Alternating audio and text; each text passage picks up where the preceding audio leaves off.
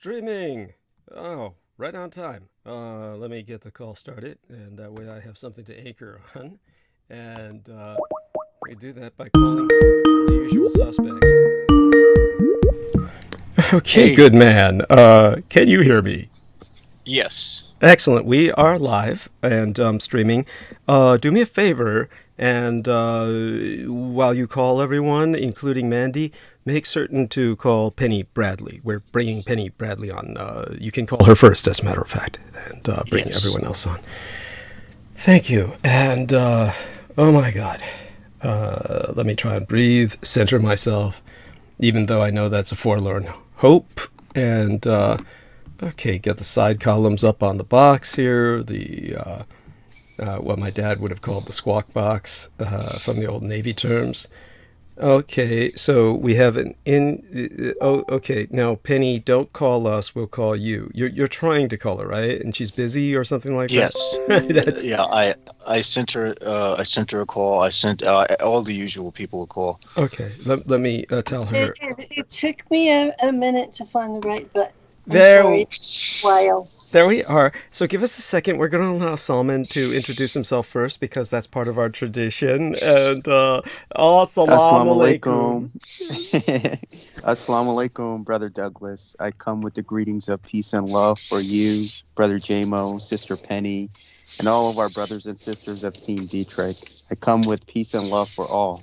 Yes, thank you so much. Bless you. And Jameson, that's like okay, your Darth Vader mask is on, right? I mean, No, so no, no, that was not me. That was the oh, that's our that fucking stalker. It's the yeah, that's that yeah, that's our coffee man. oh. The guy with the squeaky chair. Yes, Jesse Smollett. It's Jesse Smollett. He sounds both black and gay, and whenever we hear him with that, he's You know who disgusting. that might be? Who? That might be Abu Talib.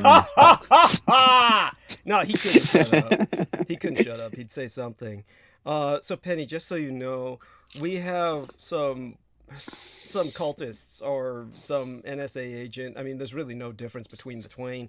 And he comes on and he does this. He heavy breathes. It's like an obscene phone call that chicks get, and it's disgusting. I've had more than one of those in my time. Yeah, and thank you, and I can imagine, and so in terms of this individual, it's what they do, and it's anyhow. So It's hilarious that it's happening to you. yeah.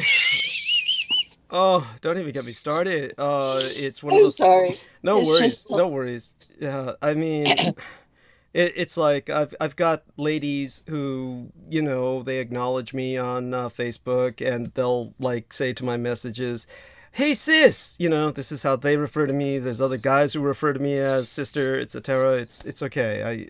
You know, I'm not somebody who's hung up on roles. But when it comes to this, it's like it is what it is, and we'll just make do. And there's nothing we seem to be able to do about it. And you know, hopefully they're on their last respirator, and that it's their life support wears out soon enough, or somebody pulls the plug, and and they die. You know, I mean, and we Yeah, get to hear that the at least. most you have Yeah. What's that?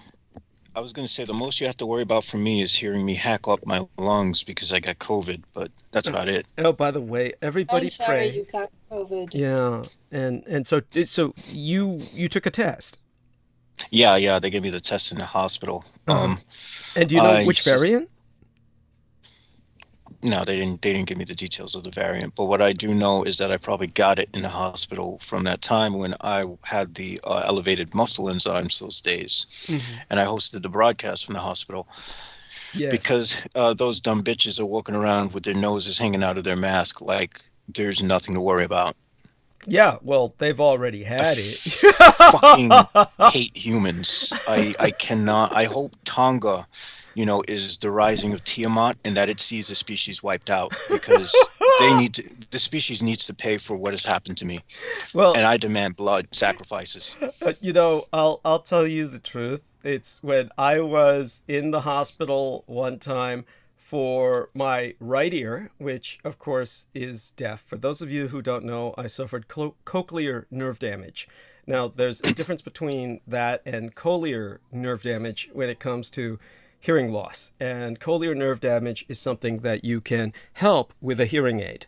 And cochlear nerve damage is far more serious. And it's something like what Rush Limbaugh had, where, certain people have to get a literal cybernetic implant. And I'm not kidding you. I'm not shitting. I've run into people who've had these implants. In other words, the only way they can work with trying to overcome the nerve damage is they literally implant a mechanism in your skull that directly connects to the nervous system. And, I would never want that, because when I ran into people who have it, you've got this little metal thing sticking out of the side of your head. It's not that noticeable, but it's noticeable enough. And I can't imagine showering or taking a bath or, enjoying anything in life with that. But these are what people have had implanted. And because Rush Limbaugh was a multimillionaire, maybe they had something different that they stuck into him. But what I saw were usually the economy versions that I saw people on welfare get. Because, on welfare, you're totally medically covered and they experiment on you. So, but at any rate, I'll go without unless, some opportunity arises to get something that would not stick out like that or literally have a hole in your head. That's all I would need, would be another hole in my head.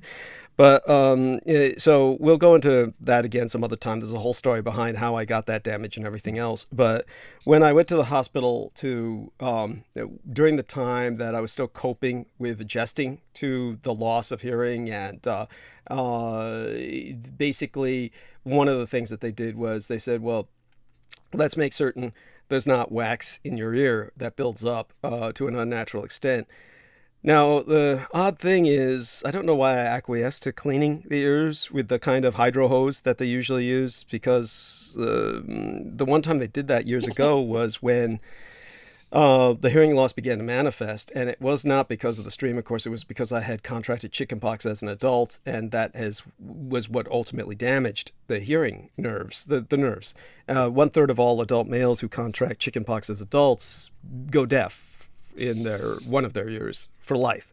And that's what happened to me. But anyhow, I acquiesced to a cleaning of the ears just to make certain there were no other factors. And so the nurse, this irate savage, stuck this plastic hydro hose in my ear that is like a huge enema syringe. And for those of you who don't know, anyhow, you get the picture. And so I found out while she was doing that she was from Tonga, the island of Tonga. So this fat Polynesian cunt sticks this fucking super sharp syringe into my ear, and she did not fasten the syringe. She did not fasten it. So when she turned on the hose at the pressure rate of a fire hose, this thing projects the syringe into my one good ear and shattered the eardrum. Completely punctured it, blood spurting out like a sieve. We're talking like literally spurting out for several inches, like a punctured artery. And the pain, it's just indescribable, the excruciating agony of that. So yes, if everyone dies on Tonga, they will not be missed. I can tell you that. Now, of course, I lost all hearing, was 100% deaf, and then impossibly, it healed. Again, the nanotechnology. But the nanotechnology can't do anything with the nerve damage that was done by chickenpox, because that's a whole different process of damage, which withered the nerves. Do you get my point? Whereas the mechanical injury, somehow it repaired it. So I can't explain that, but there are probably nanotechnicians who could. As a matter of fact, one of the Chinese doctors that they finally dropped charges against, who during the Trump administration, when Trump declared trade war against China, they were prosecuting all Chinese academicians in the United States. And so what they admit was a complete overzealous witch hunt. They took all kinds of innocent Chinese scientists and were trying to deport them. And one of them was a prominent nanotechnician. So someone like that who could probably speculate as to what happened. as to how the ear repaired itself, or rather was repaired by what almost certainly was the nanoplasma, the nanites. So, okay, all of that being said, we are here for Penny Bradley. And Penny Bradley, the stage is yours. Please take it away. Thank you for your patience. And I'll go mute and let Penny talk. I was listening happily. No worries. I do have a meal I'm going to finish. I've got to stop eating these meals right before I start, but it's like I get famished just before I start transmission. So, Of course. yeah, I'm sorry, honey. Of course you do. Yes, it's just the way it works. So let me tend to that. I'll be mute, and Penny can hold the stage. She's got a lot to bitch about, and she's welcome to bitch throughout the opening hour. So the stage is yours, darling. And alrighty then. I had surgery on December 7th, Pearl Harbor Day. The surgery went quite well. The hospital stay did not. In fact, I left early. I reached a point where I was completely, totally fucking fed up. And I called Lou and said, come get me. And at that point, the lady from bookkeeping was suddenly in my face. You can't leave until you sign papers. And I said, you have until he gets here for me to do whatever you think I need to do. Anyway, I informed them that I'm a former ombudsman, that I do know how to contact the licensing board, and that it's only a matter of what am I going to complain about legally. So, yeah. I do not recommend Adventist health to anyone, anywhere, for any reason. There, I said it. My doctors were fabulous. The team was absolutely excellent. The work was done well. I came out of anesthetic and the concussion headache was gone, and the nerve pain to my left hand and arm was completely gone. I'm just healing from the surgery itself. I have a 3-inch wide hole in my neck in the front that goes all the way back to my spine, into my spine. So this is a major thing to heal from, and I'm not up to par. And I did argue with you ahead of time that I might not be able to do a full hour. So if I suddenly just disappear on you, that's why. Oh, don't worry, honey. I'm sure that we'll be able to handle it. But believe me, you're going to do fine. Come on. Okay. Now, a couple of days ago, I'm in this recovery mode, and Facebook sends me this notification that 4 of my friends have shared this post. And I look at this post, and the post is by a complete, total stranger. Someone I have no idea who this person is at all. And I'm looking at it, and it's my work.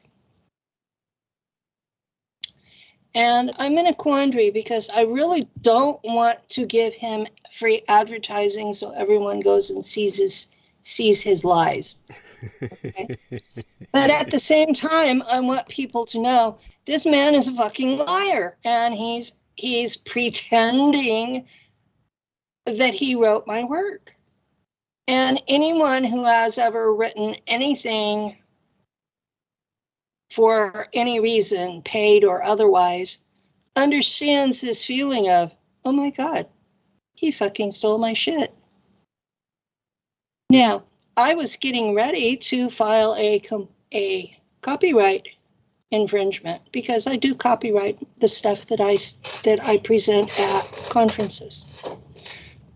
So I have a copyright on this thing. By the way, that's not her metal chair grating right now. That's our cultist. But go on, honey. Okay, it was my chair on wheels. It was. Okay. Oh, okay. It was my chair on wheels. Yes. So I'm like, dude, Okay. I looked at this guy because he was a total stranger, and he had the gall to steal my shit and then send me a friend request. And I just fucking lost it. And I wrote back to him, who the hell do you think you are that you're stealing my shit and sending me a friend request? Why should I accept this? So suddenly I'm blocked. And Facebook doesn't have a place to file copyright violation on text, only on video. So I've presented this particular presentation at 4 conferences, and it's on my YouTube channel. The PDF version of it is in my secret group, has been there.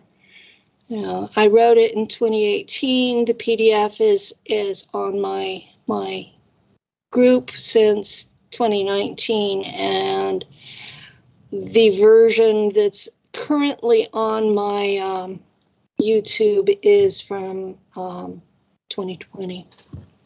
So I'm watching this and I'm going, you know, I have proof that this is my work. And if your audience wants, I can put the link to where it's on my YouTube, or the one in on Facebook, where a friend of mine recorded the most current version from the last conference in November. And so I look at this guy, and he's calling himself Sean Christopher, and apparently his last name is Davis. And he's presenting himself as a captain of the Galactic Federation of Light. And he's also a flat earther. Of course. I have no fucking clue how you can be both, because flat earthers believe there's a glass-like firmament that blocks anything from space coming into Earth. I don't know how they explain meteorites, but, you know, it is what it is. And, you know, if you believe there is a flat Earth with a firmament over it, how are you a member of anything galactic? And now he is horning in on the SSP, the Secret Space Program, which that's one of the biggest problems that we have, is these flat earthers attacking us all the time. So that's how I know what they believe, is because they're constantly in my face. And that's Lou. Okay. So I'm going to read something from Greg Giles, who is the channeler who brought us the Galactic Federation of Light. This is the same man who invented the concept because he was listening to V2K, which is a whole topic of its own. Okay, I'm reading his words. Hello, everyone. I will be taking down this blog shortly in the days ahead, as I do not want to see anyone else entrapped in the horrible U.S. government PSYOPs, psychological operations, program that had lured me into its trap some years ago and has refused release of its clinch on me and my life. At this time, I am leaving this blog up simply to get the message out to the remaining visitors, and I hope they will share this message far and wide and reach those who have formerly followed my work. I have been unable to delete the associated content as PSYOPs agents have successfully hacked this blogger program. The so-called channeled messages I received, claiming to be from my soul family from the stars, were in fact simple radio waves sent by U.S. government agents, allegedly from an agent of the U.S. Department of Defense or the U.S. intelligence community, working in concert with volunteers, many of which are secret society members who help propagate enormous numbers of hoaxed news stories of UFOs and related space news, building a backdrop for a PSYOPs program that lures science and spiritually minded individuals such as myself into their web. This program, commonly referred to as electronic harassment, has destroyed my life completely and continues to devastate my life until this very day. But I am certainly not alone, as the number of victims known as targeted individuals, or TIs for short, grows exponentially every day.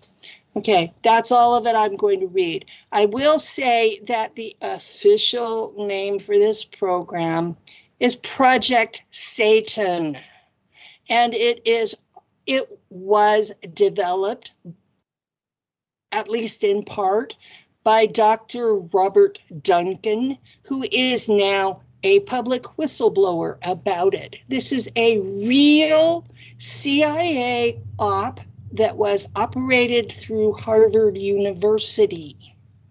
People need to understand Greg Giles is not making that part up. He just doesn't have all the right terms.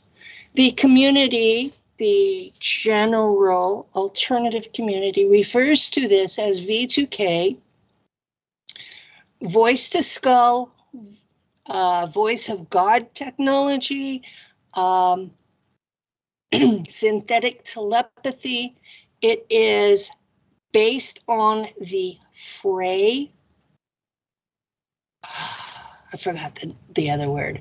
There was a scientist named Frey, F-R-E-Y, who figured out in the 1970s that some people would hear radio signals in their ears or their teeth. This was a real problem in the 1960s, and he figured it out in the 70s that it was their personal frequency was so close to the radio stations that they were able to pick it up like a receiver, you know, like the crystal sets in the old radios. And so the CIA and the Department of Defense were working together, and they developed this technology where they send out messages over Wi-Fi signals. It's a Wi-Fi carrier wave like your phone uses. And they're sending out a signal. And if you are on its frequency, you can hear it. Now, it's a two-way conversation. They're hearing your thoughts regarding what they're telling you. So they know who is on that frequency by who's responding. So you send out a general signal and you pay attention to who goes batshit. And pretty soon you've mapped the entire frequency range, because everybody has their personal frequency, but a lot of people are real close to the same. So whenever you've got one signal going out, it's going to hit more than one person unless you've got it completely titrated down to that one individual. Now, those of us in my community that have been paying attention to this for a long time wear EMF blocker caps. No, not aluminum foil, because aluminum foil actually concentrates the shit. You have to have what is basically a Faraday cage in a cap blocking your ears, because the message comes through your inner ear bones. And this is why I refuse to listen to any channeler anywhere. what I do isn't channeling. And yes, I do have one of those caps. By the time I paid shipping and handling, it was $60, and it's ground nickel in a nylon knit cap. So it's comfortable. I wear it basically 24/7 unless I'm on something where people are seeing me. I don't wear it to the doctor's office. My doctor already thinks I'm borderline. So, yeah. When they first came out with this tech, approximately 1980, I was one of the people they tried it on.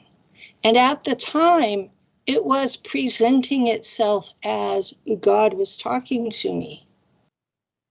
And whoever was on the other end knew the Bible better than I did. And so it has been years and years, decades even, of having this man's voice in my head with a running commentary on everything I said or thought. Oh, that's so awful. Until 2016, when I got the cap. And I put the cap on, and it was instant Zen quiet. That's incredible. So, I mean, just out of curiosity, I mean, so how did Lou contend with the voice in your head? You must have brought it up sometimes. That's an evil laugh.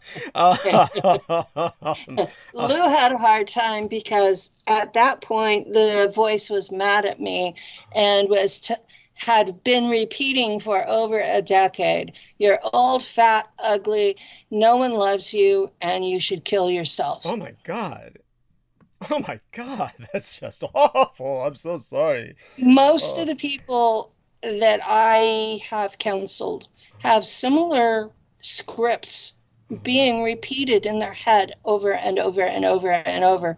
And I literally tell them, okay, you have a stainless steel pasta pot? They almost always say yeah. And I said, put it over your head. Oh my God.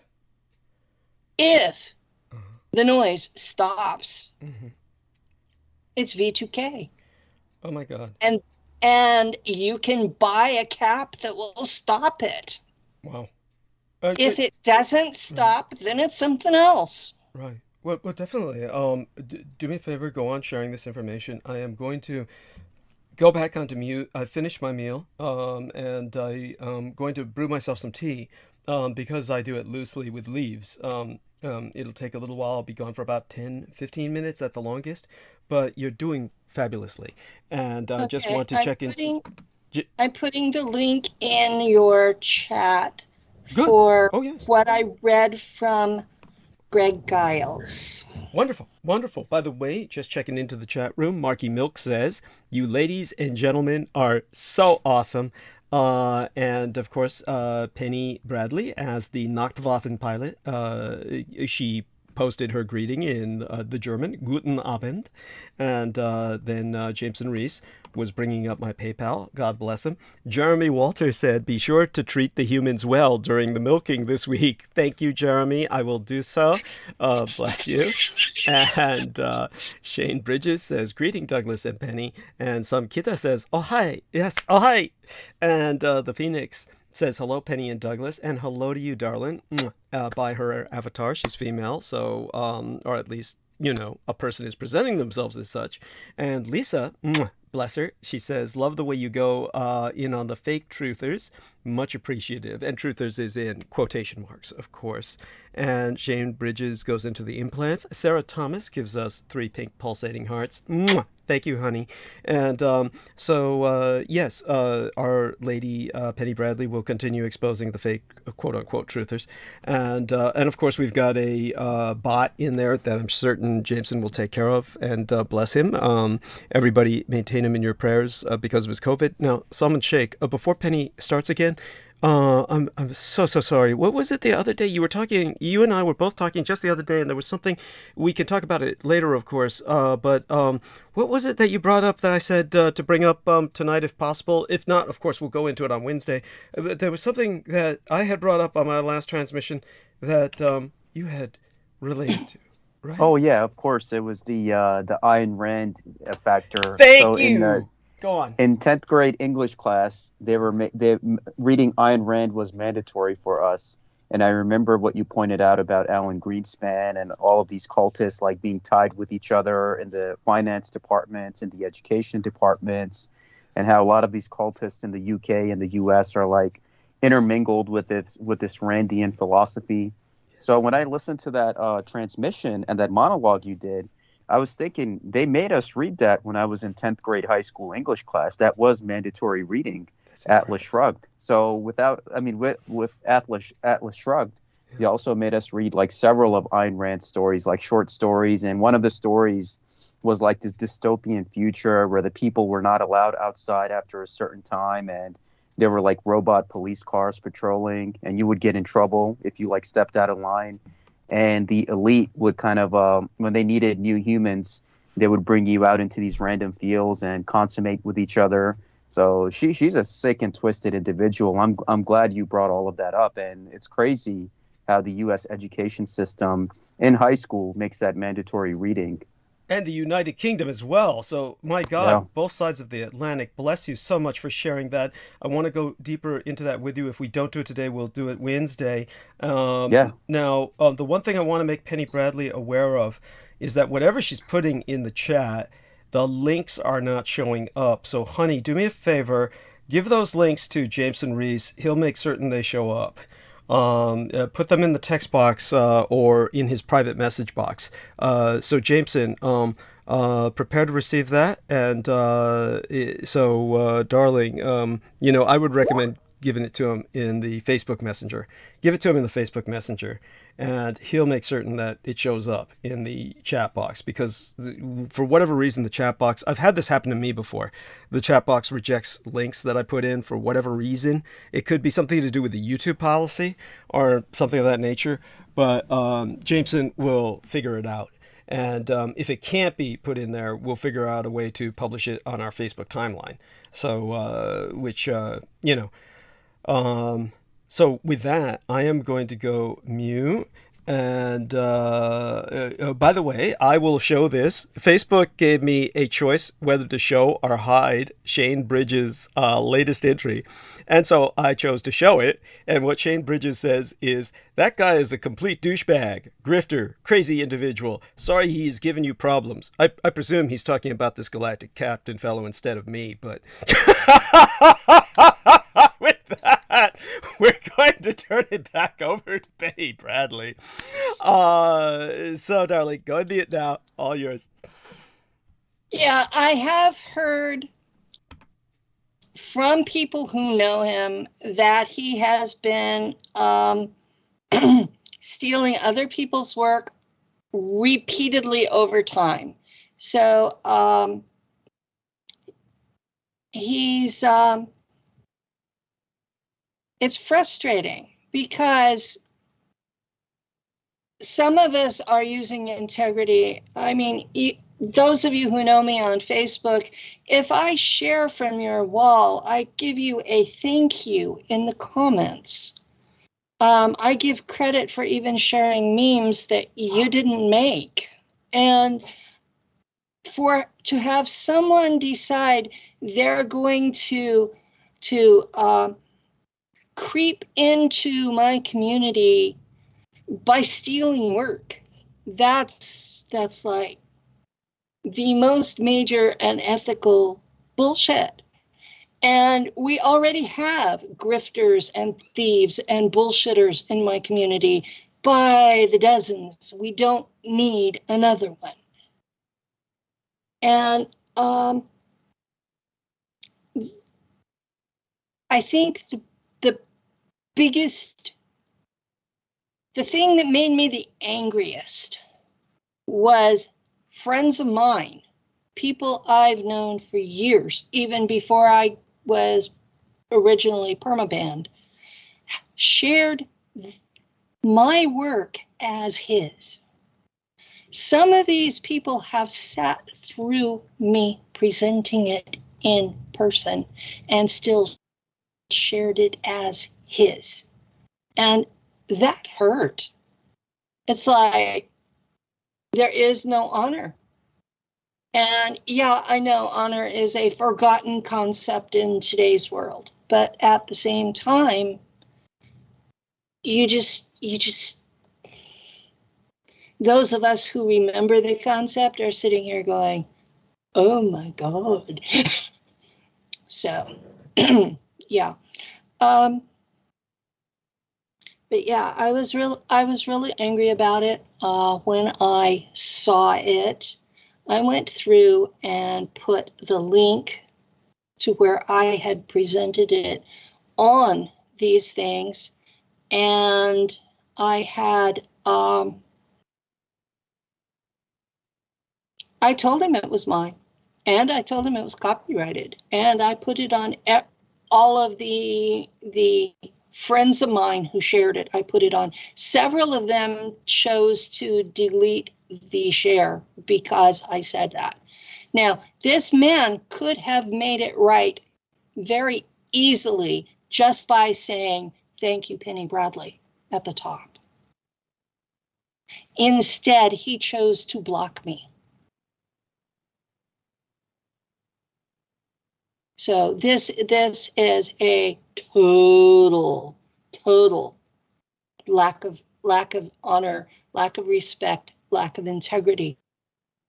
And the people who are sending him money, and there are lots. There were 350 shares of my work under his name.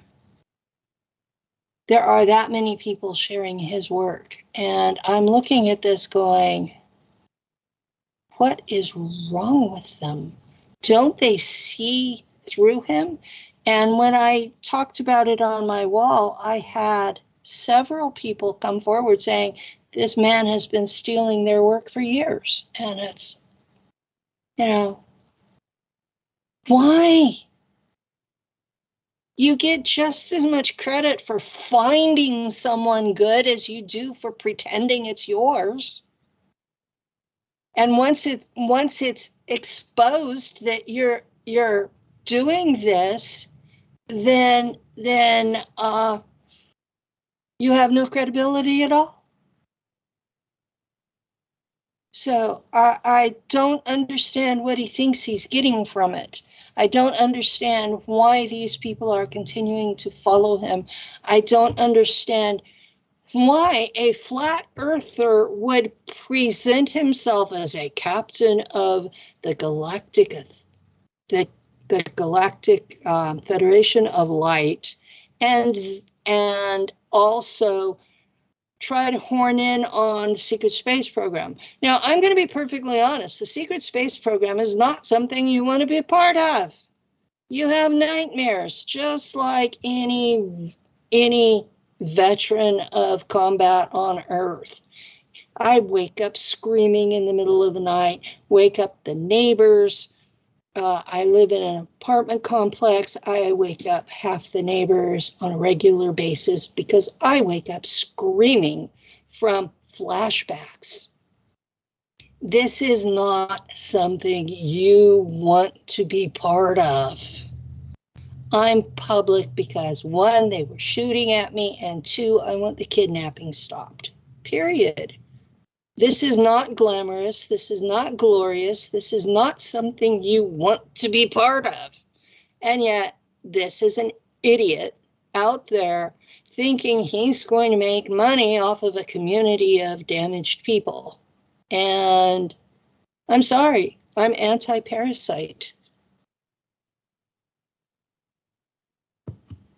So, one of the comments in the chat is, obviously the guy presenting himself as a flat earther is trying to discredit what you're saying. Maybe long term, but short term, he thought it was pretty good. Who am I talking about? I'm talking about a person who is in the alternative community, currently in the spiritual New Age side, who calls himself Sean Christopher. And he has at least 2 profiles on Facebook. And I'm not. So Ruby domain, his name is Sean Christopher, and the last name I could find was Davis. So yeah, I searched him. I wanted to know who it was that was digging at me. And I'm just really, really disgusted. I'm disgusted at his lack of ethics. I'm disgusted at his lack of honor. And I'm disgusted that the community at large has no discernment. None. They're following someone who says he's flat earther, says he's a captain in the Galactic Federation of Light, and now he's saying he knows about the SSP. How? Flat earthers don't go into space. Flat earthers don't believe in space. So it's one of those. How fucking gullible does a person have to be? So this is why he was never on my radar, is because I'm not that gullible. I mean, I know some of you think I am, but I have a background in science. I went to San Diego State University in the 80s. I worked in a biology lab. I was working towards a microbiology degree. I was pre-med. With the pre-med, I did engineering physics. I did regular inorganic chemistry. I took upper division organic chemistry. I'm not someone that sits there going, oh, you know. So, and through all that, I had this thing in my head, this voice in my head telling me, first, it was telling me all this religious bullshit. And then when I didn't buy into the religious bullshit, it started attacking me and trying to push me to kill myself. And yes, the official name for that program is literally Project Satan with S.A.T.A.N.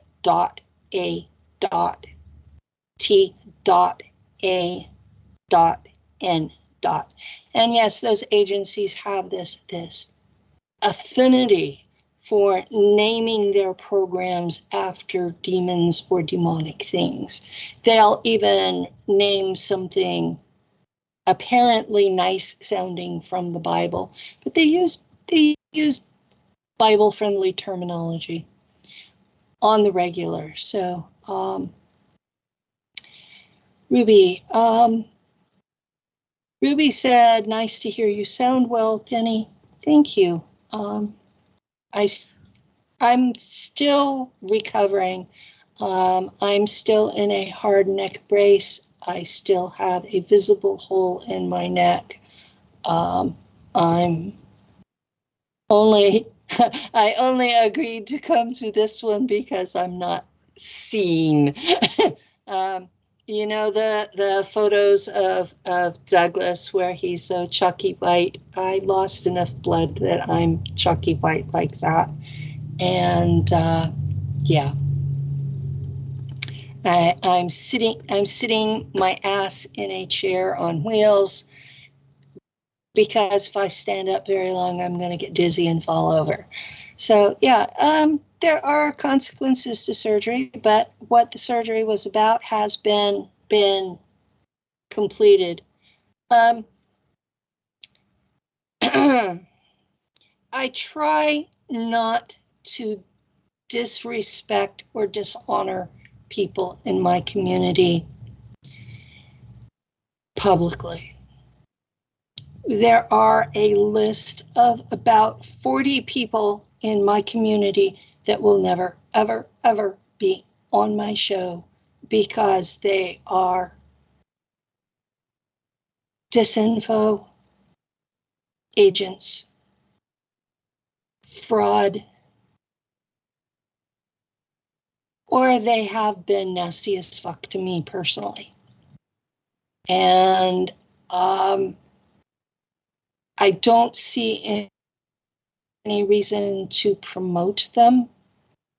But at the same time, there will eventually be a conference somewhere where I have to sit at a table with them. And it makes for a more pleasant experience if I haven't told the whole world what a jackass they are. I'm sure some of you understand that idea. It makes for great radio to blast everybody, but it's not so great for long-term relationships. So,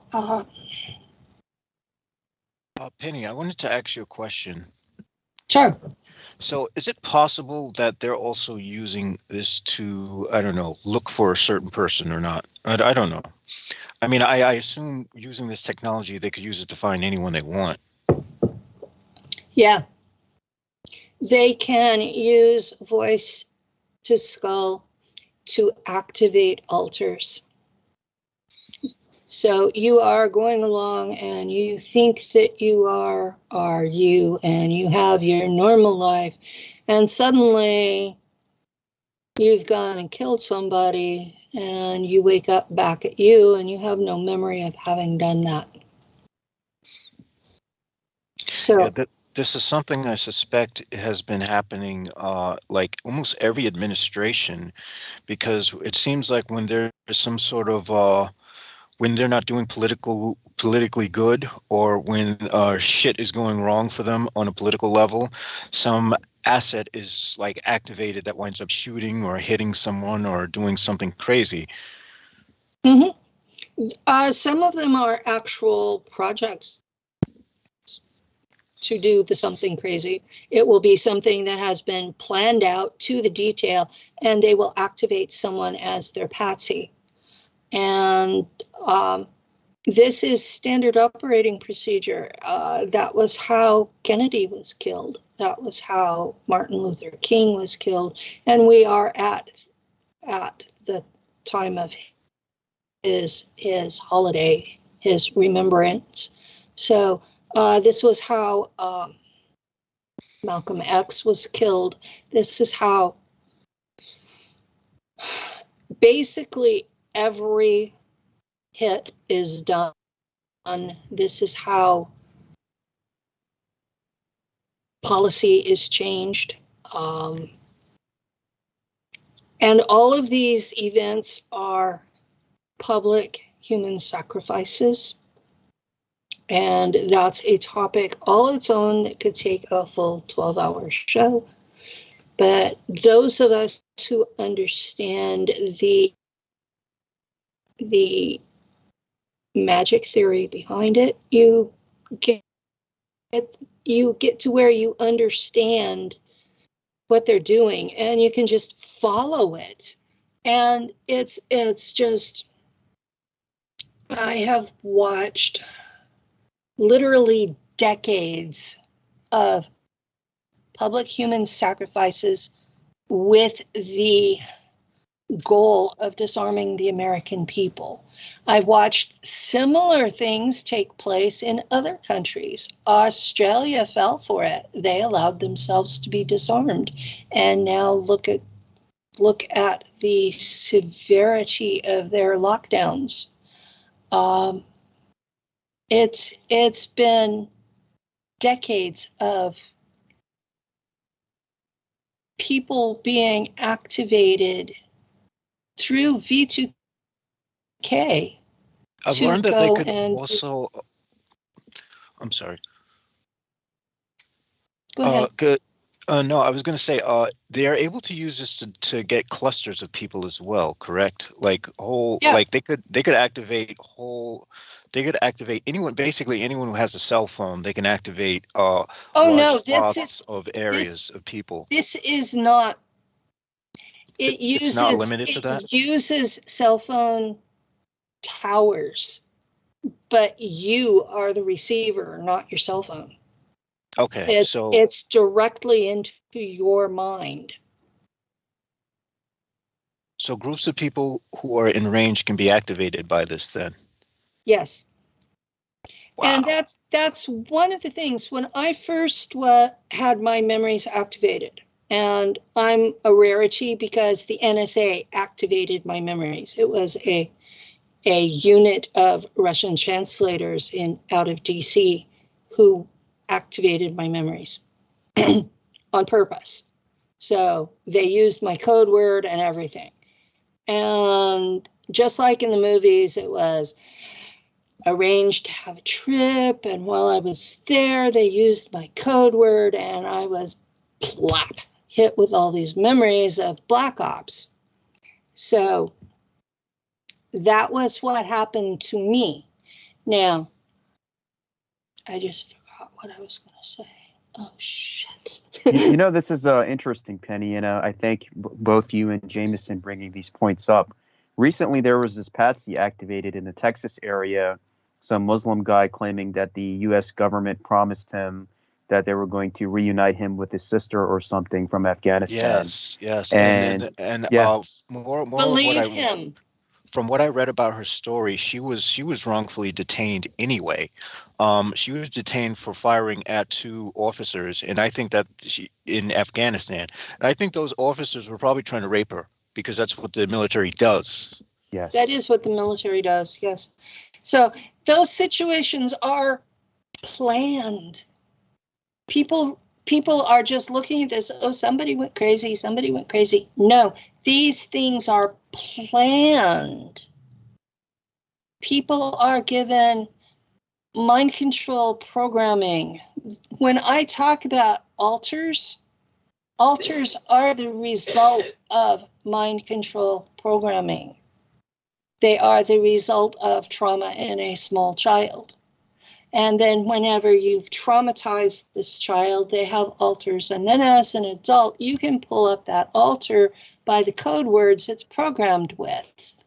So you have basically sleeper agents all over the fucking world. And they sell the use of these alters to different agencies for different things. That's one of the ways that the intelligence agencies are making money, is by selling the use of your alters. So I know I have alters that are involved with the DEA and the CIA in Latin America.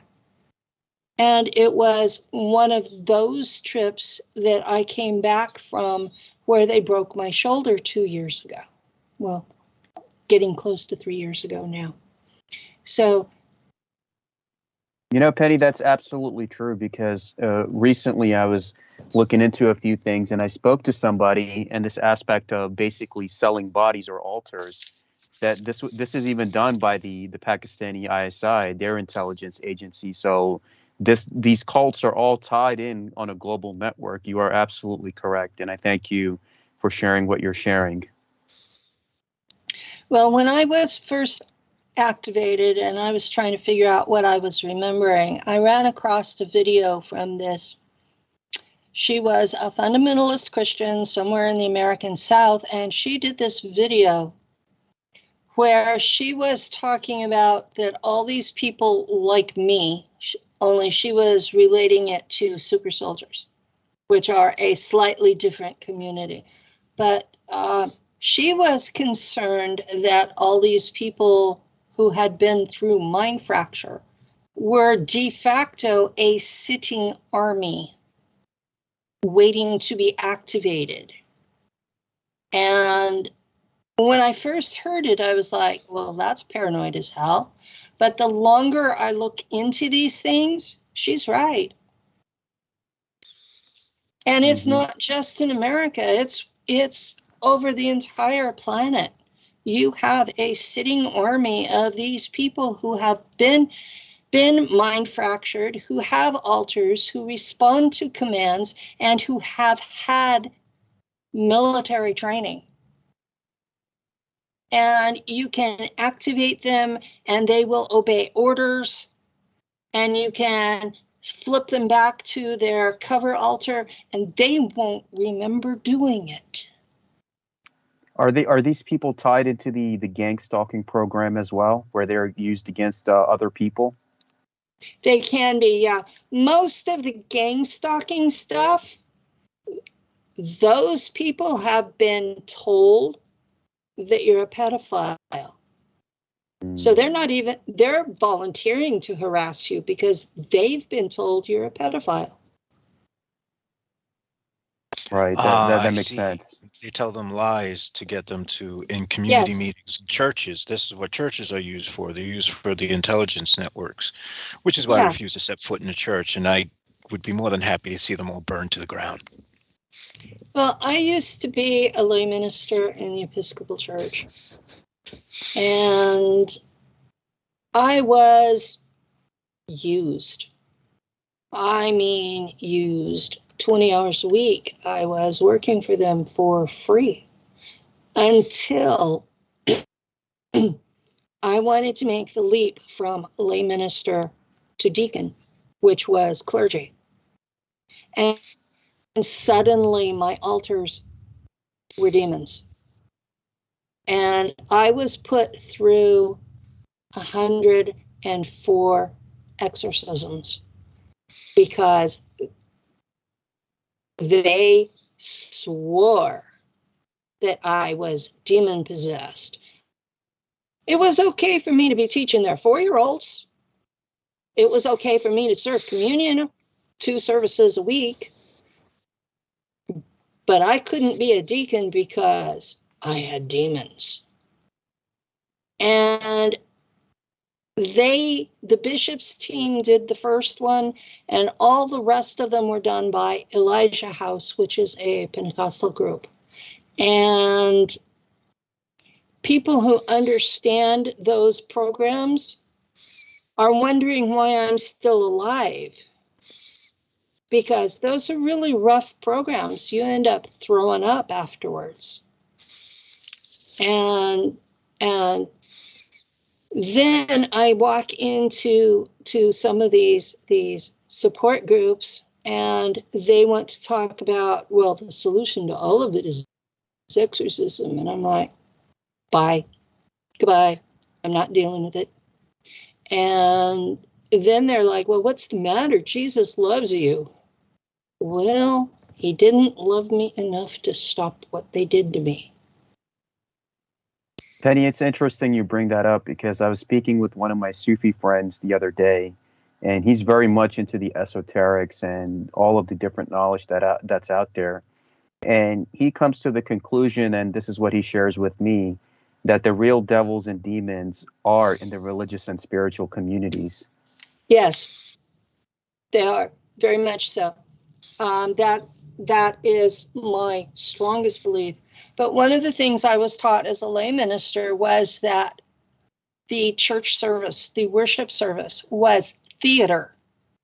And that as the folks who operated at the front, the ministers, whether lay or clergy, that it was our job to make sure the theater gave them a religious experience. And I was actually trained on how to do that. So that was a major eye-opener. The second thing was during the training, I interacted with ministry from the entire diocese. And finding out how few of them were actually believers. They had dedicated their entire adult lives to something they didn't even believe in. It was just a job. And yeah, you reach a point where you think all these people are demons, especially when they're subjecting you to torture. So I did my own research. Whenever they activated my memories, my personal faith fell away. And I basically reverted to my beliefs while I was in the Black Ops. Wonderful. And, Okay. and I've been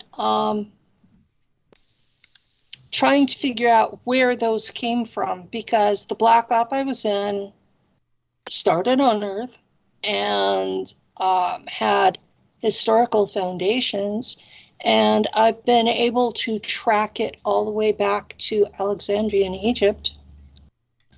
And it's been a wild ride, and along the way I've learned a lot of esoteric teachings from a lot of different people. And from what I can tell, the esoteric communities are as much full of shit as any other religious group. And I mean, I have a collection of documents. A meritocratist tried to recruit me, and we had a long discussion about how many people did he want to kill. And I told him I was not ready to consent to the destruction of Homo sapiens at this time. And he said, well, I'm going to give you access to my library, and after you've read a few of these, you're gonna change your mind. And when you're tired of humans, just contact me. We'd be happy to have you. Cool. So I took advantage of the offer and downloaded most of his library. All right. So, you know, I've been reading this stuff, and I read a lot of it, and I look through it, and it's like ego, ego, ego, hubris. You know, and I'm looking at it and going, okay, none of this fits with my personal experience. But And just it's been a wild ride. My memories were activated in 2013. by the way, we got the heavy breather again, and so hopefully he's all excited by this. I mean, you've got him orgasming or something. He's beating himself off, and he can't restrain himself. Did we bring Peter Moon on, by the way, who will be coming on shortly, or James? I haven't seen Yes, him we did, yet. but I think the heavy breather is my printer. That's why I just muted it. Oh, no worries. No, believe it or not. Do you hear Hello, my Peter. printer? Do you hear my printer?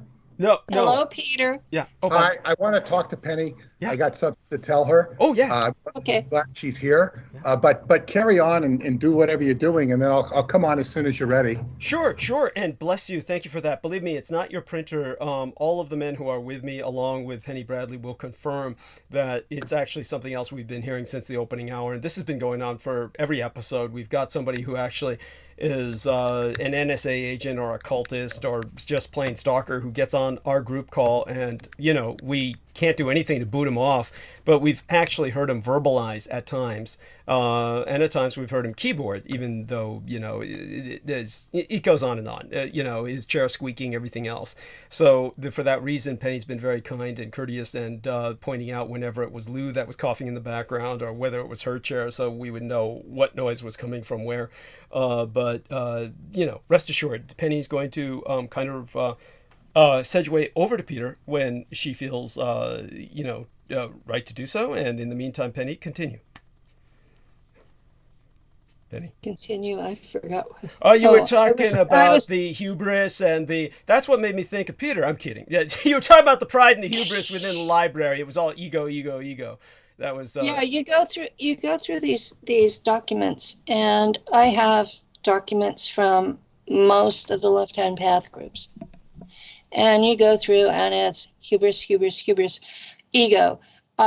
The general consensus of what these documents are intending to do is a way to force beings from other dimensions into doing your will here, and give you abilities that you wouldn't have otherwise. And my questions range from, why the hell would they have abilities here if you don't? To, because they're not native to here. And Why would something from another realm be interested in serving someone who couldn't even handle their own shit here?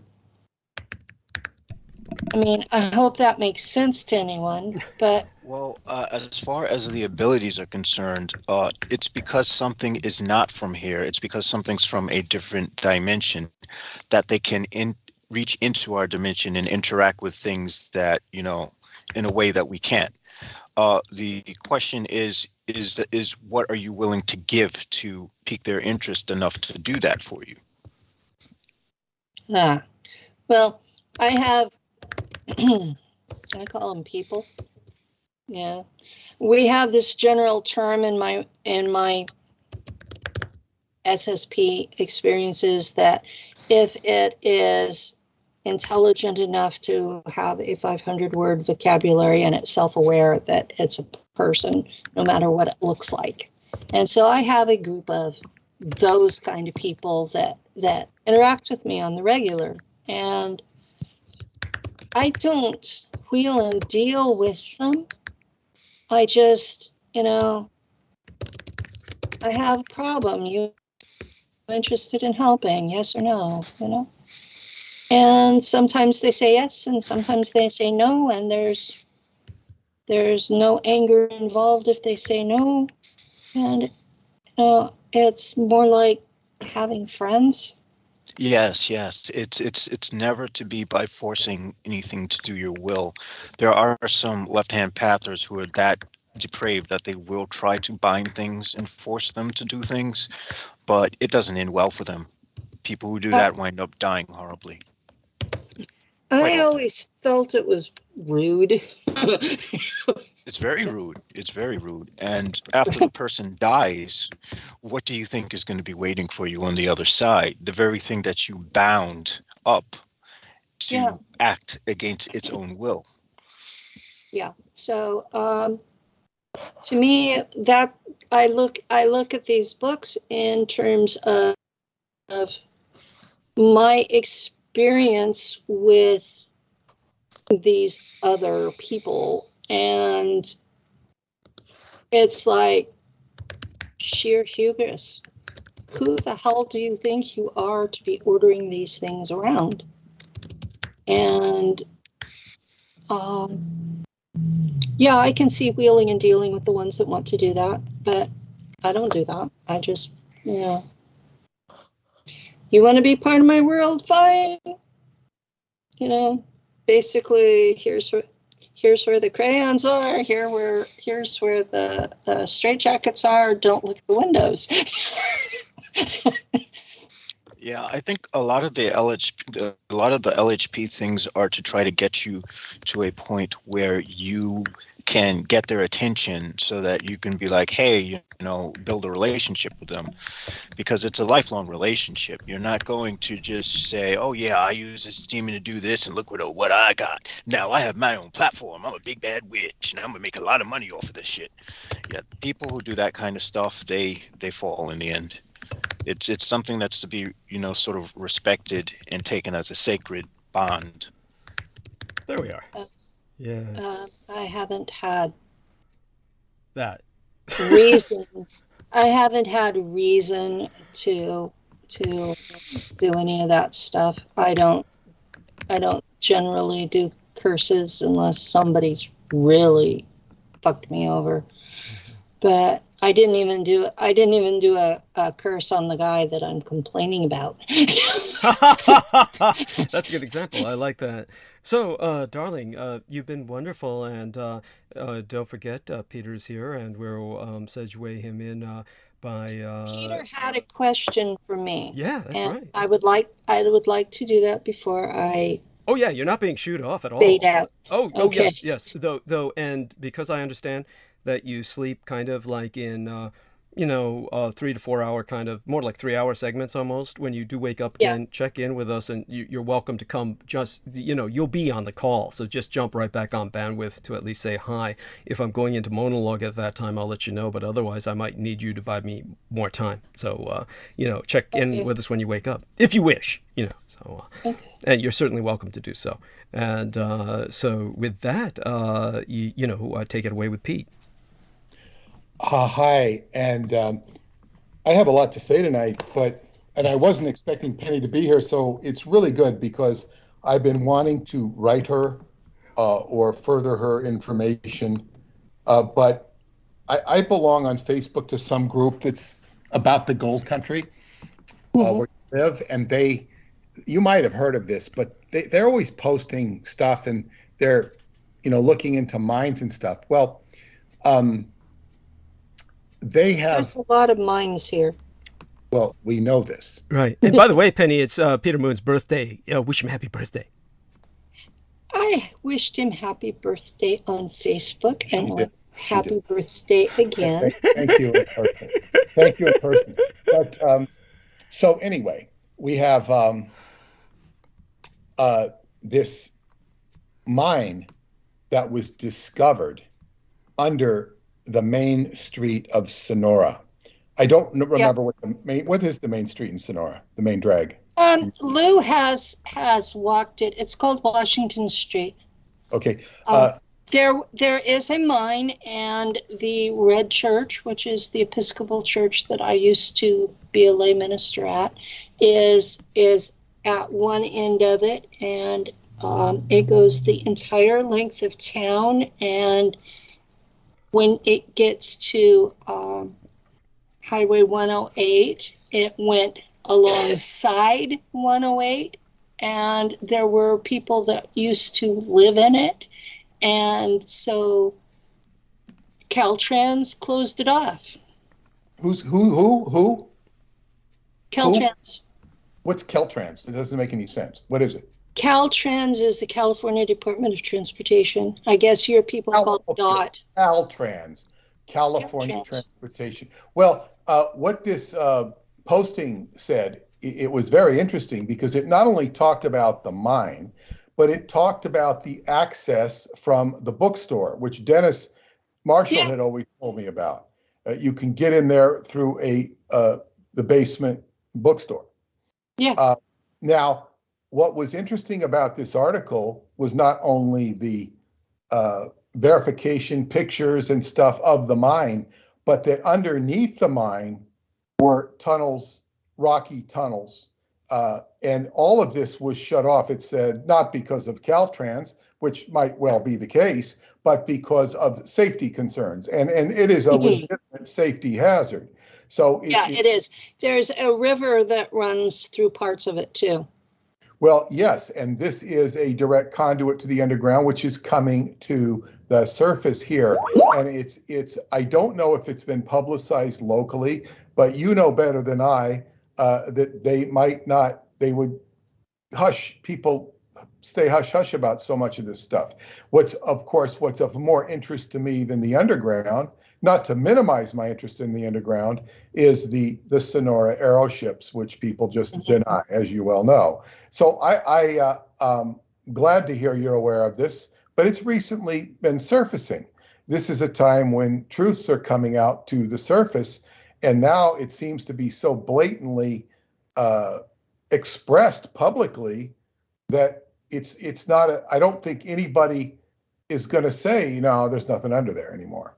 Or deny it or pretend it's not there. I think we're in a new era. That we have these similar tunnels under Burlington, Wisconsin, that Mary Sutherland has exposed, and there was a lot of denial of those. And I'm sure they're all over the place. It's just the stuff underground is so bad that the Red Church has sunk pillars underneath to keep the building, to keep the sanctuary from dropping into the river. All right. So it's a known issue, and because the river switched into the mine shafts, it's created a lot of problems, and the old timers are actually concerned about Washington Street just dropping into it. The Chinese who were here during the gold rush had their own set of tunnels under some of the buildings, so that when So that when the white racist miners came through and wanted to rape all their women, that the Chinese could hide. Yes. And so some of those tunnels are also safety hazards. Yes. It's really, there's really a lot of history here that locals know, but outsiders don't. Yes. And that locals won't talk about, and it's seldom written down, or if it's written down, it's hard to find. Yeah, it's one of those word of mouth things, and I've not personally seen all of it, but yeah, I've been down the bookstore ladder and seen the tunnel underneath. That was before the river went through it. Well, thank you for all of that, because it's still a focus of my investigation. I've been out there twice to look around and poke around. Last time I really didn't get a chance. I had a great trip, but I didn't get a chance to pursue what I wanted to pursue, because there was a timing thing, and my wife's interest and passion for it was pretty nil. So, yeah, it's difficult when you have a partner that doesn't share your interests. Well, she did love the what do you call it, the old Western pioneer town in Columbia, I believe it was. She loved that, the old Western town. She loved that, and she loved the trip. Columbia can be fun. Pardon? Columbia can be fun. Yeah, and the Columbia was the original, slated to be the capital of California, for those who don't know. And there was also the trip to Yosemite she loved, as did I. What I want to do was go poking around the Yosemite or the Indian reservation where Radu Sinamar went with his mentor Cesar Brad and penetrated the inner earth from Yosemite via an Indian tribe, or the help of an Indian tribe and some Indian shamans. So I'm interested in poking around that when I get a chance. That would involve the Miwok tribe. Exactly. And what's interesting is when I go on my investigations, they can completely dumbfound people. Or not everybody. Some people get into it, but they don't know what the hell I'm doing. And I'm sorry to laugh like that.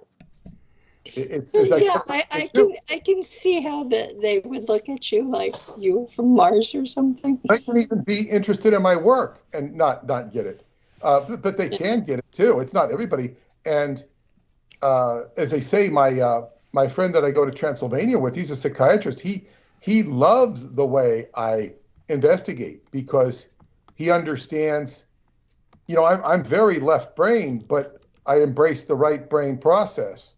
So it's like I'm integrating intuition. I'm using intuition, and I'm trying to piece together information. And this is how much of the Montauk research, created all these books I do. It's a very much intuitive process with a lot of linear writing.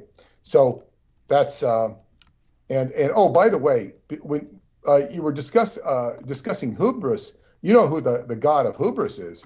I forget. It's in the Bible. It's Lucifer himself. I mean, he's the god of hubris. That's the whole problem, or at least he's viewed as having hubris. Right.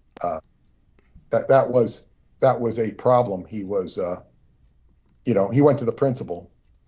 Yeah, he went to the principal, got put in the lake of fire for a while. Yeah, he should be out by now. He was only supposed to be there 1,000 years. Oh, there we go. And so both of you are doing so wonderfully, and like Peter said, he's got a lot to say. I'm sure he'll get into it, and you're welcome to stay with us as long as you wish, honey, and interject whenever you feel it would be constructive, or, like I said, kind of eat, take a nap, and then jump back on bandwidth to check in with us. I would appreciate that. And, stay around for as long as you wish, and Peter will get started. I don't know if both of you have finished with this topic yet, and I'm so glad that you went there. We have wonderful people in the chat room who have been complimenting how everyone has been doing their best tonight. Certainly, Mr. Where are we? David Tully says, thanks for talking about this. And certainly, Nick Littlesea says, hi, Douglas. Great show as always. Thank you so much. You're very gracious. And so there we are. And Ballistic Boopa says that portal was incredible. There we are. And Ruby Domain says something maybe one of you would understand. Says, please bless, send freedom and liberation upon the Copper Queen mine system. Thank you. Are any of you familiar with the Copper Queen mine system? Not by name. Okay. I don't think so. Not by name either. Okay. There are so many mines through these hills that it's almost impossible to know them all unless you work in the recorder's office. Right.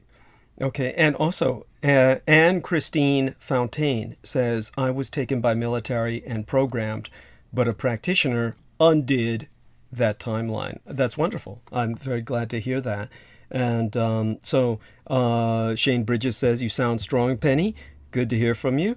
And, certainly I am myself pleasantly surprised at how well your surgery worked out. I was very concerned because there's a lot that can go wrong, especially when you're dealing with the spine, Yeah, when you're dealing with your spinal cord, and I had debris from blown discs that was intruding on my spinal cord. So it was necessary, and I'm really pleased by how well it turned out.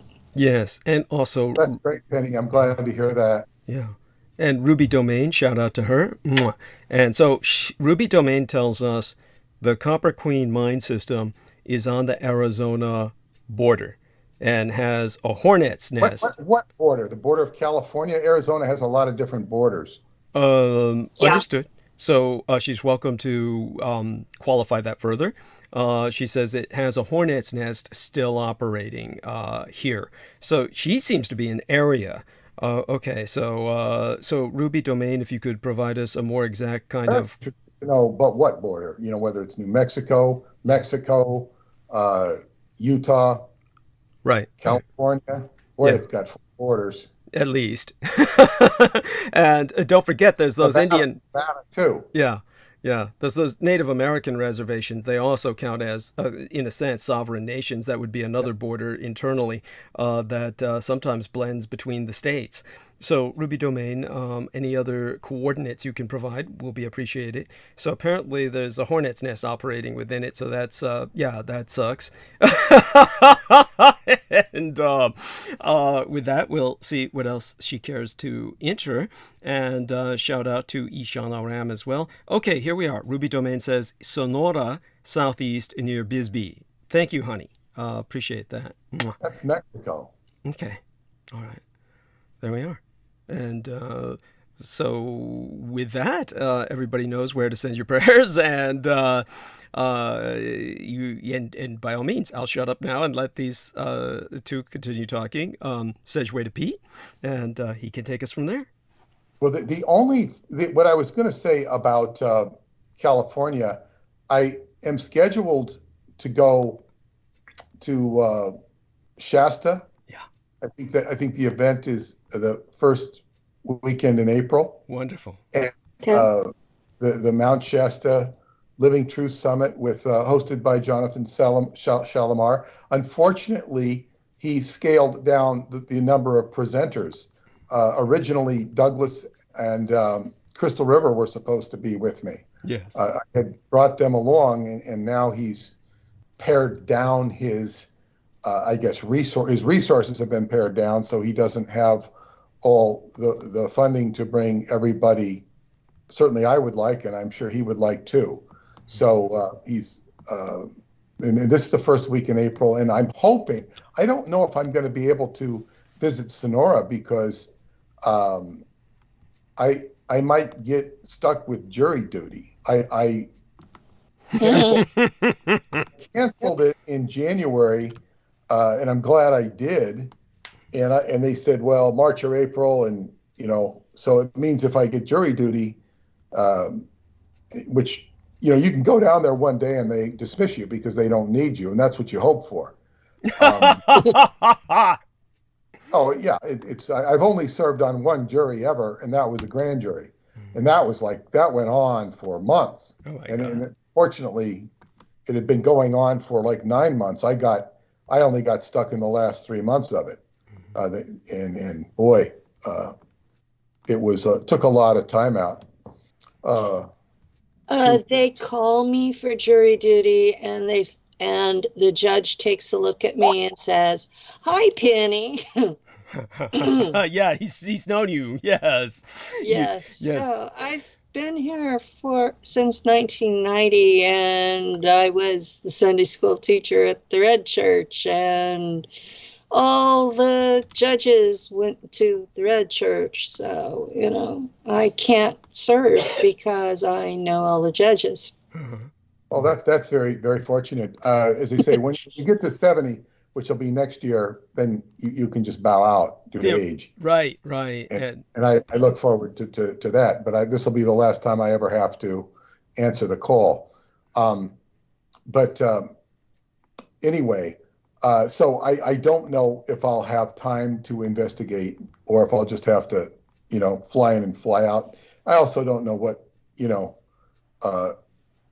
COVID restrictions I'll have to deal with or put up with because we have fewer COVID restrictions here than the rest of the state does. Well, but at the same time, I'm talking about California and going in and out of California, not Sonora. But we're talking about airplanes and stuff. Once you get in the car, you're pretty free to do anything you want. But in any case, so I will. That's really all I have to say about California and the Gold Country. I do hope to find out what I can find out, but now I'm going to go into a diatribe about it'll be reflective of what we're doing. Martin Luther King birthday this Monday. Martin Luther King and I have the same birthday. Cool. And it fulfilled a wish of mine when I was a kid to have my birthday be a holiday. It did become a holiday, and except that they do it on a different day. So I explained to Paul I have 3 birthdays this year. The 15th, which is I was born after 9 o'clock in California. So my birthday doesn't actually happen until 3 minutes after midnight on today, the 16th. So I have 2 birthdays. And this year I'll have 3 birthdays because it's being celebrated on Monday, Martin Luther King, same birthday. So, but of course, Martin Luther King is the quintessential icon for civil rights in this country because his presence in this world and his what he lived and died for resulted. We got to stop the. It's not good. Got it. Mute the Skype comments. Yes, sir. But Martin Luther King was is an icon because, as I say, his life and death resulted in not only legislation, massive civil rights legislation, but also recognition.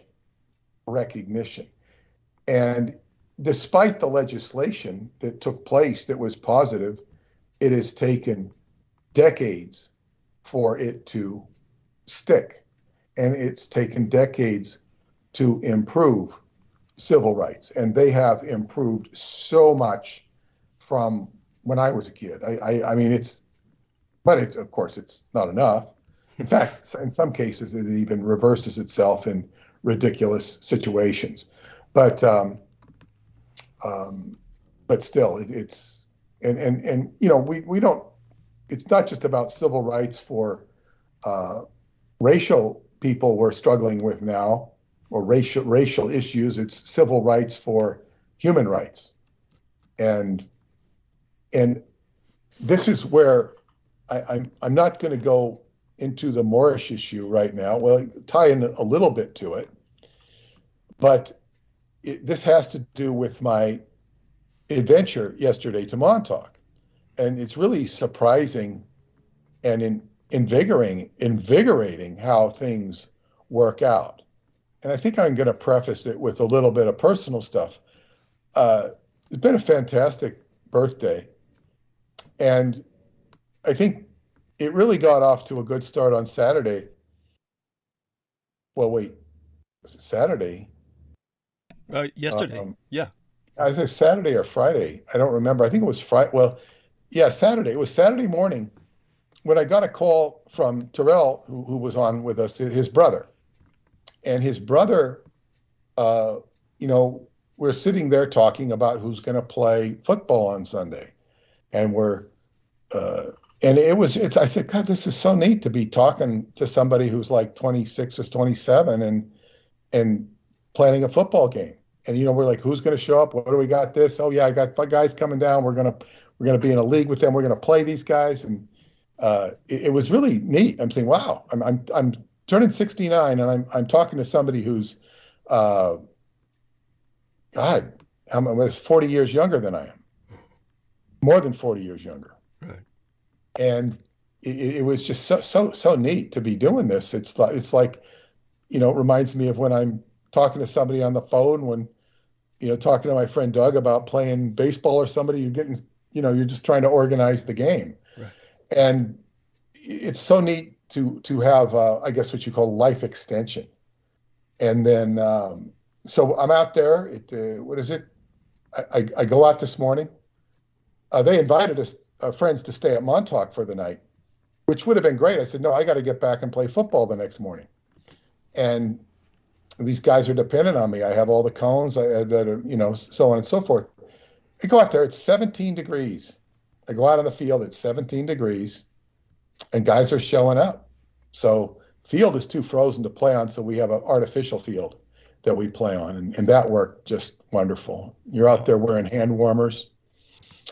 You put if you're smart, you have hand warmers you put under your gloves. And people were wearing their jackets, but it was just great fun. And we had a fantastic game. We all did. We all loved it. Last week it was the snow. This week it was the cold.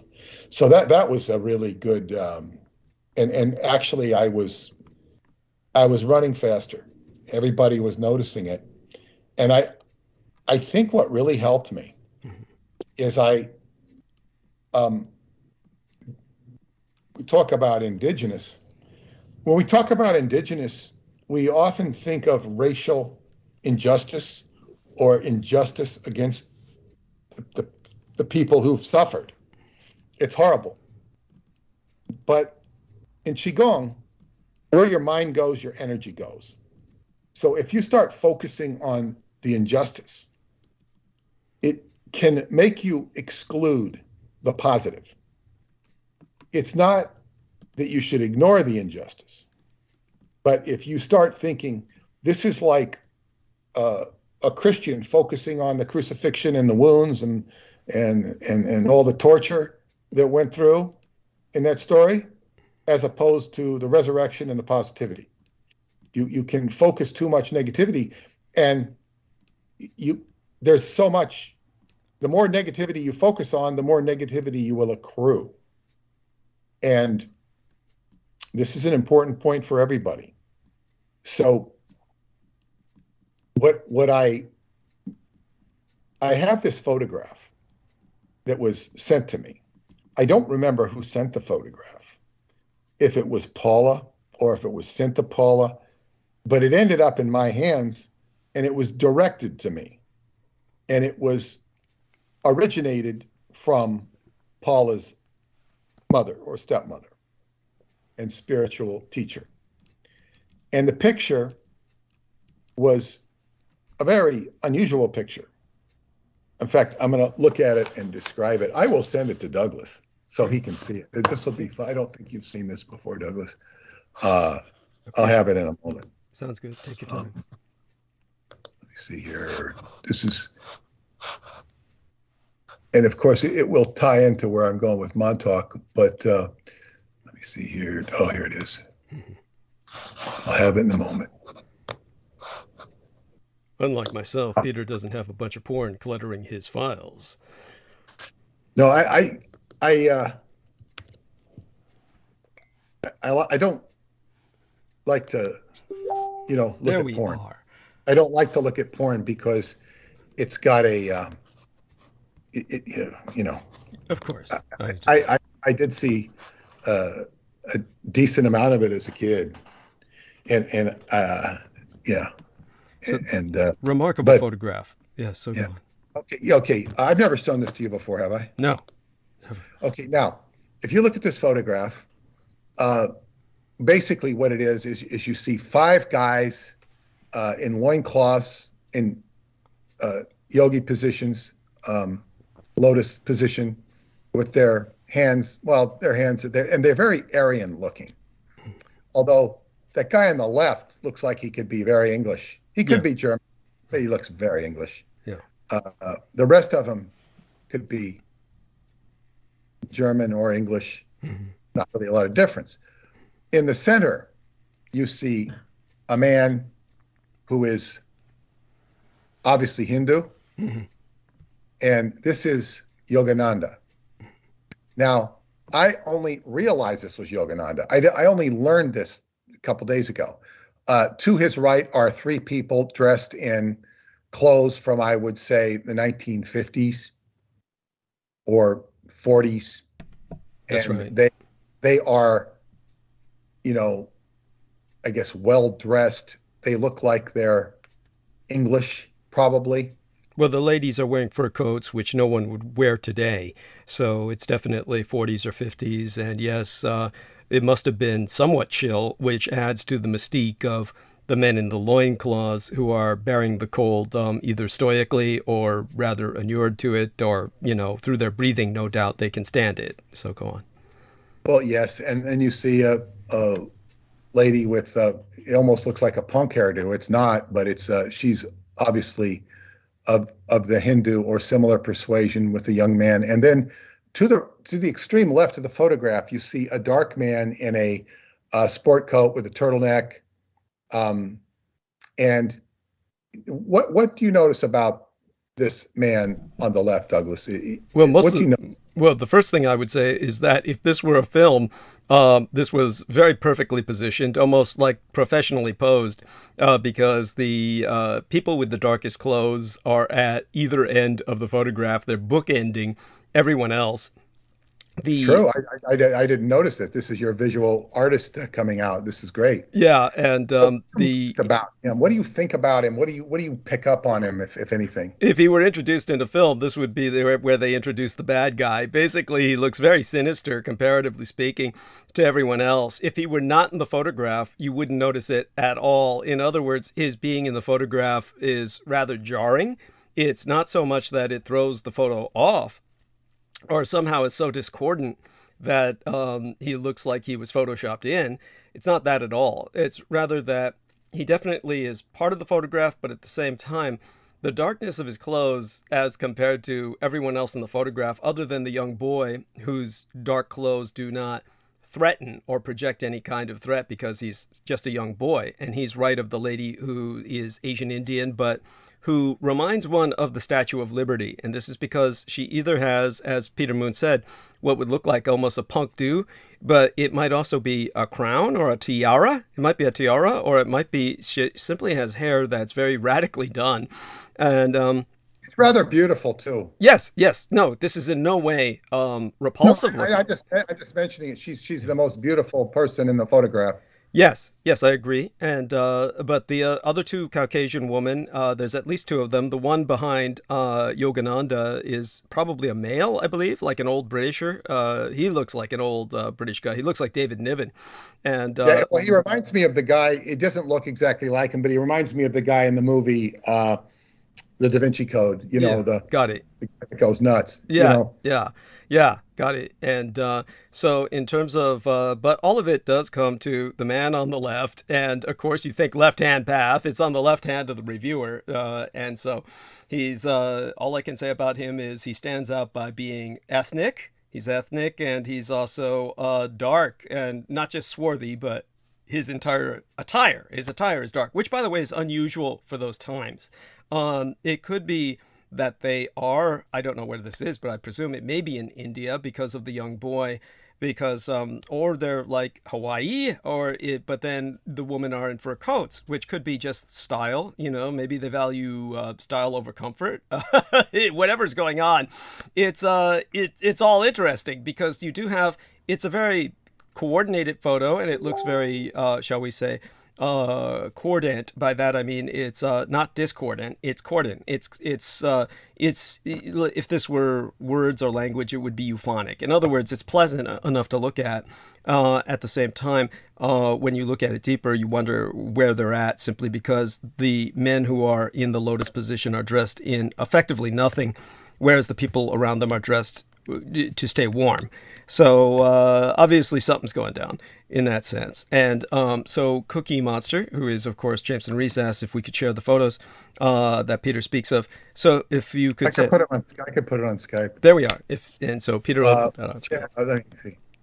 And that way, our man Salman Sheikh and Jameson Reese, and of course the lady. There we are. And of course the lady Madame Bradley can look at it if she's still with us, if she hasn't gone off to take a rest.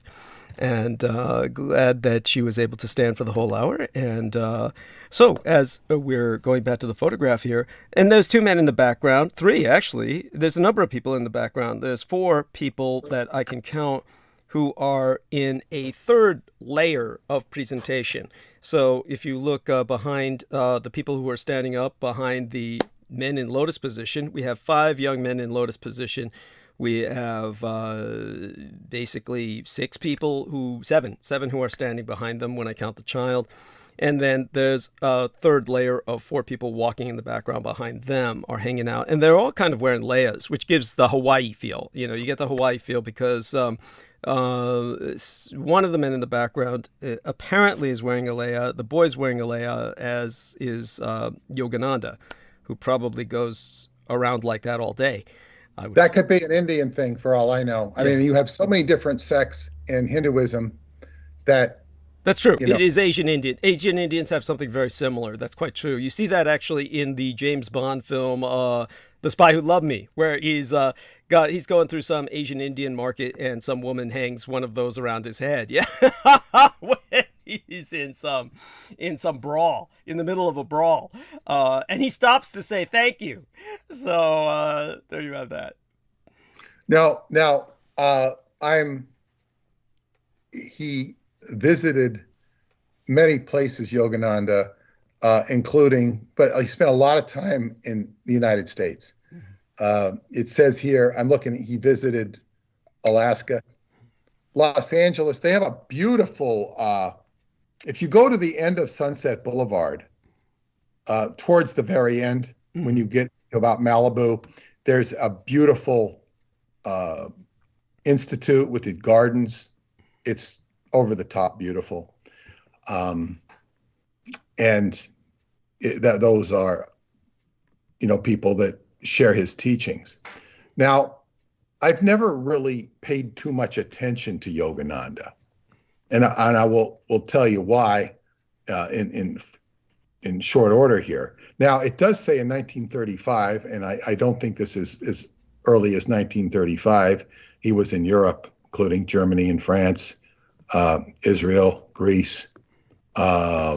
This, I think, so it could be any of these places, including India.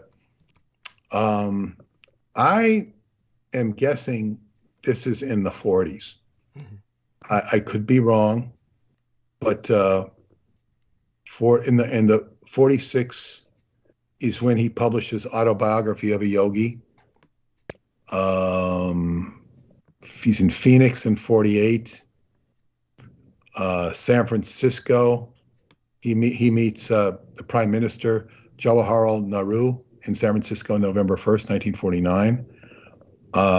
50. Oh boy, I didn't know this.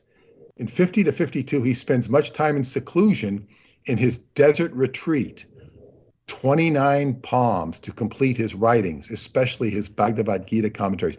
29 palms is a major U.S. Navy installation in the desert. Yeah. Not too far from Palm Springs. Oh God, I mean, that's bizarre that he was there of all places. That is bizarre. So might have been something going on, but the Marines call that 29 stumps is what they call it. But anyhow, do go on. So there's no indication, and obviously he traveled. Now, but Salman, I want to ask Salman if you have any comment on the photograph, if you're there. He should be. Salman Sheikh. Yeah. Should be. And I only ask because of his East Indian or his East. Yes, yes, I'm here, Peter. Yeah. I wanted to wish you a happy birthday first and a good evening to you. Thank you.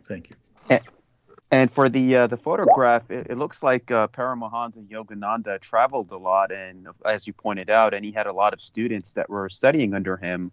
But there's something that seems off about him. I mean, just coming here to America, it's like that one guy who lived in Oregon that had started a cult that Brother Douglas was talking about. Yeah. So with Yogananda, I mean, if he was at a U.S. military base like 29 Palms and he was going around doing what he was doing, these people are usually well connected. Yeah. If they're able to do what they're doing at that kind of capacity, like that Oregon cultist and these other Indian gurus and all of these people. There's usually some kind of a factor that the cultists use as an image. So let's say one is pretending to be a Hindu monk or a guru, but behind the scenes, like he's putting in work for the cult. Right. So that's what my intuition tells me. I would tend to understand that, except back in those days, I'm not sure 29 Palms was as sinister as it now is. Okay. I really don't know. I mean, this is going back a ways, and it might have been more of a desert retreat than it is today. Because just one of the guys I play football with was stationed out there. Uh-huh. He's in the Marines. And I was talking a little bit about it. I asked him something about UFOs or something, and I think he kind of said, I don't know what I remember or something like that. Yeah, I forget what he asked, but it was a very suspect response. Interesting. But by the way, for those of you who wonder whom Salman Sheikh is alluding to, he's talking about Bhagwan Rajneesh. So the city in Oregon that was built by the Bhagwan cult, the Rajneeshis, was Rajneesh Puram, and Rajneesh Puram was essentially conquering part of Oregon, and they planned an annihilation campaign, quite literally, to basically annihilate the townspeople and take over the town, even though they had built their own city outside of city limits. So, I can go into that another time. There are apologists out there for Bhagwan Rajneesh. Many. And apparently there's so many, and I'll get quotes from him. Apparently he delivered a lot of very coherent quotes and teachings. I really never could take him too seriously because of his behavior. Yes. But I will not begrudge that he wrote down or iterated some very pragmatic spiritual advice. I'm certainly not a endorser of him because of his extreme behavior. Yes, inappropriate behavior. Right. And especially if he was telling the truth, he was sort of like what people have said about Preston Nichols. It's like his main job is to discredit himself, or discredit what truth he knows. Yes. And that was the case with Rajneesh. Because for those who don't know, you see Rajneesh in the 70s and 80s. And what he was mostly known for, at least as far as the press was concerned, was recommending orgies. And yes. it was during the AIDS crisis. So he was advocating putting on gloves and body plastic. So you still had your orgy, but you'd put on this plastic so you could, I mean, it was over the top. And by the way, this was not media character assassination. No. He was giving them the information and the videos, and he had all these like 72 Rolls Royces that people were giving him. People were, donating things. He had followers by the bucket load. Oh, yeah. And I frankly don't think Aquino himself could have pulled off anything this clever. Oh, no. And just so people understand, the person that he looked like would be Donald Sutherland. If you could imagine Donald Sutherland with a long Ayatollah Khomeini beard, then you've got Bhagwan.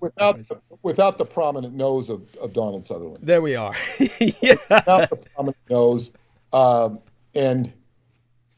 Rajneesh was just very, just like there was no limitations or restrictions with money or sex. And it wasn't just for himself. He was advocating this for others. And it's, and so when you see all this, you say, how could this guy even be contemplating anything that was wisdom or sane?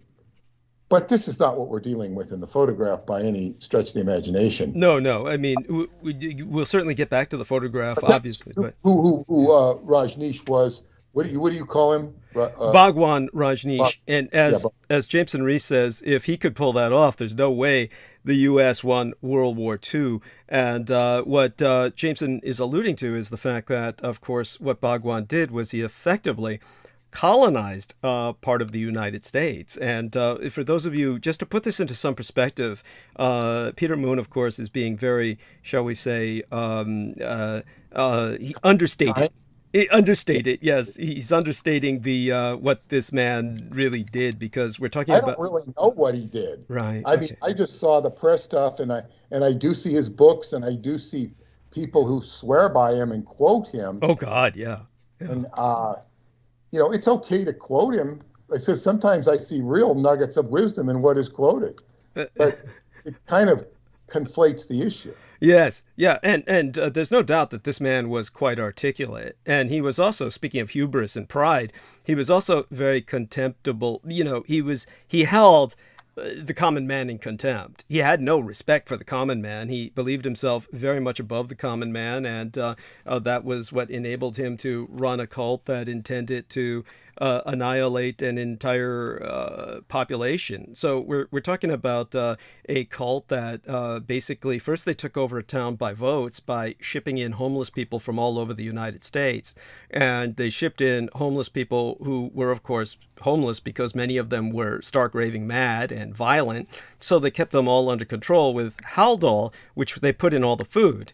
And they had them go out and vote. What is that they put in the food? What is that? Haldol, Haldol. It's this very potent narcotic pharmaceutical that calms people down, like a placidity drug. It makes people placid. It's an old school antipsychotic, and it's extremely strong. Thank you. And so basically they were producing the Haldol themselves because they had their own pharmaceutical company. I mean, this motherfucker had his own pharmaceutical corporation. He was producing his own drugs at the pharmaceutical level. We're talking about industrial strength level. And so then they started breeding enormous vats of botulinum toxin. And so the botulism they put into the food of the food supply of the entire city that they were going to annihilate. This was after they assassinated the mayor of the town in Oregon.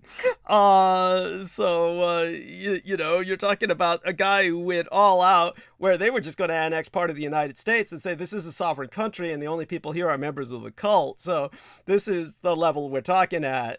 This guy wound up wanting on every continent in the world except Antarctica. So he was seriously going to relocate to Antarctica, which was the only place that he was hoping would not extradite him, where everyone else, they had a deep, dark hole waiting for him.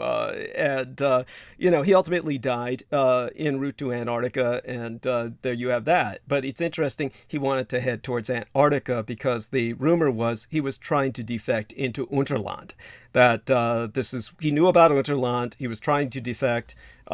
He felt that he had something to offer Unterland, and there you go. And by the way, Salman Sheikh points out that another thing about the picture. Well, Salman, just come on and say it. Yes, if you will. Bring up something about that photograph. That'll take us back to topic. Yes, Brother Douglas, and thank you for both you and Peter. And, in my intuition, whenever I see American, British, and Indian in the same picture, there's usually some kind of a cult or an intelligence connection, because they're usually tied with each other in some way, shape, or form. So that's why Yogananda, these different Indian cultists and fake gurus go around doing what they're doing. They're all agents in some way, and we see what they're doing right now in America and how much influence they have, programming everything that they're doing, like you pointed out, in the Silicon Valley. Yes, thank you. Very important point, and something that reminds me of something else, but I can't dredge it out of my mind just yet. We'll return to that subject later, perhaps. If not today, then on Wednesday. And by all means. So, Peter, when you show us this photograph and you're asking us how we feel about it, is there a story behind it you're going to share? Oh, yes. And the only thing I would say is in fact, I'm probably more like this than any of you, but inviting suspicion on gurus, yes, inviting suspicion, yes. But in this case, it's the opposite for me. Mm-hmm. And I'll tell you why. Because I think when I saw this photograph, it came to me, I think, via Paula. Paula, of course, associated with it. She's knows about it. She's seen it. But this photograph is it came to me many years ago, and it basically originated from Paula's mother. The man on the left, wearing the dark, is her father. Paula, it would be Paula's step-grandfather. Oh, but isn't he a quite sinister figure? well, first off, I didn't view it as sinister. That's not my, that's not how I saw it. Okay. When I saw it, I mean, this is your interpretation, and I don't discount it. I don't endorse it. I'm just saying I'm very not judgmental about the photograph. Right. But when I looked at the photograph, I didn't know what the hell to make of it, because I saw all these guys that were looked like yogi students who were really into it. And that everybody above the yogi students seems to be superior. Right. In terms of they seem superior, like they're, well, they're definitely at a higher, they're definitely, the people standing above the young guys on the ground all look like they have respect that is due them. In other words, they walk with an air of they expect to be respected, and they receive that respect as their due. So go on. Yeah. Exactly. So I didn't know what to make of it. Now, there's more to how it's presented to me, but which I won't go into. But but the thing is. And God, how was it revealed to me? I forget who told me that it was, the father of Paula's stepmother. Right. Now, of course, Paula's stepmother, blonde-haired, blue-eyed, Aryan-looking. Right. He is Hindu-looking. Yeah. But the chin is unmistakably her chin. Okay. Unmistakably. Uh-huh. The chin, the protrusion of the chin. It is also unmistakably the chin of his granddaughter, Paula's stepsister, who I know. Okay. And I remember asking the granddaughter about him because I noticed the chin. Right. She says, I really don't know anything about him. I really don't know that much. So she really didn't have any knowledge of now, she was brought up in Romania and in Germany. So he had a connection to Germany, and he had a connection to, of course, Romania, and of course to India. He's Hindu, and you would never know it to look at the stepmother. You never know it because, and you can kind of look at it and you can kind of see it if you know. You say, okay, I could see where she could have Hindu genetics, but she doesn't have the dark skin. Quite the opposite. She looks more Germanic. So this character is very intriguing to me, because when she was last here, we were having dinner at a restaurant, and I was having a grand old time with the waitress, trying to get her to guess. I said, look at this, look at her and look at him, meaning Paula and her brother. Can you see what do you think is the relationship between these two people? I'm playing a guessing game. The waitress, are they brother and sister? I go, yeah, that's very good. I was having a fun time. And then I started asking her about Paula's stepmother, about her father. And I said, what did he do for a living? What did he do for a living? And she couldn't answer my question. It wasn't like, it was like, I said, well, was he a shoe salesman? Was he a plumber? Was he an accountant? So, what did he do for a living? And it was upsetting her. It wasn't like she was getting upset with me. It was like, trying to ask a question that she just couldn't answer, because it was like, there's such a non-linear component of her. And I'm asking a linear question, a logical question. And this is not where this woman lives. She can be very linear, extremely so. But she doesn't live in that world. She lives in the nonlinear world. So when I was asking this, he has a deep spiritual, what is the word? Orientation. I don't know. There's a lot of questions I have and a lot of things I don't know that leads me to believe there's some things there I'm not allowed to know, or I won't. Well, Jameson, if you could please put that on mute. There's no way to put it on mute, so he'll just stop entering. Yeah. I know. In fact, he asked if it was a tantrika. Absolutely not. This lineage is not tantric oriented one iota. Not at all. It'd be quite the opposite.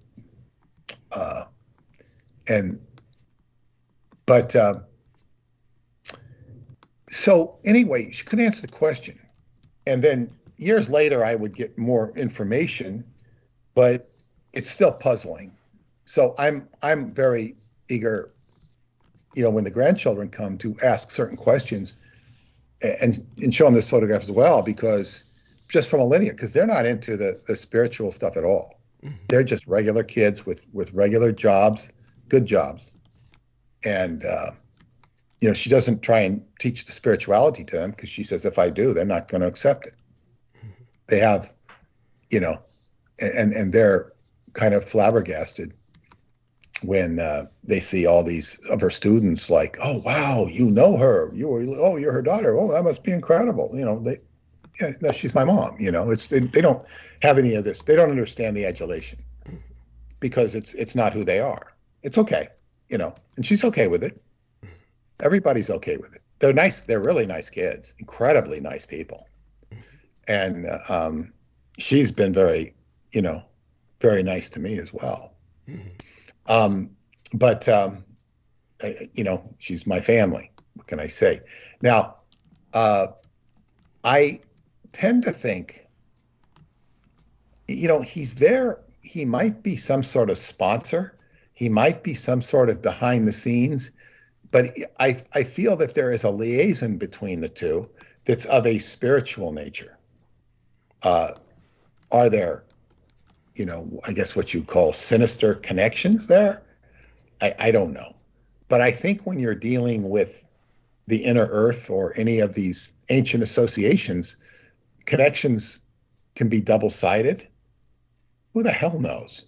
Who the hell knows? I mean, Alice Bailey, who's this incredible guru character, of what's the word? She was working with Leadbeater, she in the cult Krishnamurti cult, but the thing is, Alice Bailey was assigned by the England to be the governor of India. She was.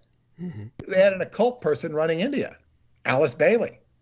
People don't realize that. Mm-hmm. Or was it Annie Besant? I don't remember, but I get your point. Yeah, I forget. It was either Annie Besant or Alice. I'm sorry. I apologize. No worries. It was one of the two, Annie Besant or Alice Bailey, that were running. I think it was Annie Besant that was running all of India. I mean, the government person in charge was a major. It's like having Madame Blavatsky run everything. And that joke. Yeah. It's like, in fact, I will look it up because Annie Besant, I'm sure it was Annie Besant. Annie Besant was a British socialist, theosophist, women's rights activist, writer, orator, educationist, philanthropist, regarded as a champion of human freedom. She was an ardent supporter of both Irish and Indian self-rule. Involved in politics, and she became involved in politics in India, joining the Indian National Congress. Krishnamurti was her protege, who she claimed was the new Messiah. Krishnamurti rejected these claims in 1929, but she ended up. I'm trying to see where the politics. I think they underplay who she was. Mm-hmm. President of Theosophical Society, joined the National Indian Congress. She was running India. Wow. All India Home Rule League. And her position was so powerful. And okay, after the war, this is World War I, a new leadership of the Indian National Congress emerged around Mahatma Gandhi, one of those who had written to demand Besant's release. I guess she must have been jailed. He was a lawyer. Was a lawyer who had returned from leading Asians in a peaceful struggle against racism in South Africa. Jawaharlal Nehru, Gandhi's closest collaborator, had been educated by a theosophist tutor. Well, there you have it. Nehru was the prime minister. So this is a fascinating history. She was really involved, but it's also been said that Crowley was the one who put her in charge. Okay. Now I can't vouch for that. I wouldn't discount it. Her buddy Charles Leadbeater, who's written occult books, was known as a child molester. Well, no surprise there, right? Yeah, but people will get upset about that. But I'm sure it's true now. It says she was survived by her daughter. After her death, colleagues, Krishnamurti and Aldous Huxley, Guido Ferrando and Rosalind Rajagopal built the Happy Valley School in California. Oh boy, there we go. And that was anything having to do with Aldous Huxley is, you're in shit. So well, that's the Tavistock. Now, Tavistock Institute in England, and if you go to Tavistock, you'll see a whole statue of Mahatma Gandhi. He was an English agent, and it was all this stuff tied together. So as I say, and this was guruship. So anytime you get into gurus, yes, as you've already said. But anyway, back to the photograph. This photograph only a few days ago did I come to the awareness that the character in the center, I never focused on. Yeah. I've seen Yogananda before, but this didn't look like Yogananda to me. In fact, it looks like a pretty old Yogananda. So he died pretty young, relatively young, but Yogananda is an amazing character. If you ever read his book, which I have not, but he's an amazing character. And this must have been about 1950 or the late 40s, just by the age of Yogananda. And I also would gauge by the age of, her stepmother's father, because, she was born, I think, early 60s. So, you kind of gauge and kind of guess. But what this photograph did for me, I mean, I've had it for years, but because he's connected to Yogananda, I opened the door to Yogananda in a way I had never have. I've listened to a couple lectures by him, but they're not by him, they're by people reading his words, mm-hmm. or people pontificating on his words. And tremendous wisdom in his words, tremendous wisdom. Self-realization fellowship. And I can see students and disciples that get infatuated with their teacher, and I can be very dismissive of the disciples, and the disciples tend to reflect poorly on the teacher because of their zealous enthusiasm. It's okay to be zealously enthusiastic, but I'm looking at the enthusiasm rather than the wisdom. So I listened to his YouTube on laws of success. It was incredibly articulate and very good advice. Now, see, I'm gauging this from my Qigong knowledge. Mm-hmm.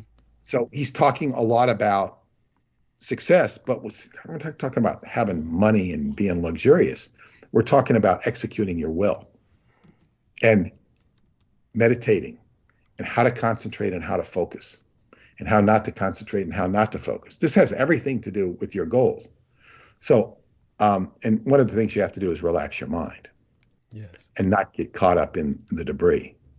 And so I've paid some attention to Yogananda and more than his personal life, some of these teachings he has to say. And it's about self-realization, realizing who you actually are. And this is a big problem that people have because they get caught up on the negatives.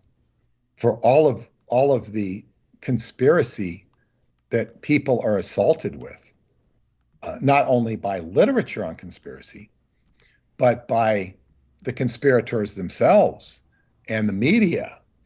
This is why it's best to turn off the TV, because you're not going to come out of those things well-informed. The most well-informed diatribe you could make on vaccinations, COVID, JFK assassination, 9/11, and if you had it all, PhD perfect in terms of your references, it's not going to do you any good. It's not going to prove anything to everybody, except for the poor soul you can hit over the head to read it, who would agree with you everything if your research was meticulous. Okay, what do you have? One convert. It's and this is a problem. So I'm just saying conspiracy is like shooting fish in a barrel, but you kind of can't go in and bring out the fish. It's unfortunate, but anyway. So what that leaves one is with one's personal issues and personal life, and how are you going to improve your own life, and improve your own issues. And of course, yogis will teach you about meditation. Qigong is a moving meditation. Not all of it is movement. It's movement within stillness and stillness within movement, and understanding the ratio. But some of the things I've listened to him say, I can integrate into my Qigong. And just this morning, he's talking about the subconscious and the will. And the subconscious is going to harness the forces of nature. If you want something, you focus on what you want, and you don't take your mind off of what you want. For example, if you get angry at something, it makes you angry, particularly a person, because of a repeated pattern or a habit that irritates you. And if and that other person is used to the angry response, all of a sudden, if you not only don't get angry, but really quell the emotion inside of you, you're not just holding back the anger, you just suspend it, you're not going to get angry, it changes the dynamics in that person's head. All of a sudden, you're not getting angry, they're not making you angry, it changes the whole situation, and it's a quantum change. And it could be really amazing. So what I had done is I said I wanted to do this, harness my subconscious forces with football. Mm-hmm. Because it was like after 6 months of Qigong, I could run like the wind, like when I was 28, 30. I couldn't believe it. And then I ran too hard and I hurt myself. And I've never been able to regain that. And I was told that, well, only go at 80% of what you achieve in Qigong. Don't go 100% because you can blow yourself out. Yeah. So I'm slowly trying to get back to there, even though it's 13, 14 years later, 15 years later. And the muscles in the legs, you can do so much with exercising them and stretching them. Stretching them, it works wonders. So it was like a couple years ago, I could not run. I couldn't run to save my life. I mean, it was pathetic. And it was just from not properly stretching. I was only doing my Qigong stretches once a week, and I wasn't walking daily. So, now I can go up mountains. And I said my last trip to Transylvania was bad. I had, this girl holding my hand, to make sure I got up like I was an old person. Ooh. And she was guiding me up the hill and down the hill, sometimes frequently by hand, just to make sure I didn't fall. Right. And I didn't have any shame in being an old person. But that had never happened. I said, this is pragmatic help. And I got to get a great view of the valley. But no. So it's like, you can stretch and build yourself up. I used to be a runner. So I would like to get that back. And anyway, so as a result, it's like these people are noticing I'm running a lot faster. And I guess they gave me the second game ball today because they gave the game ball to a guy who's 5 months younger than me. He played really good, and they kept targeting him. And I got this. They said, you get the second game ball, which was really a compliment because we both played really well.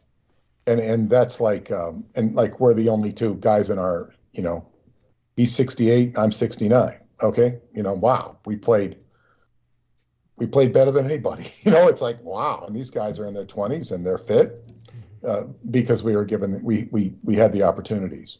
Yeah. So but I felt that listening to that wisdom from Yogananda, I was mustering my subconscious forces to feed me. Mm-hmm.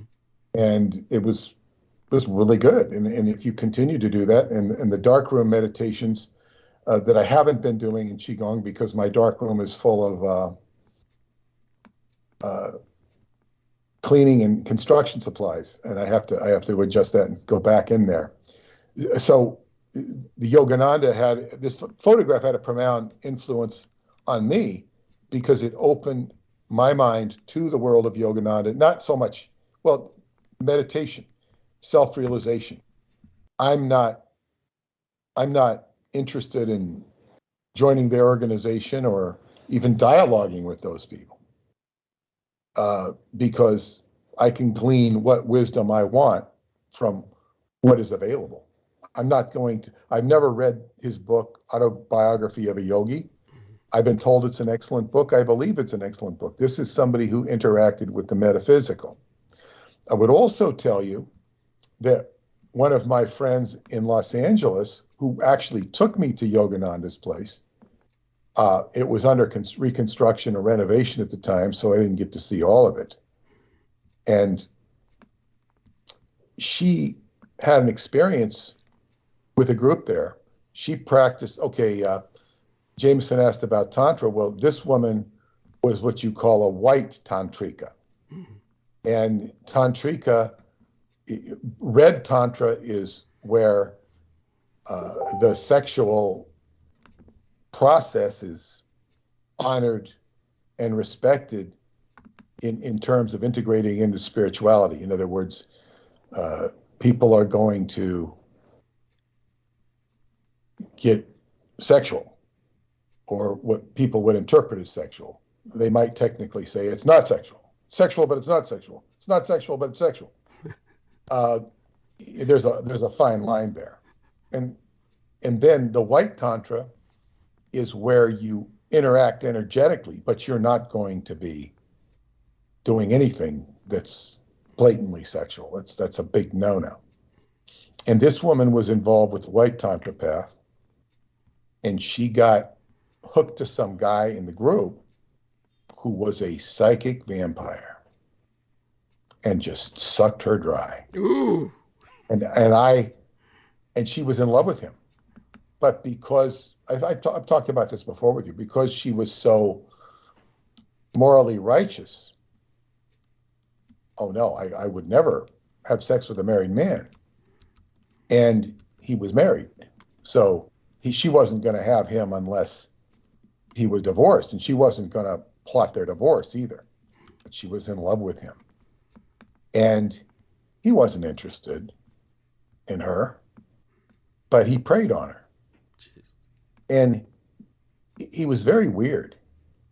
And I spotted it right away. And it took her, at least a year or two to overcome this. And she said, afterwards, she says, you were the only one that recognized this. I finally realized he's a vampire. And so... Well, psychic leech. Let's use the word psychic leech. Yeah, that could be, insulting to you. I'm sorry. He was worse than a psychic leech because he was preying on her. Yes. You yourself have called your mother a predator. Yes. So whatever, we know what I'm talking about. Well, there's different types of predation. I consider there to be a noble predation, and then there's other types of predation. But go on. But anyway, so what I'm saying is this is like whatever the positives of Yogananda, and if you consider him the most extremely positive character that ever lived, and he certainly is a remarkable character, you're going to have all the devils and demons, lining up there. Yeah. It's not even a comment on him. You have, all of this stuff. So much of spirituality is ripe with negativity, because. Oh, it's so true. It just is. And we have to recognize that there are spiritual predators out there. There are people who prey on people's need for spirituality. And these people... Like ministers. Yeah, many ministers. I'd like to think that all ministers are not like that, but yeah, I hear you. Well, yes, and then you have the priests that prey on the little boys. Yeah. This is a tradition. It's an institution. It's like, I think more of them are predators than are not predators. Mm-hmm. I really believe that when you talk about ecclesiastical matters. Well, at And this even point in history, yeah. Go on. Yeah. even in the Moorish community, people complain of the heads of the temple fleecing the flock. It's the nature of institutionalized religion. And the minister is supposed to provide something, an inspirational lecture once a week at the very least. And then sometimes they provide more than that. And sometimes they provide a lot less. I read an article about one of the most successful baseball players of recent times. His name is Ben Zobrist. And he was successful. I say that because he, I think, appeared in the World Series like 3 years in a row and won 2 of them, or maybe won 3. I don't remember. But he was a utility player. He played all these different positions, and he always ended up. And he was not only one of the winning teams, he was making key hits. He was really at the right place at the right time and was really good. And he had married, after his success. I mean, he was probably already married, but he was married to this woman who was I think she was a professional golfer. She was a professional athlete. And he was a Christian. I think she is too, but I don't know. And he brought his wife and him to therapy to work out their marriage, to a minister. And the minister started banging his wife. and now the lawsuit involved. I mean, it's outrageous behavior. And this guy's being a good Christian. He's trying to do the right thing. He's a baseball hero. And from what very little I know of him, he seems like a nice guy. And just like, this is so typical of what human behavior. And I think the main thing wrong with religions and institution is the humanness involved. The human behavior problem. Yeah. It's just absolutely, watch this, and we learn lessons of who's doing what to whom, and suspicion and all this stuff. So it's a very jaded path to walk about. And I think you also said in one of your transmissions how the degeneration of religion in our world is so destructive. Yeah. And I can't disagree with that. The values. But I grew up in an era where those values were being torn down because they were so outmoded and so inapplicable and just really not good. Right. Because it was all about restriction. Right. And it was all about, and I suppose you can say in the 1960s, and I was just a young person, I wasn't participating in the sexual revolution, but you saw all of this sexual inhibition being, coming down. It's being destroyed. And, everybody's being naked in movies. And they made a code for, nakedness in movies. And then they start restricting it because, they figure that sexuality is basically something that has to be controlled. Right. And marketed by the pornographers. The pornographers are losing money. We don't want people capitalizing on sexuality or exploiting it. And then when you study the goddess, you see that the whole idea of nudity in this culture is so upside down because indigenous people they don't have issues about nudity. It's natural. It's the breasts are nurturing elements. But people are so psychologically programmed that they're crazy. It just makes them go nuts. So when you get into indigenous culture, it is so opposed to the white supremacist culture that we live in. And all of the other racial characters, the Hispanics and the blacks and everybody else, are programmed with the white supremacy culture. That doesn't mean they're white supremacists, but they're being programmed by the culture because the culture runs this way. And the culture, when the laws are followed, all the laws are based upon Mosaic law. So there you have that the laws aren't even being followed. So they're being interpreted by whoever's in power. So, you know, it's a messed up situation that we're going through. But to get back to the indigenous theme, and I will withdraw from the Yogananda talk because it was very productive. That's how he came into my life, and he came in through, there is some sort of association between my mother-in-law and Yogananda. I don't know what it is. Or energetically, because she's energetically connected. And the father, I had a lot of questions about the father. And I couldn't get them answered. I know a better way to approach her when I see her next. Okay. But even then, it's tricky. My impression was that she somehow really did not like this guy. Like he never wanted to speak of him was kind of the impression that I got. I don't think that's the case at all. Okay. But I don't know. There might be some issues there, but I don't know. In fact, no, I wouldn't say that. In fact, now that I think about it, but I have to ask her more. The way he has been explained to me is far from sinister. Okay. Quite the opposite.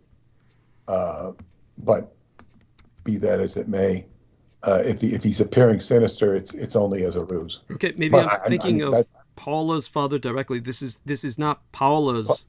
No. Okay. It's her stepmother's father. Okay, there we are. No, Paula's father is indeed very sinister. Okay, there we are. That's who I was conflating. That's who I was. Yeah, very sinister. Okay. But and quite lordly. You know, he's a priest, and he believes he is, you know, doing God's work. Yes. Well, at that point, you can do no wrong in your own mind, right?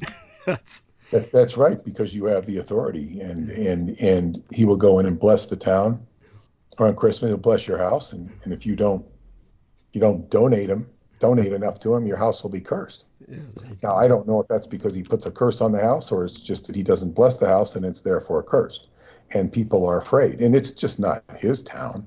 This is how the people in the small towns of Romania are. They are beholden to the priest.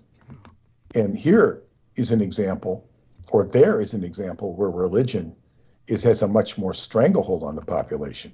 Now, keep in mind, this was a communist country where God was sort of outlawed, although the people still held to the religion.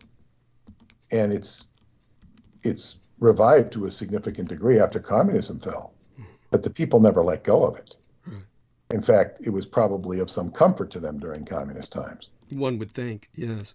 But it is a complete stranglehold. And as I've said, you know, if I wanted to stereotype Romanians, I'd say that there's four things that stereotype them: is they drink, they smoke, they hate gypsies, and they believe in the religion of the Orthodox Church. Yeah. And if you had to, you know, take three of those away, I think the last to go would be hating gypsies. Yes. hating gypsies. Yeah, the last would go, and then before that would be the Orthodox Church. Oh yes. They probably, whether they gave up smoking or drinking first, I don't know. But what they don't, you know, they don't want to let any of them go. And of course, not all Romanians smoke. Most of them drink, and not all of them hate gypsies. But I'm stereotyping there. But stereotypes exist for a reason. So. Well, yes. But so anyway, but to get back, I will let. I just want to say that it was this, because of my connection to my mother-in-law and this photograph. It gated in the wisdom of Yogananda to me. And so it's all about self-realization. And of course, I'm a person who's their own teacher. And that's not something I mean, you're always your own teacher. You're always your own teacher.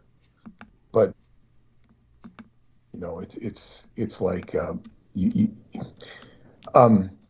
and to make a reference to your favorite science fiction series, the Lensman series. By the way, Peter's being, shall we say, facetious. He's being very facetious. facetious. But the thing is, because on one of these Scientology sites, the ex-Scientologist, this guy showed up who I knew. And he was a big fan of the Lensman series, as many Scientologists were, and he was calling himself Virgil Sams. And of course, Virgil Sams is this character who I think becomes head of the Galactic Patrol. And while Douglas is totally correct in everything he says about the Lensman series, it's about genocidal behavior. It also has a lot of story and intrigue and fun. But the whole idea of the lens is like a lens, if I recall, you wear on your watch. And it enables you to see. It's sort of like a third eye. Right. And you have these extra powers to see. And you report into headquarters, which is, I think, Virgil Sams. He's like the head guy you report into. And there's all these lensmen that are sort of like, warriors. I mean, you could kind of compare them to ninjas, and they're all loyal to the Galactic Patrol or whatever it's called. And you've evolved as a warrior, sort of a super soldier. Yeah, a super soldier. They're much worse super soldiers. Yeah. When you've evolved to a certain point as a lensman, you then become unattached, and you're no longer answering to Virgil Sams, the Galactic Patrol, or in this case, L. Ron Hubbard. And I told him, I'm an unattached lensman. He loved that because, he could relate to that, and oh yeah, because, he stayed in Scientology, 20 plus years after I did. And, he didn't get it. Oh, that's so sad. He was a sharp guy in a lot of respects, but he had, killed thousands of people in Vietnam. Jesus.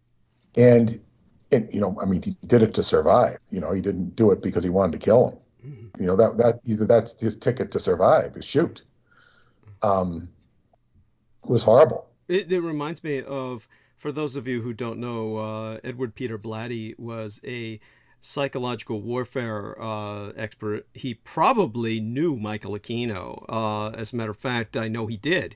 And he was the author of The Exorcist. And for those of you who don't know, there is a kind of unofficial prequel to The Exorcist, which is originally titled The Ninth Configuration. I believe that it probably was released under that title and then some other titles. But if you look up... a great title. Okay, yeah, and it refers to the DNA, and as in the ninth configuration of the strands of DNA, deoxyribonucleic acid, which was just beginning to be, found out about at that time, or rather, the woman who had identified it, and then you had Watson and Crick steal her work. To my eternal shame and disgrace, her name escapes me at the moment, but in terms of Rosalind P. Franklin. Thank you so much.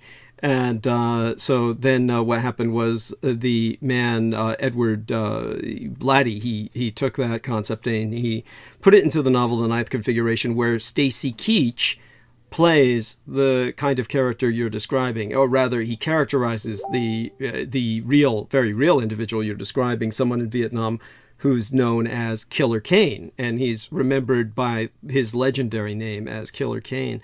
But which, of course, comes from the comic strip of Buck Rogers. He's named after a comic book character, which was common in those days.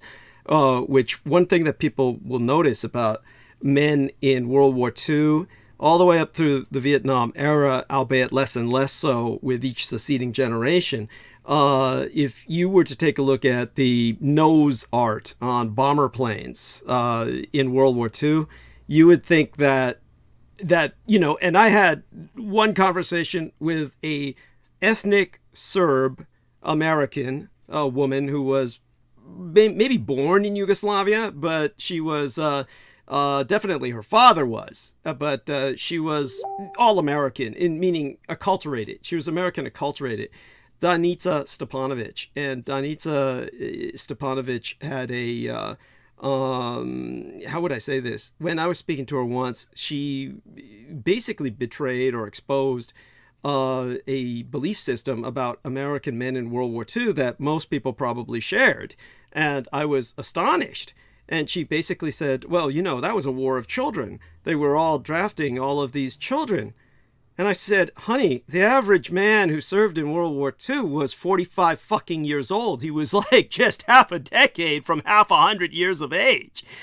These were no goddamn children, but they acted like it, because if you took a look at their bomber nose art, it was all cartoon characters. If it weren't some racy pictures of bosomy woman or something like that, the kind Vargas would paint, then basically it was like, instead of cheesecake, it would just be like Donald Duck and Daffy Duck and, you know, just weird ass cartoon characters. You'd swear to God these people had the emotional maturity level of not even teenagers, which was actually the case. These were like just fucking retards, every one of them down to the last, just idiots.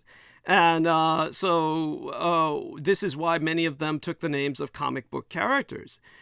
So by the time of Vietnam, there was a very famous historical figure who was flying for Air America, and his name was Earthquake Magoon, which was taken from a comic book character. That wasn't his real name, but it's what, if you look that up, you'll find either references to the comic book character or to this historical figure in Vietnam. But this other character, based on this kind of historical phenomenon, was what Edward or William Peter Blatty, I think his name is actually William Peter Blatty, now that I think of it. William Peter Blatty, who wrote The Exorcist, wrote a novel about a bunch of these Vietnam veterans who were so insane, they were all institutionalized and therefore open to possession.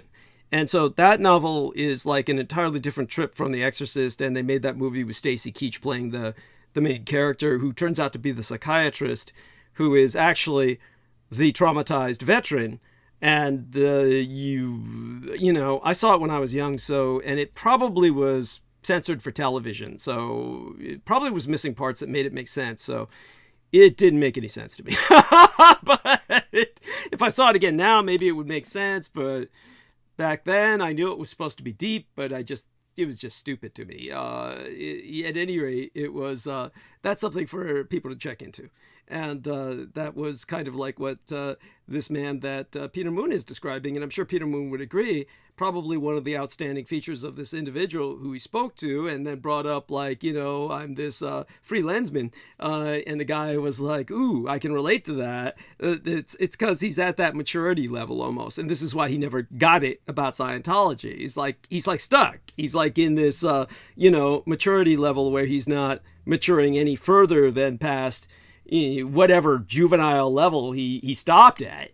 But, you know, most men in World War II were like that. That's why they were such patriotic idiots and easily brainwashed and deployed to commit genocide. Yes, it amazes me. And I look at all the things that I've learned over a lifetime.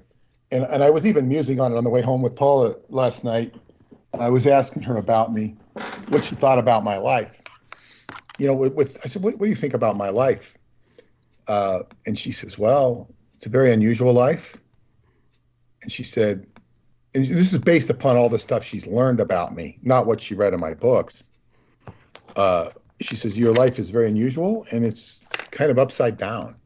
She didn't say that negatively. It's right. Kind of like, it's not a normal life. Although as time moves on, it gets a little more poetic, not only to me, but to other people. They see it as a very interesting and intriguing life. And I'll never forget this guy. His name was Bob Burke, and he was a cook. And I came in to replace him for the night shift. It was about 11 o'clock. It was a Sunday, and I walk into the kitchen, and I think he's sitting down having his meal or something. And I said, this place is a mess. And it was a mess because it's Sunday. And Sunday is the busy day. And he just got so fucking angry. He got so angry.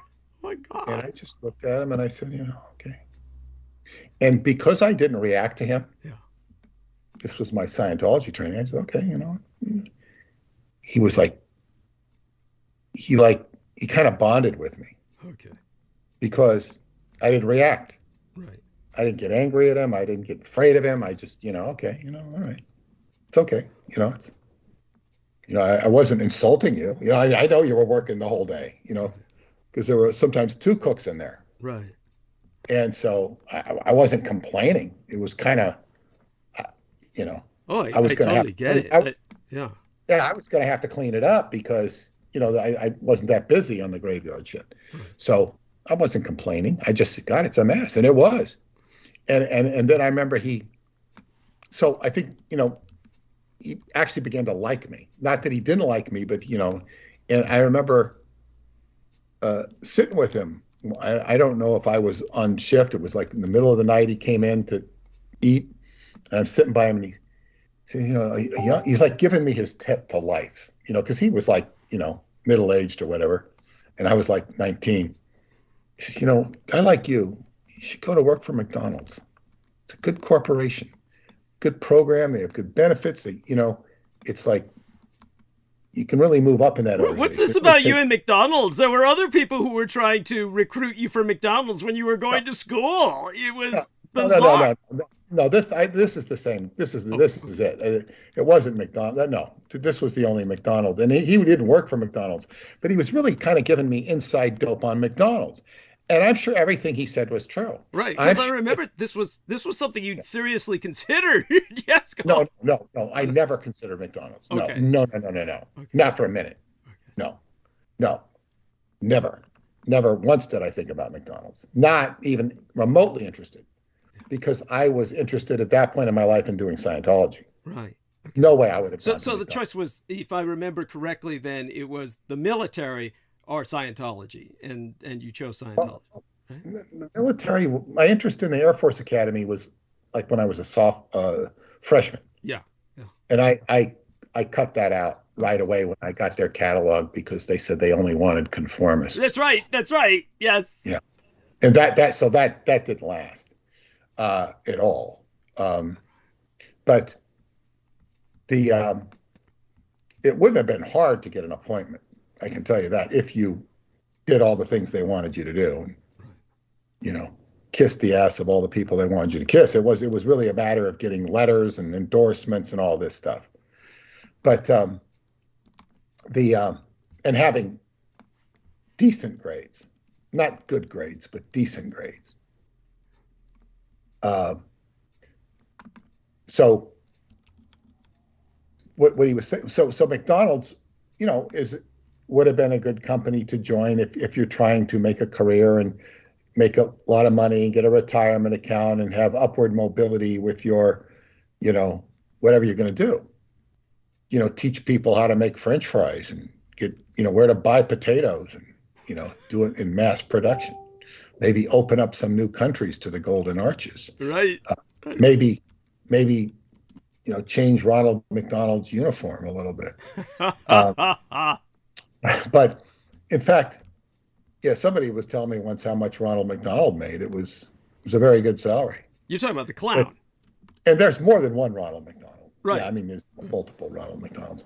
But anyway, they might have a school for Ronald McDonald's. Yeah, they must. Yeah.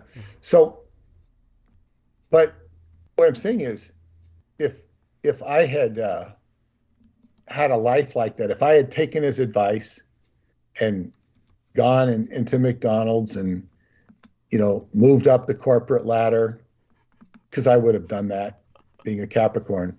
Right. I would have moved up the corporate ladder and had a good salary and had a big retirement account. Who the hell knows where I'd be today? I'd be just, somebody who's, sitting on their ass, watching TV, or God, who knows what I'd be? Oh God, you'd be. Who the hell knows? I'd probably read a lot, and it just like it wouldn't have been it would have been a quote unquote successful life, but it wouldn't have been a life. And Paula says, I've had a lot of challenges in my life, and indeed I have. But that kind of, when you look back on it, it makes it interesting, and it's like you've achieved something. Right. If you just do this, and I was very much against the status quo as a kid. You know, people as you see these people, they're just status quo. That's all they are. They're just holding up making an icon of themselves as a supporter of the status quo. That's what they are, status quo mom, status quo dad, status quo this. It's my father my father at various times, when he was alarmed at my thought processes or behavior, and believe it or not, there were times when he would say, be normal. He would say that Beaver took that up as a joke. Later on in life, he would say that every once in a while, just in sarcasm, where he would say something in some droll moment that where we were in the middle of some bloodletting or something, a violent situation, and he'd hear me laugh maniacally, and Beaver would just say under his breath something along the lines of "be normal," just to echo what my father used to say. So there we have that. It's one of those. Yes, you are a very unique and unusual character yourself, and I guess it would be suitable that I would come into your sphere, because and one of my favorite quotes is, as they say, I shifted from the business world on Long Island into the metaphysical world. It was sort of a transition, and I'd be interesting to go look at the astrology and how that all was happening in my chart. But so I had a relationship with the head of the Long Island Association. It's basically the Chamber of Commerce. And when it came to the point where I'd actually was working with Preston Nichols, I was telling him about this, and he knew me pretty well. He liked me, he trusted me, and I'd even gone and visited him in the hospital when he was having some procedure. And Preston? When I was no, not Preston, this guy. Okay. I also visited Preston in the hospital one time, but this was, I visited him. So I had a business relationship with him, and I was telling him about the stuff with Preston and Montauk, and he goes, "Where do you dig these people up?" he was actually astounded, and because Preston was something out of the deep blue. He was utterly remarkable, and just in terms of his uniqueness.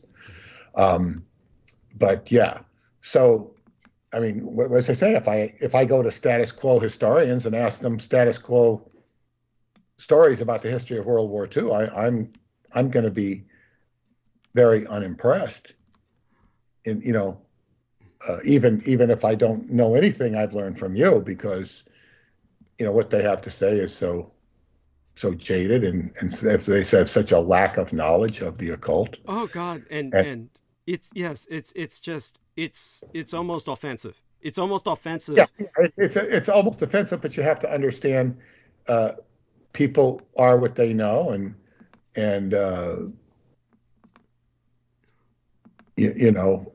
even Preston one time, he says, my mother has some books on, I think he said, the occult. You might like them, after she passed away, and he goes and brings them to me, because I'm writing about the occult, studying the occult. Preston should have known better.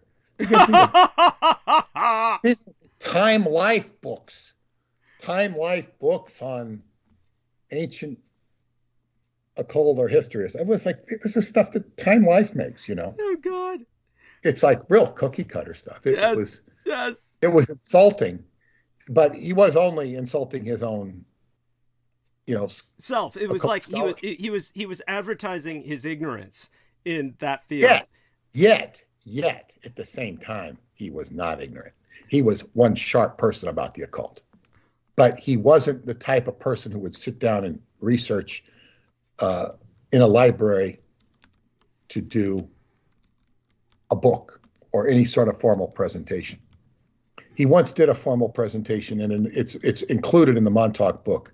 I think it's an article on the radio sound, and he said it was so painful for him to do that. It's actually meticulously presented, but he said it was just murder for him to do that. Wow. He was just too sloppy and lazy. But he could come up with really hardcore occult information, whether it was, I mean, he really could when he's doing his own work in his own context. But when it comes to, no, not sort of, it wouldn't be that book oriented. It'd be more Akashic. But he might also, call his connections in the government, like sort of like information that Aquino might give you. Right. He might get information like that from certain quarters. So he's just a very unique character. But also, you might want to point out that when you transitioned from the business world to the world of the occult, in certain cases, there's not much difference between the twain. There's all too many people who turn the occult into a business. You might talk a little bit about that as well. Well, I don't know. That's getting off the subject right now. Yeah. Go back to where you were. I'm sorry. And yeah, that can be pretty ridiculous. But anyway, this is what happened yesterday. And I was going out to Montauk with my wife because one of my dear friends was having a problem with her boyfriend. And I had helped them earlier this summer. And when I went out there on August 14th, basically to go there to Montauk with this man who had done some really good investigations. And I made a new friend out of him. And so I said, meet me at this woman's house. And we met there. And then she had a bunch of people come over to meet me. She was going to have a dinner. Now, what happened was really neat because her boyfriend was his birthday. So, so we had a birthday cake, and he had a birthday because I was there. I mean, we celebrated his birthday. Great. Other than that, it would have just been him and his girlfriend, and she would have made him a cake and, got him whatever she gave, but it made his birthday festive. Yes. And it was really nice. I didn't know it was his birthday, but he was born on the biorhythm. Now, we'd gone to her house after the funeral, or Preston's funeral service, or what we call it, memorial service, he started talking about time and the transmitter, something he'd taken from the transmitter building. And he was talking Montauk time stuff. And nobody had ever heard him talk about that. She never heard him. She said, well, I don't know. I didn't never heard him. He was talking directly to me. And I just rolled with the punches. I wasn't quite sure where he was coming from, because he was talking to me like he was talking right out of the transmitter building. And he was. I just accepted it. And it was unique. It was odd. It was weird. And when I saw him last August, we talked about it some more. Very abstract stuff. He knows stuff. He knows stuff he shouldn't know. And he's a very humble guy who comes from a family that was very poor, and he's a fisherman. And those guys lead rough lives. Yeah. I mean, he told us some more stories last night about what it's like out there baiting 35 miles of fish hooks. Jesus. 35 miles of fish hooks with dead mackerels. And then you have to go in certain directions so that it doesn't curl back on itself or get in the way of other boats. All the boats have to be coordinated. Competitor. Jesus. You don't want to get struck with the other's fish. Mm-hmm. And, he talked about how much money you'd lose if if those hooks got lost or something. I mean, it's a tremendous amount of money. Just to put this into some perspective for people, you've all seen Most Dangerous Catch, which is somewhat similar to the challenges this man is describing. In South Korea, where there is, of course, a hyper-capitalist economy, you have many people who fall into debt primarily by gambling, but also loans from their underworld. And there are South Koreans who, as a last resort, when they desperately need to make money fast, a lot of money immediately to pay off loans or other emergencies, they join these fishing fleets. So that just shows you how dangerous these fishing fleets are, because that's like Russian roulette. There's a high percentage of chance you won't come back, or at least not come back in one piece. Well, he's done it his whole life. Yeah. So he's in demand. Yeah. But he's had enough of it. But I can imagine. But the other thing is, he was showing us, some of the renovations he'd done in the house, and he's like a master builder. He's like, he can do anything when it comes to physical stuff. He's just good at anything in that regards. But there was, as they say, they were having some issues, and I had taught them last time to be more gentle with each other. I said, well, if you don't like what he's doing, or if you don't like what she's doing, I said, just approach him and say in a very gentle way. Because when and this is good advice for any couples, or even with bosses or employees, if you have a a reactive habit, where every time somebody says, turn off that damn TV, the TV's too loud, just say, you come over and say, could you please keep the TV lower? Right. You say it in a nice way, right, rather than this sort of henpecking or rooster pecking, whatever side it's from. And if you just kind of take the angst out of it, the person will respond. And if you tell them you love them at the same time, it'll be even better, rather than this thing that couples can get into, which can really aggravate each other. And so anyway, and as they say, this woman's mother had come to me in a dream a couple months ago, and she wanted me to look after her daughter because she's dead. And she was a very psychic woman, and they were like kind of my not my only two friends at Montauk, but in a way they were, because they moved out there and they recognized this place was crazy. They started looking around, asking questions. They found my books, and this explains it. And they made friends with me. And making friends at Montauk, for me, was never easy. And I will explain really why. So anyway, she was asking me about the problems with the house. She said, I need an energy clearing of this house. And she was looking for some sort of formula, maybe with incense and crystals and doing sage throughout the house, and was talking about how, there was a suicide in this house. I remember her mom telling me about that, and different problems where people had really,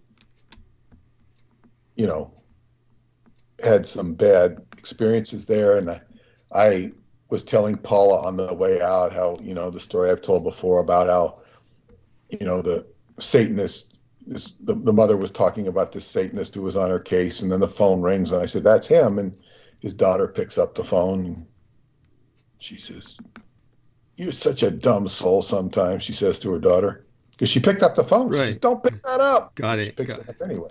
Yeah. And it's amazing what people do. Yeah, just reflexively. Go on. Yeah, I immediately picked it up. I said, that's the Satanist right there. And she says, don't pick up the phone. She picks up the phone. I mean, and then the next time I'm out there, her roommate, tenant, comes in and he says, oh, look at, Ken gave me 2 Bibles. He gave me 2 Bibles. He slams them down on the coffee table in front of me. I said, 2 Bibles. And I said, is Ken the guy who, owns the Oceanside? She says, yeah. That's where we had the David Anderson presentation. I remembered him. And now probably what happened is he got a bunch of Bibles from the Gideons, being owning a motel. Right. So he had some extra Bibles, and he says, here, take these. And so he came and he brought them home. And I said, look at this. This guy, is he into the Bible? Would he normally make a big... He says, no, he's not into the Bible. But he just had these 2 Bibles, and he put them down. And I said, these 2 Bibles are cleansing the energy of that Satanist from the last time I was here. Interesting. It was unmistakable to me. Right. And unmistakable. And I was with my friend Paolo from Italy, that was a whole nother trip, because he was tied. The main person on his case was a Freemason, an Italian Freemason, who as he talked to me, this guy was so high in Italian Freemasonry, it became obvious to me that he would have known, this Freemason was not, I think, now dead, would have known the character in Radu Cinemar's Transylvania Sunrise, Signor Massini. This guy who kind of really helped open up the chamber beneath the Sphinx and wanted to get at it. He was the one who made the overtures and made the arrangements with the Pentagon. So he would have had to have known him. So here I was like trafficking with these energies on my way out to Montauk with my Italian friend. And, we had gone out to Montauk. He wanted to see Montauk, so we were out there at night and got, surveilled by this weird car that could only be explained as aliens or interdimensional creatures because, the car kind of disappeared and it was anomalous. It was very weird. As my girlfriend said, she said, they wanted you to see them. Yeah. And they weren't particularly sinister. They were just weird. Right. So anyway, but that's some of the background experience that I've had with her. And so she's talking about the negative energy of the house. And because actually what had happened with the house when my mother owned it, it collapsed. It collapsed, for the fireplace, or there was a chimney inside, and the whole house collapsed, and it had all these problems, and the insurance wouldn't cover. So the mother had to open up a new business, and they got through. They did finish the house, and now it's been further renovated. It's a beautiful house. But there'd been a lot of problems with the house. And then she said, well, you see, this used to be the post office, hundreds of years ago. Post office used to be down, I said, down there. I said, Old Navy Road. She says, yeah. And then they moved it to here. And she says, the fact that it's a post office, it has all these people coming out, in and out of it.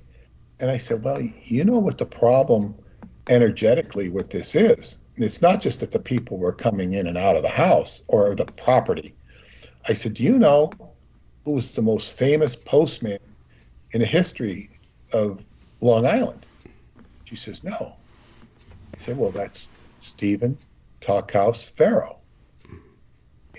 He was the most famous of the Montauk pharaohs. And he would, for 5 cents, he would take a letter from, all across Long Island, 5 cents. And he would walk. He was notorious for his walking ability and how far he would walk. And so he was literally a mailman, not necessarily in the U.S. Postal Service. I don't know who he worked for. I think he just took letters and he would deliver them.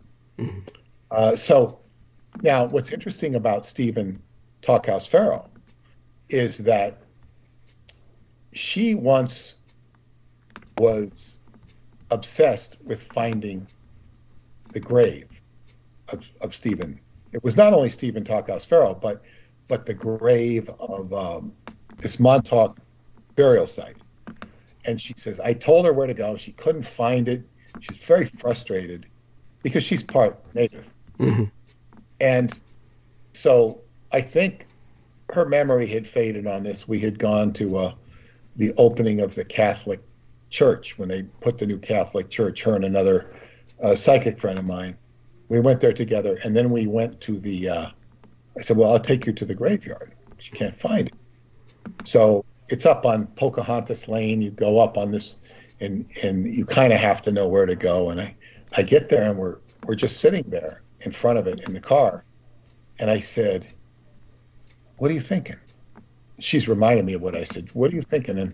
And she just wouldn't say. I said, what are you thinking? And she says, I'm thinking how to get inside the graveyard. And as soon as she says that, this gate, it's kind of like a gate to the graveyard, just opens on its own. It just opens. It wasn't windy. It just opens. And I said, there's the gate. It just opened. She says, I can't believe that. I said, well, you couldn't find this before. I said, because the gatekeeper wasn't here, meaning myself. I said, okay, you can go in.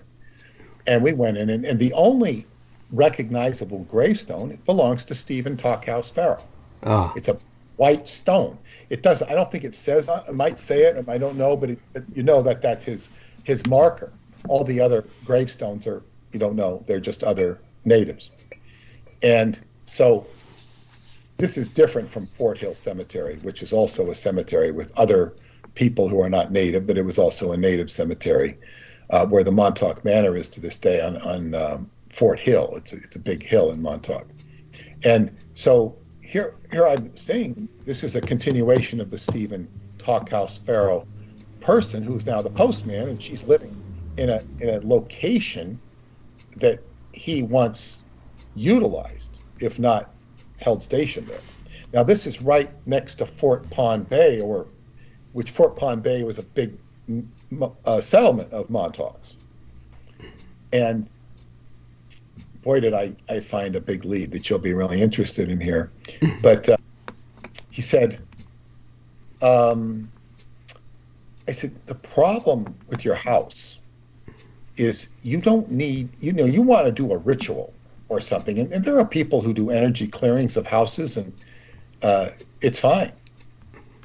But the problem with your house is the indigenous energies associated with this house. In the personage of Stephen Talkhouse Farrell, but all of the other energies that used to frequent here, of all of the indigenous people who have not been recognized and honored, at least in spirit. I said, the way to clear the energy of this house is first by recognizing and acknowledging them, and then being guided by them. And she kept kind of wanted me to, pull out a book and do this and do this and do this. Yeah, perform the ritual, yeah. Yeah, I mean, she was very driven that way just because of, her cultural programming orientation. And I kept having to explain it to her, and I said, you should know this better than this because you're psychic, I told her, and she is. I said, you just have to get in touch with these indigenous energies. And I say this is because this is applicable to everybody and everywhere and everything on this earth. And the indigenous energies, so here I'm going to Montauk to help a friend, and on my birthday, and it's also, the continuation. I was there for his birthday. Now he's going to be there for my birthday. He'd actually moved out of the house. Mm-hmm. And so he was coming back to the house to be with me. And he still lives there, but just needed to get some space. And I said, well, how do I recognize? I said, you just have to acknowledge them and feel them and be directed by them. It's very simple, and she knows better. This is not a big jump for her, but she was acting like it was a big jump for her. And I said, just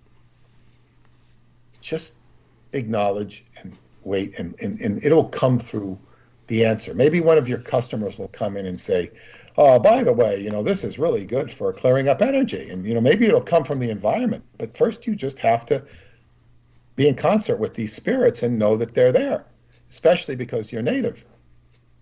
And I got through. But what happened afterwards, we got an answer almost immediately.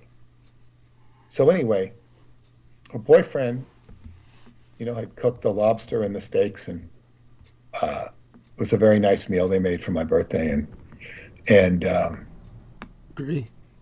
And then we sit down to eat, and then we get to talking, and he starts talking about stuff. Mm-hmm. He's talking about the Philadelphia experiment. He's talking about it like he was there. Mm-hmm. And she says, why does he do this? He's talking like he talks this. He says we. He starts saying we and this. And And then what came out of the conversation is that he is Native American. He knows the whole lineage of how his tribe, Cherokee, came up with the Lenni Lenape into Montauk, and where they came and where they became fishermen. And to look at him, he's not a stereotypical looking native. I know enough more about natives to know that, yeah, I could see where he's a native, especially the way he thinks and talks, especially that. And then, so it turns out he is super native. And many of this poor fisherman class are. When I say poor fisherman class, he was abandoned at a very young age. And this is part of what was bothering him recently. And so now all of a sudden, I said, when he's talking like this, I tell her, this is genetic memory. He's talking out of. I said, and so I told her how about the Montauk medicine man speaks out of genetic memory. And it even befuddles his own tribe, because they will give him disdain for it. They eventually kicked him out of the tribe, which to me was an honor. Jeez, that's extreme. Yes, go on. Oh my God. It's like he's very progressive, and he does represent the energy. I mean, this is a guy who's had a tremendous impact in my life. And I said in the blurb I sent out, my email I sent out for tonight, how it relates to time travel, and I will get around to this. So this guy, he's talking about, he says time is the basis for everything, which keeps befuddling his girlfriend. What do you mean time? He says, and I said, time is the basis for everything, because it's time and space. If you don't have time and space, you don't have a theater. You don't even have a God who could sit there and manipulate the characters on the stage, or teach them, or get mad at them, or encourage them to develop. If you don't have time and space, and time and space are tied together, you have nothing. So, he understands this intrinsically. And so basically, she's not even acknowledging the indigenous energy in her own boyfriend as such. And this is where it starts.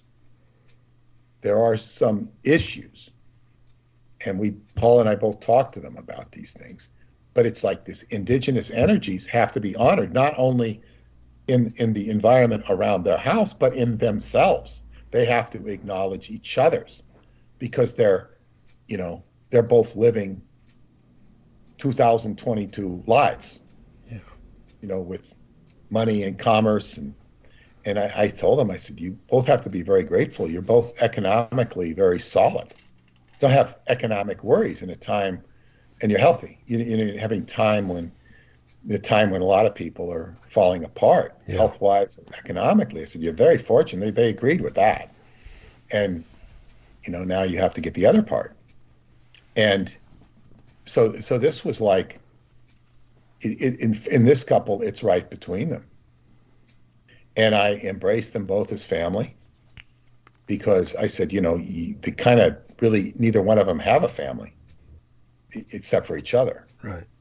So Paul and I both embraced them, and, you guys can call me anytime you want. And we're going to go out and see them again, probably in a month, make sure they're on point, and continue this. But it was like, and then I gave them a whole lecture on the indigenous energy of Romania, and how everything I opened up in Romania with the cave and all that is from my acknowledgement of the indigenous energies of the Solomonari. This is just an acknowledgement. I did not go looking for anything spiritual there. This was not my intent. My intent was to accept the invitation of David Anderson and go there. And what do you want to do there? He says, I want to go see the Sphinx. And hoping he could explain what's going on with Radu, which, no, he couldn't, because he doesn't know. And so I go to the Sphinx, and I ask a question of the Sphinx. It's like a prayer, and I say, what is the connection between David Anderson and Radu Sinamar? And my work is answering that question. It's not been answered completely. And then, because I had been taught to make a medicine wheel by John Hardy of Allegan, Michigan. He taught me how, the whole pyramid was built for him in Michigan. He taught me how to make a medicine wheel. You know, it was to make one at Montauk, which I did. And that ended up being, he told me where to do it. He was dowsing on a map, and he says, I want you to do it right here. This is where you do it. He pointed, I had a Hagstrom map, and he had a Hagstrom map, and he tells me where to do it. So I went and did it there. After I did it, and we were walking back, me and my two friends who did it with me, I said, I know this place. This is the old Montauk Indian Village. I was here once before. And it was, this guy dowsed on a map and pointed right to a Montauk Indian Village. He didn't know it was a Montauk Indian Village. He was looking on a map. It didn't say Montauk Indian Village, but he told me where, the coordinates, and he was pointing to an area. And what you're doing is you're bringing energy into the ground, and then it'll go into the ground and come up, and then you put where it comes out of the ground, you put a stone X amount of distance away from it. You cap it. That capping did not get done for at least a year later. That capping of the energy was on Orient Point on the North Shore. And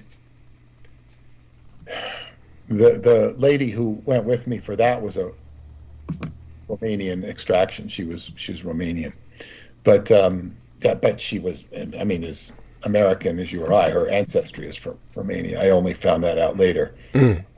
But anyway, I had put a medicine wheel right not far away from the Sphinx, did it exactly as I was supposed to, and then no sooner than I put it up did these kids just come in and start taking it apart.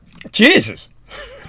I mean, immediately, as if they were sent by Aquino himself. Oh my God! Holy shit! Don't do that. You know, I mean, I didn't speak the language. No. And then what I did, I put the medicine wheel back together, thinking it's not going to last very long. I went down the hill and built another one that was smaller and less auspicious. You know, it was not so visible. And I said, that's the backup in case this one gets compromised again. And now, the last time I was at the Sphinx, there is a medicine wheel exactly where I put it, only it's much more constructed. It's much more solid, stones all around. It's identical to the one I put. I didn't do it. Right. Sturdy. The word is sturdy. Go on. Yeah. Yeah. I mean, and nobody's going to mess with it because it's like a piece of art. Right. Somebody went and did what I wanted. Right. They did it better than I wanted. But I did the first thing. That's on my first trip there. So I'm honoring the indigenous energies by what I had learned from John Hardy. And John Hardy was supposed to teach the medicine man this. But he didn't teach the medicine man this because he says, I'm not going to teach them. I'm going to teach you because he's fooling around too much. You know, he was flirting too much with the women and whatnot. Yeah. And you know, he says, I'm not going to teach him this. He says, I'm going to teach you. I don't mean to minimize the medicine man. He's very powerful. But, you know, he had some issues with his wife at the time, and he was I think he was like a kid in a candy store because these people loved him because, you know, oh, a shaman, you know. There were some people who actually got him to come out there and stay with him. They had their own, they wanted their own private shaman. Of course. You know. And finally he realized what was going on. You know. He was like a teddy bear to them. Their own personal teddy bear shaman. And, you know, they were vampirizing him. Sorry for that word.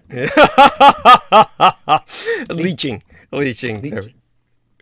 And I mean, I could have told him that because he's very smart, but not always so worldly smart. Right. In any way. Well, common sense is a whole different field than intelligence. Yeah, but 3 years after or 2 years after I put that medicine wheel there in Romania, I brought him back to Montauk for the first time in 30 years. And when his presence was at Montauk, David Anderson showed up. So see, the indigenous energy ties to David Anderson, and he witnessed. He was one of 20 of us or so to witness the actual video of the time reactor, the early stages of the time reactor, in which we saw a plant grow in 3 minutes what would take normally 3 days. And we got to witness this, and it was unmistakable, his presence, and it coincided with David showing up. Now, there's a connection between indigenous energy and time travel right there. And I'm glad the two of them got to meet. But and I still want Paula to meet him. I want to,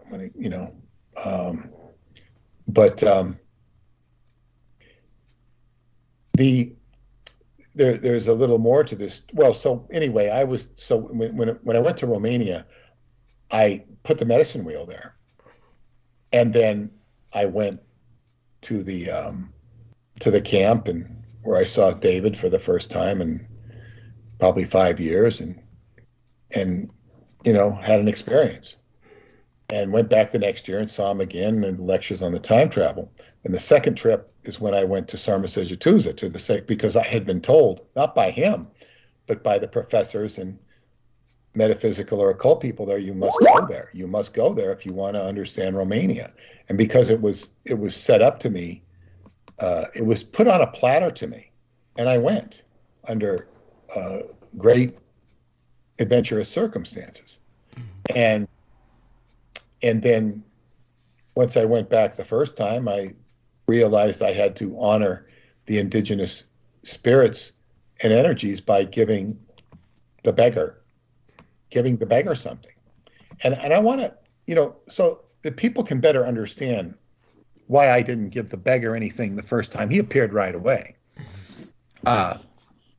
Because there were the primary reason, well, there were two primary reasons. One is all the money I had in Romanian was given to me, and I was the steward of this money to, do our journey. I had to pay for this was money given me to pay for the hotel and the food and stuff.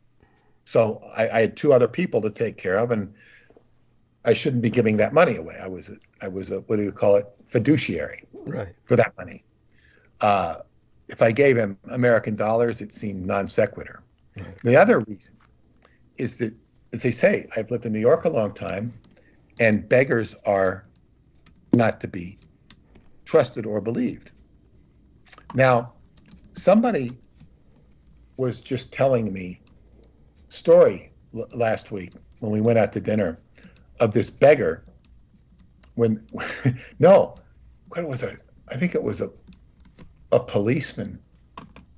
It was about a policeman who was new on the job in New York City, and he saw this beggar, and he was sitting there on a grate in a subway, and he kind of had his feet up in the air, and his feet were bare. He had bare feet, and he had no shoes. And it was cold. It was freezing. And I think he had this plate or something, and people were just throwing money at him. Okay. And then the cop, who was new on the beat, saw this guy and saw him, and he went and he bought him a pair of shoes, bought a pair of boots for the snow. And he gave him the pair of boots, and guy took the boots, and I guess he went home with the boots, and then the cop comes back to the same site. He sees the guy out there again, and he's got his bare feet, and he's getting money again. In other words, he's got boots, but he's showing off his bare feet to get money. There we are. And somebody traced him. The cop went and traced him down and found out that he was living in an apartment in the Bronx, and had an apartment. He had a life. He didn't need to be doing that. This was a trick. Disgusting. Well, but see, this is why I did not. This is another reason why I wasn't going to give this guy anything. Right. And this beggar was a very peculiar guy. He was very friendly. He wasn't dressed like a beggar. He was very friendly. And he kind of danced when he moved around me. It was kind of like a dancing, hopping, non sequitur way of behaving. Kind of like a jester. Very friendly. It was like he was testing me. Of course. Now, I had to, and my friend who I went with on the trip, Tantra, sent me this article on it. And that's the person's actual name is Tantra, right? Bensko, yeah, Tantra Bensko. She's living there in Berkeley. Oh, God. And parents must have been hippies. Go on. No, they didn't name her. Her real name is Rosemary. Oh, okay. She didn't like that name. She uses it now. Okay. But Tantra is what she became a tantrika and studied it, and very knowledgeable and a very fun lady. Very nice. And she was the only one that would go to Romania with me on my first trip. And I wanted somebody as a videographer. And I couldn't get anybody. My daughter didn't want to go. My friend who's a videographer didn't want to go. It was expenses paid by David's World Genesis Foundation. And she was the only one who would go. And because she had some experience with videography. And so we had a real fun time together. We always have a fun time together. But, and what was so funny, Douglas, the first time I met you on that trip, yeah. I think I saw her the second day, the day after I saw you. I spent the day with her in Berkeley. And when I went to her apartment, she takes me into the kitchen, and, I hug her. I hadn't seen her in a long time. And I'm hugging her. I'm looking out the window. Mm-hmm. And from the window of her kitchen, I look to the next house, and I see this big garbage can, and the black garbage can, and white letters on the garbage can. It says OTO. Ooh. Oh, shit. And I pointed and I looked, and we just laughed. It was so funny. Mm-hmm. I don't know what the hell it stood for. It probably stood for the garbage designation, but right. OTO, that was right on the wavelength, because her boyfriend at one time, you see, writing can be a very dangerous business, because she put out a new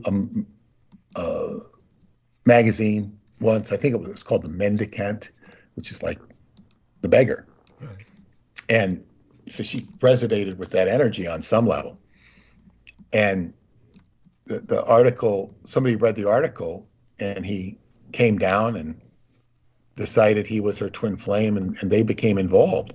But it turned out over years, they had really weird tantric experiences together going out of this dimension.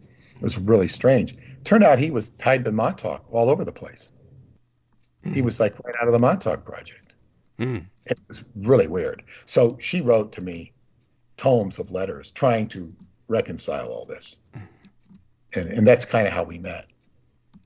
I'm talking about I could turn those letters into a book. It wouldn't be book shape, but and she's a professional writer, but she wasn't writing those for a profession.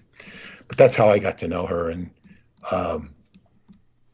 she was, really amazing, unique lady in her own right. But she went to Montauk with me. I think we did go to Montauk. Yeah, we did go to. Oh boy, did we go to Montauk, because we stayed at this friend's house. Oh boy, we did. Yeah, that was a trip. But she, in Romania, she was very popular at Atlanticon, because she would do readings for people. Mm-hmm. She just read these kids. She's a reader. She can read stuff psychically, and she's very gifted. I don't know that she does that professionally, and she was doing this as a contribution. Mm-hmm. So she was very popular with everybody. I think a few people fell in love with her. Wow. which is understandable. And of course, with me and her, it's just we just have fun and games. We're just having fun. It's like, we can be downright childlike, Right. and it's fun. And some people can't do that. And I normally wouldn't be that way, because it's not necessarily the best way to behave is to be too childlike. Right. Obviously. Adults can't relate to that. And of course, as I get older, you want to be more childlike. I don't mean like senile child, but that's why I said it's so fun to be, planning out football games, like something I would have done when I was 17 or 18, well, we got to get these guys, call so-and-so, call, Yes. call Steve, call Mike, call Bill, what, blah, blah, blah, blah. And it's kind of like, wow, this takes me back. But one of the most remarkable things I found out, well, I'm talking about the indigenous energies for Romania. So she sent me this article. I can't undervalue the impression she's had on my life, because she's telling me about the tradition. She's reading this article about the Solomonari. She's a gateway. And she sent me this, and I read this. I said, wow, I didn't do this right. Now, this is 2008. Now, and it was actually her in 2009 that wrote to David and said, oh, can we go back to Atlanticron this year? And he says, oh, I wasn't even going to ask. But but I got CC'd, and he says, oh, yes, you can come back, but we don't have any money this year. And what happened, this was the 2008 debacle crash of all this, whatever was going on with Enron and all this stuff. And so all the economy crashed, and the corporate funding had dried up, and David couldn't, get any money. So when I went there were all sorts of people that were invited to Atlanticron and paid for their flights were paid for. I sat at a table with 6 or 7 people from New York. He sat with them. And because, we're all from New York. I was much more interested in sitting with Romanians. Nothing against them. Nothing against them at all, but I'm not there to learn about New York, And I remember one time I showed up on the island, and there was this one guy from New York who was there to run the music program, because he did it out of obligation, because his brother had died. They needed somebody to run the music program, and he said he'd do it. And when I showed up on the island, this guy smiled at me like I was his long lost brother. Of course, I knew him. I knew him from the year before. But the reason he smiled at me is because I was I spoke English. Mm-hmm. I was an American. And he really appreciated seeing somebody else. He was looking on somebody who was one of his own. Right. I don't have that feeling when I'm there. It's nothing against Americans. It's like I'm totally at home surrounded by Romanians. It's so good to be free of that tether. Go on. Yes. Yeah, I mean, and it's like, as they say, one time I'm there and I'm familiar, and I'm here, everybody chattering in Romanian. I'm walking by myself, and I go, what the hell am I doing here? It's like, what the hell? I'm in some different parallel universe. I understand a word of what's being said, but but of course, most or many of them do speak English, so I can negotiate. But I'm totally comfortable. And when I was on one of my trips, they had all the Americans, or I guess you'd say English-speaking people together, and they had the Romanians at one table, and I went over and sat with the Romanians. And because it's nothing against the other people, but I'm here to learn about Romania. And then they have to start speaking in English to me a little bit, or I'll sit in front of one and start talking. And then all of a sudden this, all this dynamics and energy starts happening. and it's really neat. So, but to get back to the indigenous energies, Tantra is teaching me this by this article. It takes me years till I first went to Sarmasage in 2009. It wasn't in 2012 when Jeanette Crowley took me back there with her group that I was able to find a beggar and give him money. And he blessed me to high heaven. And then I had it in motion. That night I was taken to I went to Mount Omo, and it wasn't taken there. I walked there and had incredible dreams that were a precursor to what would be happening on the trip and in my life. And sure enough, I dreamt of actually Montauk Indians. I will never forget. I dreamt of Montauk Indians. And I was being initiated through the dream state. And then I got to Sarmasejatusa. I was then told about the Solomonari from a different viewpoint, who I was said, okay, they take you to a cave. They take you to a cave, and that's where you get initiated. You enter the cave metaphysically. Sometimes you'll be allowed to go physically into it. So I understand this pattern. And then I was brought eventually 2 years later. Well, the next year I met Paula on Sarmasejatusa. After, you give the beggar the coin, and it's going to open the heart of Romania to you. Every Romanian knows this legend. It will give you the heart of Romania. And here I am living the legend. I'm engaging the legend. And I'm just honoring the indigenous energy of the place. And it's 2013, the biorhythm of the Montauk Project. And I meet this beautiful girl on the grounds of Sarmasejatusa, right near where the natural water comes out. There's this water. You can go put your canteen and get this beautiful water. It's right near there. And I say to her, "You're the girl from the video." She goes, "What video?" "Oh," I said, "the video." It was actually a video that her stepmother had sent me of all the different students. Most of whom were women. And she stood out to me. She stood out to me in a way that she shouldn't stand out to me. There was a connection there when I saw her picture. I thought she was very beautiful, and probably thought she was more beautiful than she was, and I do consider her very beautiful. I just had an immediate connection to her, and I couldn't forget her. And that normally wouldn't happen with me if I see any sort of, girl in a photograph or a girl in a video. I might, you can have some attraction to somebody, but it wasn't like that. It was very, wow. So I meet her on August 11th. It's exactly, I guess, 14 years to the day I met David Anderson. Mm. It's exactly 4 years since the day I last went to Sarmasejatusa. Mm.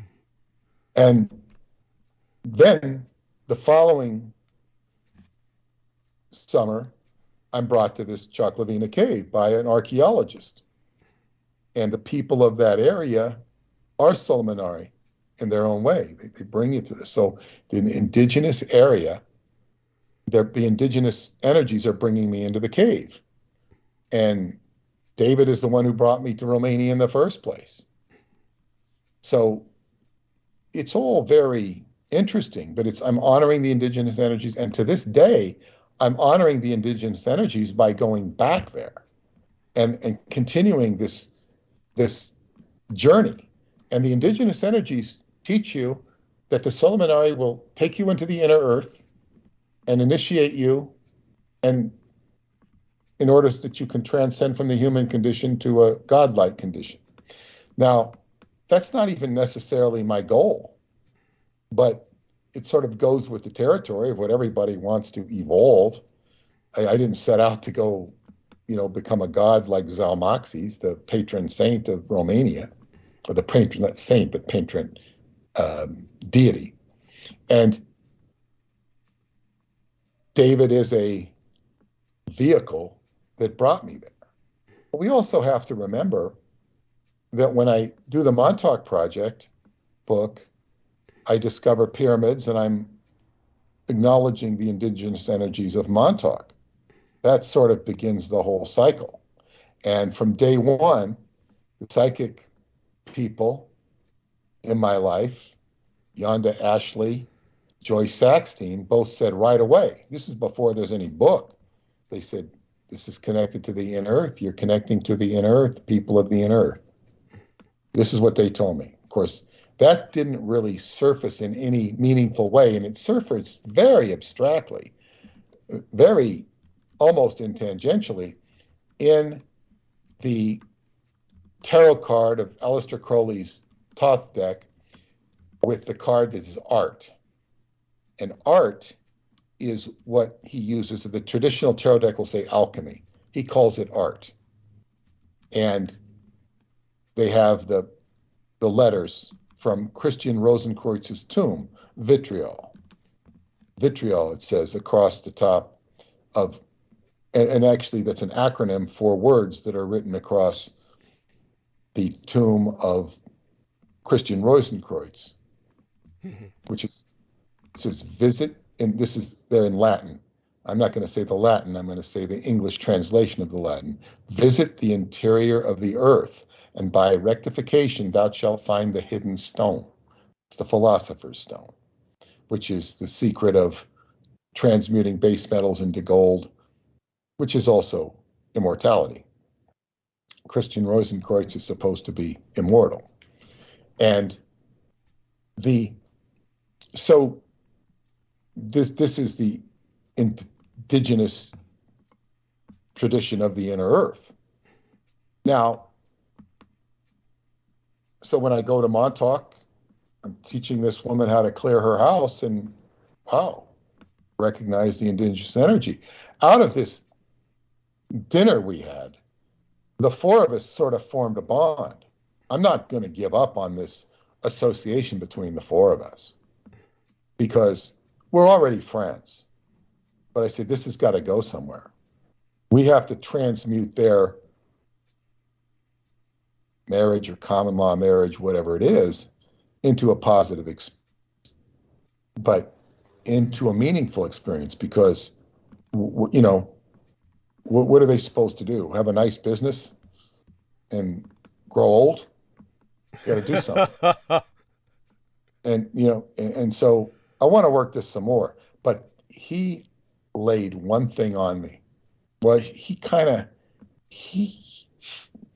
it came down to that he has this job. I didn't know he had a job because he does so many things. And he works for a marine biologist. Ah. Now, marine biologist is going to mean one thing to most people who watch the very popular sitcom Seinfeld. Ah. George Costanza, you know, in one episode, is a very funny episode, says he's a marine biologist. He's totally lying. Yeah. And it's very funny. The other marine biologist, no people do not know, is Emperor Hirohito. Yes. That's the key one. I don't know if this guy knows anything about Emperor Hirohito. But I was stunned, and I said, okay. And then something came out. Oh, yeah, he used to have this place at Montauk. He founded this place at Montauk, this institute. I said, wait, this was the Marine Biology Institute at Montauk. Right. He goes, yeah. He goes, yeah. They go, yeah. I said, it was the one that was run by New York State. They go, yeah. I said, nobody knows about that. I said, I'm probably the only person you've ever met who even knows about it. They go, well, yeah, I'd say, yeah, you are. Now, the only reason I know about it, I told him, is because I once went out to Montauk with Preston and a guy named Timmy. Mm-hmm. Timmy had a house out there. In fact, Timmy, you know, he knew so many weird things about Montauk. He wanted to show us some things out there. And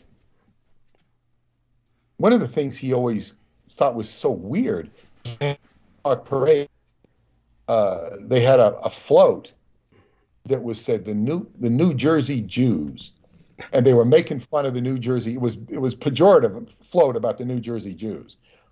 I didn't know what the hell he didn't know what the hell New Jersey Jews were, but he said it's so weird. What do they? It was basically with the theme that Montauk was very anti-Jew, very pro-Aryan anti-Jew, pro-Irish, pro-Aryan. Okay. And it's pro-Irish because of the illegal immigrants from Ireland would come in on the, Ireland's not that far away. Right. So a strong Irish presence out there. And so he says that he works for this marine biologist and that formed this whole institute. I said, nobody knows about this institute. I said, I got to talk to this guy. So what does he know anything about the Montauk Project? Does he say anything about it? And he says, well, he doesn't say much. And what he does say, it was really hard to get a straight answer about what this guy says. But boy, do I want to meet this guy. He must be pretty old. Yeah. Now, why the hell this guy works for him, I don't know. It probably, I knew exactly where he worked. I don't know. I said, he works at the fish hatchery, right? They go, oh, yeah, the fish hatchery. Yeah, he said, you can take a lobster like this and make it blue. Dr. Moreau. And I said, oh, this guy. And now the funny thing about the fish hatchery is when we had a couple of friends that lived out at the fish hatchery, near the fish hatchery, they lived in a trailer. And this guy was from that same sort of fisherman family or fisherman people that are out there. Sometimes they call them Bernickers. Billy Joel, I think, wrote a whole song about them because he lived out there and he was saying this is a whole way of life that is being lost and all this sort of thing. He did some talking about it, and I think he wrote a song about them. I don't know what the name of the song is, but and his Billy Joel lived at Montauk, Amagansett, but he had a house in Montauk, probably still does, and got a few houses, more than a few houses, but he not Billy Joel here, but our friends that lived not far from the fish hatchery, and the guy who's now passed away, he did marine radar. So he had an understanding of radar that he could understand Preston's work to a certain extent. And he used to tell me, Preston says, oh, because Preston would get into these real weird scenarios. And it might have been true, but he says, oh, yeah, they go out there and they get picked up at the fish hatchery. They go to the fish hatchery, and that's where they get picked up for the project or whatever. And I'm thinking like, okay, Preston, and so it was kind of like, I think I would joke with her about it because I was very close with the wife. And, we joke about, getting picked up at the fish hatchery. But now I learned years later, 20, 30 years later, whatever it is, that there's something going on at the fish hatchery, not only with him, but with this marine biologist. Right. He sounds like he comes right out of, Montauk Project and Island of Dr. Moreau. Right. So this is some sort of a hot lead. Now, I'm not really into hot leads about Montauk anymore. It's kind of a done deal.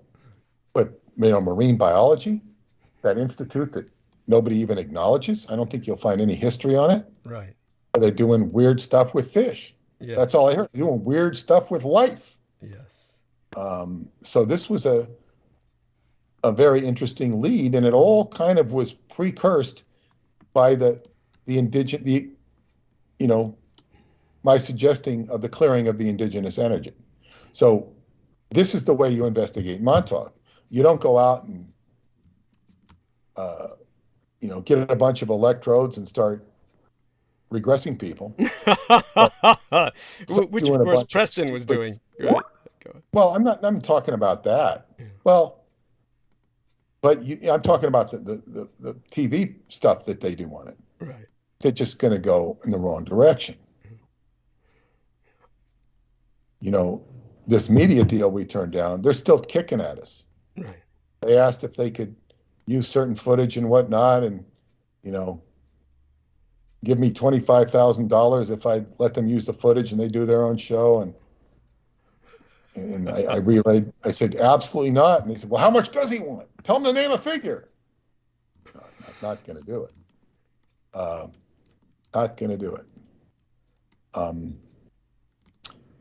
I decided that if I do get rich, Douglas, I'm going to buy the Dallas Cowboys. There we are.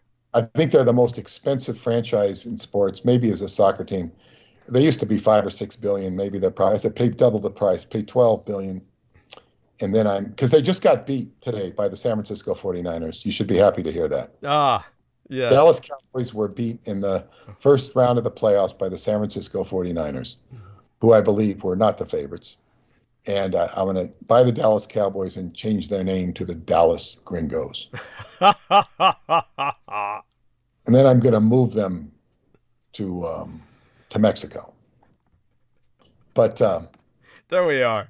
Move them to Mexico. Give Mexico an NFL team. But in any case, yeah, money is not so important. But so this was the big day yesterday, and the indigenous and the time travel. It's like recognize the indigenous spirits. Now, this is very much what occurs with the Roswell deception, Douglas's book, The Roswell Deception and the Demystification of World War II. You've got indigenous energies of Japan, which are clearly demonstrated in the existence of that nation at all. Yes. Japan would not exist as Japan if it were not for the divine winds known as the kamikaze, which saved it from the first the Mongols, then the Americans. Yes. Yeah, the wrath and vengeance of no less than Kublai Khan. Yes. And then they were re-invoked to save the Japanese Empire on the same day, August 15th, when the Japanese terms were accepted for peace between the United States and the Allies and the Empire of Japan were accepted on August 15th, 1945.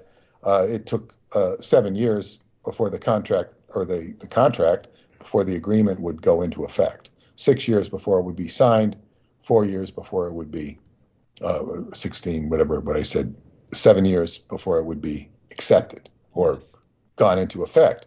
So those are how powerful the indigenous energies of the earth are. And when I spoke to one of David's friends, one of the ones who had guided me to Sarmas Ejituza, she said to me once, she says, talking about all the negative energies that occur in the world, and including Romanian, she says, but somehow, she says, the energies of Sarmas Ejituza will never be destroyed. They're indestructible. Yeah. And she says, I know this. So the indigenous energies of Transylvania, the indigenous energies of Japan, Japan is still here. Japan is thriving. Yes. Despite the bad experiences it's had with Fukushima and whatnot, and other bad experiences or challenges they've had, they are thriving, and they beat the United States. And but the key thing is for everybody here is to acknowledge indigenous energies and listen to them, and they will give back to you. One of the most off-putting things to me when I got involved with the pyramids of Montauk and discovering the Native American connection was that I was embracing a New Age adulation of Native Americans, which I did not possess. Mm-hmm. Because, people look at Native Americans like they're all shamans. Yes. Well, not just like they're all shamans, but it's like like they're kids in a can, like they're all candy, and they're the kids in the candy store, Right. and they're enamored of this energy. Maybe I can't judge the reasons they are, but it's very, I guess what you'd say, popular and trendy. It's just like when I saw, well, you know, the hippie days, people embraced Native Americans. And it wasn't necessarily bad. But there was the takeover of Alcatraz Island by the Native Americans. And of course, every hippie and or liberal or even young person in those days in Northern California embraced that. Because what was Alcatraz? You know, why not let the Indians have Alcatraz? And then they embraced a military station not far from where I lived called DQU. It was something Quetzalcoatl University, something I don't know what the D stood for, I don't remember. And they called it that, but it was basically just a military base.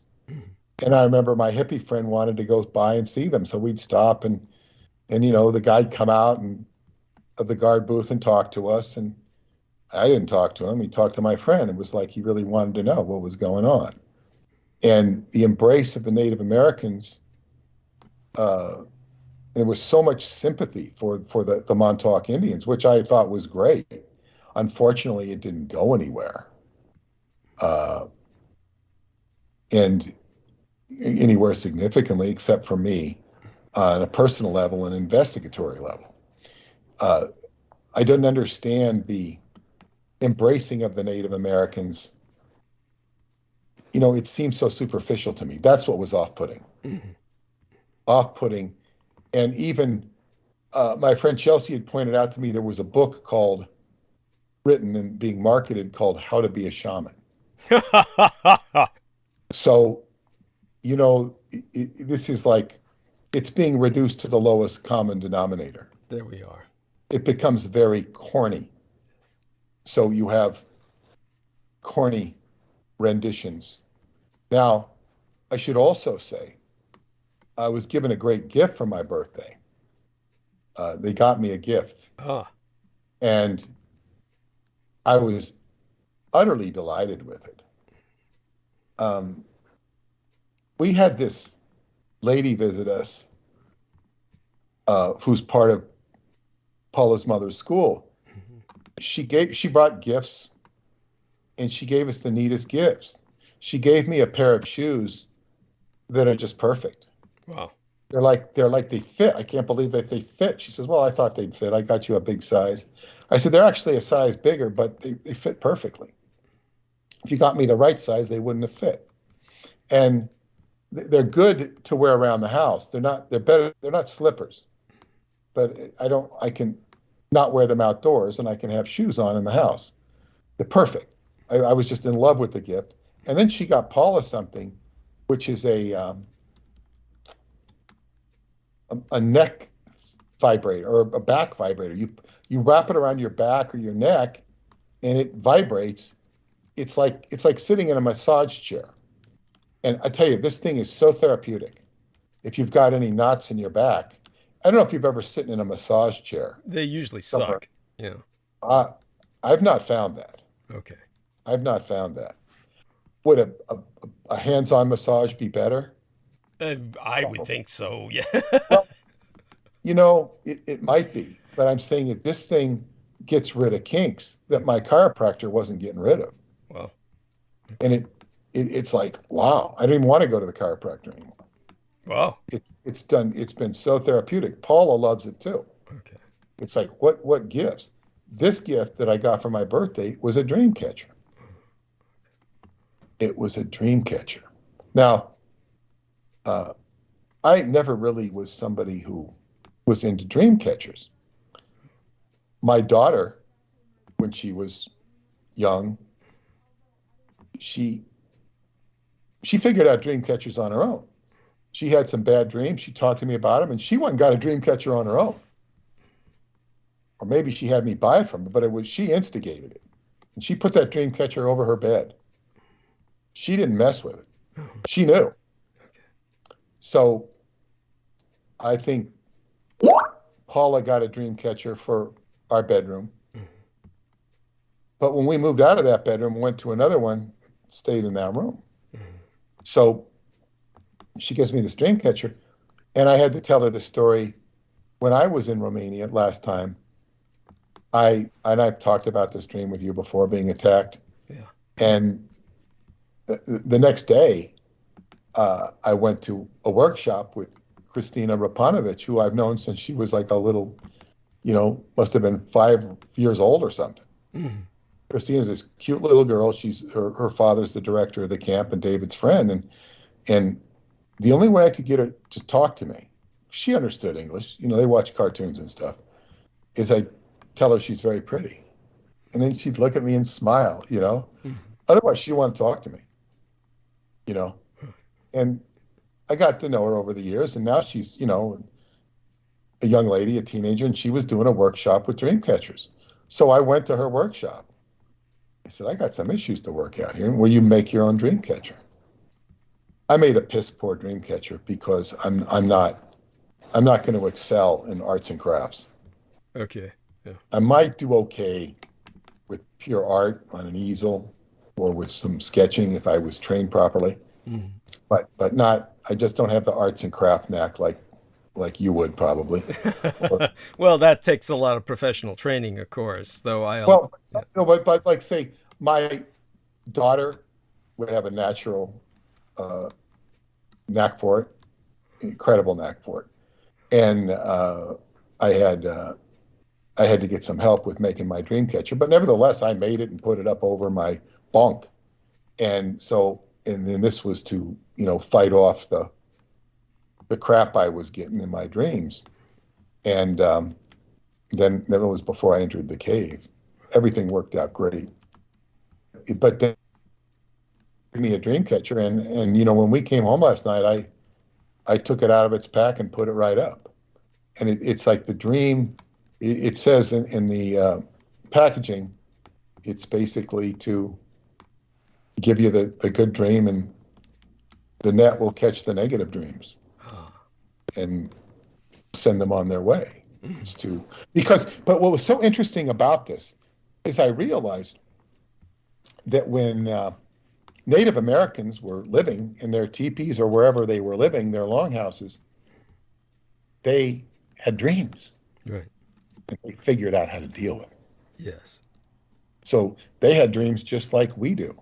And their dreams were probably a lot more to the core of what their life was about, because things were simpler, much more survival oriented. So they might dream of somebody dying. If they dreamt of somebody dying or being sick or being mauled by a bear, those dreams were taken much more seriously than we might take a dream today, where we might dream of some character we saw on TV. And it might not be so meaningful, but their dreams were damn serious, because what the hell are they dreaming about? The reason they would dream would be much closer to the heart of their life than would be in modern civilization. So, I mean, even to the point where there's the story of Abe Lincoln having dreams of being killed before he's killed. So, he didn't go on high alert. He didn't go on red alert. He didn't go on orange alert. Plus, he was almost, I think, killed.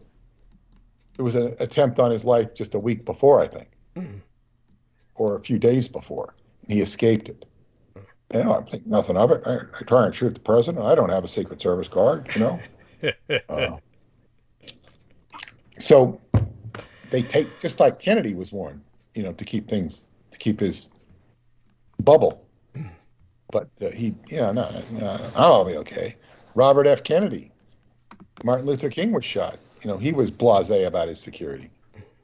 So dreams are warnings, or they're lessons, or they're teachings. So take them very seriously, and this ties it all back to all the other dream connections I've had. Yeah. And it's respecting not only my qigong energy but the indigenous energy. This marine biologist though has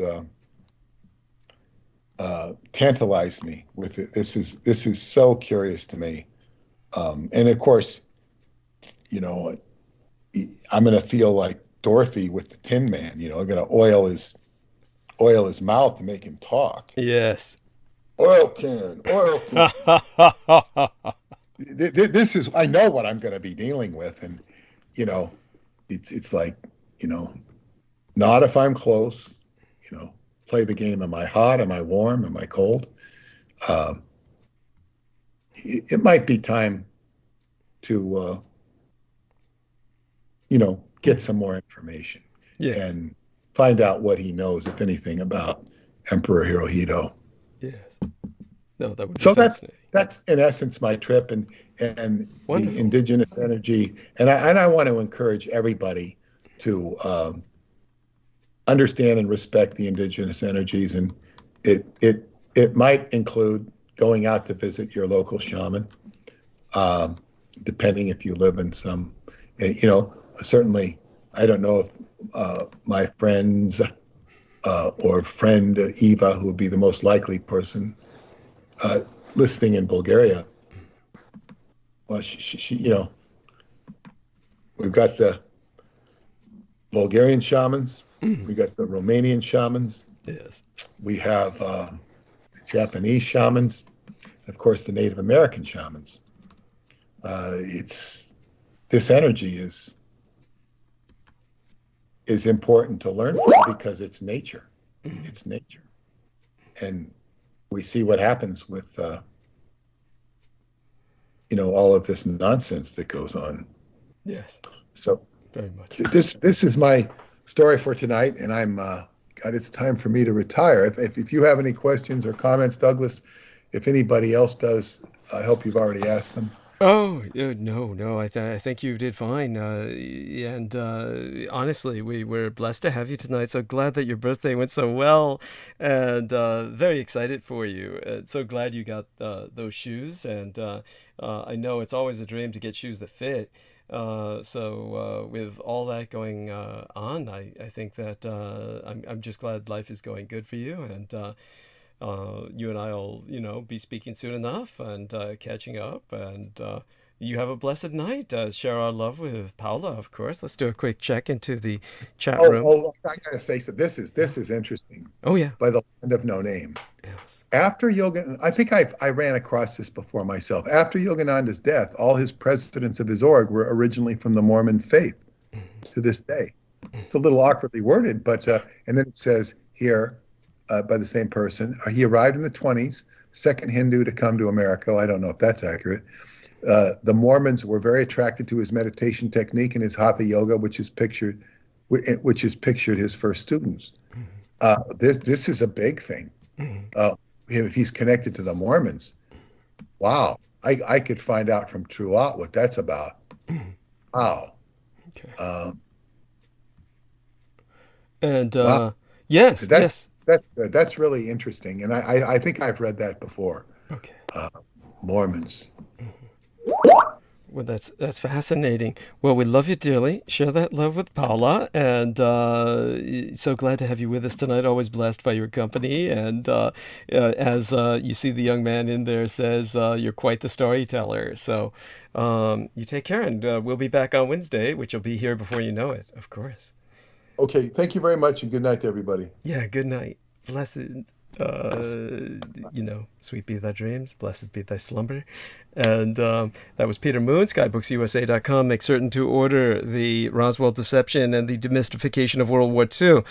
Now, Amanda Ute, are you with us, honey? Now, let's see if we can call Amanda Ute. Yeah, I had her on I did see her earlier, so I'm going to I'm going to give her an ad. Sounds good. Bless you. Now, you have to bear with me because I am having neurological effects from this COVID. May I ask what they are? I'm so sorry.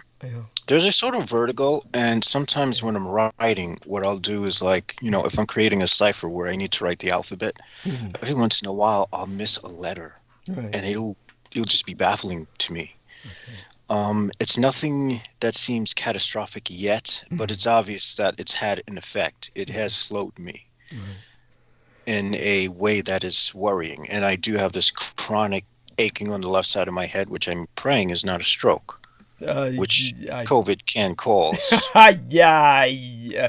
Look, Maybe I'm getting too, hypochondriac, but I honestly, where the white women at, Daniel? yes, thank God Daniel Arola is with us to lighten up the mood. Honestly, let's put it this way. When it comes to Jameson Reese, you do overdwell a bit on these things. I'll tell you one thing. The rather unexpected, shall we say, reaction to many people who are manifesting COVID these days is relief.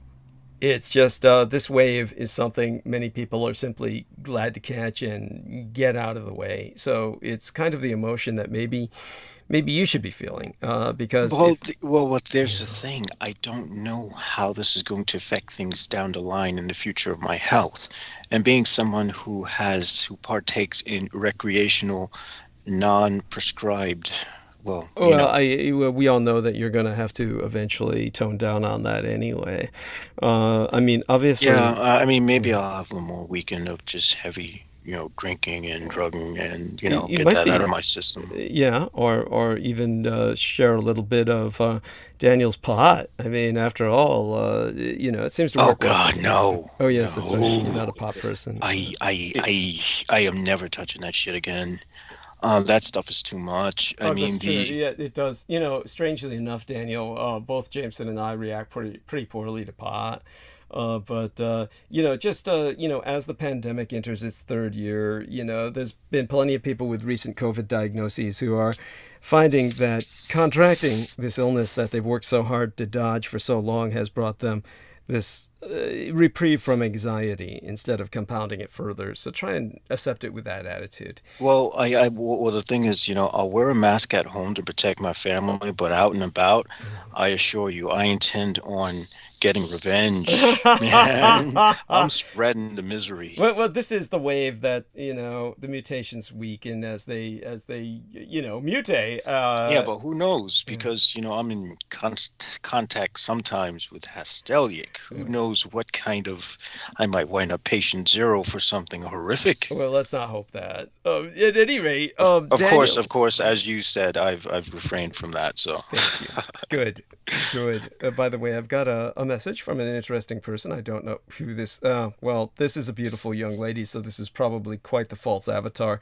I'm afraid to open this message. This came through my fucking Google Hangouts. I mean, Google Hangouts, is that even around anymore? Didn't they do away with that?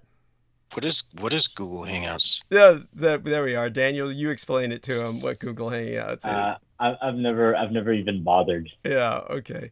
Yeah. So this is. I was convinced Google Hangouts was done away with. It was their attempt to try and what was it? Rival. What were they trying Facebook. Facebook or like Instagram or some shit. Something like that. Yeah, just kind of like a social platform where people meet on the camera, and hang out, right? And so that it didn't go anywhere because everyone's got every place else to go. So it just kind of, I could have swore they officially announced that we're going to shut it down. So when I get some attractive young Caucasian blonde sending me something on Google Hangouts, and then she's got, of course, the ID of Tran Lan Viet, which is, of course, Vietnamese name, as opposed to Stella Greenfield, which is the avatar. Oh, then that's definitely a man. Yeah. Masquerading as a woman, trying to share some of his thirst. There we are.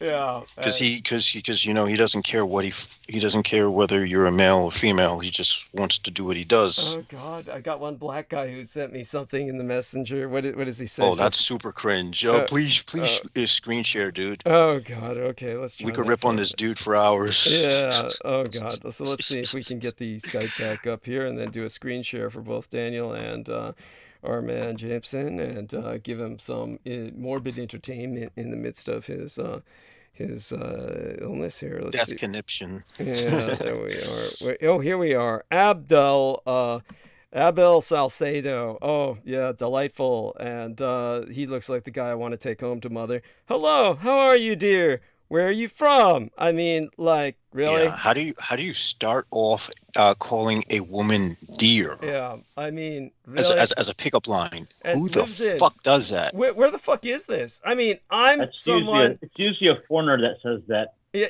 true. It is usually, but which part of the world? Because this shit I've never heard of, and I'm pretty much into geography. I know a lot of the world. I know a lot about the world. I've never heard of this place. Mocha Aspela? Where the fuck is that? I mean, I've never It could heard be of. somewhere in Africa. It's someplace. Maybe, yeah, maybe it's Or Oh maybe well. it's Derek Talley's refrigerator. Oh my God. Well, there we go with that. And and of course, Elisabetta Carlotto del Paro, a real person. And she says, thanks, sis. Yes, that's nice to be, This that's, person's probably Filipino. this Abel Salcedo guy?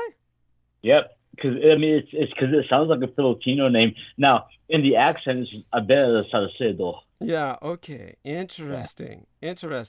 Are there Philippine? He's using a false avatar then, probably, right? To look No, black. that's probably him. Okay. Probably is. I don't know. Okay. I mean, Uh, looks like an Abel. You know. Okay. Oh, geez. Oh, he actually uses the motion in his icon. That's delightful. I didn't even know you could do that. Oh God, you'd be surprised. You can do that. Yeah, and I thought of doing it, but I like the fact that he's next to a blow-up doll. In case none of you can see this, these young men can who are with me now on the Skype. This is a blow-up doll this man has next to him. That is. Oh wait, are you shitting me? No. He's got a blow-up doll in his car. He's got a blow-up doll next to him. Either that, or the woman has suffered some kind of paralysis, which is like, there's nobody sits that still with their hand up. Oh, she might be looking at a cell phone. Maybe she's like totally lost in the cell No, phone. wait a minute. That does look like a blow-up doll. Yeah, but it looks like a blow-up doll. This is. How fucking bizarre! Sheesh, man. You see, it's not that you're abnormal. It's that everyone who is who sort of congeals to you is abnormal. There we are. Yes, and here we have this may be is that Tagalog? No, it's That's no, Spanish. Yeah, it's Spanish. You know, it's probably one of those it's probably one of those West India Hispanic countries. Okay. All right, thank you. That makes sense. So he's right there at La Palma. He's underneath as it explodes. Now, hey, oh yeah, she looks hot. What the fuck? That's Whoa. Okay. Let's. Yeah. Oh Yes. shit, she's got a kid. She got ugly real Okay. quick. Oh shit. Oh, she's got one mutual friend, which is that weirdo. Yeah, which is the weirdo. Yeah, and of course she's got a gang tat right across her cleavage. Well, there you go. There's a thought a thought MILF. Yes. Here we go. Yeah. Sorry. You notice I've lost all respect for human beings in general, folks. So don't think that I'm being misogynist. If you're male or female, I hate you all the same. He doesn't mean that. This looks like No, seriously. Seriously. The I'm only sorry. way Wait, I'm- what's that, Daniel? What's that, Daniel? This kind of looks like a MySpace profile arrangement. Yeah. Yes, shit. Well, her son just had her first fucking birthday. He's got one candle. Oh God. And, well, you notice how they put she has to put the son on the timeline because that's to stop guys who are single from hollering. I guess. Yeah. Well, she did it with me. It worked. Here's what Joy Gold has to say. Joy Gold tells us, here's this black chick. She's giving me the fuck you sign. Nice big ass. She says, free yourself for poverty now. Not from poverty, for poverty. Yes, this is from Africa. Yes. And it says, I got to take that bold step into my world of riches. I probably have a lost cousin with a Nigerian oil field. They're going to tell me about it. Yes. No, wait, that's that guy's profile. Yeah. Yeah. And then yes, yeah. This is back to the colored Spaniard. This is the black Spaniard, we'll call him. Yeah. And I like this one. Family curses. Take care of land issues. Power to win elections. I like that. Yeah, I mean, fuck, they got it all down. Power to win elections. Spiritual Yeah, husband. Trump. Wink, wink. Yeah. Yeah. Gotta hire that bitch. It looks like a lure for poor superstitious people. It's awful. Oh my God, it's so sad. This is so sad. And well, there we are. Nevertheless, Mika Mendez is super cute. It's pity she's got that goddamn tat. Ladies, don't get those fucking tats. It's like some. Yeah. She already looks like damaged goods as is. Yeah. Well, that would be a hot mess. Yeah, it would be a hot mess. It's just. They make you look like you're from a. Yeah, it looks like a prison tattoo on her chest. It does. It does. That does. Yeah. That's like shit they get in prison. And so there you go with that. Well, okay. Aside from that, yeah, too bad. It was tempting. Back to some level of reality. I'm not quite sure if there's anything else. I'm sure there's plenty of funny shit I could show both these gentlemen with the other idiots coming on to make passes at me. But what's the point? They all know the score. Like Salman Sheikh says, the majority of them are Pakistani and shit, and at least they're not offering to convert me to Islam or something like that.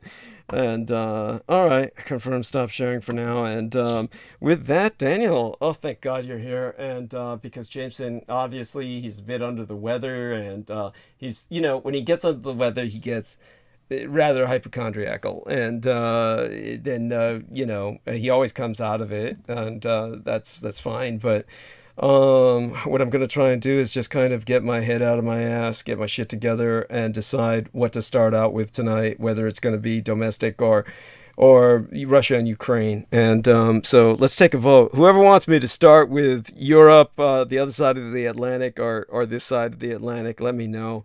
Everybody put in your votes in the chat room. Yes, Europe. Oh my God, please. The cesspit of the United States is just, at this point, I give up. Okay, I've got 2 votes for Europe. We'll see. It still will come down to my, how I feel. The problem is if I start with Europe, I can get pretty deep into it, and most people get lost because they're just not, they don't get it. That they're like, they're like, first off, I could go on for a long time about Nord Stream 2, and most people are going to say, because that's a big part of this is Nord Stream 2. And for those of you who don't know what that is, or just out of curiosity, Jameson, do you know what that is? That's some kind of agreement, isn't it? No, it's well, in a sense. I mean, it's there's certainly a whole bunch of series of agreements that have to go around it. I'm not going to dwell on it right now, but I'll just tell you, it's the big pipeline that goes from Russia and carries all the gas into Germany. And I mean, like Germany, not Europe, but Germany. And Germany needs that gas to heat through the winter. So Russia's got Germany by the balls. And it's, probably... Oh, that is so sad. It is pathetic. It is pathetic. Oh so, God. Of course... we can only wish for a resurrection of Hitler to just... Thank you. Kick him in the nuts. Thank you. Yeah.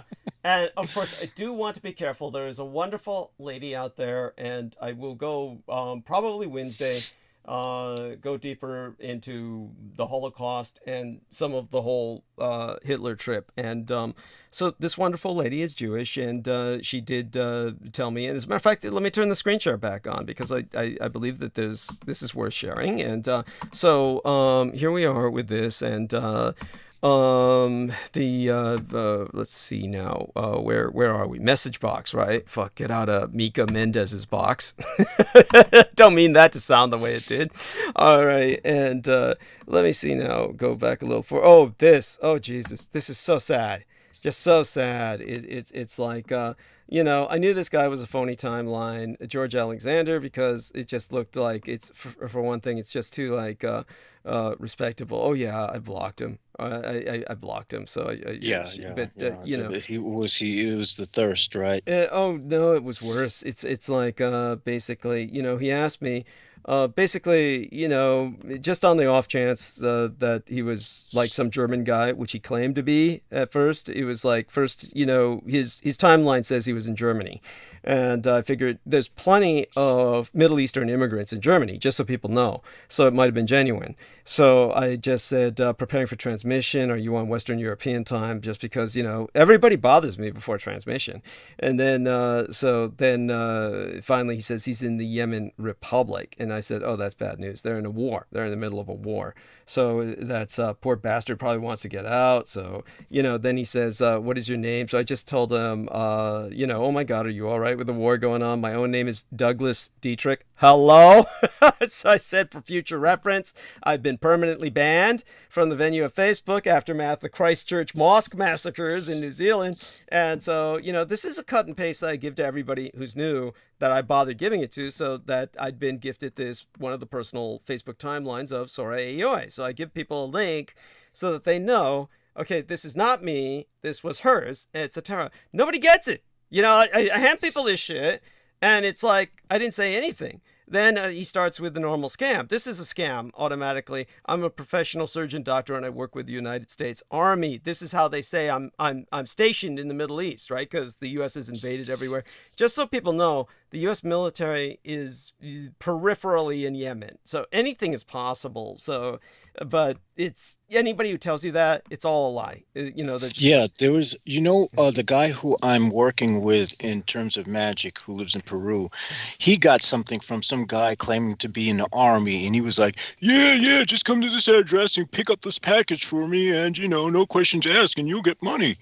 And I'm like, and I was like, dude, that's bullshit. Oh, I just drank some tea and it all went up my nose. Yeah, that's. And it shows some bleach white dude in like a freaking army uniform, and I'm like, I was like, dude, don't go there, because if they do, they're gonna chop your body into little pieces and ship you down they're gonna turn you into a slave or some shit. Yeah, it's true. Luckily, he listened, and so that was good. Because and the thing is, if he really was in the military, then that's exactly what he would do to them. Yes, that's true. As a matter of fact, I can show you guys a YouTube comment I got. By the way, I intended this to be the last message for him. Must go for the day, complete my own work right now. The usual. And then, can I ask you a favor? That's always bad. It's always bad. Please, can we get to know each other more? Not here, okay? Ooh, that's sinister. Can we talk more on WhatsApp, please? Always online here. Dual nature of my job. Yeah, name. I'm 57 years old. I'm from Spain. Lived in St. Louis, Missouri, United States. I'm a widower and I have a daughter. By the way, that's supposed to be an extra temptation when they say that shit. That's, extra temptation there. Please tell me more about your job, how old you are, and your marital status. Like, what the fuck? Is this a police interrogation? No, beyond the stupidity of that, it's and how offensive that is. It's like, what did I just tell you? I'm trying to host a transmission. I'm like, fucking, banned from Facebook. I've got a timeline gifted me by a porn actress. Okay, it's like you're trying to scam a scammer, basically, right? I mean, this is like, if anything, people should be taking danger signs from me and saying, I better not talk to this guy. He's using some porn actress's timeline. You would automatically think I'm the predator and, back off. But no. Oh God, it looks like they look like generic stock lines. It's just awful. So aside from that, what was the other thing that happened? Okay, so then we had somebody was asking about Maria Gregoric, who hasn't shown up anywhere in forever. And aside from that, of course, so Leza Dyer Cross, shout out to her. And, I do have to give a shout out to Diane Bilkberger. It was her birthday recently. And in terms of, this wonderful woman who is a real person, it's basically, have a question. You seem to like Nazi stories, or what she means to say, I think, is Nazi history. I am a Jew. My people were killed. I only like your anime. By the way, this is what I get a lot, and I would say fuck her. Don't. I'm sorry. Am I being too blunt? Yeah, I want people to understand that. Anyhow, don't talk like that. So, Leza Dyer Cross, I apologize. Shout out to her, and so I'll try and put perspective and context on the whole thing tomorrow. But it's very similar to what I got from this wonderful Diane Buchberger. Happy birthday to her. This is her birthday, so a shout out to her. And one of the things that she had to say, which was wonderful, was oh my God, let me see if I can take a look for. Here we are. Oh, in the photo, the person is in water with a robe of white, like an old-fashioned baptism. Is that what that symbolizes? So I just said, yes, love, in a sense. And, and we'll leave it at that. But in terms of, that's what I kind of get from here is, and I get this from everybody, is this kind of like, I only like your anime and you always seem so loving, was surprised to see the story. And I guess she means the background. She may have actually read the background, my background. And so to everybody who has this idea, these are photographs. They are photographs of myself. It's like, I don't understand. But I will tell you something, that when whenever we get a kind of glitch on Facebook, and all of you are familiar with this, you'll get, instead of like the photograph on Facebook, you will get like a blank, and it'll say like a little line saying what the photograph could be. This could be an image of somebody. It will. This is why I can break through the artificial intelligence that has me permanently banned from Facebook based on photographic recognition technology that says this is a picture of an anime.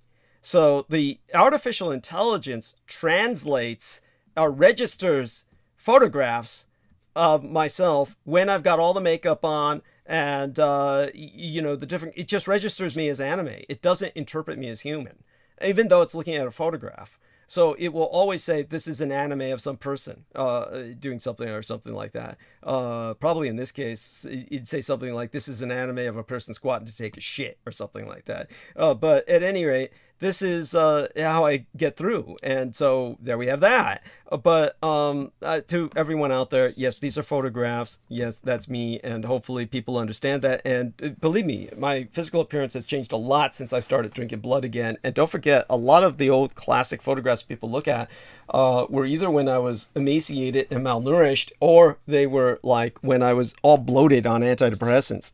It was horrible. Yeah, those antidepressants do that. Oh, it's horrible. No, you have no idea. You have no idea. I actually do have a good idea, because I was on Seroquel for a while, and that stuff raised my body weight all the way to like 170. Okay. And that's big for me. No, that's awful.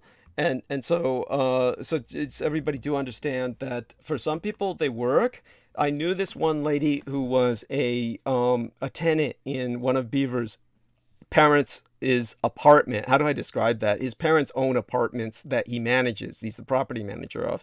And this one young lady who was basically supposed to be taking antidepressants refused to take them because they bloated her so severely and made her, double her weight. And she ultimately killed herself. So it was just one of those sad stories. But she died looking damn good. How'd she die? She killed herself.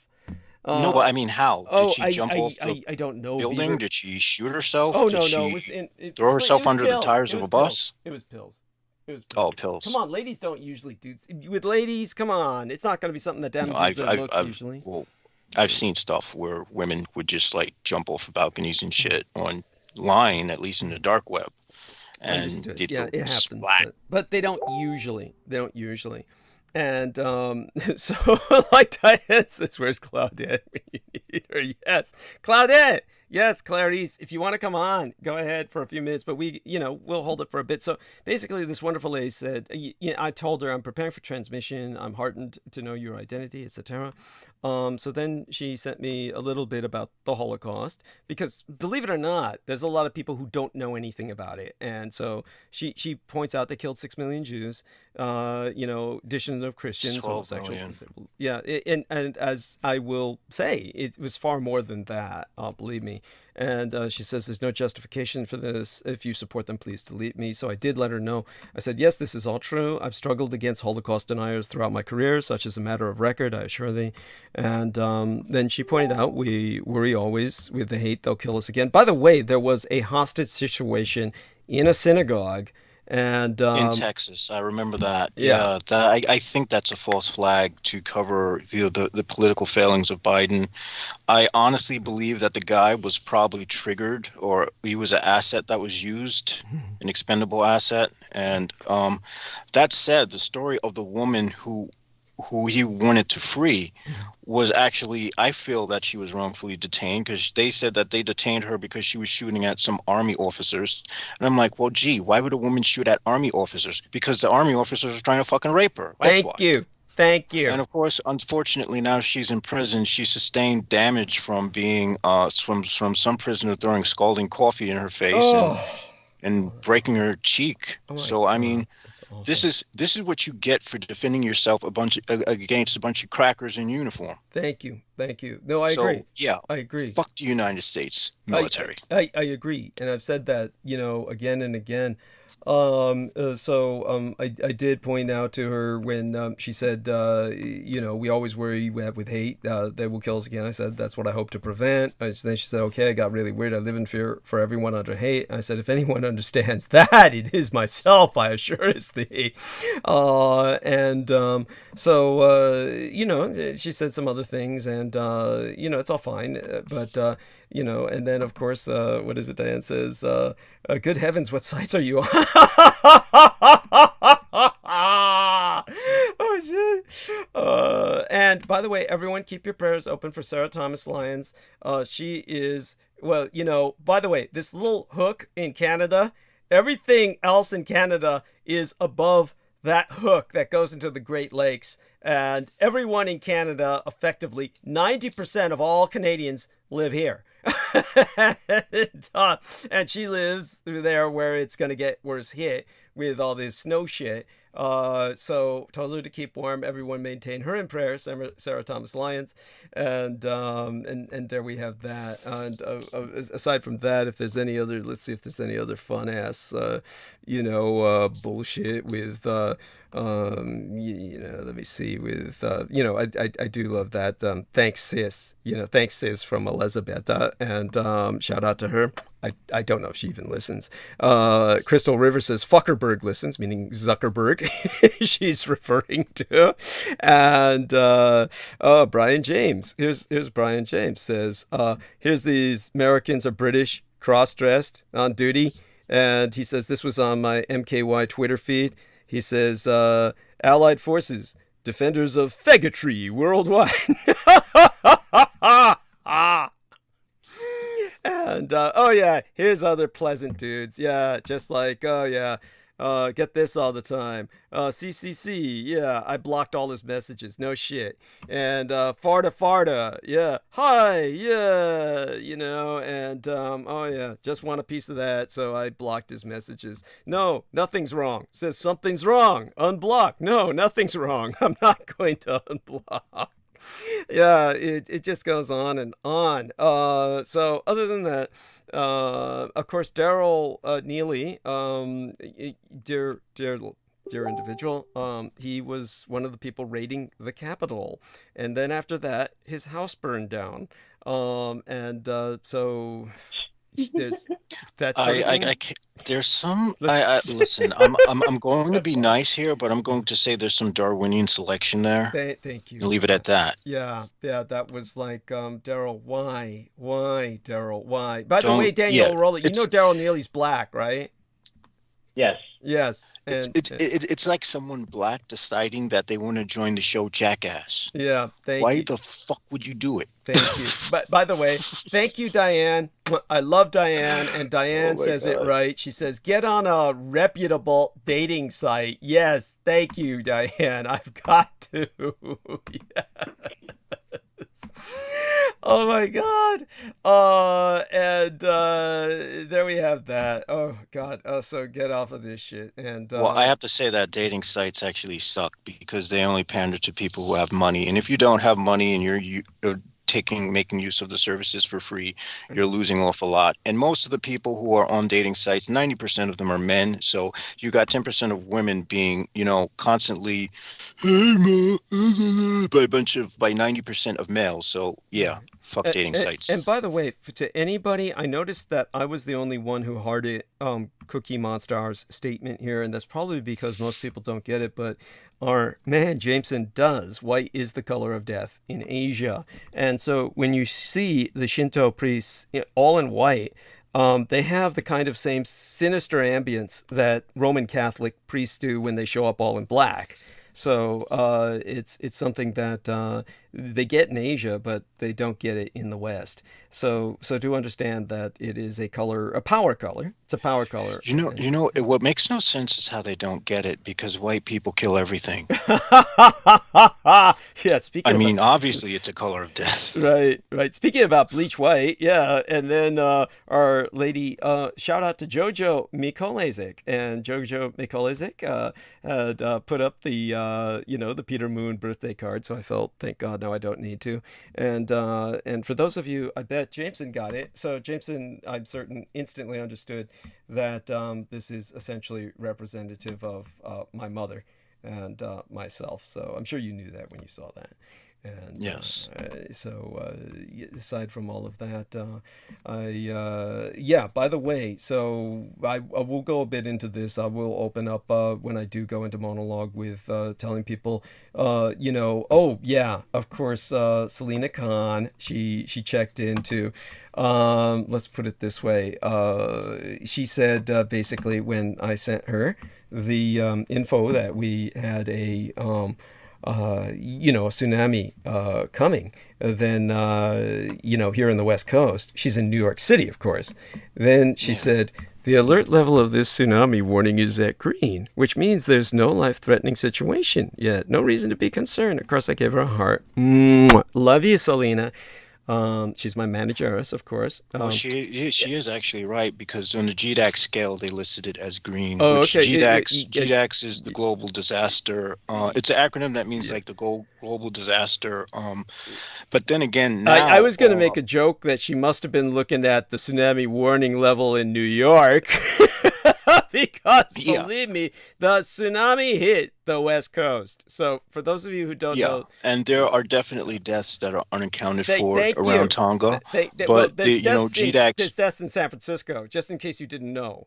So I don't know if people are getting that on the news, but granted, these were really stupid people. Like, I'm sorry, they deserve to die. These are like surfers who just said, "Can't miss this. Gotta go out and hit that wave," because these waves were like big waves. And so guess what? There's like, one of them washed out something like 300 miles to sea or something, and then wound up getting picked up by some South Korean fishing boat or something, and he's fucking lucky he got that. The other one is some young boy who's 14 years old who died, and that's his father was rescued. Okay, now that's not the lad's fault. His dad took him out, but that dad, you shoot him. I mean, take that dad out and execute him. That's like... Well, then again, what do you think his son would have come out to be if his father's that dumb? Oh, God. I mean, it's not in all cases, but one can wager that it's going to be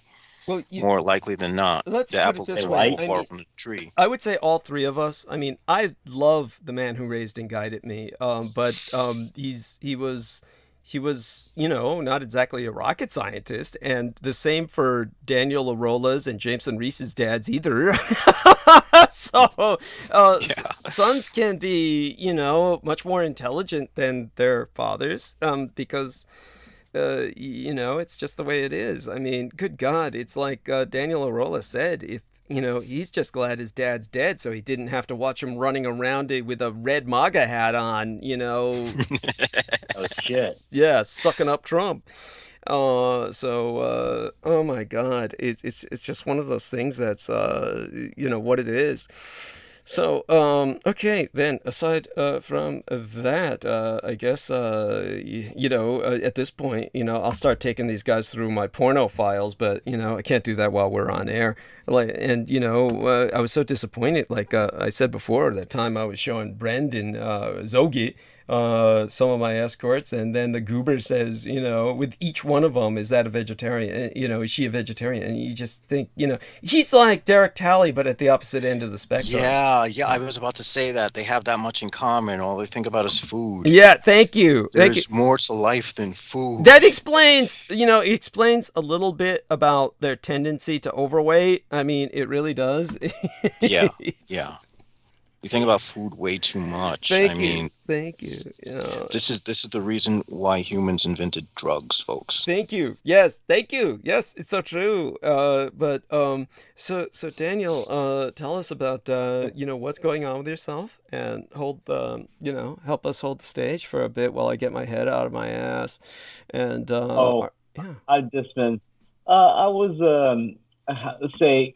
I glazed over the story, the hostage crisis going on at that synagogue in Colleyville, Texas, and now I avoided digging for details. I just wanted to stay out, like where I could see the bigger picture, where any of the surface information that comes around, and I use my best discernment. And I just ended up with more questions like, okay, if this is a lone wolf operation, this guy's got to be one of the dumbest guys ever that was probably too dumb to even become a Trump supporter if he actually was doing this mission on his own. I mean, because it's bizarre. I can't really see anybody that's dumb enough to want to pay for that shit. Yeah. No, definitely. Thank you. It was it was bizarre. There was something about the operation that was it was almost as if they're trying to rationalize their keeping that woman in captivity with this psyop. Yeah.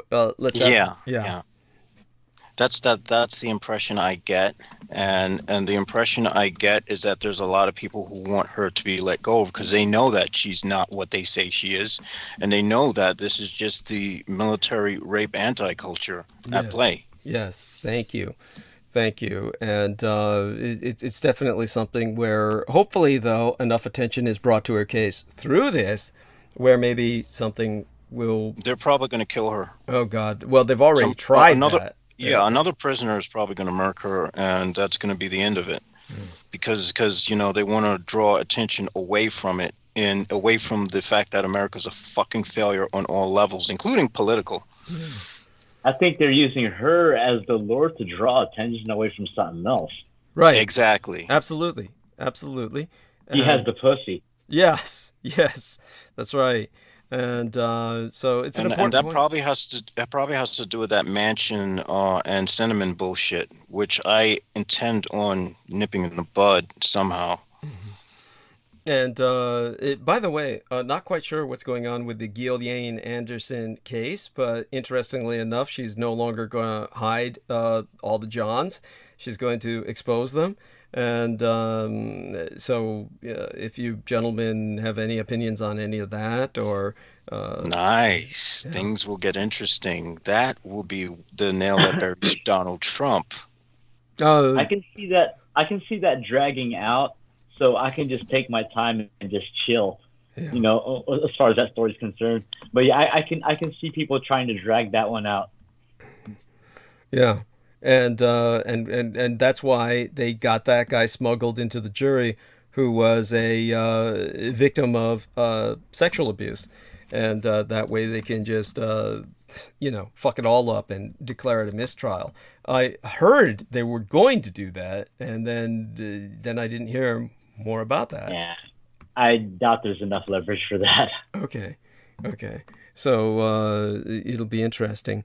And hopefully you're right. I hope you're right, because who the hell wants to, see that shit go on again? It's all, boring as fuck in its own way.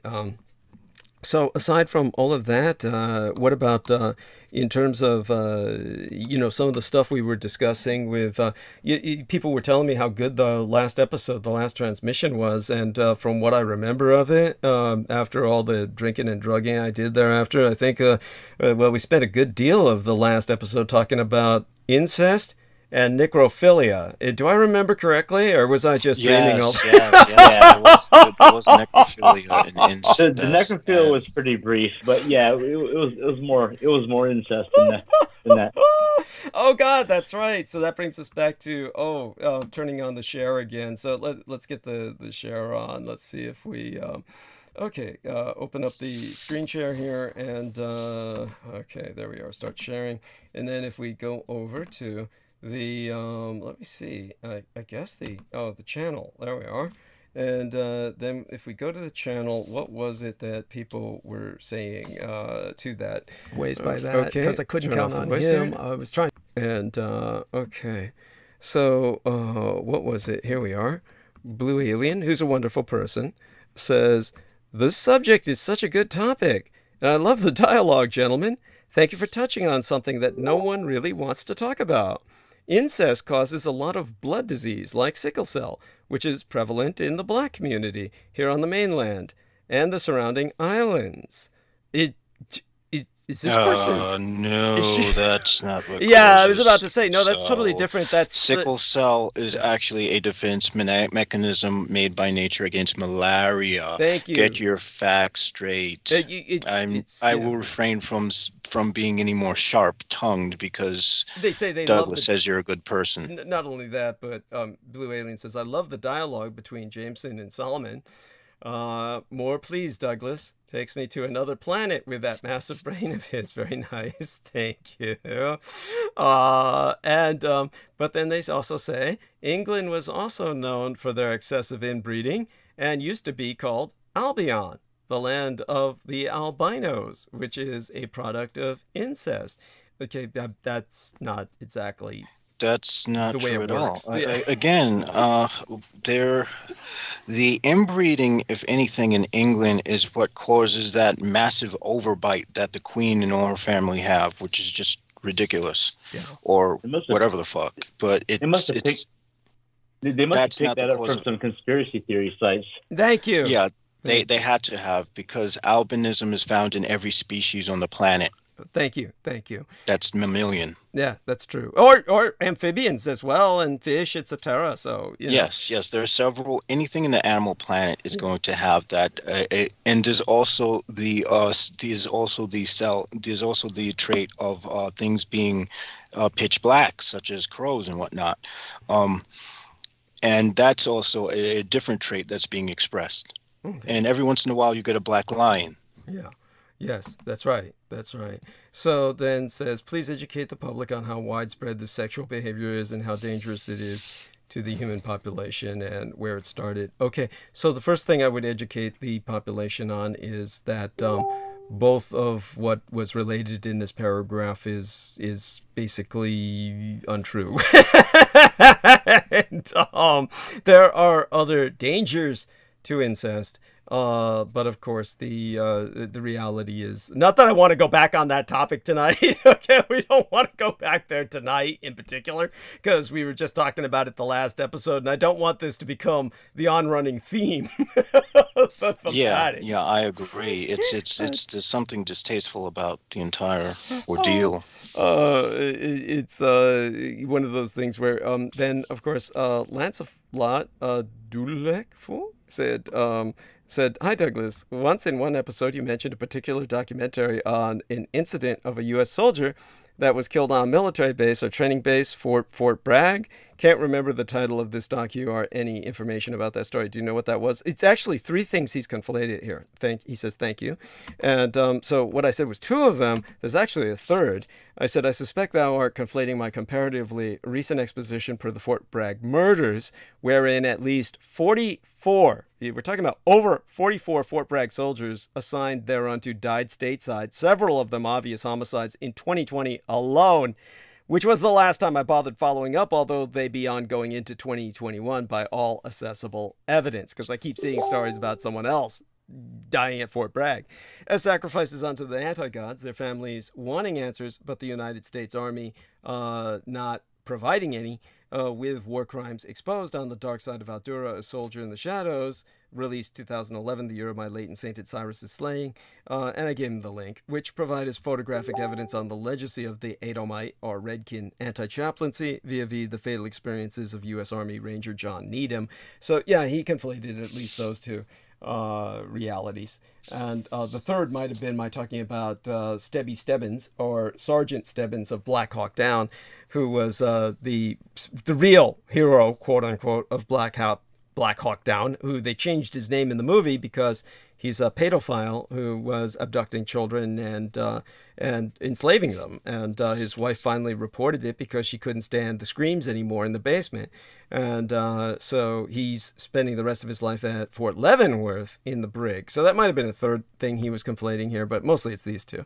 And so, everything about the military, people never hear of this shit. And, the problem is because we've got a quote-unquote professional military, and there you have that. Somebody else said they thought that they heard the Shriners were not as good as what they had heard before. And of course, he was recommending something for my, iron insufficiency. So there we have that. Always appreciate it. Other than that, so I'll go off the screen for now, and with that we will return to Jameson Reese and Daniel Orola, who by the way hopefully has been having a nice, quiet and peaceful existence. You're at home, right? You're not at the beach or something like that? Yeah. Okay. Yeah, I'm back at home. Good. And I hope that everything in Texas is as, oh God, what was going on? Oh yes, that's right. The hostage situation was in your state. How could I forget? Yeah. And so let me take a look. Here we are. Okay. So I'm just reading some incoming messages. And so our dear Diane said she wanted to send me something that would make me laugh, and so that was wonderful. I'm proud of her. She's starting a course in some spiritual alchemy. It's very similar to Our Lady Crystal River starting the hypnosis training. And so and she said people can hypnotize themselves, and so it's one of those things where maybe Jameson can learn to do that from her. Though yeah, well, I've learned how to go into a deep trance. I'm not sure it's the same of hypnosis, but it's this interesting state where I'll start seeing these octarine lights just flowing in this sort of pattern, almost outside. It's like a visual hallucination, but it's like an altered state.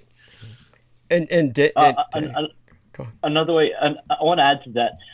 Another way to, I guess, when a person learns hypnosis, especially self-hypnosis, they'll learn that we've all actually been unconsciously hypnotizing our own selves forever. So yeah, so we learn, we figure out how those mechanics work, and we catch ourselves doing it to ourselves. So we can actually figure out how to shift that to make it function for ourselves instead of just off on impulse.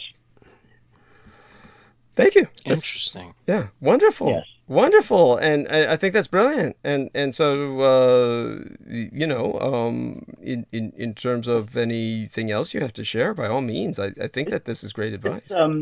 It's essentially like a martial art of the mind, of the consciousness, because there are levels of consciousness. Like right now, we're actively in the beta level of consciousness, where we're just speaking from surface thought, while at the same time we have a whole large sea of ourselves, of our own subconscious, that's waiting to poke in, or maybe it's the subconscious that's already in the driver's seat of the conscious.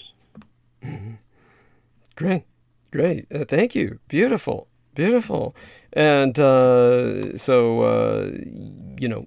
going to go mute, and I'm going to do something to center myself, and that might involve doing some drugs and expanding my consciousness. And when I return, I'll start sucking all the oxygen out of the room and start with tonight's arc of narrative. In the interim, when both of you gentlemen said Europe, in terms of your choice of where I start the arc of narrative, and we'll see if I do that. What I'm always impressed by is obviously both of you gentlemen would have more of an awareness of what's going on in the world than most people. So what is it about Europe? Do both of you, I'd like to hear what each one of you individually and together tell me, what is it about Europe that you feel is important to address aside from Ukraine itself? Was there something going on in the Ukraine situation that you feel is, do you feel that this is going to erupt, the Ukraine situation? I'd like to hear both of you address that. My mind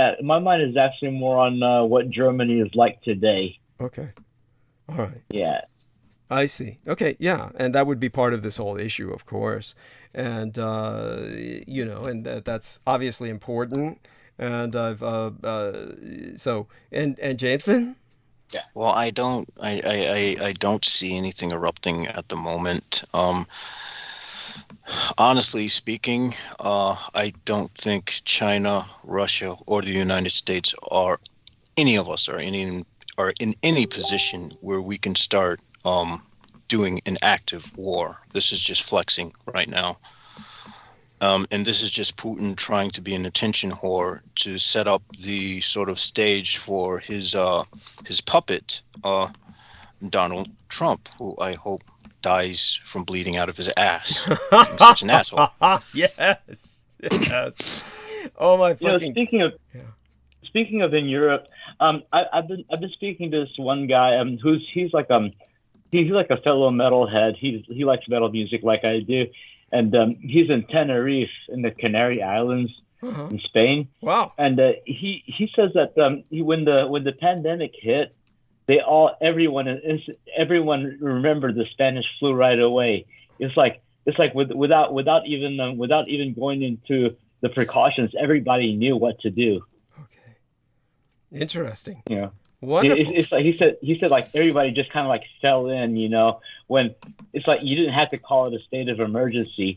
It was just everyone was just like consciously all in sync about it. I suspect that in most places on Earth with a much more mature population, that's what would happen, is that, as a matter of fact, we know that's the case because the United States statistically, demographically has been hit proportionately harder than just about any other nation on Earth, even third world nations, because we've got Republicans. We've got a problem nobody else has. We also have an anti-culture of lacking any disciplinary acceptance whatsoever. Yes, that's right. Yeah. Everyone's just literally wild. This is like America's like a civilization where everyone is feral all the time.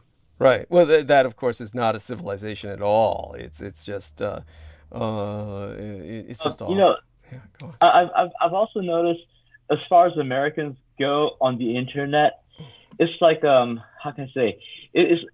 The internet is like is an American's cheap way of wanting to become famous, because it's so easy. I mean, everyone will get filmed doing the stupidest shit, and it's gonna get publicized, or posted or shared, and as long as they get that attention, they feel validated, no matter how wrong it is.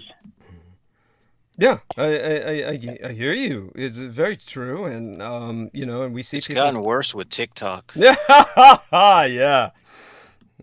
So I mean, by orders of magnitude, there are challenges like slap a teacher, and then there are challenges like eating Tide Pods. There are challenges like putting Robitussin up your anus. I kid you not. Oh no, that's been going on for years anyway. I mean, when you wind up at the tail end, go on. Oh. It's bad enough that they're promoting drinking urine to combat COVID. Are you serious? Yeah, they've been doing that. They've been talking about it on Twitter. I did not even know that was a thing. That's a surefire way to catch salmonella poisoning. Go for it, folks. If you believe that, go for it. Do the human gene pool a favor, so that we don't have to. So that we don't have to purge them ourselves. Yes, they take care of it for us. Yeah, in fact, the Proud Boys, that's actually been a long custom of theirs, because part of their initiation is to drink a full cup of piss that was that was all a collection of urine by the members. Yes, that's right. There is something very homoerotic about that. Well, that goes without saying. Yeah. I'm not going to comment on, because I have nothing against homosexuality, but the closeted people. Yeah, they're homophobic faggots, basically. Yes, that's what they are, and most homophobes are, that's what they are, is gay, and they're just afraid to express it, and they're scared to death people will find it out. And remember, that's what was so odd about Derek Talley bringing that up, saying, "Oh, this poor kid in Texas, this black kid, went to a slumber party with a bunch of white guys, and they all made him drink their piss." And it makes me wonder what Derek Talley drunk of white guys when he was in the military. Like I said, he always said, "I love my job." I said, "Yeah, you never have to fucking show up." I don't even know how. Yeah, he was never showing up. He was always sick, and they kept keeping a slot for him forever. He maybe he drove that truck like twice in all the times. I'm not shitting. I mean, fuck, it was like he must have been driving that truck maybe like 3 or 4 times during all the times we knew him. He was always off sick. It was just crazy. Well, aside from all that, what was the other dumb shit? There was some other weird stuff that was that brings to mind. But Rocco Fowler. Okay, so then Rocco Fowler, who I have nothing against, but he was even interviewed by Salman Sheikh once, and I was like, I shudder to even think what that interview was like. I never checked it out. But, Rocco Fowler was like, he started like, Salman put up a promotional for Peter Moon's books tagged it to my timeline. So I allowed it on my timeline, and then Rocco Fowler was putting this ha-ha on it, and he was like, basically very public about he does not like Peter Moon. And he was very... By the way, Peter Moon's been nothing but very publicly very kind to Rocco. Yes, he has. Yeah, and then Rocco Fowler was also saying something about Daryl Neely. Now, the reason I'm saying this is because Rocco Fowler was public about it. He went public about it, and he was like, taking it out on a post, which is kind of like, let's just put it that way. He wound up with Salman just simply blocked him. And so he told me that, Salman's blocked me now. And I'm like, okay, well, no shit, right? I mean, Don't blame him. Yeah. And I have not blocked him, but he's, how would I say this? It's one of those things where he had an experience that he related on this show, on this program. He related that he was invited to some party with a bunch of guys who then basically sexually abused him. I asked him if he was comfortable, since he brought that up, since he broached the topic, giving us any further details on that. Not that I really wanted him to go there, but I did ask him, you brought the subject up, is there any further you want to go with that? And then he said no, and I understood that. I said that's fine, and we moved on. But that reminded me of that incident that Derek Talley was talking about. So it's one of those things where, okay, there are young men who suffer this, and it's horrible, and it's like, but it just goes to show you just how predatory men are, and men are terrible. I think his desire to have no proximity with Peter Moon might have to do with the fact that he thinks one of those guys that Peter Moon was working with might have been involved in the same kind of thing that happened to him. Okay, and that reminds So yeah. he kind of thinks that Peter Moon's in cahoots with this sort of thing because of the whole, what was it, Boys Town or something. Okay. That I think I don't know if it was Al Bielek or one of those guys. Oh, well, Al Bielek was the guy who was saying he was basically, what was it? Do you remember Daniel Rolla? Basically fucking kids or something like that. That this was part of. Yeah, Yeah. he was extracting information by fucking them in the ass. Yes, there we are. Yes. And so Gee. who was it? It was Penny Bradley? I'm sure it was Penny Bradley who said that she could no longer even look at him without being physically ill or something like that, and that he was, therefore uh basically, how would I say this? So the reactions are visceral, both with Penny Bradley Yeah. and with Rocco Fowler. And And it's understandable. It's understandable, given, the nature of their experiences. yeah. Yeah. Yeah, and so with both of them, and with oh my God, that was horrible. What Penny related about the this voice in her head telling her you're fat, you're ugly, kill yourself. I mean, it's so Yeah. awful. Oh my God, that's so... Well, the thing I have to say about the hats, though, the hats being made of plated nickel, I don't think that's enough to stop the frequency from interfering. Because, from my understanding, based on what Michael Aquino shared when he was talking about the human frequency in the soul, is that the whatever frequency you are has to do with your aura, the field that surrounds you. So it doesn't matter whether you have something physically covering your ears and the small bones in your eardrums or not, as long as the frequency itself of your entire body, your bioelectric field, is manipulated. So it's only from that perspective that I seem to think that the whole idea of having certain hats to block out this stuff is bull. It's not that I'm saying what she's saying is wrong. If it works for the person, it works for the person. But what I'm saying is it might not work for the person for the reason that we think it works. Meaning it has nothing. It probably doesn't have anything to do with the material lining the hat at all, because the idea of a hat or something that's metal, blocking out a Faraday cage would have to be made of lead. Am I correct? I don't know if that's the case, but it's Because if you were really seriously trying to block out radiation, and you were really wanting to block out a signal coming from another place, you'd want a denser metal so that the atoms can't pass through it. okay. I mean, that makes sense. I'd have to look up the Faraday When cage thing. Yeah, go on, Daniel. when you know your own field, when you know your auric field, your energy, you also know exactly who you are. When you know exactly who you are, that is a form of confidence that that's one that's very stable, and Yes. it's difficult for the enemy to be able to knock you off your stability when you have that much confidence.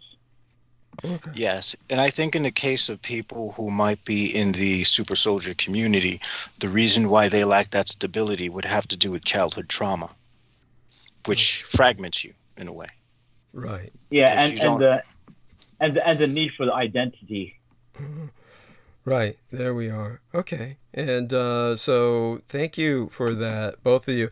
Both of you continue. I'm going to go mute and just be back in a short amount of time, and then pretty much take over the show.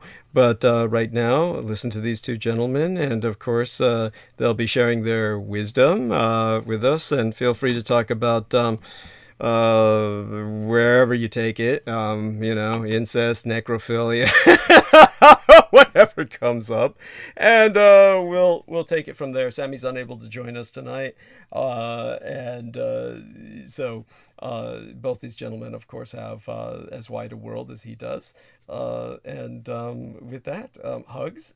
Be back soon enough. All right. All right.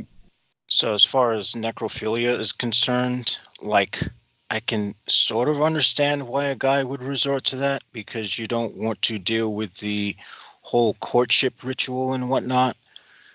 because it takes work to try to speak to another human being, let alone another human being of the opposite gender.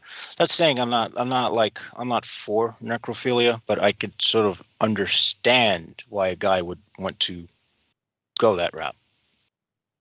I first learned about the word necrophilia when I was 16, 17 years old, and I was hanging out with a bunch of these white kids that were all big metalheads like I was then too, and there was one guy that we called Mongoose, and Mongoose was rumored to be a necrophiliac. They said that he had dug up his mom and banged her and dug up his dead sister and all this other shit, and I took it for a grain of salt. I thought it was just something that people just say that, just to identify him with, and I don't know, I guess put him in his place there. Well, anyway, I looked him up like 30 years later or so. I was like, and turns out he's locked up for trying to exhume someone's grave. Like, damn. Uh-oh. Like, yeah, I guess the rumors were true. Oh, I guess I have to ask. I don't know. The putrefaction is quite ugly to look at.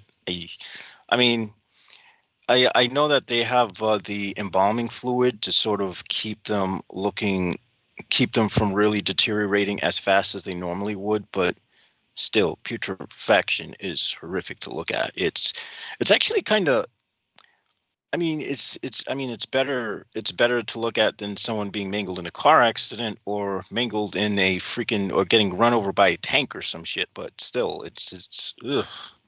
Well, this boy was raised in a trailer, so I won't be surprised. He could have been trying to exhume the corpse to do a necromantic ritual as well, because people. I don't think he's that intelligent. Oh, I see. Because there are people in the left-hand path who do like to frequent cemeteries and do like to work with the energy of the dead for, purposes of cursing people and whatnot. Of course, this boy is straight up trailer trash.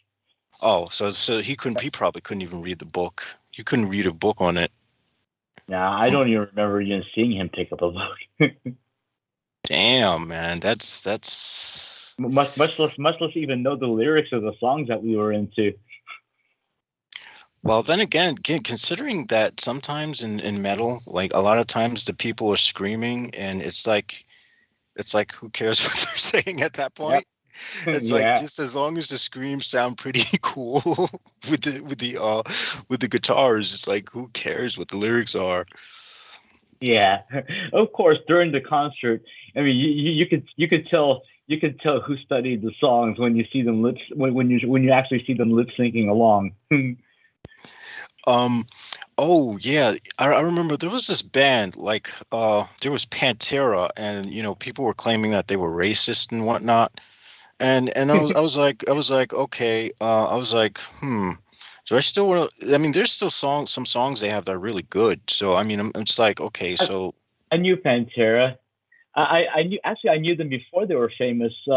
Back in this was back in the late '80s when I was a teenager going into these clubs where you had to be 18, 21 to get into. But I had my own ways. I was selling drugs, so that was easy for me. But I met them. I was hanging out. I was smoking a joint around the back where bands unload their equipment from, and the singer comes up. He asked for a hit, introduced himself. He's like, oh yeah, I came to deliver for somebody that he knew personally. I played the name dropping game. He's like, oh hey, yeah, what's up, man?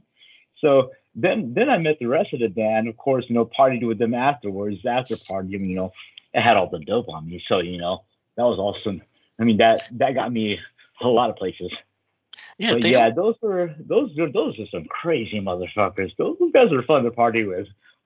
Yeah, they don't strike me as a type who would really hate anyone. To be perfectly honest. No. I think if anything, people were offended because they were trying to represent the sort of Confederate flag and due to the fact that in America, the South is the only place that really actually has its own culture. And Yeah, no, so, they were just appealing to their audience, but no, they weren't really like that. They were just musicians that like to hit hard with their music. yeah, I love the music. The music is pretty cool. Oh yeah, Especially Slaughter. That's like one of my favorite songs of theirs. I think their home documentary videos are hilarious as shit though. Yeah, I got to check that out. Yeah, I mean, yeah, those guys are funny as shit to party with. I mean, now this is from my personal experience. I mean, I'm sure others might have otherwise, because I have seen people treated differently by them, but I think for the most part, it's because they deserve it. And Yeah, the ones that did get treated bad were a bunch of assholes anyway. So yeah, but yeah, yeah, for the most part, yeah, they were great. and you're gonna have assholes in any scene. I mean, you're always gonna have people who are like that. I mean, I was never really a serious scene person. I really did have an interest in the rave scene back in the day. But that was only when there was access to it, where I was able to like go to some raves for free because I knew a friend that knew people who were able to just who were like just walking around Manhattan, who were like, dude, you want to go to a rave? And we were like, okay. This is Raves were okay. Well, for me, of course, my personal experience, other than working as security, raves were they were like all I had to do is walk in there. I'm making a lot of money already. I mean, I yeah, don't sell dope anymore. I've seen Stack. It's been way over a decade and a half. That was part of my aim to go rock bottom and go homeless. Part of that had to do with me letting go of that old lifestyle there too. yeah, yeah. I When I was growing up, I knew a kid who I was friends with a guy who sold weed, and he was a pretty cool guy. He was an Asian guy. I used to hang out with and play Magic the Gathering with all the time. We initially met because we were initially supposed to have a fight, and then I was like just in class bored, and I was looking at Magic cards, and he was like, "Oh, you play Magic the Gathering too?" And we just connected after that. Hmm. Oh yeah, yeah. Actually, my brother and his friends that he went to high school with, they were all into that. I just kind of hung out to the side. I didn't. I was too hyper to sit long enough, you know, at the table. So Yeah, I would yeah. come back. I would just come back and now and then just to check up on them, see how they're doing. Same when they were playing AD&D. Yeah, yeah. I've bumped into people who play D&D too. I mean, these seem like pretty interesting games. They're addictive, oddly Yeah, addictive, man. yeah, Especially the I've noticed strategy that. ones. Uh, yeah, I must have spent like thousands of dollars from when I was a kid. Just buying Magic the Gathering cards. Custom cards online and whatnot. It was just crazy. And I would just do these binges where for no reason whatsoever, I would like sacrifice everything else just to get like a certain card. And, I wasn't even good at it. That was the funny thing about it. Yep. Yep. I have friends that have gone to the same. They got to the same thing you have too, and they have stacks of different kinds of magic cards. Yeah, that's why now I just play it online for free. I mean, granted, I get my ass handed to me 90% of the time because I'm not paying to play, but it's like, yeah, I got growing up be as an adult, it's like I got better things to spend my money on, man. Yeah. Man, I mean, I should save money to like go to a strip club or something. I haven't been in one of those places for a long time. Yeah, I haven't gone in those places in a long time either. But I mean, it's me, since I've been in those several times, I don't really miss it, but I still remember what it's like. I mean, it's interesting though. It's like I know the women are just hustling. It's like they're hustling, but it's like it just feels good to be in the present at the moment, and it's just like, oh yeah, this is the closest I'll ever get to it. Then fine. Yeah. Actually, if you want to learn how to con people, all you have to do is watch how the girls work the men. You don't even have to ask them to tell you how it's done. Just watch them, and watch how they change the looks on the client's face. That to me is magic, because they're just pulling money out left and right. Yeah, they know how to work. They know how to work a guy over, and they know how to make you feel like, yeah, I'm gonna get laid, and then you realize, oh shit, I just spent thousands of dollars and I didn't get anything. That's because they grab you by the confidence. See, and that's also what it means to be a confidence trickster. Interesting. So Could you explain some more about that? Well, okay. Now, when a woman is hustling her client at these gentlemen's clubs, the guy has to feel like, as if he's on top of the world, and the woman is looking at him, talking to him as if he is Jay-Z or Kanye or some #1 pimp on the charts or whatever. And as long as he feels like he's the star, because he's got some girl sitting in his lap, he's gonna go ahead and shell out some coin just to pay for that attention. Okay. I'm sorry, both you gentlemen were talking about what? Somebody at a strip club or something? Yeah, strip clubs. Yeah. I was trying to explain to J-Mo the mechanics of how hustling works with the way a woman can just kind of easily unwittingly con a guy, out of his cash by baiting his confidence. Yeah. Well, in the old days, back when I was young and men still wore suits, women who were strippers would basically really get a guy going and get the money out of him by adjusting his necktie.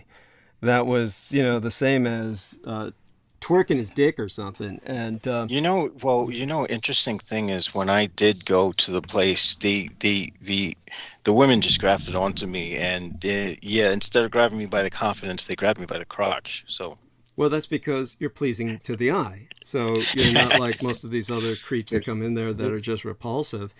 So in terms of that, you've got quite the advantage. Aside from that, here we are. Jacob Waters in the chat room says, even privately when Peter came on my show, he was very respectful to Rocco Fowler.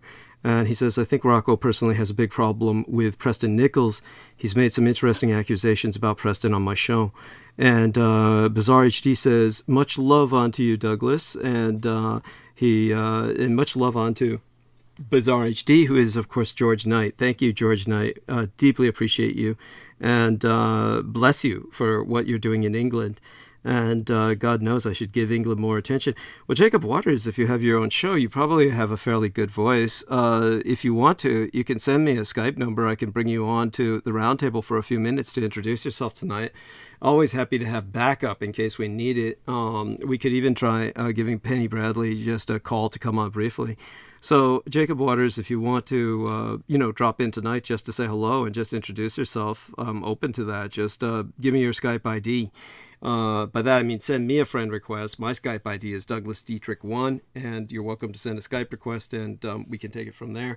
And I can bring you on to just, say hello, talk a little bit about what I think what he's talking about is the Texas hostage situation, where he's saying that I believe the hostage taker stole a DC officer's uniform as well. That might be the case.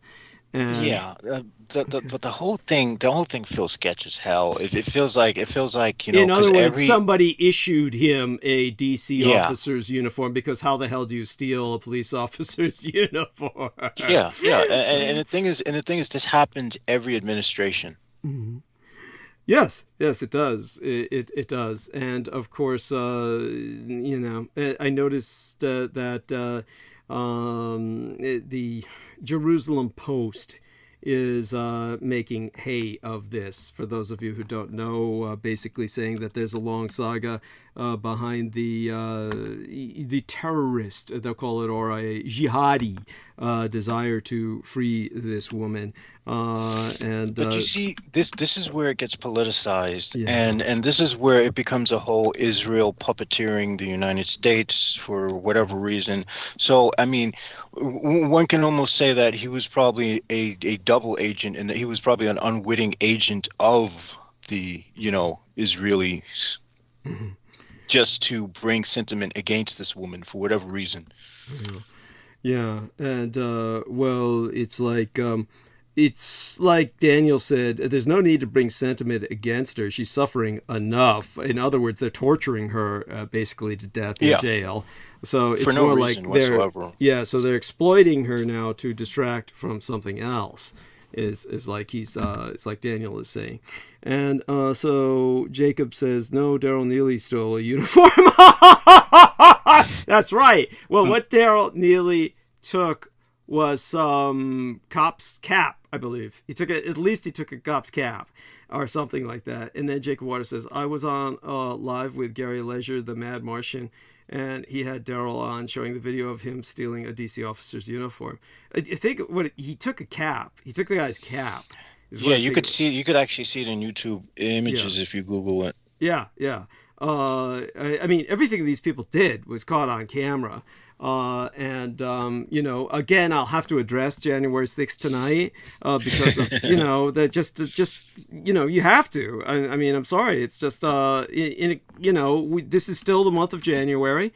We are still in the shadow of January 6th because we've just entered the Ides of January, the midst of January. So it's definitely we're dealing with just all the horror, just the horror. It's a horror story, and I'll go into that too. I will probably, admittedly, how do I say this? It's kind of like for the ratings, in a sense. It's just what people relate to is what's going on in America, what's going on with the fucking, it is Martin Luther King Jr. Day. So I do have to talk about some black issues that just what Martin Luther King said and how people exploit what he said, twist what he said. Yeah, they're exploiting it the wrong way, and they're using it to try to push a passive resistance, which doesn't work because you can't be passive with white dudes who are armed with AR-15s want to fucking kill you.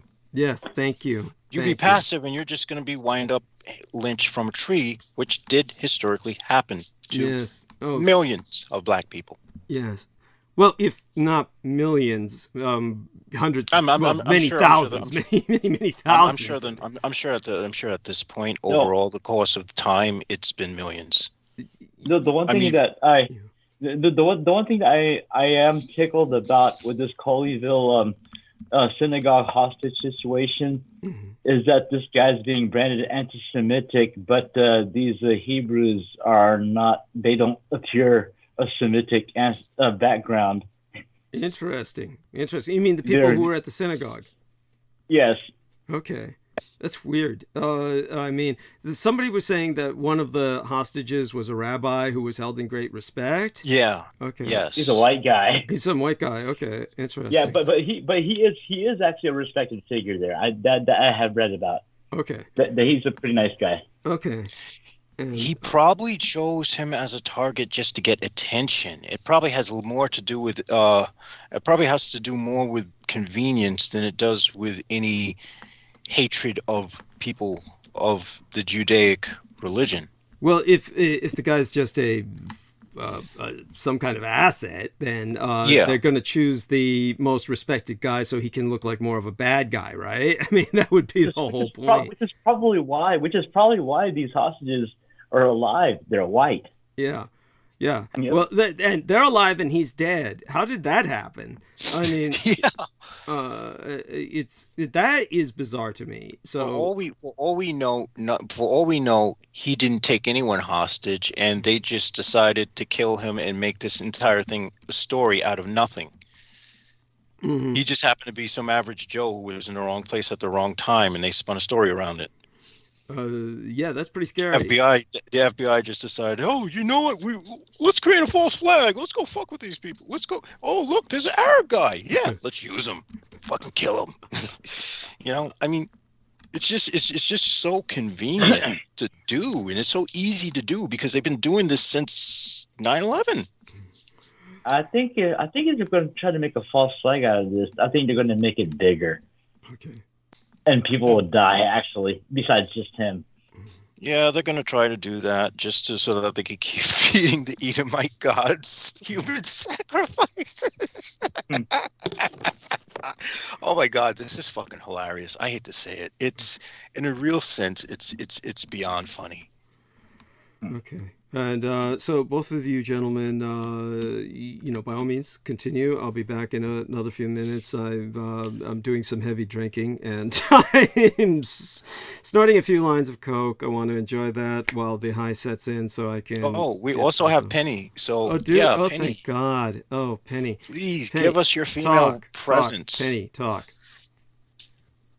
Hi, guys. Okay. I'm back. Oh, thank God. Hey. Okay. I mean, I love these two gentlemen, but honest to God, I mean, I love them. I love them like sons and brothers. I mean, honestly, but it's just, they labor. They labor when they're not radio people, so to speak. I mean, I haven't heard anything about this thing in Texas.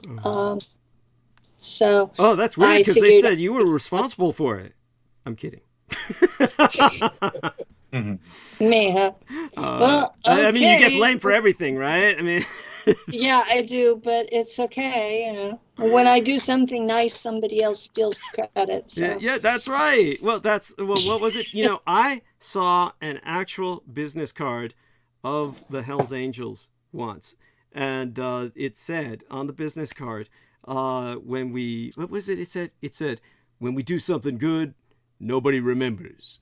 When we do something bad, nobody forgets. So that's actually pretty close. And I like that. I've seen several of those. So. Oh, did you? Cool. Yeah, they probably Lou Reist was carrying them, I would suspect.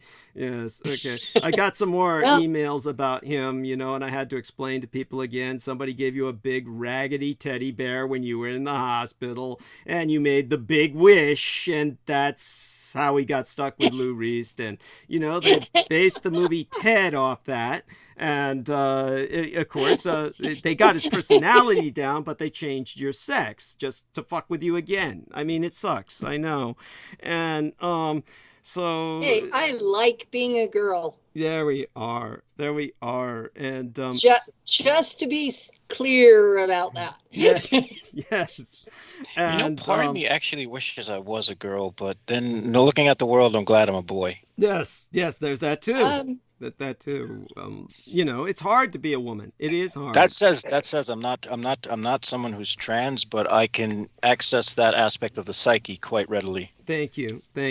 And of course, after raising a child who was intersex, I have a great deal of empathy for those who are uncomfortable in their own bodies. Thank you, honey. Thank you. Appreciate that. And of course, my son always comes to mind. And by the way, just so people understand this, I got one email where somebody asked, because I said this on air, and perhaps, all of you could start with this and go in any direction you want. I would appreciate Daniel Orola in particular kind of starting off the roundtable and then bringing Penny in, and gradually she'll take over. It just works that way. But in terms of... do I really always take over? You do, and that's fine. I'm fine with that. That's why I need you, right? I need you to back me up. So, obviously we can't do that between... I got one guy here, Jameson Reese, who's dying, and Daniel Arola, who some would argue was never really alive. He has COVID. Yeah, he has COVID, but you got to give him some slack. No, he's got third wave COVID. It's fine. He'll be fine. Well, here's something that's amusing to you and our listeners. So remember Kenneth Grant's whole thing with when Cthulhu meets the abomination of the air, Tiamat will rise again. Yes. Well, guess what? It happened. I'm Cthulhu, right? And the abomination of the air is COVID-19. And Tiamat was Tonga, because Tonga was Saturday. And that was when the results came in that I had COVID. There you go. Isn't that neat? Yeah, there you go. Fun times ahead. That was and I didn't realize you were Cthulhu. I didn't either. But if you notice, I am trapped by water, and by being trapped by water, that means that emotions are what destroy me, because emotions are the water element. Okay. Yeah, emotions can that's- do that. Yeah, Yes. and actually, I'm an air element, so we won't go into that. Okay. So I wanted to Art start thou a with Gemini? you'll get I'm into a that. Libra with Gemini rising. There we are. We'll That's an yeah. air sign. There we are. Yes, like Pazuzu from The Exorcist. She's the demon of the air. There we are.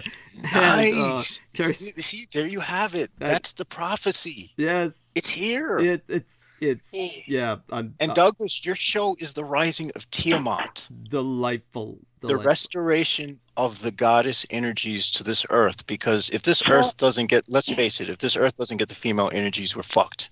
Yeah. Tiamat has been guiding me since 2015. Okay, delightful. Okay, so without that, You say delightful. You try waking up to an ivory-colored dragon, 40 feet long, nose to nose with you, saying "Good morning, sunshine." that's cute. It's it's like what I was find it? it interesting that she appeared to you like that, because I saw a gigantic woman. Mm-hmm. But I was perfectly awake, and it was like I was possessed by something. It's quite interesting, though. When she first appeared to me, she took the form of Cecily Tyson. Cecily Tyson is who? Cecily Tyson is an old school actress, ethnically black, spunky, thin, beautiful. Wow. Okay. She was very much outside the usual typecasting that they did in Hollywood. She was quite successful, quite classy, and Tiamat would show up looking like her. You know, you do. That is pretty close, because I'm looking at an image of her. So, yeah. Okay, Yeah, You cool. nailed it. Cool. That's how she appeared to me.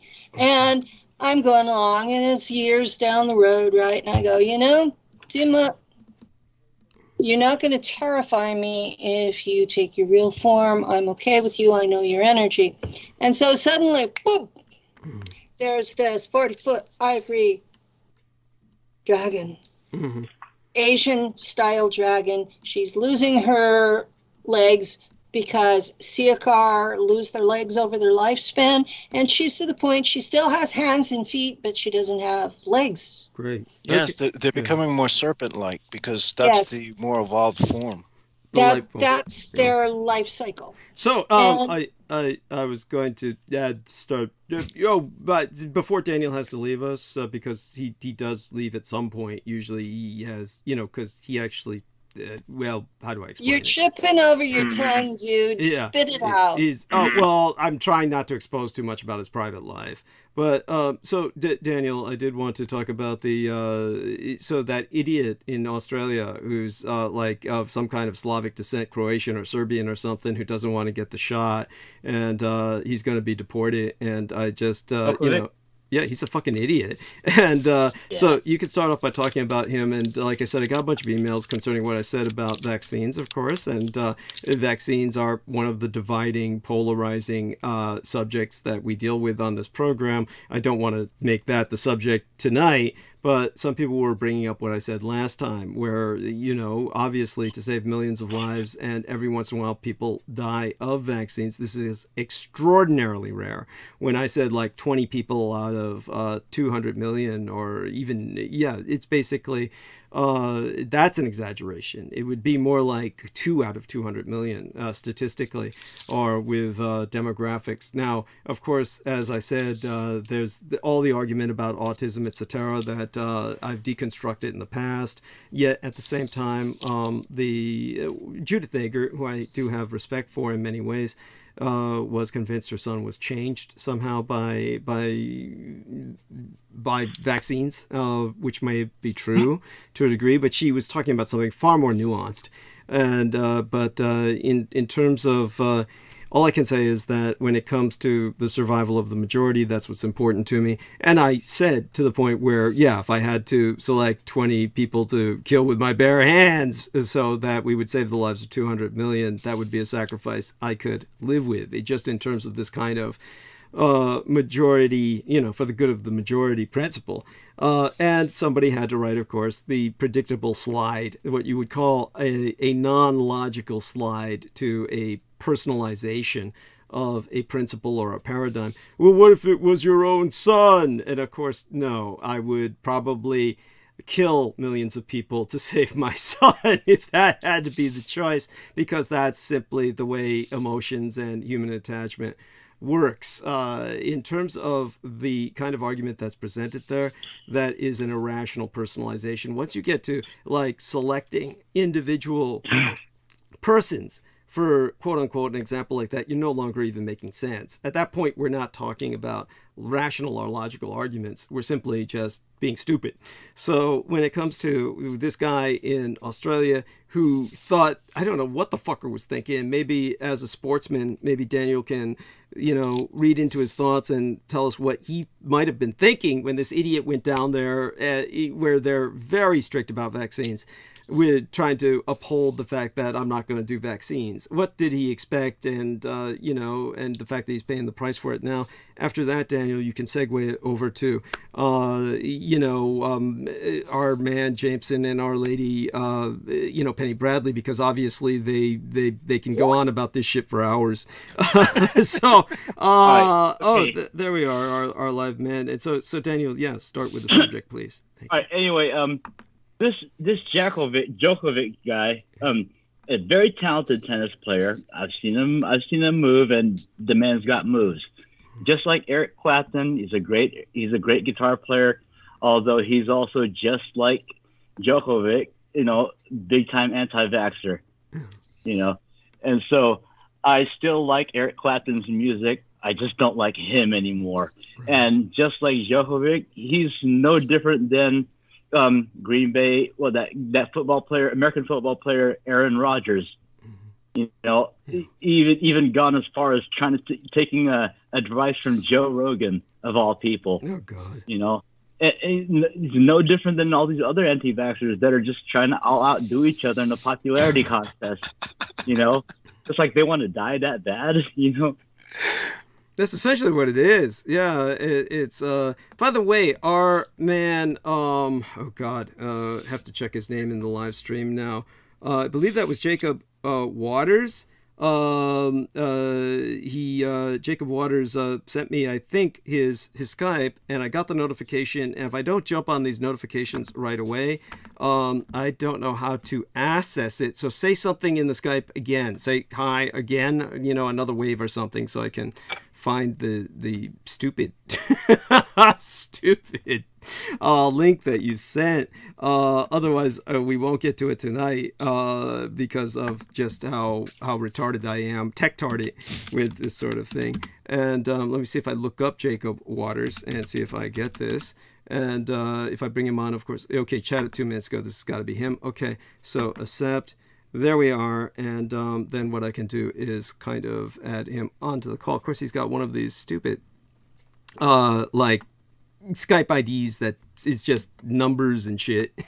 So let me see if I can just go back to the call, press the add button, and see if Jacob Waters comes on. Jacob Waters, and then he would just be saying hi. Obviously, we're not going to be doing too deep. This might be him. Fuck, which one is he? There's 2 live CI. This thing is horrible.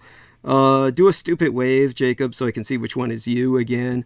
They got this LI bullshit with him here. So found him and then, in a sense, lost him. Everybody start talking. I'm glad that Daniel said what he did. And Daniel, do me a favor, segue it back to these 2 while I try to figure this out. The consistency of viral waves is actually the Dunning-Kruger wave. Yes. Yes. All kinds of people trying to talk like they can outsmart the doctors and the scientists. Yeah. You know, Yeah. as if they're on a mission for revenge against smart people. It's true. It's true. It really is. And these people are idiots. Honest to God, they're sickening. I'm so disgusted. I live on the same planet with these people. and honestly, so in the meantime, let me go mute and see if we can bring this guy on. While I'm swearing and cussing to myself, everybody continue. Either way, out of all the doom and gloom of all this whole thing, I am actually radically optimistic about a new dawn that follows after this. I mean, if it's one thing, even during a pandemic, the recovery of the economy is actually happening, and then even after pandemic, that economy is going to even rise even higher. There's going to be more jobs available after all the dead people. People are going to be making money, including the middle class, which is going to be even bigger. In fact, I believe after the Spanish flu pandemic, that was the rise of the middle class. But, it's very good points. Go on. Mm-hmm.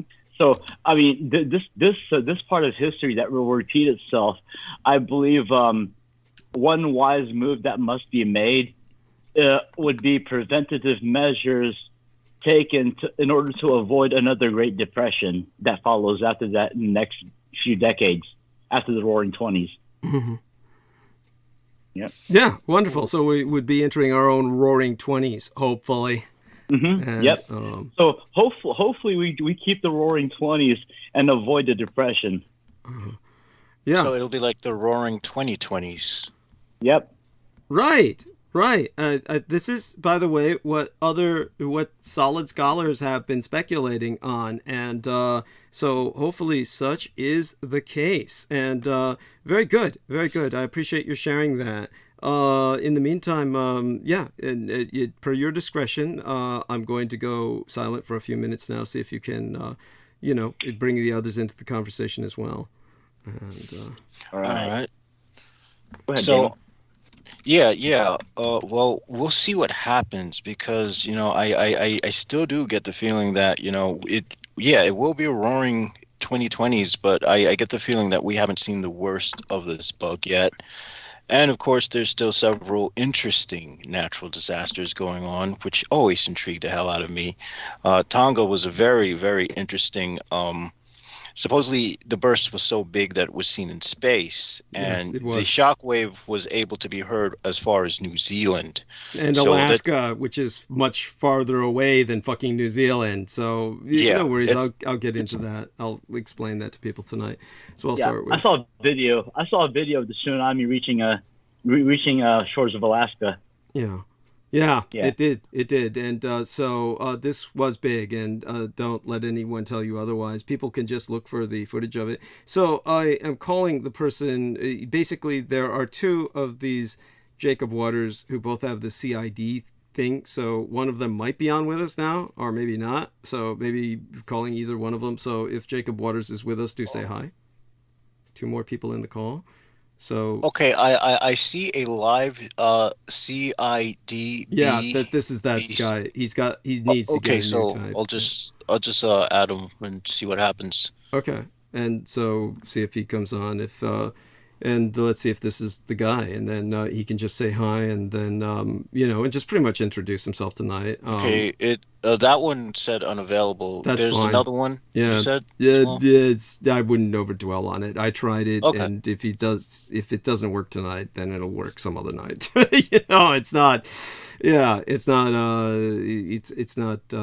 It's not that urgent. Now that we have... he'll just have to edit his username somehow so that he needs a better username. That's visible. That's something that can actually be So aside from that, so Penny Bradley, do feel free to come back on. No need to be mute there. I don't like to think of Penny being unavailable. So I'm going to go mute myself. I'll be, taking a little bit of a breather here, getting myself together, and then launching in. But since you're here, you buy me some extra time for that. At the latest, I'll be coming on like gangbusters and hoovering up, vacuuming up all of the oxygen at the bottom of the hour. Right now, we're right at the top of the hour, and strong suit. Yeah, yeah. And Penny's gonna help us hold the line. And with that, hold the line. Yes, hold the line. Define that, please. Oh well, the front line, like a Toto song. Yeah, yeah.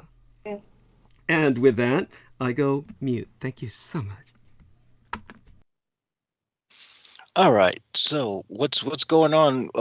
What's going on with yourself? Is there anything interesting that you found happening in the world, Penny? I have been on medical leave and being a total pain in the ass in my own little corner. Should we pray for Lou?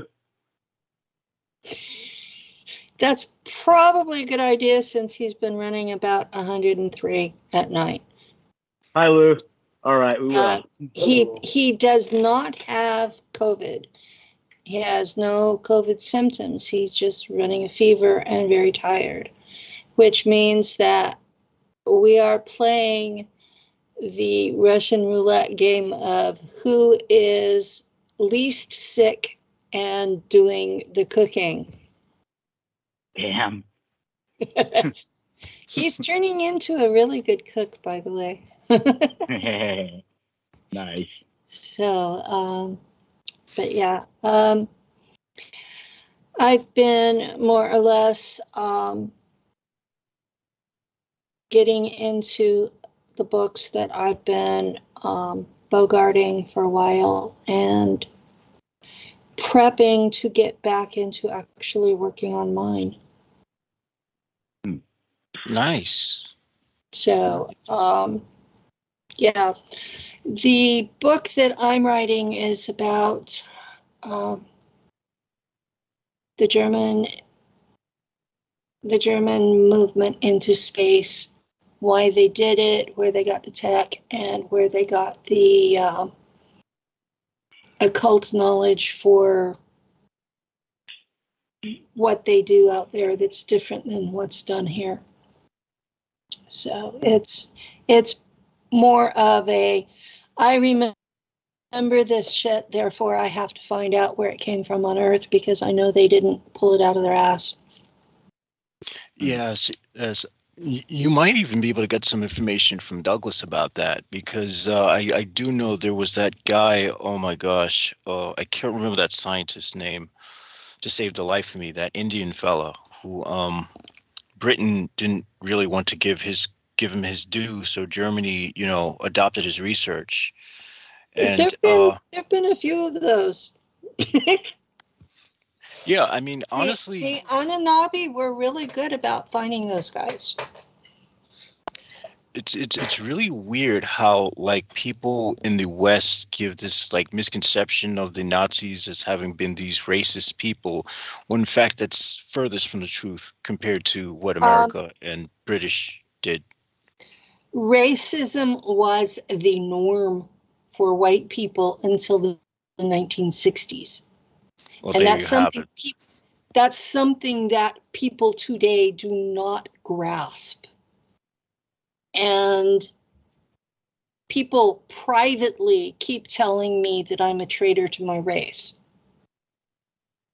And so this is still one of those threads through society, but they're no longer being honest about it. Instead of being honest about it and admitting that they lynched millions, admitting that they genocided the natives, admitting that they did not allow Orientals, Asians of any ethnicity to even marry. These were the laws. I grew up in California 1950s, 1960s. And I knew people that one of the couple were Asian and they were not allowed to marry even into the 1970s. It was when the consenting adults law was passed in California that they were finally allowed to marry. That is so sad. This is our real history. And there are millions of us who remember it, but nobody's saying a word. And that's part of the legacy of Dr. King, is that it's no longer cool to be that asshole. Yes. Mm-hmm. So they're still that asshole. They're just not being upfront about it. Yeah, and the truth be told, it's better when they're upfront about it, because at least we don't have to guess or bring it to their attention and have them say, "Oh, no, I'm not. Well, look at this. No, look at this." Yeah. It's even more annoying when, you know, the hypocrisy that they embrace is just straightforward, and you call them on it, and they're like, "No, that's not true. No, that's not." Yeah, you get the same thing. You know, I'm like, you know, okay, these people, I don't care what color their skin is. And frankly, I would rather they not be Christians screaming at me about Jesus. But, you know, this is the legacy of, we are now at that point where in California, nobody is a majority. Nice. And that has changed the dynamic tremendously. And I noticed nationally that the Republicans started circling the wagons when it was announced in the media that there were now more people of color than being born than white folks, because they understood that changed the dynamic. And then you've got older people like my mother, who is just racist as hell. And she's like, when they get to be the majority, they're going to kill us all. You know, like, if that were the case, we would have done so already. I know, we would have seen it already. And I got mad at her and I told her, you know, if you think it's okay to kill people in the street because of that, you deserve whatever the fuck they do to you. This is why I no longer speak to my mother. And that's well said, honestly speaking. That is very well said, because that really should not justify any of the madness that this country is perpetuating. Exactly. This country is based on the genocide of one race and the enslavement of another. For the benefit of one. For the benefit of one small group of one. Because they managed to convince, otherwise there would have been a general revolt of all of the working class. And so they convinced the white working class that they were superior because their skin was white, even though they were in arguably worse conditions in many cases. And so, well, we're white, so we're better, so we're not going to revolt against these people using us because we're up a notch or two on the ladder. The hell you are. You're treated worse. And they laugh at you because you're stupid. That's a good point. You know, my experience in the 80s, dealing with the prejudiced white kids around my age then, I've been called a chink, I've been called a gook, I've been called a Jap, slopehead, all kinds of other Oriental slurs. And when they were finished, I go, "Do you have anything for Filipinos?" He goes, "What's that?" He goes, "I'm a Filipino." He goes, "Same thing, you goddamn chink." You know, I mean, it tickled me though. I just laughed at them. You know, I don't. Well, I found it funny because I actually made him pause to make him think for a second before he went back to his usual thing. Well, I was this blonde, green-eyed kid with pale skin. And we lived on a dairy where my father was not the owner. Okay, so we were working class. And because of where I lived, I went to the labor camp school. And this was a function of California in the 1960s, was they had the Braceros program. And in areas where it was high agriculture, they would have special schools for the kids in the labor camps. So these schools were set up to teach American topics, but in Spanish. And so some of us spoke English, some of us spoke Spanish. We were in there together. And I was in trouble all the time because I already knew how to read when I started school. And I was too smart, and I was hyper, and I was abused at home, and I had some really weird behaviors that today would have sent CPS to the house. I'll just put it that way. And I would get in trouble for things. And Dad would show up. Well, my father was Scottish and Cherokee and looked mixed. And he would show up, and he would have been working on the dairy. He would smell like cow shit. He would show up, and he had been to college. He would be quite eloquent. He would leave the teacher shaking in her boots. Sometimes leave the principal shaking in his boots. And after that, I was no longer the little blonde girl. I was the mixed race girl. And at 6 years old, I could tell the difference. And I knew it wasn't right. So at that point, I started identifying with all those Spanish-speaking kids at the labor camp school, because that's where they decided I belonged. And I have more or less defended them ever since.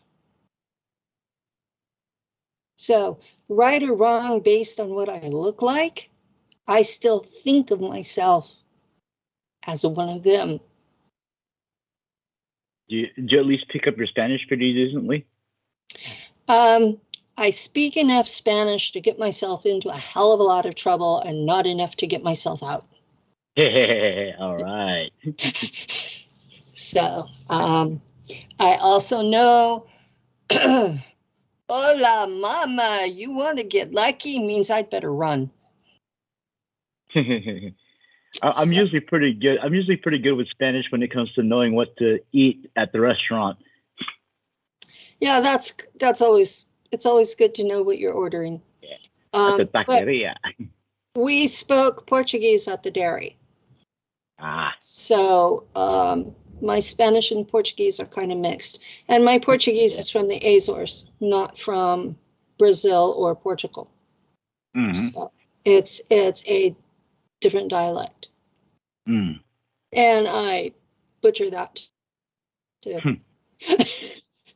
So yeah, I have enough respect for people to understand that I'm butchering their language, enough respect for them to attempt to communicate. Thankfully, the ones in California mostly speak English. Yeah. So we have a different culture here because nobody's the majority, and it makes it where the rest of the country hates us. because they see us as traitors to the race. But the truth of the matter is, if nobody's the majority, you have to learn to get along. Yeah. You know, and to be honest, I think it would be good for everybody else to have to learn to get along. Well, usually I've noticed usually when people get along is in the event of the aftermath of a natural disaster, because they all have to help each other. Yeah, you have to lean on each other to survive. And then you realize, hey, they weren't so bad after all. Yep. God, I want to smack those people. Which I think that's actually going on when we step outside of the internet, out in the real world, you know. And then whatever comes on the internet is the minute bad things that people pick and choose from, you know, and then they magnify it. I've noticed social media does tend to magnify what tiny differences there are. And when people separate themselves into these little groups, they polarize. So if you're in a group that is about your religion, you will become more and more and more obsessive about that. If you're in a group about some special project, you will become more and more obsessive about that. I found in my community, the SSP experiencers, I had to make an effort in the groups I admin to include people from similar but not the same communities, so that we would not get into this, well, you have to be this, and this to be this, you know. And people who have been victims of government black ops tend to be paranoid. And you mix that polarization with the paranoia, and you end up with lots of shit that isn't even 3D real. And I'm sitting there as the admin being held responsible by the platform and going, oh my God. It almost seems like it's by design. It almost is as if the social media platforms are a form of social engineering to get people to congeal. Because if you congeal people, it's easier to tell who's who. And this way, if you wanted to find someone, it's a hell of a lot more easier than filtering through people who are randomly scattered. Yeah, well, I was in a political movement in the 80s. And that was when I noticed that when you become part of a movement, that you gradually become more polarized. And I paid close attention to that particular phenomenon. And then on social media, I'm watching the same thing happen. And it's like, wait a minute, this is not a good thing. Why are people doing this? But it seems to be a product of group dynamics, that what you have in common is what's magnified. But one can also argue that by design, the internet was almost certainly, because it used to be called DARPANET, it was almost certainly, it almost certainly reached this level as a means of causing a sort of radicalization in, certain populations to sort of magnify everything. Well, and yeah. this is more or less now a global dynamic, and it's no longer just an American thing. Now that everyone's connected. I didn't come on the internet until 2004. I had that mindset that the internet was the beast, and it may still be, but I'm going to use that beast until it reaches a point where I can't, because when I had my memories activated, the thing that struck me the hardest was that this was happening to little kids. Hey. And the cats in my living room have decided to have a hissy fit. Lou's got some calming down. But yeah, I live in a townhouse with Lou and 2 cats. And sometimes the cats don't get along. But this thing about the polarity stuff. Now, I'm one of those people, I don't consider myself liberal or conservative. I consider politics to be a mind game by which the elites control the masses. And I have watched every election since 2000 end up, you might go to bed thinking somebody won and the next day the other guy won, and you have no way of proving it or disproving it, and you just have to take it on faith that guy actually won. And in 2000 they proved that eventually they proved that Al Gore should have been president instead of Bush. But by that time, the Supreme Court had already judged. And I watched the Republican nomination be stolen from Ron Paul in 2012. I saw the Democratic nomination handed to Barack Obama. No, 2016 it was handed to Hillary. And then I saw the shock on everybody whenever she did not win the presidency. And I saw the shock on everybody when Biden won. And I'm like, I've been listening to people. I remember the shock. I remember the shock on conservatives when Bill Clinton won. Oh yeah, that was a major big deal. And I had people scream at me because I voted for Ross Perot. I didn't like anybody that was running. So I haven't even voted the last couple of elections because I haven't liked anyone that was running. And I considered it my sacred trust that if I was going to vote, it would be for someone I actually wanted to win. And I haven't seen anyone I wanted to win in probably 40 years. That's a good point. I've only voted because I saw people I wanted to lose, and I would only vote against the person I want to lose.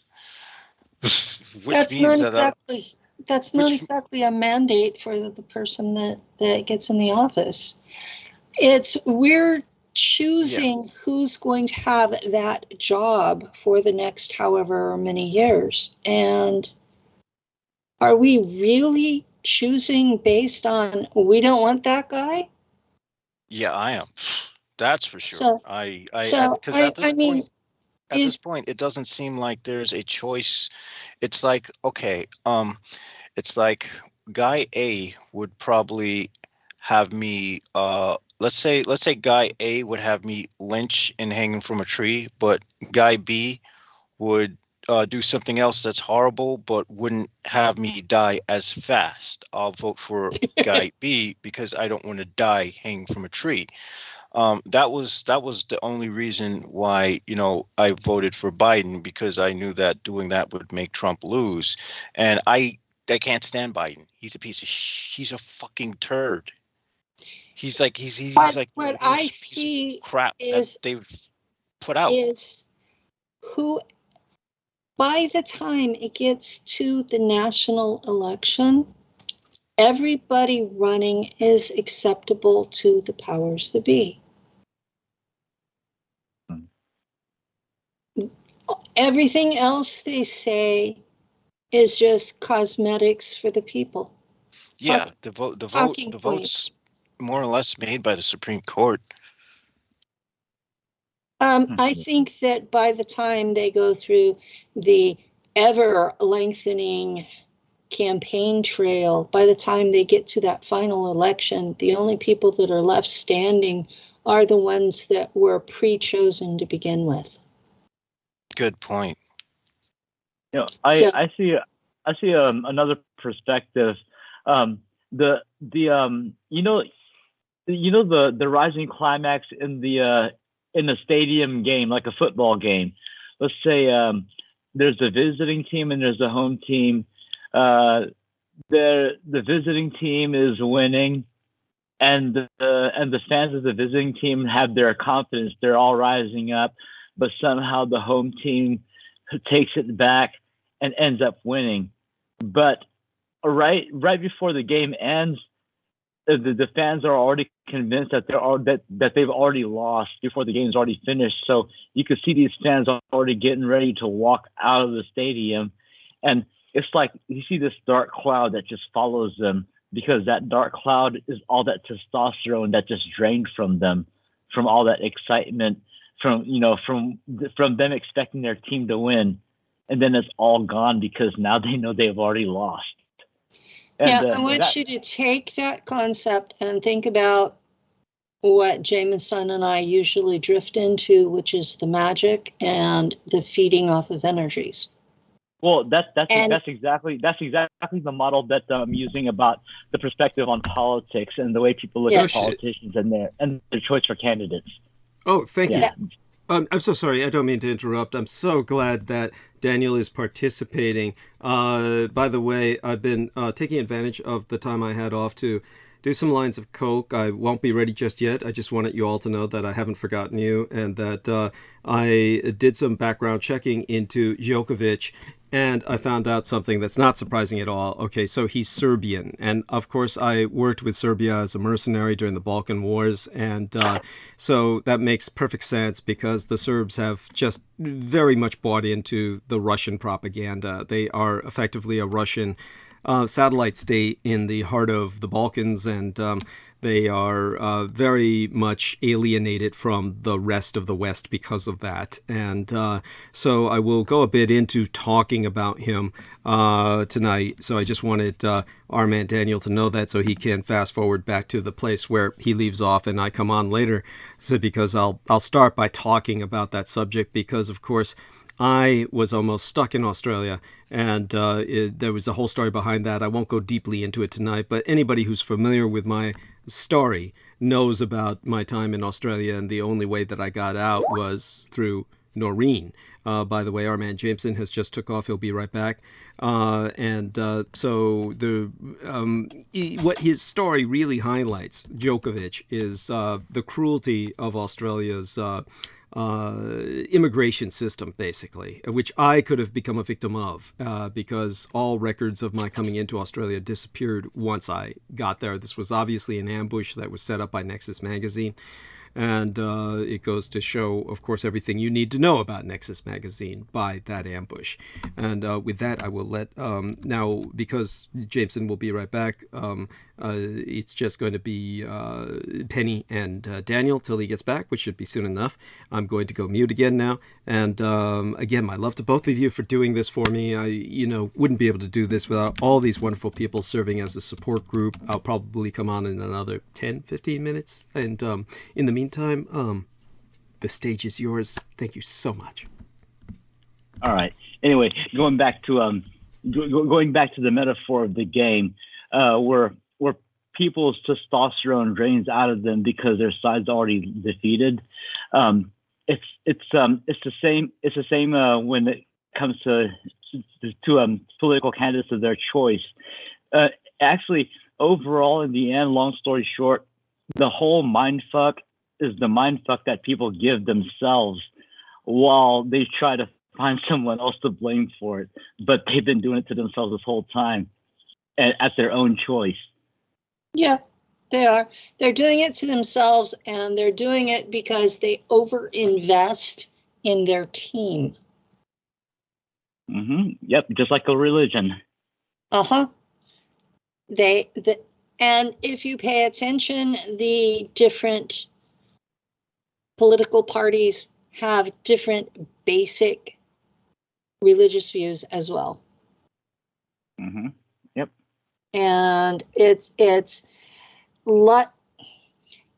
I'm not sure provably that parties were invented to divide us, but I do know that the founding fathers were against political parties because they predicted it would divide us. Yeah, they did say that. Yeah, they did this. They did say that. How old are you? About? I will be 50 this summer.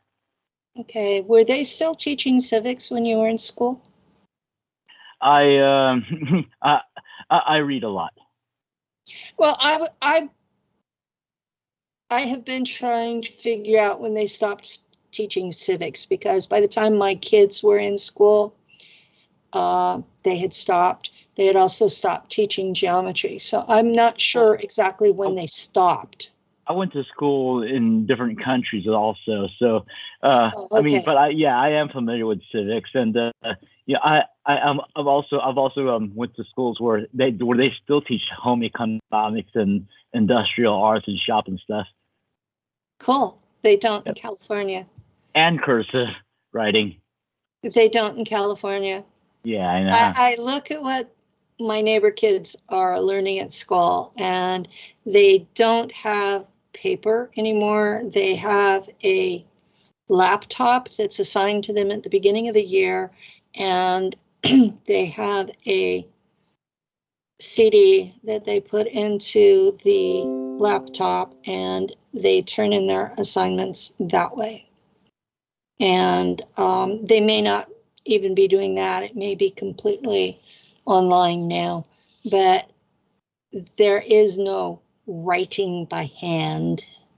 And I write in cursive. I took calligraphy, so it's pretty cursive, but they can't read it. And I'm like, do I have to print for you? And they're, yes. I'm like, oh, shit. But yeah. It's almost like going to another country, interacting between generations here now. I'm 66, so I'm not a young person. I don't feel ancient yet, but I definitely don't feel like a young person anymore. And I pay attention to the differences between me and my neighbors, because over time, those differences start to really matter. When you're in a situation where getting along with the neighbors is life or death, I may be in trouble. Yeah. Well, growing up in America, being the different one, I learned to appreciate the differences that I share between my peers, so that I can find some way to be pragmatic about my relation with them. Yeah. Yeah. Well, you kind of have to. You have to adapt when you know you're different. Or as I put it, if you know you have a problem and you don't do something about it, it's on you. Basically. Yeah. So that I've seen a lot of situations where the people who were different expected everyone else to adapt to them, and it just don't work that way. Well, I'm also a martial artist too, so that becomes part of the education and the process. Yeah. Because you always have to be ready for one change after another. And at the same time, I'm also aware that for the most part, people, they hate change when it's happening, especially when they have to do it. Most especially when they have to do it. Yeah. But once they change, they really don't want to change back. Yeah. It, Yeah. it's, yeah. They got to get comfortable. Yeah, once they get comfortable in a spot, they don't want to move. Mm-hmm. So, yeah, I've seen a lot of that too. The neighbors really like my husband, so I have that going for me. They really like him, but he knows how to fix things and they don't. Yeah. That's always good. Yeah. He can fix the plumbing and the electrical stuff. And when the washing machine doesn't work, he knows how to take it apart and fix it. It's like Walt and Gran Torino. Repeat that, because I didn't catch that. It's like the character played by Clint Eastwood named Walt in Gran Torino in the movie. Yeah, except he's not quite as grumpy as Walt was. Because he fixes the washing machines for his neighbors. Yeah, Walt in Gran Torino was like a lot of men my generation. Yeah. They're sitting there feeling useless,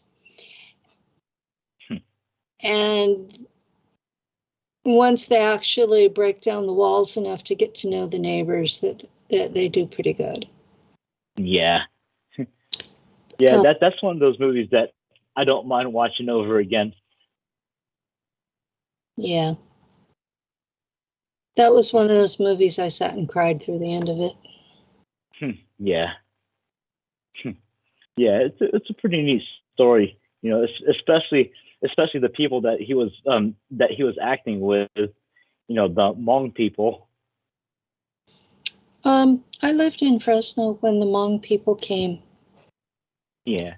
And my middle son was in kindergarten, and his best friend was one of the Hmong kids. And I started noticing my son was speaking Hmong rather than English. And my mom threw a fit. It was, you make him stop that. You make him learn English. And I go, he lives in America. He's going to learn English. And she says, but he doesn't speak it right. He sounds like a foreigner. And I'm like, Mom, it's a job skill. Leave him alone. Yeah. Yeah. I mean, what do you do when your parents off the deep end, you know? Well, I'm in Texas, so I see and hear a lot of that almost every day. Yeah, you know what I'm talking about. Yep. It was, oh my God, she was adamant. But she had pulled the same thing when I was a kid. She didn't want me speaking Spanish or Portuguese at home. And I'm like, Mom, at school everybody's speaking one or the other. You know, there is no English. And she would just get livid. And then dad would go down to the school and raise hell.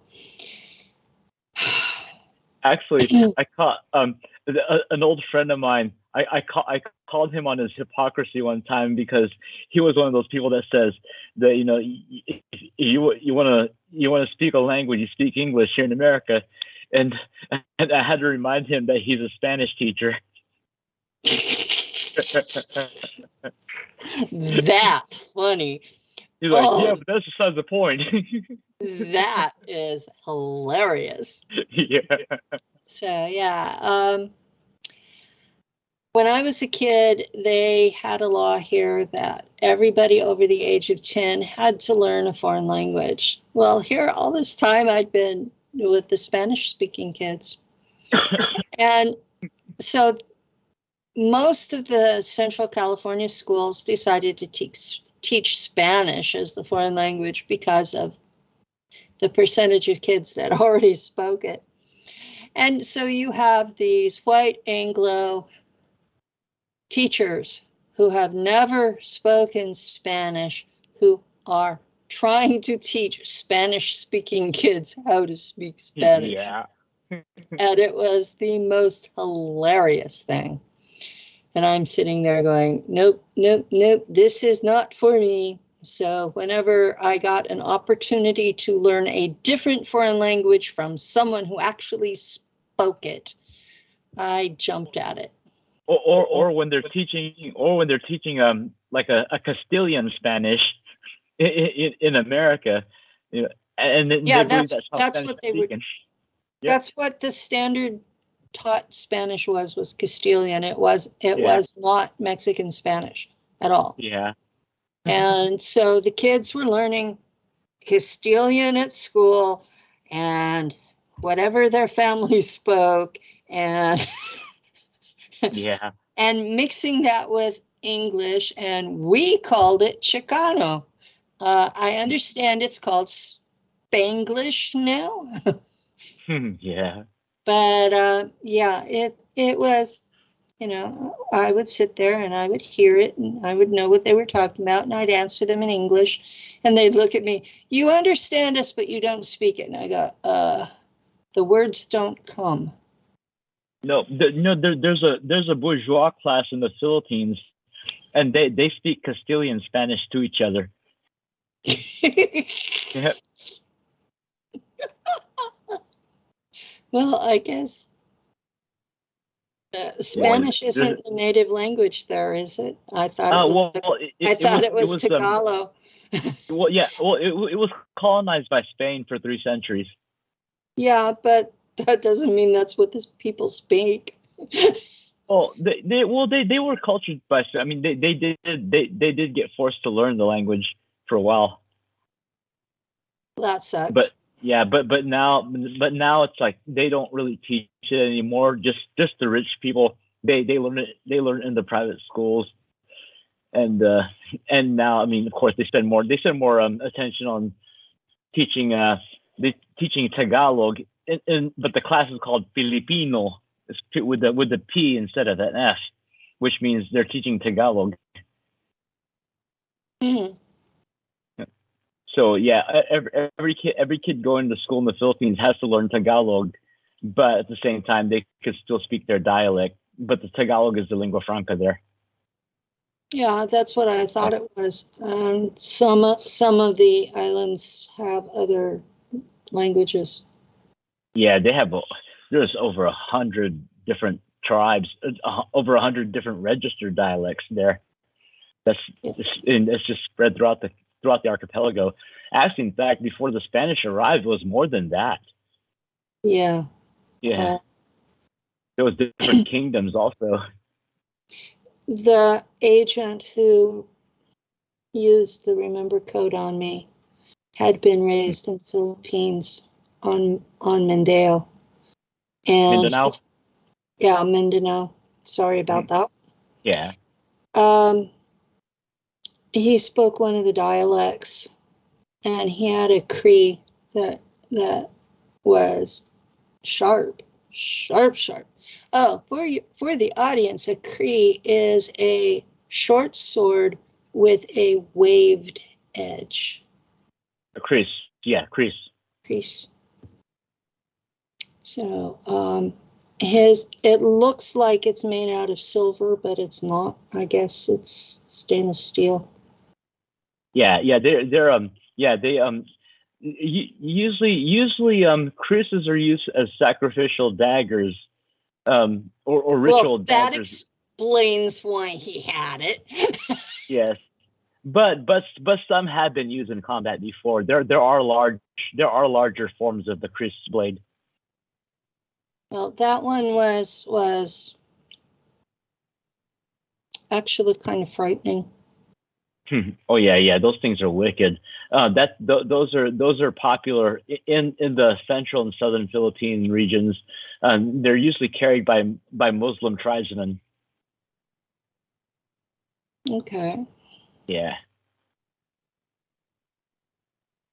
And those Muslim tribesmen, you can't mess with them. I mean, they still dominate most of Mindanao.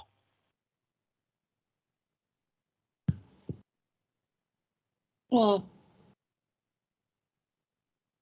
I am aware of the cultural differences, but I'm not aware some of the other things. I'm pretty sure from what I recall that the Americans, when they came in, tried to wipe them out. Oh yeah, they tried to wipe out as many as they could, just to get all their gold, but they just kept popping babies out, including half white ones. Yeah, well, that seems to be standard wherever Americans go. Yeah. In fact, in Mindanao, yeah, that's where most of the mass slaughter against Muslims had taken place. You know, which was committed by the U.S. forces. In fact, see, there's General Blackjack Pershing. He was a governor of Mindanao. For the time, he was one very wicked man. The Islamic insurgents that he had in prison before executing them, he had every bullet soaked in pig's blood. The pigs are slaughtered in front of the prisoners. You know, I mean, close enough for the blood to splatter on them. He had to spiritually torture them. Before they were executed. That's just cold. Yeah, I mean, just crazy shit like that. Yeah, that's just cold. Yeah, and now there's been so much. That's just scratching the surface. It gets worse. There has been just so much nastiness done, and nastiness.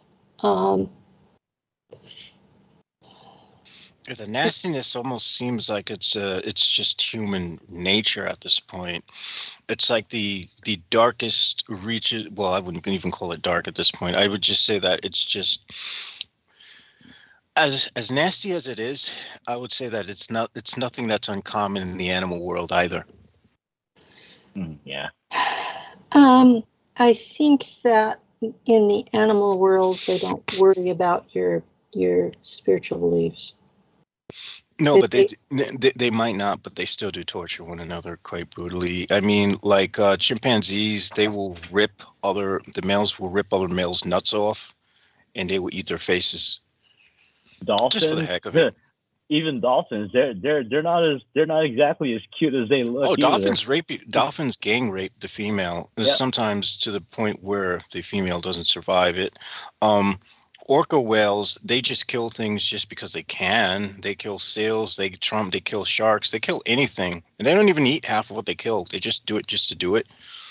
Of course, spotted hyenas, they are very vicious to one another when it comes to the hierarchy. So, I mean, it's just that this entire realm is a shit realm. This realm of existence is shit and torture. That's all it is. Well, that's why I want to see it wiped out. I have long felt that this was hell, and that. Oh no! This is worse than hell. This is heaven. There is nothing worse than heaven, I assure you. And I long to be in hell. I don't belong in this realm. Well, that you have to understand, for the listeners out there, I'm saying this because being someone who, works with demons, we don't consider hell bad. We consider heaven bad. And so heaven is like the worst insult you can possibly designate a place. After the pandemic, JMO, we're going to get you laid.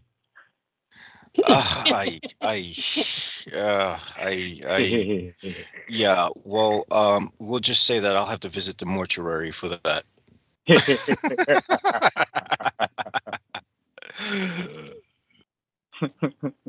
This was for some black humor. Since that was a running trope last discussion, but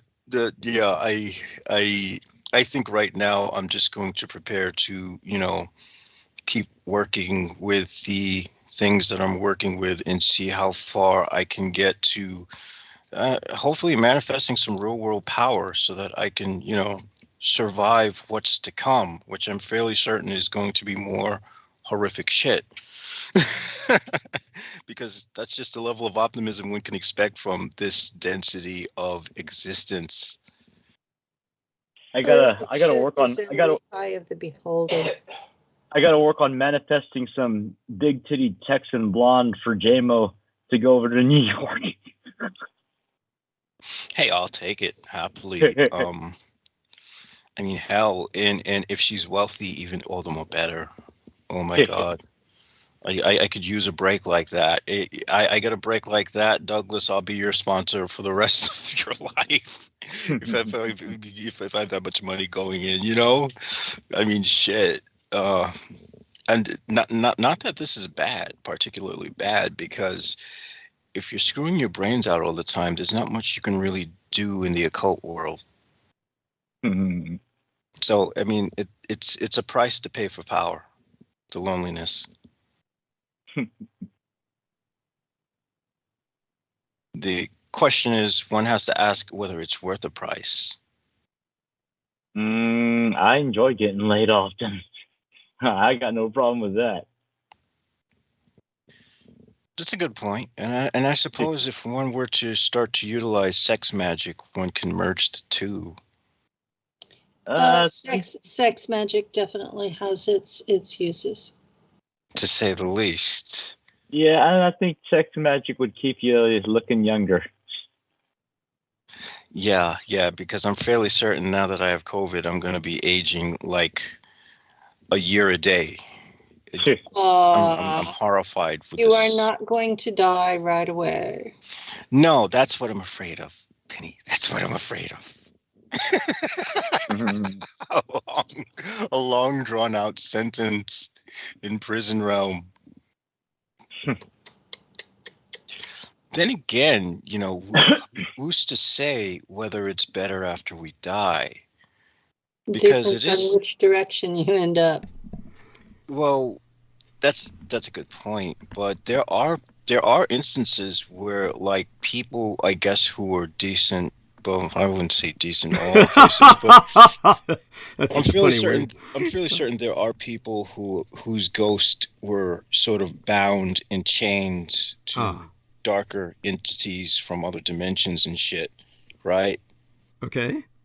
I mean, that does happen, right? After you die. I mean, you can. You're asking me like I should know?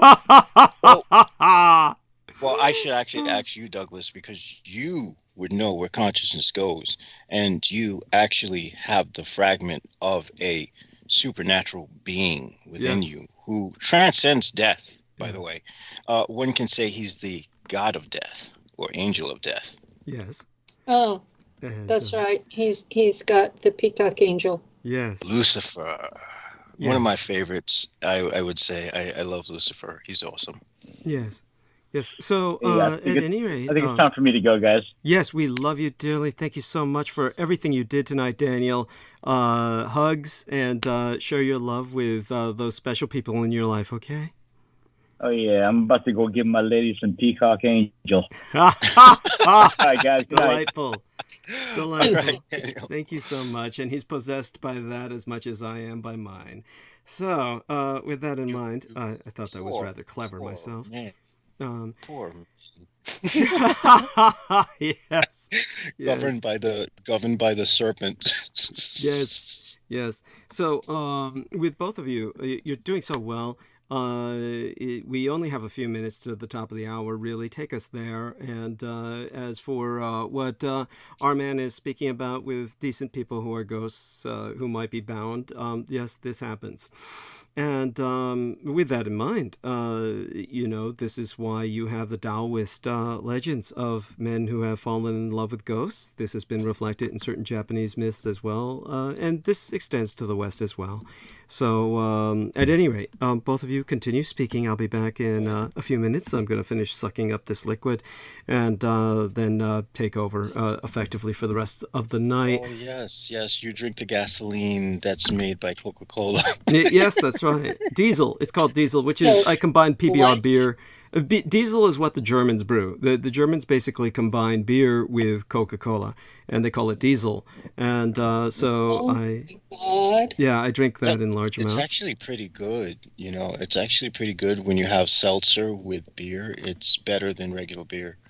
There we are. I tried this drink the other day that was like this black cherry that was carbonated. Really, really good. It doesn't even taste like alcohol. Yeah. And it doesn't taste like that stupid shit that was like juice. You remember that stuff? That had the caffeine in it? Oh, I don't even remind me. So they have stupid shit like cherry Coke and stupid shit like that. I don't even know why they do that. The only beer that I can tolerate is Guinness. The rest of them, the smell is just too much for me. Understood. Guinness is a pretty nice brew, actually. It has a sort of hickory taste to it. Yeah, both of you can continue with this. I want to say hi to the young lady in chat named Anne-Christine Fontaine. Hi, honey. Mwah. Love you dearly. Thank you for appearing in the chat room. I'm glad that Jacob Waters was understanding. Jacob Waters said that the wildest one in his lifetime was the George Bush election when they had the recount thing going on in Florida. That's why it always feels like it comes down to voting for the shiniest turd in the final 2 or 3. Well, there you go. And I have to agree with him with that. That is what it feels like. It feels less like a choice and more like an obligation from a survival perspective. Yeah. No. It's exactly what it is. So it's literally like someone putting a gun to your head and saying, "Choose or die." Yeah. Oh, by the way, Anne-Christine Fountain responds with XOXO. Thank you, honey. That's wonderful. So with that, let me try and recoup my voice, and then I'll be using it the rest of the night. What do we have in the live stream in terms of hours left? I can't believe it. We've been on for 7 hours. So with that, we are going to have how many hours left? About 5 when I get started.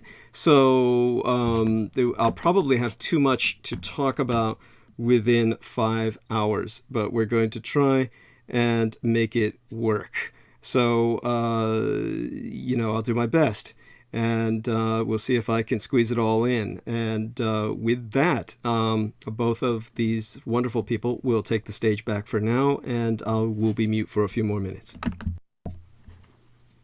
Well, now that we're on the topic of ghost, I do say that, from time to time, if you ever do have the privilege of having, consummate relations with a spiritual entity, fuck being in the physical world.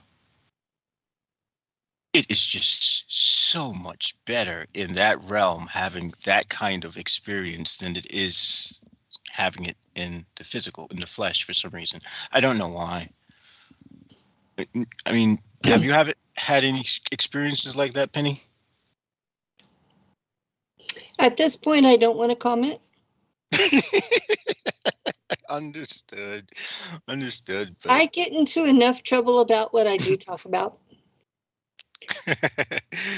Oh, no one's gonna judge you here. You're not gonna judge me, and neither will Douglas. But you have an audience. Oh, yes, good point. Yes. Gotcha. I keep my sexual practices to myself and my partner. Right. It is different when you're in love with a physical human being. I have no experience with being in love with a physical human being, so I can float all over the place and be an astral whore for all, with no repercussions. That is, I have to apologize for not taking that into account. It's the idiocy of sort of being a eternal bachelor. Well, I admit to doing magic, and I admit to certain groups in this world having caught me doing magic in the last few months. And can they actually detect that stuff? Oh yeah. they can not only detect that it was done, but they can follow the energy trail back to who did it. And I have been busted. And so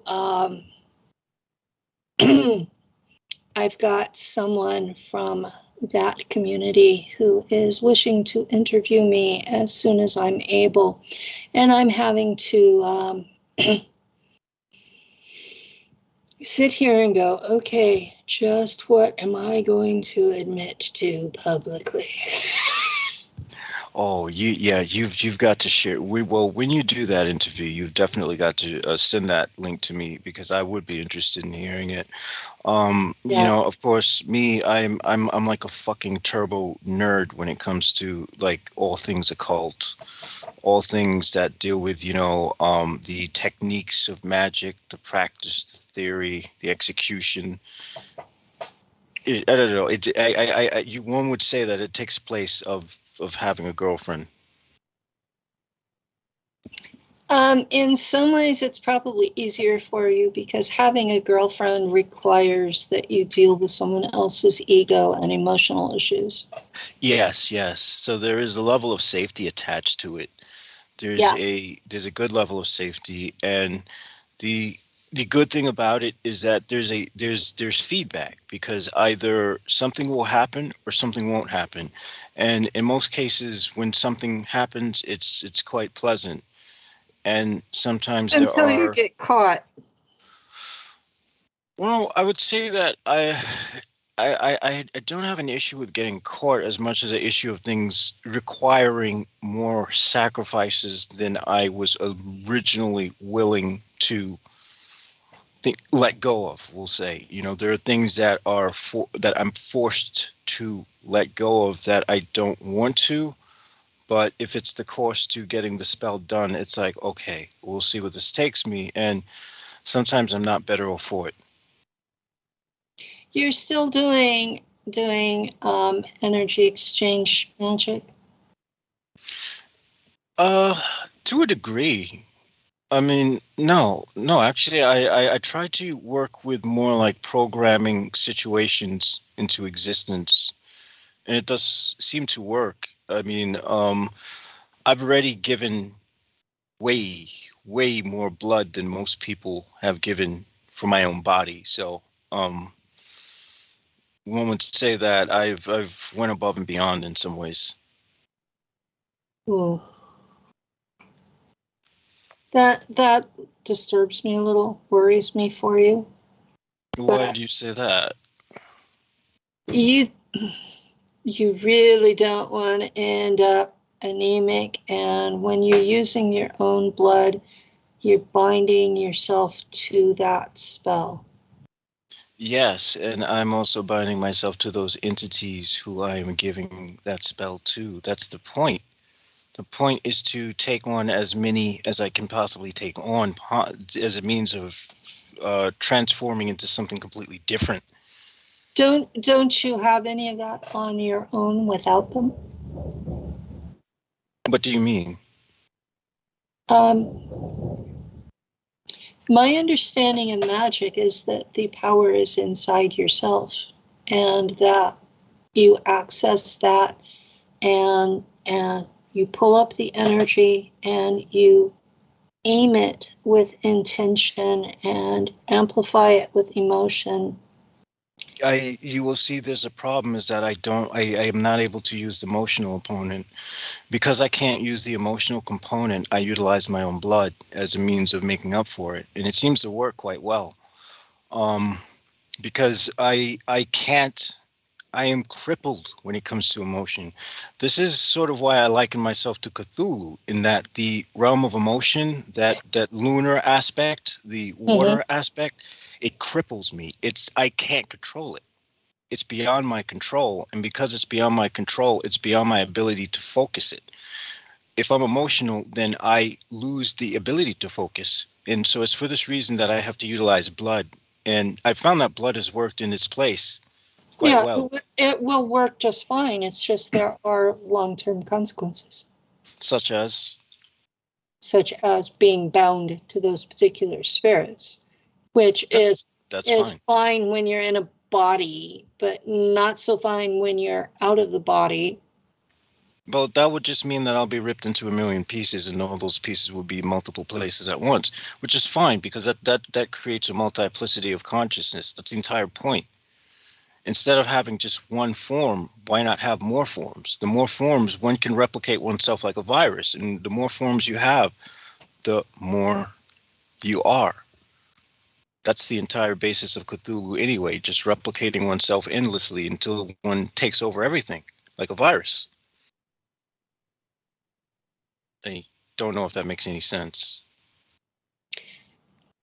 I'm having trouble wrapping my head around it, but it's okay. It's kind of like... I don't have to understand it. It's kind of like infecting the infernal world by binding oneself to more and more infernal spirits. If more and more beings have a part of me, then I'm also a part of them. You see, it goes both ways. It goes both ways. There's a reciprocation.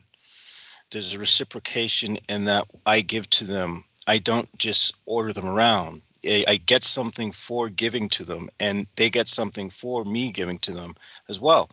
And I get more from giving to them than I would get from just ordering them around and being done with them. You get what I'm saying? I get that, yeah. It's like it's like sort of merging with these entities so that one doesn't have to be just oneself anymore. It's, yeah, and saying she doesn't get it either. Well, it's like this. I never had what you would call a solid sense of self like other people. So not having a solid sense of self, I'm able to split myself up into multiple pieces at one point. I don't know if that makes any sense. It doesn't with my experience, but that's okay. Nothing has to make sense with my experience. I see. You know, that makes, well, yeah, that, I guess. I accept that I'm not going to understand everything. That's good. Yeah, well, I respect you for that. I feel the same way. I don't understand everything. Well, okay. Go on. Finish up your thoughts, both of you. Go ahead and wrap it up gracefully. Take your time. Well, I suppose all I can say is we'll see what this takes me in what happens when I'm split into a million pieces among a million entities, and that should be quite the interesting experience, to say the least. Okay. Not that it necessarily would be a pleasant one, but whatever. Mm-hmm. It's the price for power. Right. You,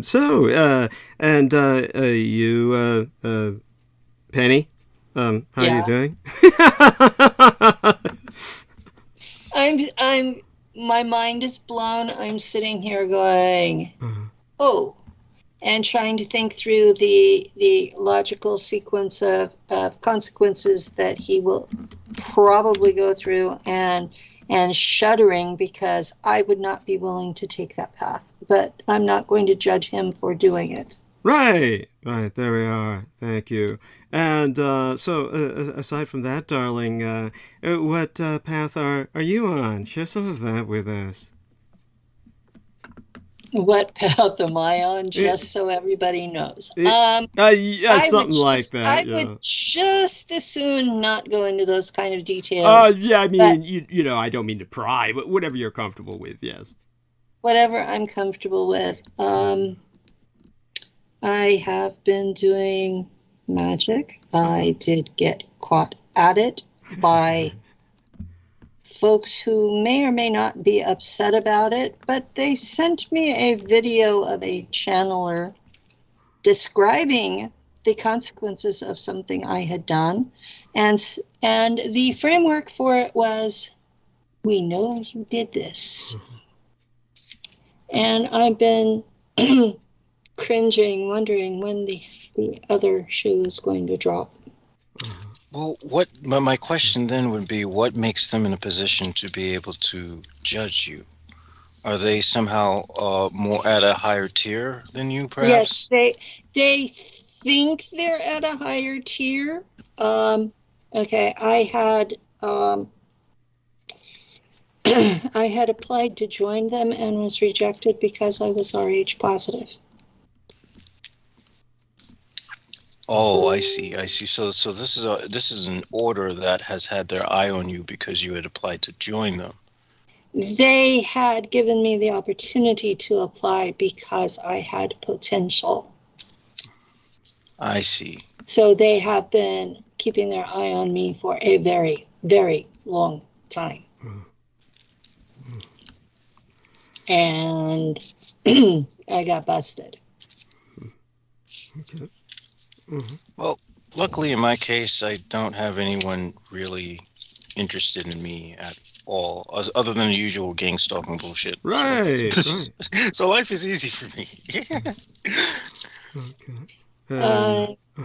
There are folks in this world that most people don't even know they exist, and you piss them off and you disappear. And it's been a month, and it's been 2.5 months since they notified me, and nobody has dropped dead yet. So I'm like, okay, maybe I will survive this one. Then it sounds more like what they sent you was a warning, more or less. It looks like it so far, but I will state that it had only been 5 weeks after the warning whenever Daryl's house burnt down. Right. Tell us a bit about that. What can you share about that, please? What I know about that is that Daryl and Doris owned a 3-story house in a Maryland suburb of DC. And while I was in surgery, a fire broke out in the flooring in her bedroom and burnt the thing to the ground. And that Daryl had smoke inhalation issues afterwards, and he burnt his ears trying to rescue family members. He was the only trying. He must have succeeded.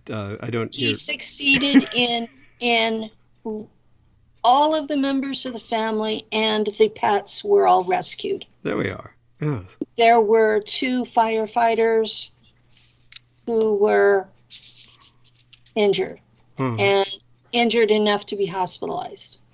And I have heard but not confirmed that one of them died later.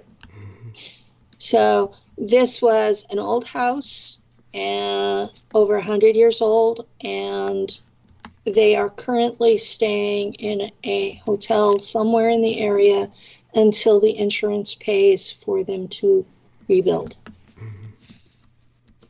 And everything having to do with the Global Enlightenment radio network was burnt in the fire. So of course, the network was down for approximately a month and is now back up. Right.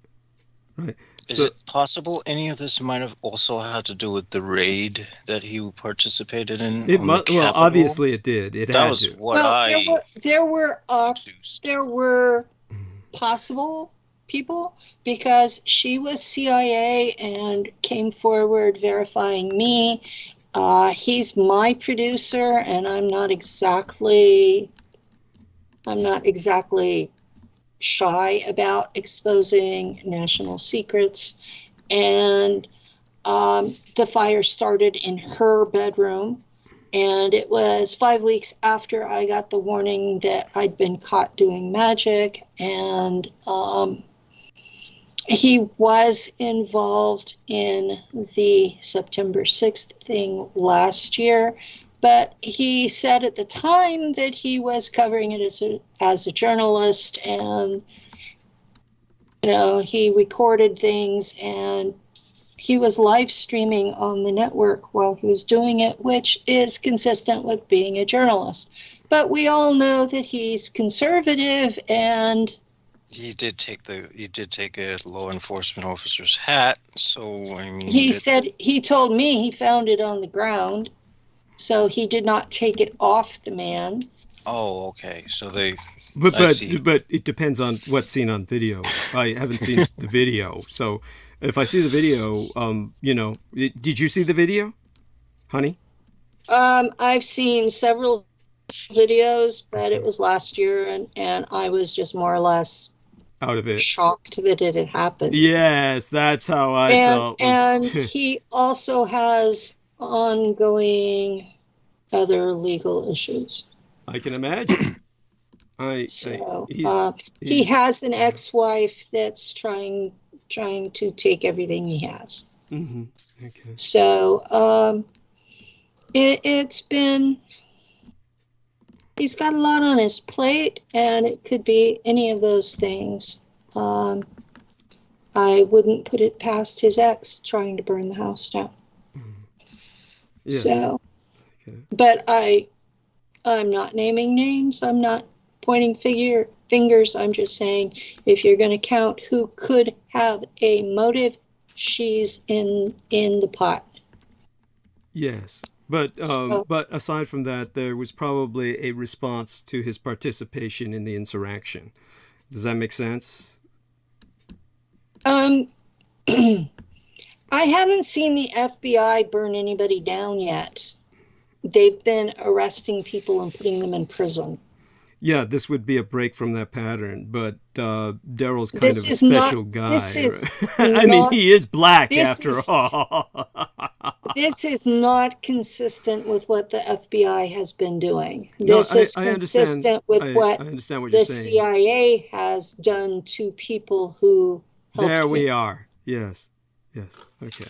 So if you're going to blame an agency, I would go for the CIA rather than the FBI. Okay. Yeah. And so all of that being said, I'm glad that we're covering this to a degree. And in terms of, Daryl, obviously, the one thing that I hope you communicate to him is that I certainly appreciate his putting me on his schedule. I will talk to him about this, but I can't promise anything. I honestly don't want him to expect anything. It kills me to do this show, you can imagine. And so the idea of, so go on. When he said that you were on the schedule, he gave me the impression that he was going to be mirroring this show. Interesting. So if that's what he's welcome to do. He's welcome to take my show and just splice the monologue off of it if he wants, or just play the whole goddamn thing. I don't know what time slot he's got, but he can cut it into this show's 12 hours long, right? And so if he's playing this 5 days, 7 days a week, then he can just cut. Since I do 2 12-hour shows, it's 24 hours.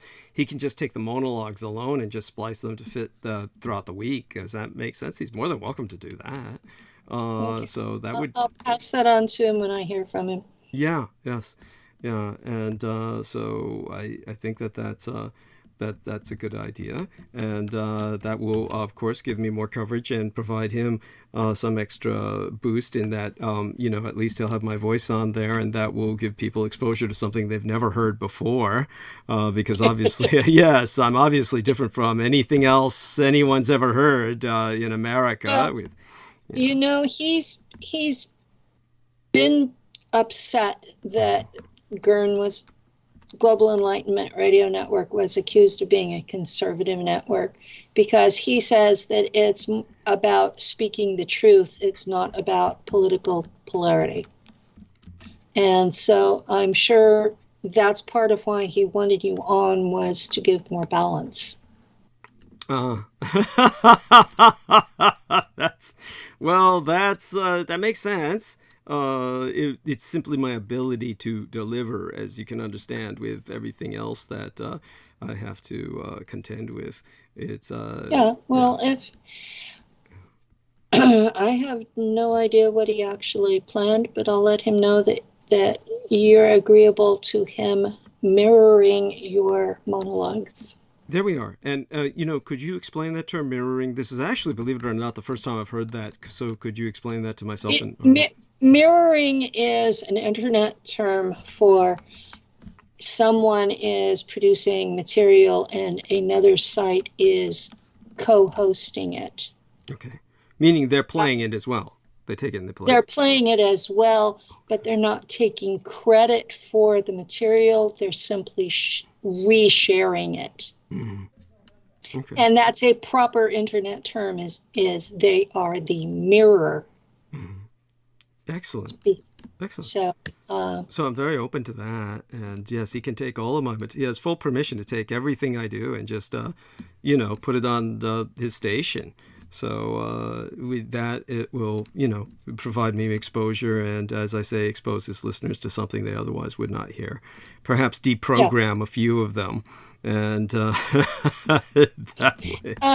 I don't even go with deprogramming. I just sort of, this is what I know to be true for me. And just speak it. And when I have a guest on, I do my best to not censor or rewrite what they're saying. So, I mean, you've been on my show. You know I don't redo what you're saying. Yeah. And by the way, if Lou Reist wants to come on and say hi, tell him to come on and say hi to us good morning to everybody before I suck all the oxygen out of the room. You want to say hi, dear? Come here so we can hear you.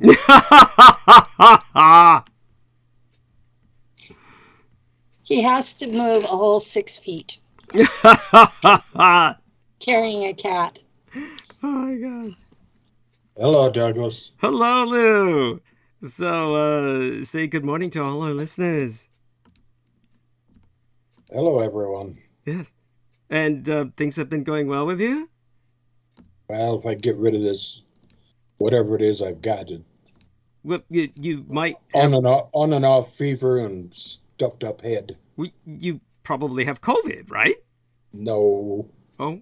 There's no cough. He has taste. He has smell. Okay. Well, I mean, this third wave is different, isn't it? Yeah, I also have smell. I also have taste. The only thing I have is an extremely stuffy head, a cough, and sometimes when I walk, there's a sort of dizziness. What I see him having is a temperature of about 103 in the middle of the night, and he wants to sleep all the time. Okay. There we are. This is, well, at any rate, I wish you the best. You're in our prayers, Lou, and you know that. So if anything else you want to share with us, anything that comes to your mind that you want to make a statement on? No, not offhand. Not that I can think of. Okay. Well, my fever is starting to climb back up, so yes, best get to go bed. take a Tylenol and yes, take your get rid of it. Tylenol. Yeah, and that's so important. I'm glad that you have that. So I'm glad he's got Tylenol available, and and he's got you to help care for him. I'm trying. Yeah. There are times I'm more of an anchor than a carer, but at least he's not alone. Mm-hmm. And so in terms of this, what about yourself, honey? Anything politically that's going on in the world, that your impressions about what's going on in Eastern Europe, for instance, that you want to share with us before I take over? I actually haven't been paying much attention to what's going on out there right now. I've been trying to heal from surgery. Mm-hmm. And news stresses me. Mm-hmm.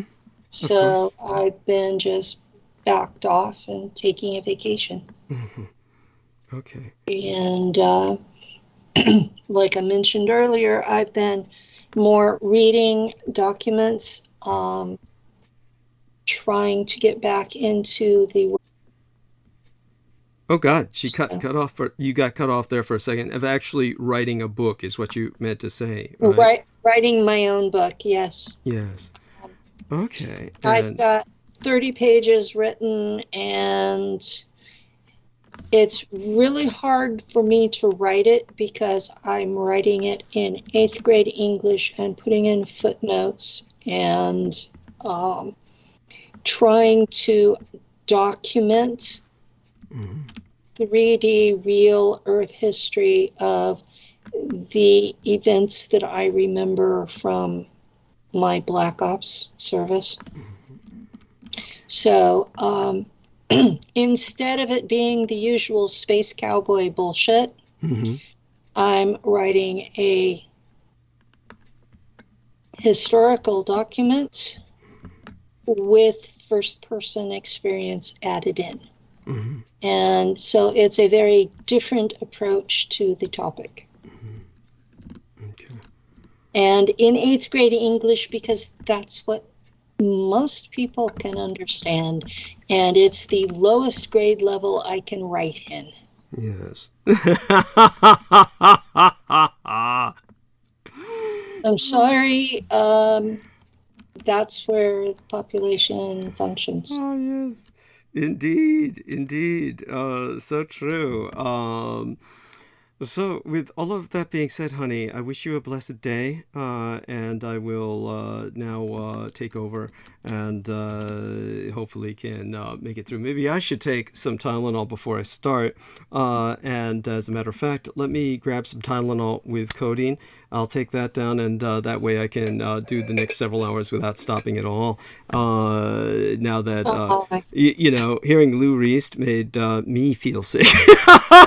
I know, it's psychosomatic. You asked for him to come talk to you. I know. I asked for it, but then you gave me the impression of his 6 legs, and all I could see was fucking Garfield. Oh my fucking God. And it was like Garfield melded with like a caterpillar, like Alice in Wonderland. You see those big stuffed 6-legged. What was it you took? It's, you know, a lot of the nutmeg. I've got a lot of nutmeg in here, as well as alcohol within the tea that I made, as well as, of course, the, you know, the diesel that I'm drinking, the Coke mixed with beer. But, you know, the codeine will top it all off so that the minor headache that I have with the vision of Lou in my head, all psychedelic like that, will be taken care of with the Tylenol with codeine. So let me go grab that. I'll be right back. Jameson says I'm tripping balls.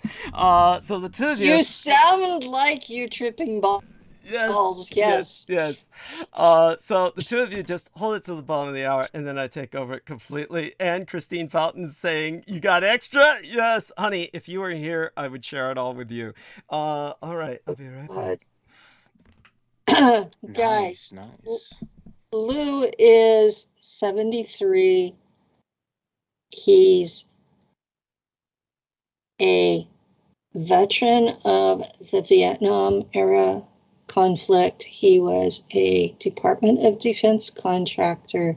He's not helpless. He does have white hair and a very thick white beard, but he's not Santa Claus either. I think he's cuddly, but most other people look at him and look at me and wonder why we're together. And we have a lot of basic values in common, and I like being with him. And, you know, nobody has to like him but me.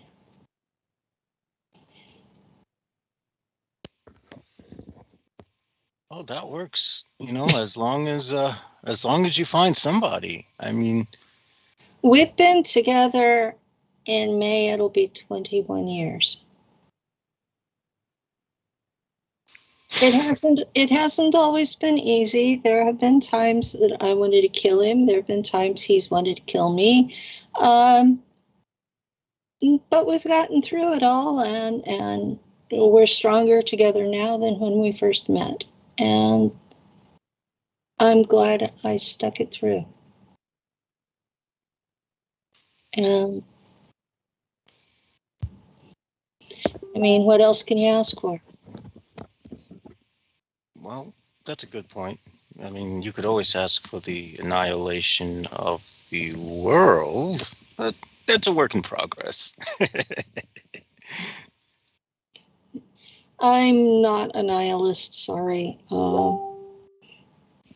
I think I'm being pretty tolerant that you are. Oh, you're way. I give you and Douglas credit for being way more tolerant in general than I am. I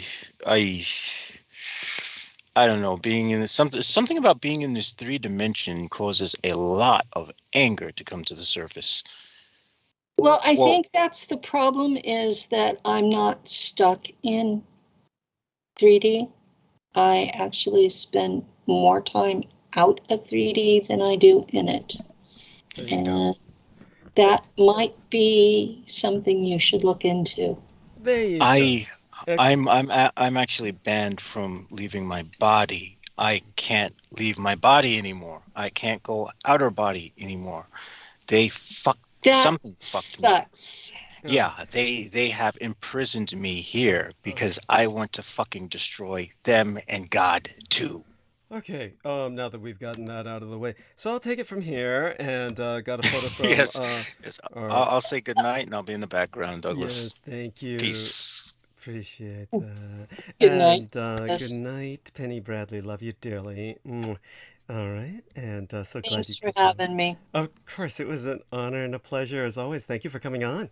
And with that, solicitation time, of course, that's unavoidable. And during the time we have remaining, which is not much, well, you know, it may be a lot to most other people.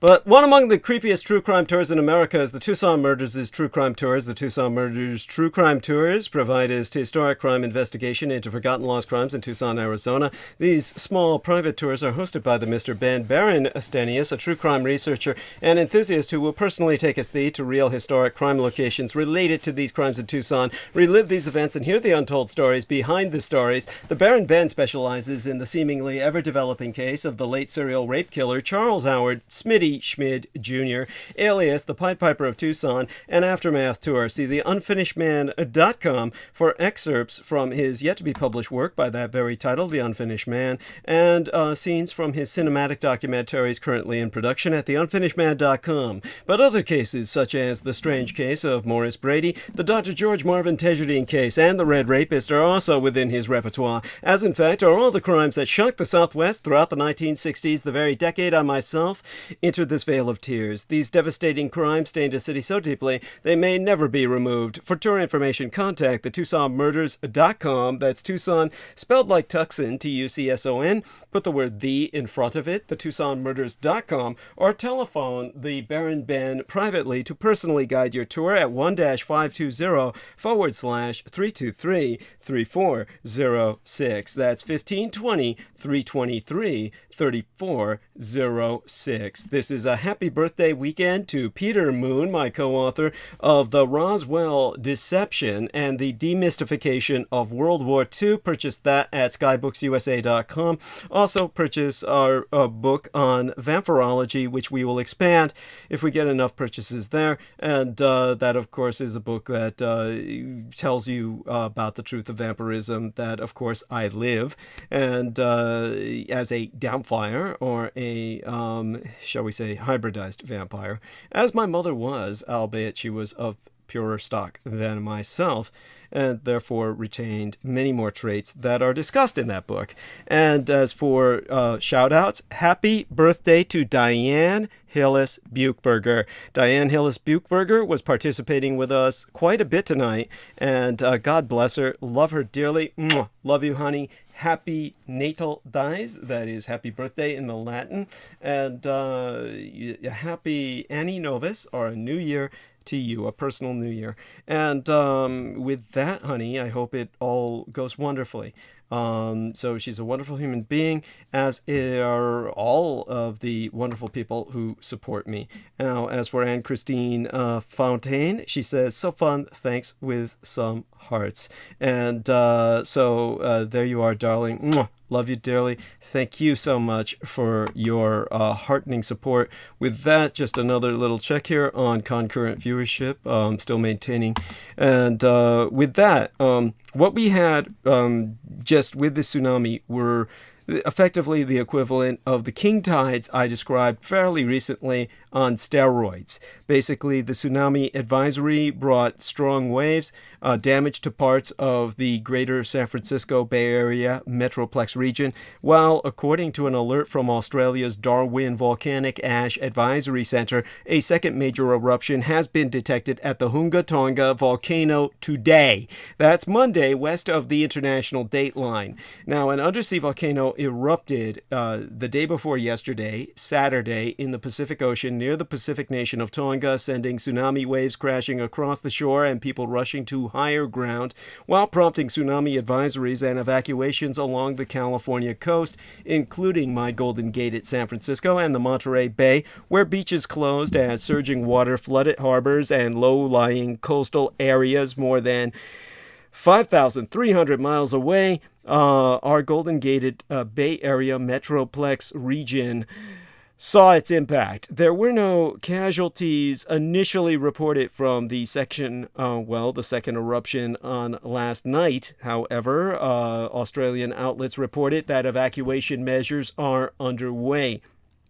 The underwater Hunga Tonga Hunga Ha'apai volcano violently erupted just 72 hours, that's 3 days gone, well, 4 days ago by now, on Friday into this weekend, this Martin Luther King Jr. weekend, sending tsunami waves barreling towards the isolated island nation of Tonga and putting the entire Pacific Rim on tsunami watch, both sides of the Atlantic, or should I say all sides.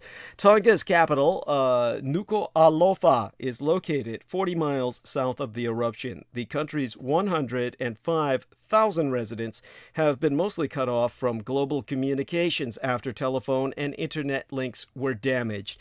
Officials were working to contact those residing on the islands closer to the blast. The number of casualties have not yet been reported as far as I know. Australia and New Zealand deployed surveillance flights to assess the damages. According to Australian Prime Minister Scott Morrison, relief efforts have been hindered by vast plumes of ash discharged during the eruption. Visible from space, Australia's Minister for the Pacific, Zed Cecilia, said initial reports suggested no mass casualties and that the airport appears to be in relatively good condition, but there was significant damage to the country's roads and bridges.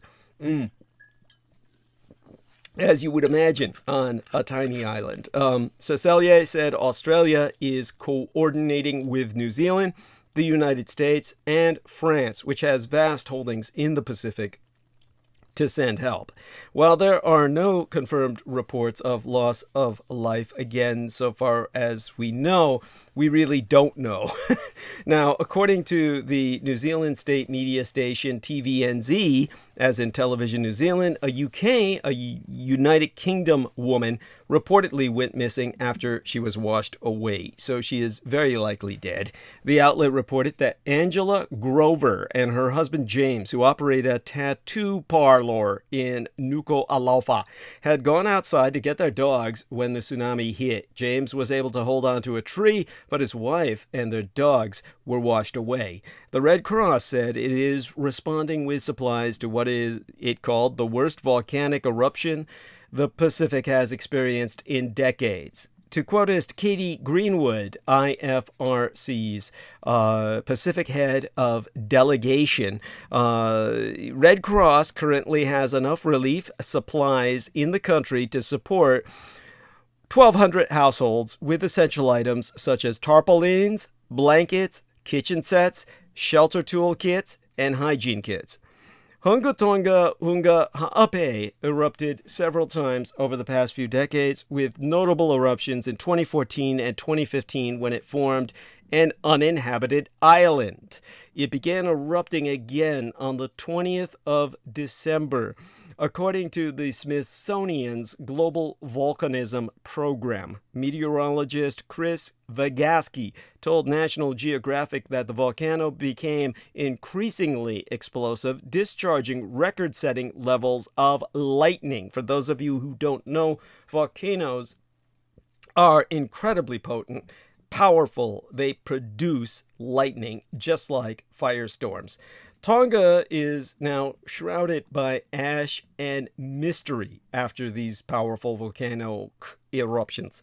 So far, the only deaths reported occurred 6,000 miles away in Peru, but outside, emergency workers have yet to make their way to the Pacific island nation that I know of. Boats bashed into a quiet harbor in my own Southern California, and that remote island was battered in Japan by 4-foot waves, and 2 women were swept to their deaths on a beach in Peru, some 6,000 miles away from an undersea volcanic eruption so powerful that the tsunami it set off churned ocean waters halfway across the globe. But today, yesterday by now, reports of the volcano's impact trickling in from far-flung countries.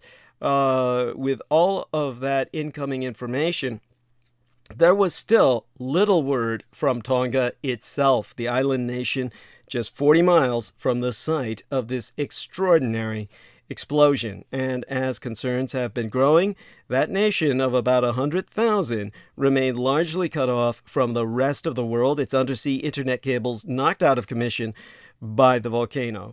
Early videos captured islanders rushing to higher ground as the first powerful waves crashed ashore, and reports that emerged today, yesterday by now, described a land rendered ghastly gray by volcanic debris, its waters poisoned by the ash sent tens of thousands of feet skyward when the Hunga Tonga Hunga Ha'ape volcano erupted Saturday evening. But there remained no word of any casualties, unlike an ocean away in northern Peru, where, as I said, on a beach known as NAT'L in the province of Chiclayo, the police said 2 women were overcome by unusually large waves on Saturday and drowned. The police described the beach as unsuitable for swimming, but it was not clear that the women, who were with family members, were in the water at all when the waves hit. The husband of one victim, who survived, said that they had been around about 600 feet from the shore.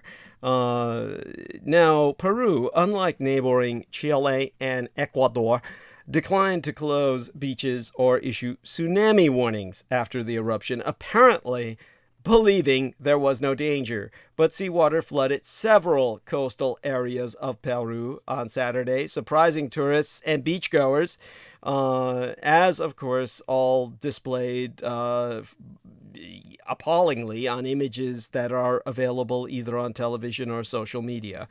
I'm sure you can find them on the same YouTube you're listening to me on now.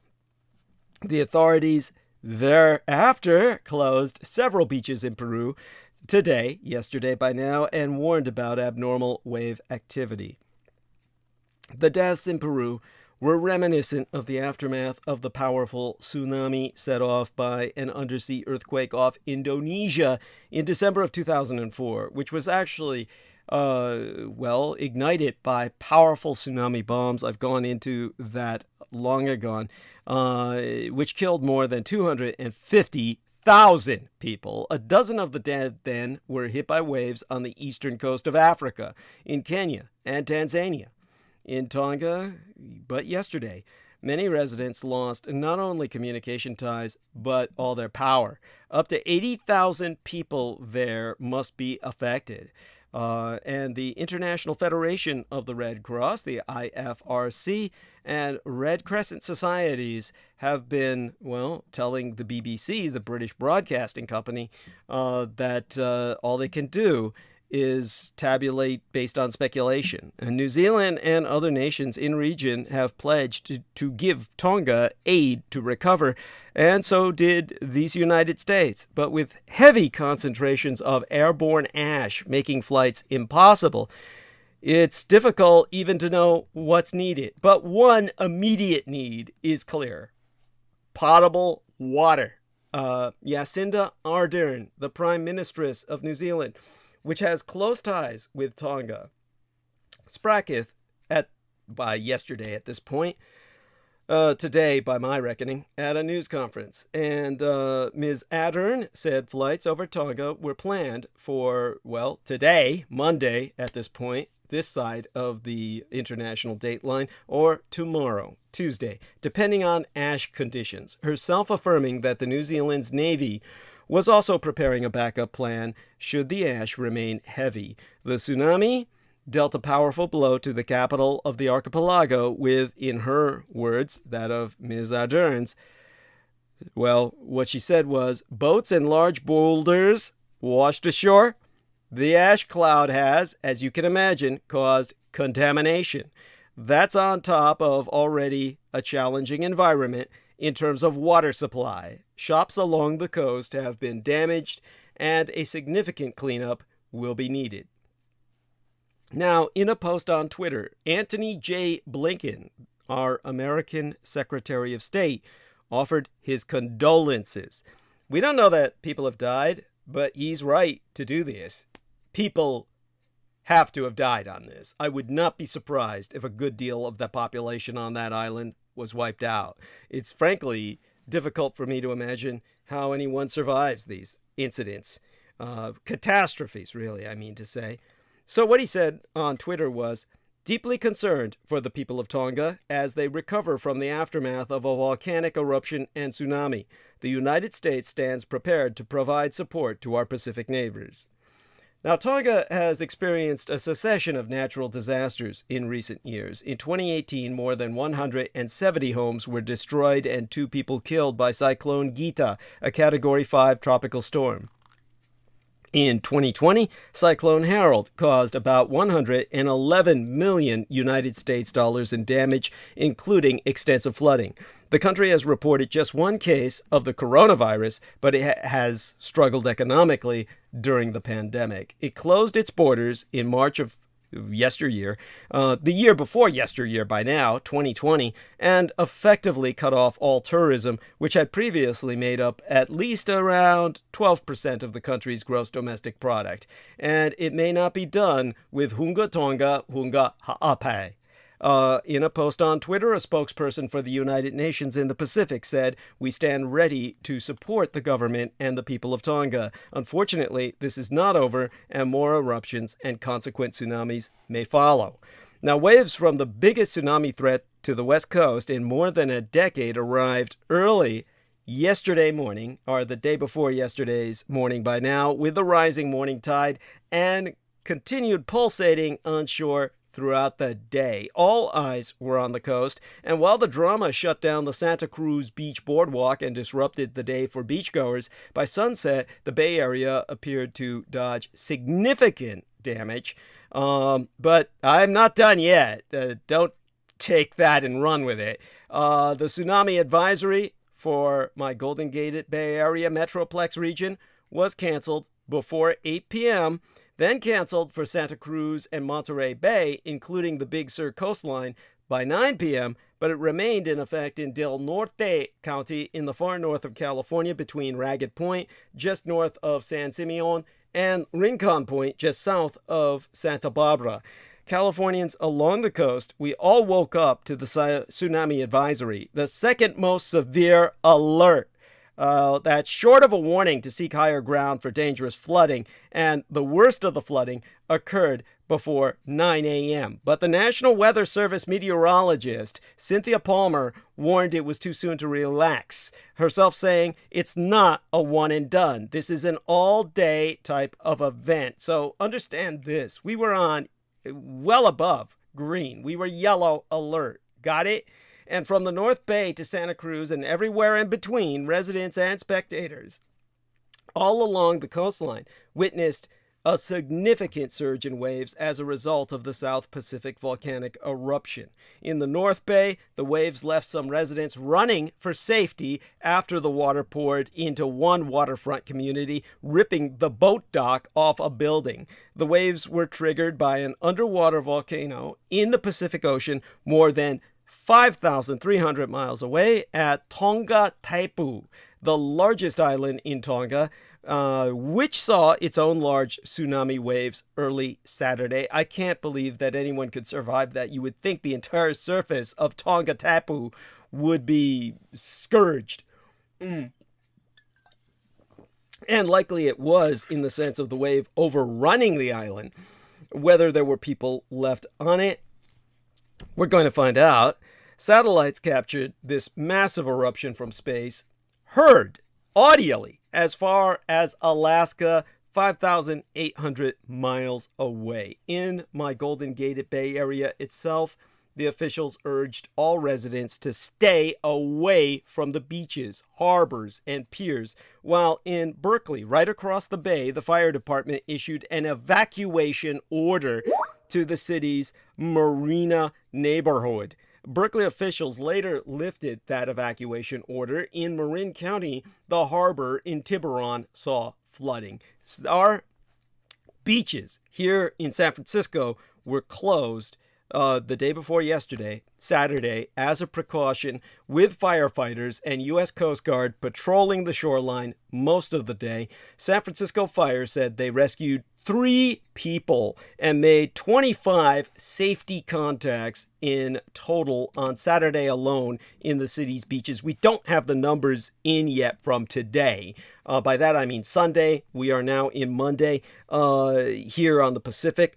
And there was this one surfer, I said earlier, 300 miles, picked up by some South Korean boat. I'm conflating memories with something else. That's like a Ripley's Believe It or Not story. I'll have to relate another time. But the surfer that I'm thinking of now was swept today, basically yesterday, Saturday, day before yesterday by now, 300 feet off our San Francisco shores amid this tsunami advisory. The San Francisco Fire Department was conducting rescue operation after rescue operation, but it started with this surfer who ventured out amid tsunami advisory conditions, and fire authorities reported the man was swept 300 feet offshore within as many seconds, a foot every second, while surfing Kelly's Cove at San Francisco's Ocean Beach.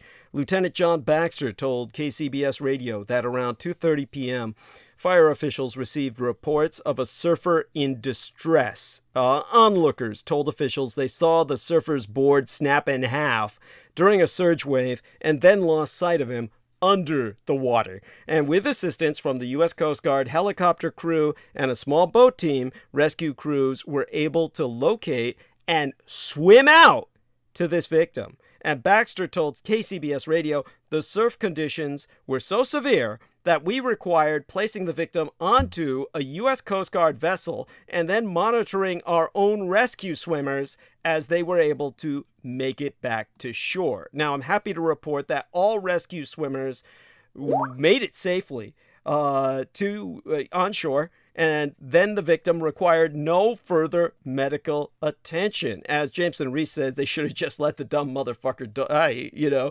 Actually, no, they need to put him on trial and execute him publicly. Now, Baxter then informed KCBS Radio that a second surf rescue was even then underway while he was being interviewed from the same location off the coast of my Golden Gate at San Francisco. He then strongly advised residents to please stay away from the goddamn beaches. To quote us, the surf may look non-intimidating in some areas based off the size of the wavelength. However, what's very cautious and very dangerous is the undertow and the rip current. Now, the U.S. Coast Guard had finally suspended its search for a 14-year-old boy who was swept out to sea at San Francisco's Ocean Beach. And that was while this man was being interviewed. And again, we're talking about Officer Baxter here of the U.S. Coast Guard, which is both a military and a police department on the national scale. So Lieutenant John Baxter, while he was being interviewed and they had managed to rescue this one idiot, then you've got this 14-year-old boy that died. He has been identified as Marco Corneo. He was swimming with his father and cousin at the beach near Lincoln Way when that group became distressed just before 4 p.m.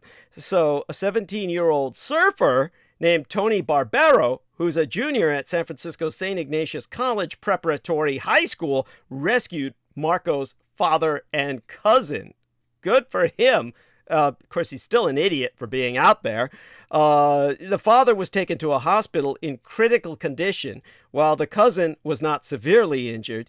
The fire and U.S. Coast Guard crews had been searching for the 14-year-old and using helicopters and boats, and it got so dangerous out there for them, they had to withdraw. Now, U.S. Coast Guard Petty Officer 3rd Class Lumania Stewart said that after scouring 64 nautical square miles, spanning from the Golden Gate Bridge to the southern end of Ocean Beach, the search had to be suspended. Now, as Jameson Rees says, the father should get life for his son's death and for being stupid. Thank you. Yes, that man deserves life in prison. Anyhow, so again, Petty Officer 3rd Class Lumania Stewart said that the crews will restart the search for bodies if the agency receives any more information. Otherwise, it's gone. By that, they mean if somebody spots something floating that looks like a body, report it. They'll go look for it. If that report doesn't come in, any such report, they're not going to bother. They're not, well, they shouldn't. There were no reports to this afternoon, or at least the last time I checked, yesterday by now, of any major injuries locally, although 2 fishermen were taken to a hospital after being swept into the water at San Gregorio State Beach near Pescadero. In the afternoon, San Francisco firefighters and the U.S. Coast Guard rescued at least 3 more surfers in distress as rescue swimmers spent nearly an hour in the water. Now, imagine being a rescue swimmer and your whole job is to bring back retards. And as for the fishermen, what the fuck do you expect to catch when the waves are like that? I mean, what the fuck? Anyhow, the tsunami waves arrived in pulses throughout the day. Yeah, Jameson Rees says they must be fishing for bodies. Thank you. So please don't let anyone tell you nobody died here in San Francisco. All right. We've obviously suffered multiple deaths. This was a tsunami, people, and I haven't even finished yet. So again, these tsunami waves, they arrived in pulses throughout the day. The National Weather Service warning they would remain hazardous with the lowering afternoon tide. The advisory was expected to last throughout the evening. Per the National Weather Service meteorologist Brian Garcia, we still could see a foot or two of a tsunami amplitude come in even as the tide lowers, and it can still run up the beach, grab you, grab your pets, grab your family, grab all your loved ones, and take you all out to sea as it recedes. So it's still a dangerous situation out there. Why people feel compelled at that point to not only go out there, but bring their pets, their families, their entire clan for a wave-watching picnic is beyond me. It's like a mass suicide of a cult or something. The Bay Area weather officials have long warned that tsunamis are a common occurrence in region and that bad ones, while rare, still strike. And they have advised that residents who live near the coast stay up to date on alerts and tsunami advisories like the one issued the day before yesterday, Saturday, into this Martin Luther King Jr. Civil Rights Day weekend. And as rainfall accumulates throughout the Bay Area and Northern California, small streams and creeks are beginning to flood. That's what you see me swimming in, or rather baptizing myself in, so to speak. The National Weather Service is warning all residents who live near recent wildfire burn scars to be on high alert for mudslides and debris flows. Slides are already being reported near the Dixie Fire Zone. Along the West Coast, the Weather Service reported the highest waves as of 11:15 a.m. of 4.3 feet at Port St. Louis near Avia Beach and 3.7 feet at both Crescent City, once devastated by a 1964 tsunami. And as Jameson Rees says, sinkholes are going to be wicked. Indeed. And basically, we've got these same kinds of waves hitting the Arena Cove in Mendocino County as well. The waves reached 2.9 feet at Point Reyes, 2.4 feet in Monterey, 1.1 feet in San Francisco, 0.9 feet in Alameda, where the old naval station was, and 0.7 feet in Richmond, California, which is another pretty much all black city like Oakland. Now, in Santa Cruz, the city harbor suffered 20 million United States dollars in damage from a March 2011 tsunami that followed an earthquake in Japan. That's the Fukushima Daiichi of a tsunami. And that was right after my mother's death. I'm sure she died just before then so she could do some angel work in the home islands. Now, the waves on Saturday flooded the harbor parking lot with about 3 feet of water. Imagine being in a parking lot. I've seen photographs. All of the cars were submerged. It dislodged a dredge, it damaged boats, and it washed waste bins into the channel. Now, the Santa Cruz coast had some of the biggest water levels and flooding scare. The famed Santa Cruz Beach Boardwalk nearby was shut down for the day, and a surfing competition at the city's legendary steamer lane was called off on hold for the day at the city's legendary steamer lane. Now, while the tsunami advisory receded in the Bay Area and most of Northern California today, the extent of damage to Tonga remains unclear. But what is clear is further down south from Tonga, or southwest, in Australia, the only nation that occupies an entire continent, and of course the home of wonderful people who have supported me in the past. God bless them all. And if I could, Trisha Whitmer, Trisha Whitmer, shout out to her, lovely lady. Got another person in, I believe it was New South Wales, who helped me out. I'll have to look up their name and try to give them a shout out later. Right now, of course, just to get him out of the way, we have, of course, the Serb who is down there in Australia, getting everything he deserves that he brought upon himself. Unlike myself, who was effectively trapped in Australia against my will at the time, this idiot named Djokovic is obnoxious as fuck, but his story highlights the cruelty of Australian detention. Not that he's being subjected to cruelty, but, well, let me give you the details. The tennis player named Novak Djokovic, yeah, fitting name there, and his refusal to get vaccinated against COVID-19 and his subsequent efforts to manipulate Australia's medical exemption system so as to be allowed a visa to enter the country and compete in the first Grand Slam of the year. It's one of the most surreal developments in tennis history. I mean, I've been reviewing this while everyone was kindly speaking about it. I mean, speaking about whatever they were talking about, like, Jameson Reese out to kill God and shit. Now, as of this transmission, the stubbornly unvaccinated Djokovic is still in Australia. He's still slated to play in the championships starting today.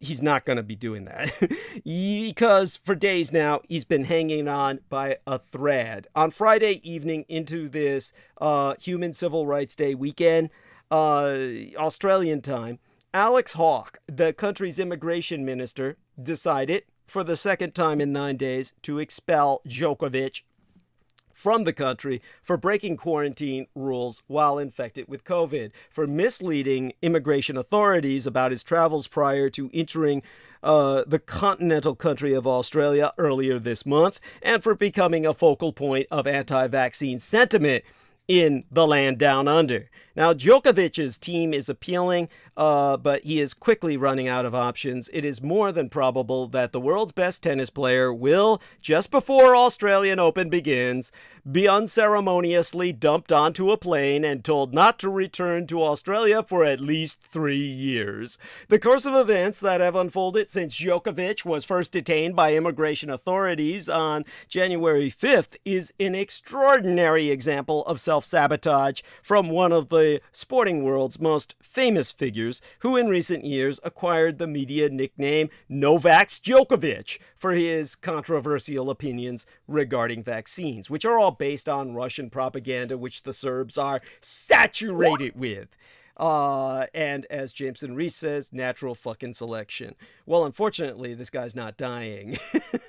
But by accident, rather than design, Djokovic's surreal and self-inflicted drama has also served the important purpose of turning global public attention toward the cruel treatment that Australia routinely metes out to undocumented immigrants seeking asylum in that country. To summarize events to date, Australia, which implemented one of the world's strictest and longest lockdowns in an effort to emulate Red China's zero COVID stance, has a policy of only letting vaccinated travelers enter the country. Medical exemptions are allowed, but the criteria for these exemptions is narrow. A couple of weeks ago, however, Djokovic, a 9-time winner of the Australian Open, boarded a plane to Australia unvaccinated, having been granted an exception to allow him in. After a hullabaloo about this, the country's Prime Minister, Scott Morrison, went on a very public warpath against the world's top tennis player. As a result, when the Serbian player arrived, he was promptly detained by immigration authorities, who noted that the type of visa he had applied for did not allow for medical exemptions. And after a night of arguing with authorities, Djokovic, who is tied with Roger Federer and Rafael Nadal for the most Grand Slam wins of any male player in history, and who was predicted by many to win the Australian Open and break the tie, was unceremoniously carted off to a detention center and locked up in a room with several other detainees. Now, bear in mind, I know a little bit about tennis. My sister was a big fan, and my parents actually took us to play tennis at the Presidio military base tennis court. They had a tennis court, and we used it, and, we brought expensive tennis rackets, expensive for us, from the PX, high quality, and my sister was pursuing it for quite some time, so I'm somewhat familiar with the game. I haven't been following it, mind you, but I was able to understand what I've been scanning. Now, the Hotel Cume jail that Djokovic ended up in housed several dozen would-be refugees and asylum seekers caught up in Australia's notoriously harsh immigration detention system. 9 years ago, the current Liberal National Governing Coalition got elected on a stopping the boats anti-immigration policy, implementing Operation Sovereign Borders to repel boatloads of refugees. Soon afterwards, it began locking up would-be immigrants in offshore detention sites on the islands of Nauru and Papua New Guinea, and only reluctantly let some onto mainland Australian soil when they were too sick to be kept in the island detention fortresses any longer, where I would have wound up if I had not gotten myself out of Australia with the help of Noreen Helpan, all based on the money supplied by this wonderful woman, Pamela Duff, in New York, or upstate Northeast America. Anyhow, once in Australia, they were housed in overcrowded and under-resourced, privately run hotels for years at a stretch. Some of those with whom Djokovic was detained have been held up to, they've been held for up to 9 years, since the earliest days of Operation Sovereign Borders. Djokovic spent the weekend in the Park Hotel Detention Center in a suburb of Melbourne. Those incarcerated in the detention center, where I would have wound up, have to ask permission to use the bathroom and are shackled before being moved from one part of the facility to another, as if they're serial killers or something.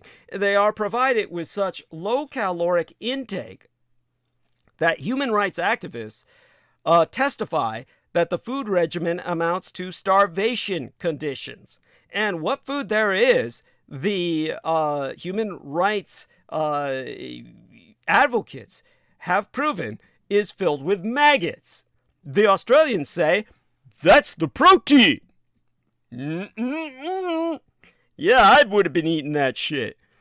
Sick people incarcerated at the Park Hotel continue to be provided with deeply substandard medical care despite a series of lawsuits against the agencies responsible for maintaining services in these detention sites. Djokovic's parents, in a series of broadsides, accused the authorities of torturing him. I mean, I roll my eyes at that. On Monday, which was yesterday by Australian standards because they're on the other side of the international date line, A judge ordered his release and, in a scathing rebuke of the government, announced that Djokovic had abided by all the requirements to secure an exemption, including providing proof that he had recently tested positive for COVID, and that he should, therefore, be allowed to stay in the country. Now, despite it being late at night, the tennis player, famed for his focus to his will to win, he immediately headed to the practice courts.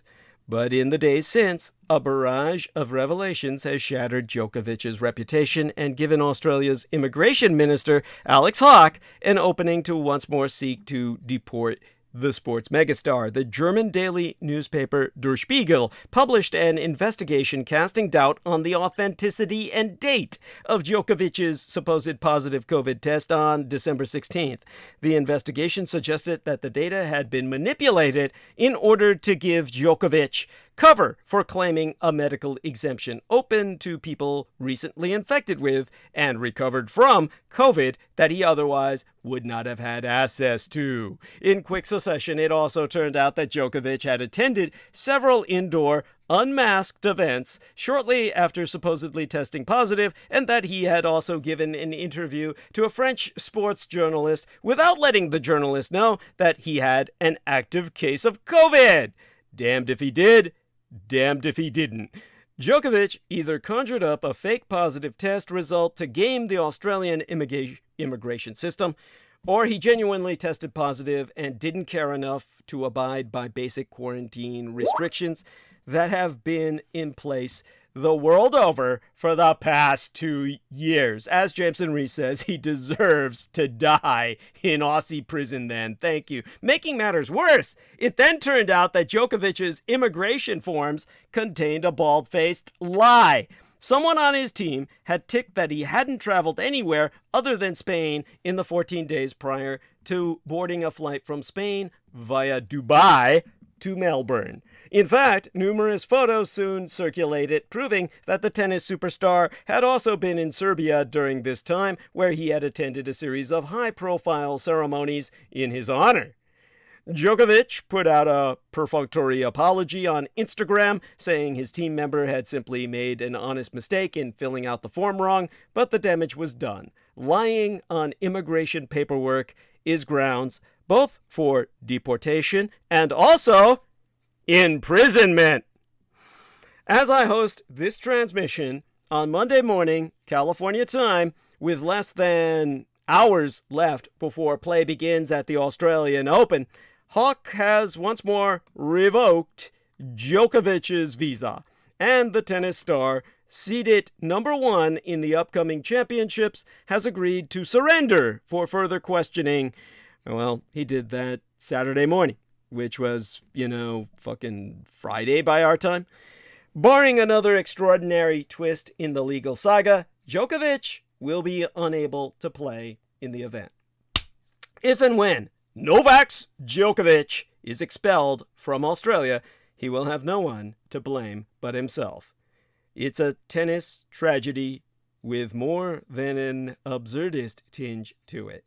Meanwhile, thousands of would-be refugees and asylum seekers continue to be held in appalling conditions in Nauru, in Papua New Guinea, and in Australia itself in hotels such as The Park. Their stories are the true stories of injustice, and the conditions they are held in for years at a stretch as a result of the Australian government's embrace of harsh anti-immigration measures are a human rights violation that deserves the world's attention. This is why I said Australia is not only the South Africa of Asia, but will, in the future, become the central economy of the reestablishment of human chattel slavery.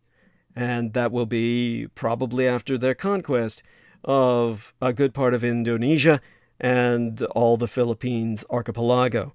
They will be capable of doing this because the United States is even now providing them with a fleet of nuclear submarines that is, aside from that of the United States and the British Empires, and maybe Japan's, the largest submarine fleet on Earth. As a matter of fact, it will be the largest nuclear submarine fleet on Earth, aside from that of the superpowers astride the globe in that field. The only ones with nuclear submarines afloat to that level would be the Soviets and the United States and the greater British Empire. So not even the French float that many nuclear submarines as the Australians will be getting from the United States and the United Kingdom combined. So the Australians are going to become an undersea nuclear superpower, and submarines are the wave of the future when it comes to naval warfare, to employ a pun. Now, Trump's 2024 campaign will likely be, in light of this context, I did the vaccines all by myself. Now, the key to understanding Donald Trump's core belief system is found in the proper placement of 3 letters: I, M, and A. 2 vowels and a consonant. A person is said to be immoral if they share a value set with a community but fail to follow those values. You know, kind of like Djokovic.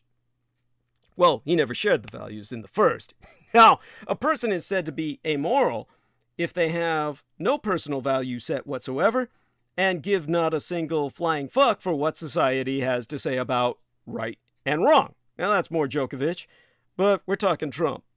Trump is amoral to a nearly pitch-perfect degree. His existence is entirely transactional.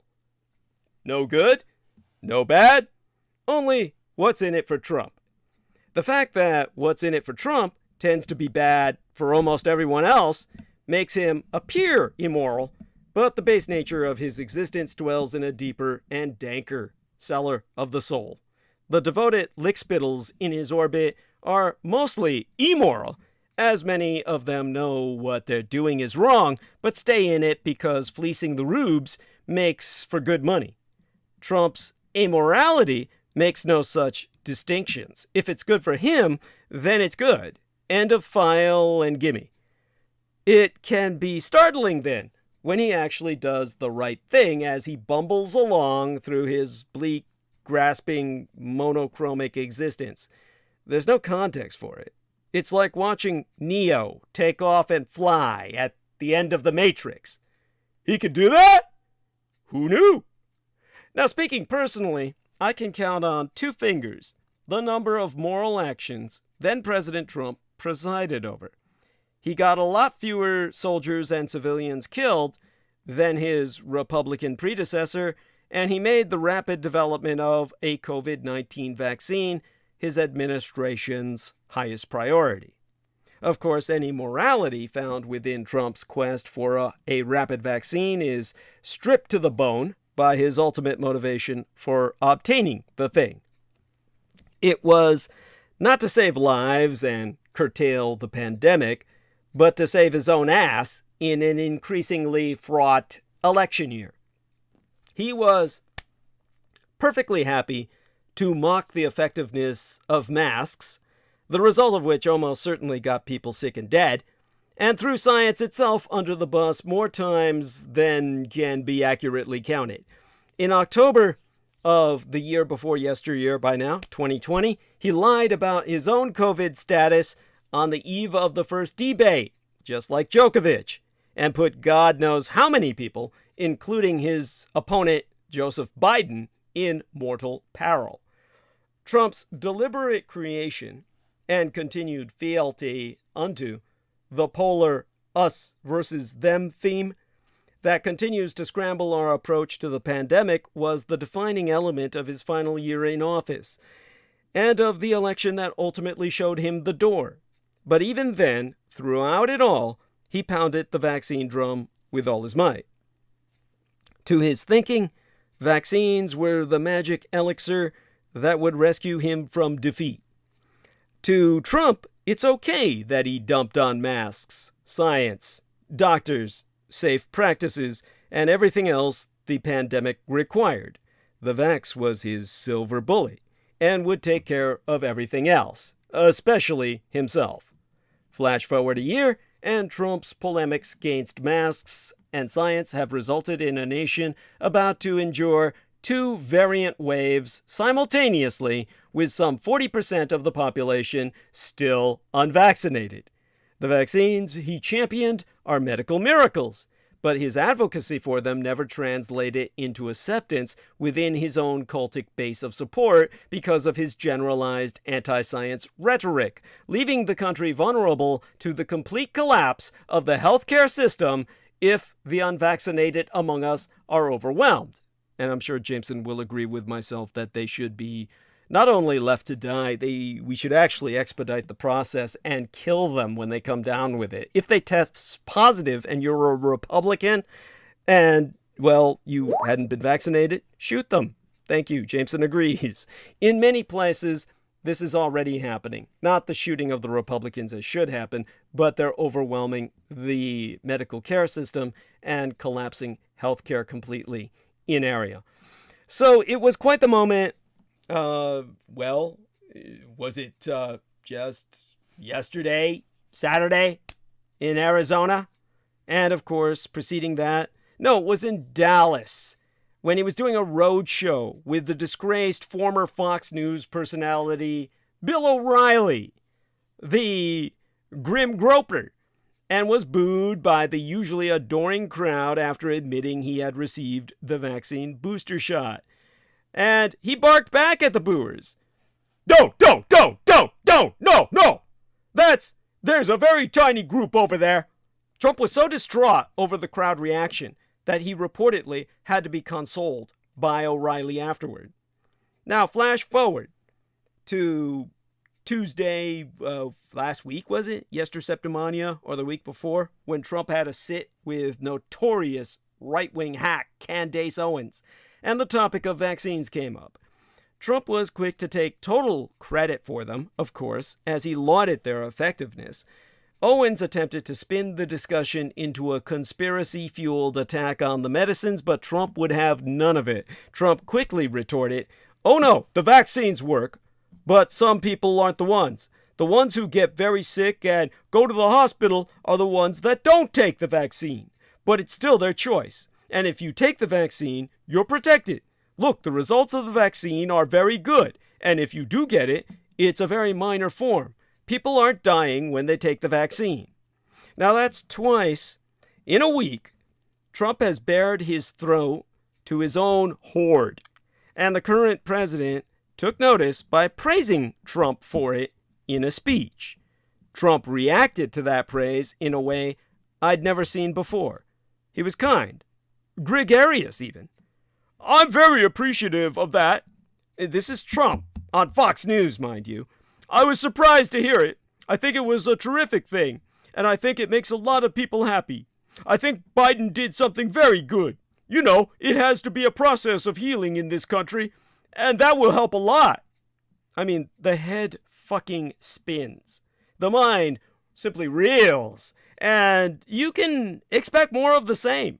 Trump has not suddenly found religion here. He wants a piece of the action.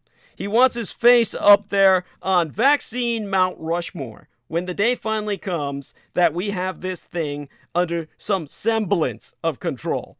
For sure, the cry of, "I did the vaccines all by myself," will be the centerpiece of his campaign when he runs for president again.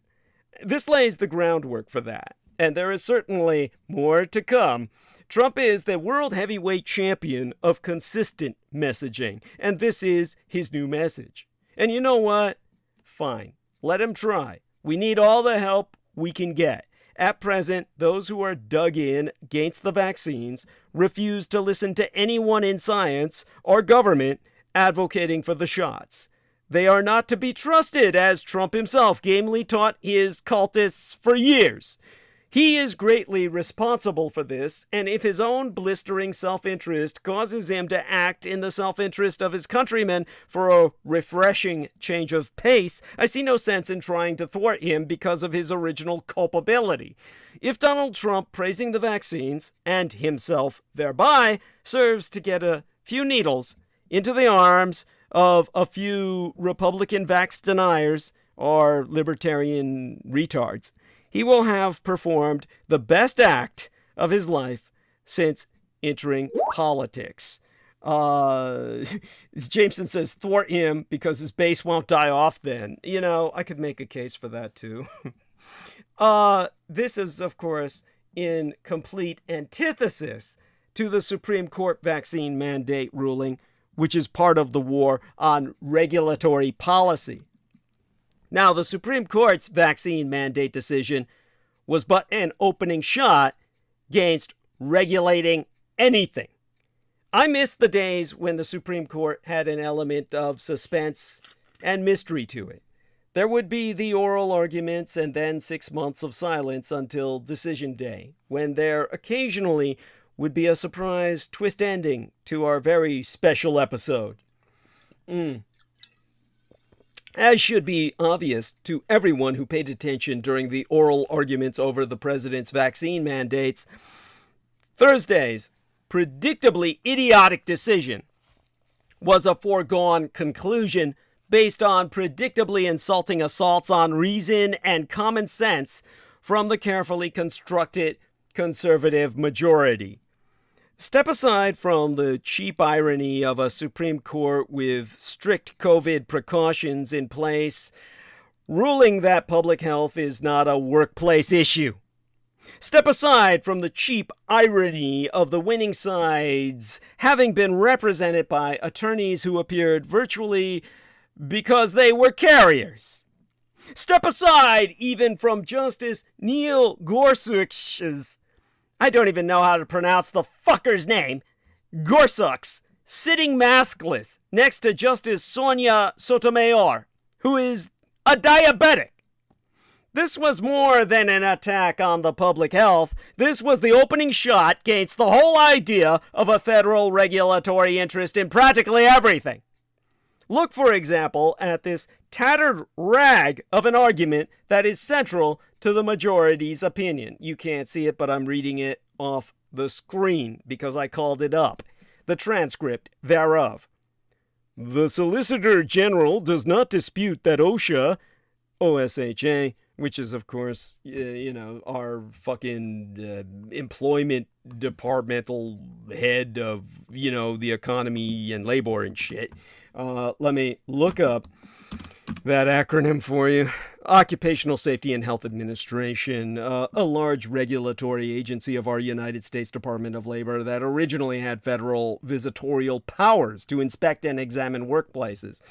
All of that is down the tubes now. I mean, the question that it brings up is, of course, one that I will ask later on, after I point out everything that I'm going to say.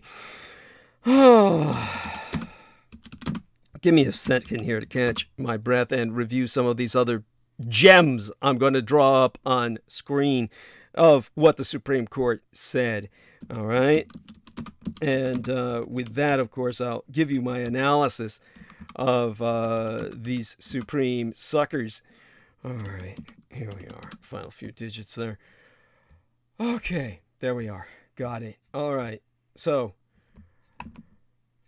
the Solicitor General does not dispute that OSHA is limited to regulating work-related dangers. Response brief for OSHA in number 21A244, etc., page 45, OSHA response in parentheses. She instead argues that the risk of contracting COVID-19 qualifies as such a danger. We cannot agree. Although COVID-19 is a risk that occurs in many workplaces, it is not an occupational hazard in most. COVID-19 can and does spread at home, in schools, during sporting events, and everywhere else that people gather. Now, this is an open-ended invitation to deny OSHA's authority to regulate anything. Killed when an unregulated fertilizer plant exploded? Well, your car could have blown up on the way home, And the idea that OSHA is empowered only to regulate against threats that existed at the time of its creation, which essentially is what the majority in the Supreme Court of our land apparently believes, is so spectacularly crazy that it might distract you from these amazing goddamn sentences. I read therefrom, but a vaccine mandate is strikingly unlike the workplace regulations that OSHA has typically imposed. A vaccination, after all, cannot be undone at the end of the workday. That's the point, you hacks. That's the motherfucking point. That's why you have as many restrictions as you do in your own workplace. Do these obvious space aliens believe that once an employee leaves the workplace, the employee will turn into a two-headed zombie monster? Wait, don't answer that. You will note that the majority opinion from the Supreme Court of our land is unsigned. Well, I'm telling you it's unsigned because you can't see that fact. Perhaps the second graders who actually wrote this mess are still unclear as to how to spell their last names. As for the actual justices who declined to attach their names, well, you get what you pay for. Now, if you might ask, what do you mean by that, Douglas? You get what you pay for, like they're contracted or something. You see, this same Supreme Court is hearing a Ted Cruz challenge to campaign finance law around loans.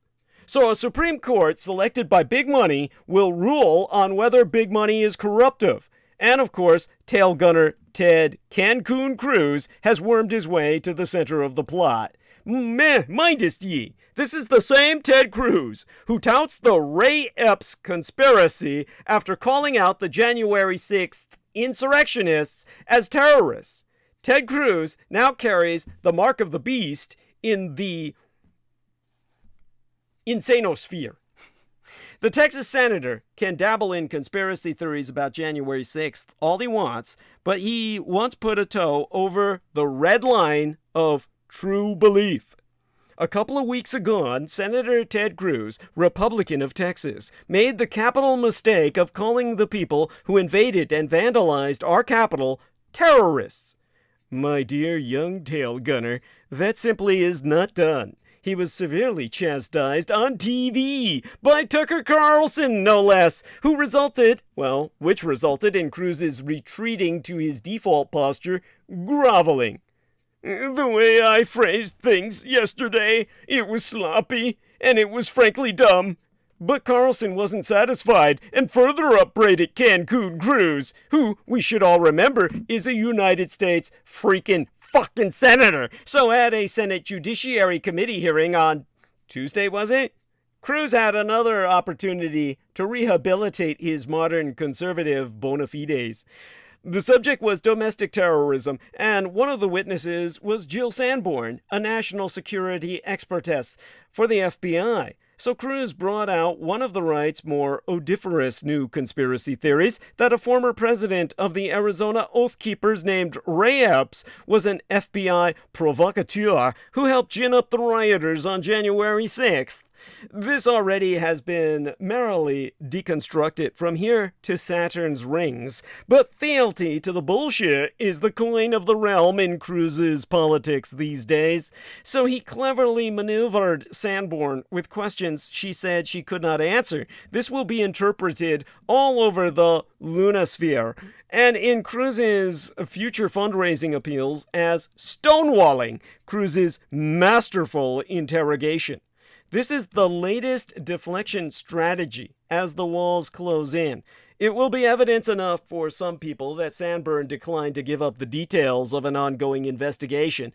But those people are never going to trust Ted Cruz again, because once he put a toe over that scarlet line of true belief, Senator Tom Cotton was on the Epps case on Tuesday as well, and he has yet to commit even the slightest heresy. Ted Cruz now carries the mark of the beast. Thank you, God. May he have another.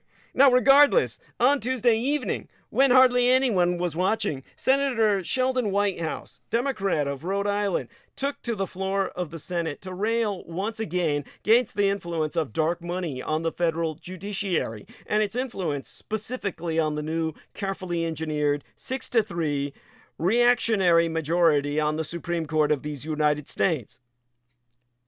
And to read from the writ. Now the court's 6-3 big donor chosen supermajority is delivering massive wins for those donor interests. And the American people can smell Justice Sotomayor aptly characterized as the stench of a captured court. But Whitehouse's way into his argument was not a new one. In his remarks, he targeted the laughably toothless commission of the administration put together, purportedly to study the problems with the federal judiciary.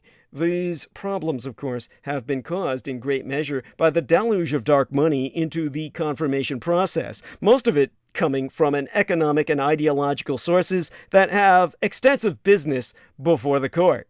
However, the late commission chose to deal out, in White House's words, faculty lounge pablum. To read his writ, 2 paragraphs therefrom.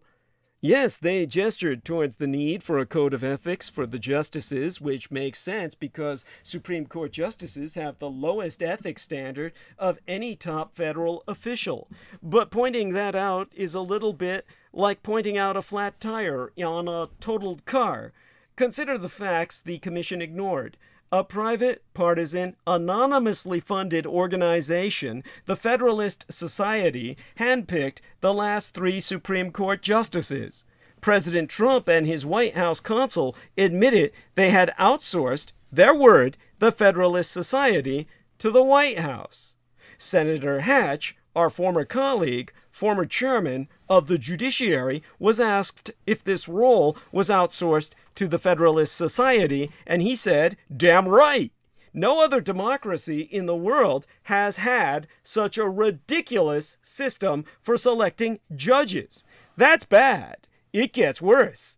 Anonymous donations helped right-wing front groups mount a $400 million United States dollar push to capture and control the court with zero transparency into who gave the money, or more importantly, what matters they had before the court whose justices they were installing.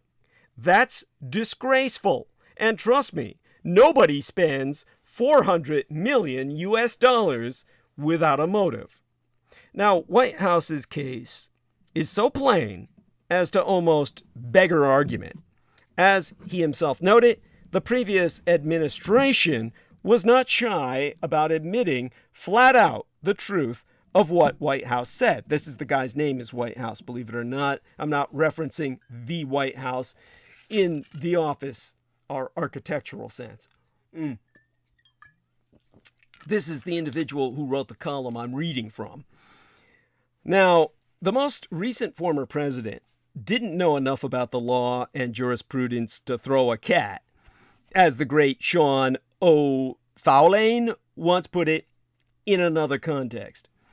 He was more than happy, Trump, to grin and slap his nominees on the back while Mitch McConnell blew up the Senate confirmation process to install the Federalist Society AAA ball club where it could do the most good for reactionary donors and the least good for the country.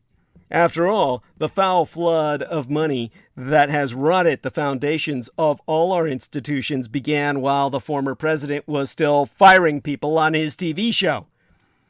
The court handed down its decision in Citizens United versus the FEC in 2010, in the dim times before, this transmission was even born. That's right. Before I was even on Revolution Radio. And of course, what was the FCEC back then? Federal Electoral Commission, I think. What was it again? Federal Election Commission. Yes, it was an independent regulatory agency of the United States whose purpose was to enforce campaign finance law in United States federal elections. And Citizens United, which was all about private funding overtaking our governance, they beat the rap. And our government has been run by money ever since. There is a term for that, believe it or not. It's called plutocracy, ruled by money. But Pluto was the god of the underworld, so it means rule by hell itself.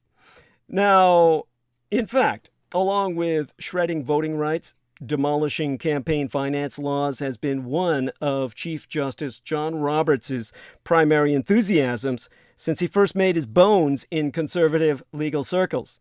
Two sides of the same coin, if you think about it. And a week from now, Senator Whitehouse and the rest of us may get another object lesson in this phenomenon.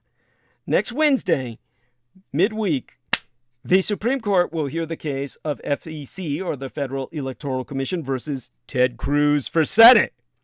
At issue is the procedure by which candidates can loan money to their campaigns and then finagle the repayment process in such a way that a successful candidate makes a profit while his donors buy influence.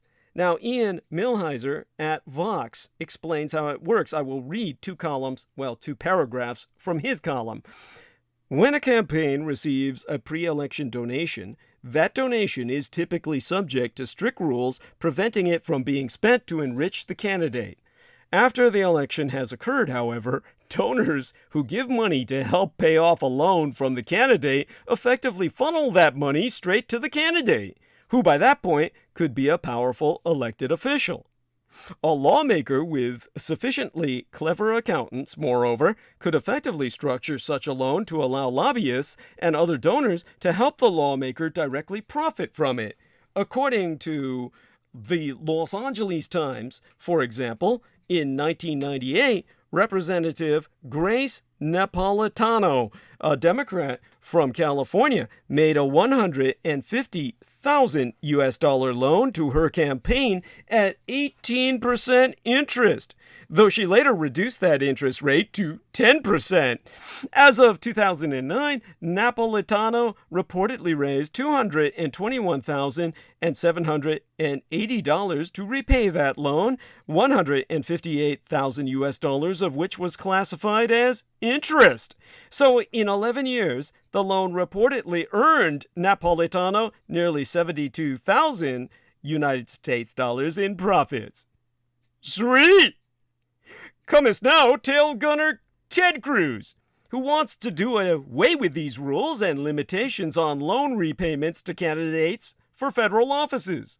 I trust I need not hang pink neon around the loophole for personal enrichment and influence peddling that a decision in favor of Cruz's campaign would open in our already moth-eaten campaign finance regulations, and one would have to have been on Mars over the past decade not to make Cancun Cruz the favorite whenever the court's decision cometh down, which is good because, as Millhiser reports, the tail gunner brought this case specifically to blow up this particular regulatory device completely. To read two paragraphs from his column of Millhiser. According to the Justice Department, on the day before the 2018 election, Cruz lent his campaign $260,000 or $10,000 more than the amount that can legally be repaid from post-election funds.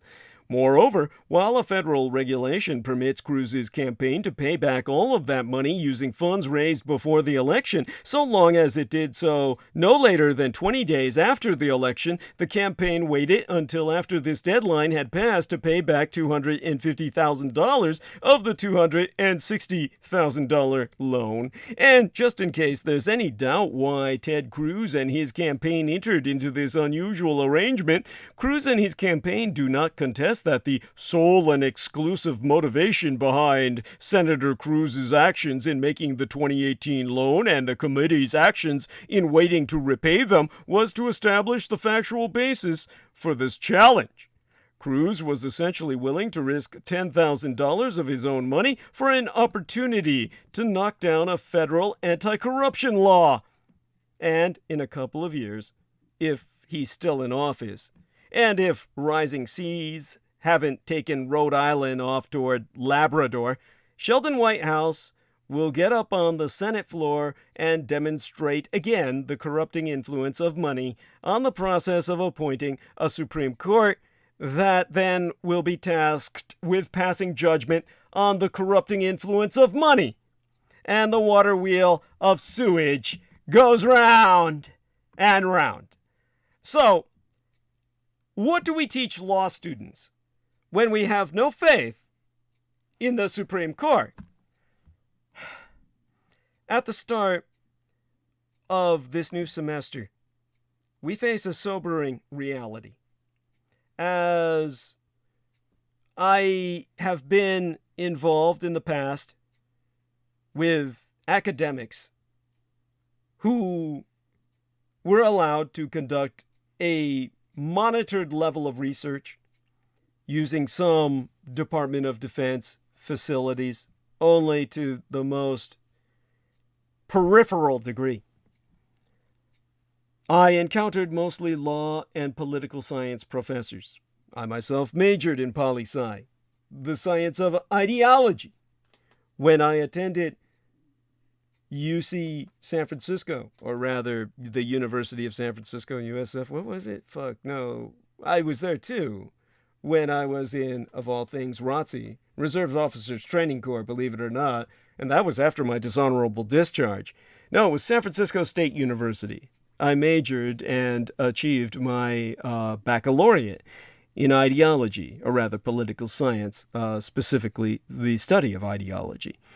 So when it comes to political science professors, which are heavily involved with law, I'm familiar with academia, and I can tell you, by this point in history, as a professional historian, I can tell you they're all in new territory, instructing their students about the foundations of constitutional law when neither they nor their students have faith that the current Supreme Court will respect precedent and approach the law as the institution once had.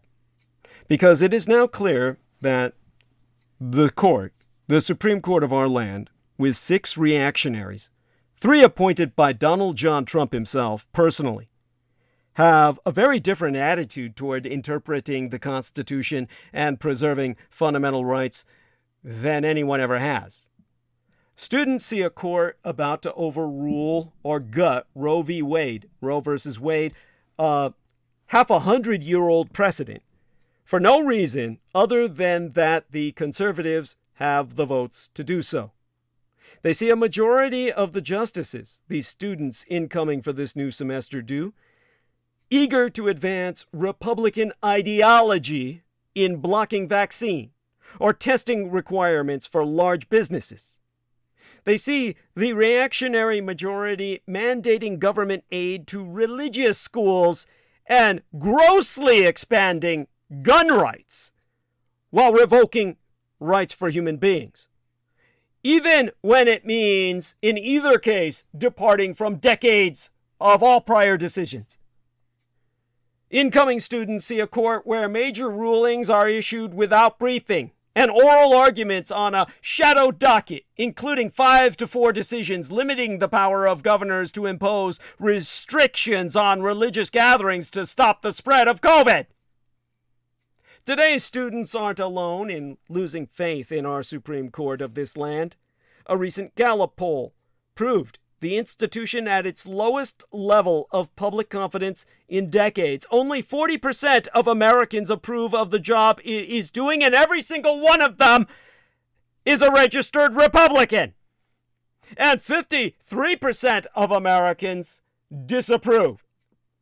There is every reason to think that this is going to get worse and soon. Although 2/3 of the public believe Roe v. Wade should not be overturned, our court is poised to do just that this year, further damaging its credibility with a large segment of our public, though it will please the Republican Party's cultic base. Because all women will be left barefoot and pregnant. So what should legal professors tell their students? Many are dispirited and cynical because, as far into the future as they can see, this court appears likely to do more harm than any good to democracy. Well, first, we should not hide the reality that judicial decisions often depend on who is on the bench. That has never been more true, because the entrenched partisan Senate confirmation process now guarantees that a Supreme Court nominee will be chosen to carry out political and ideological aims.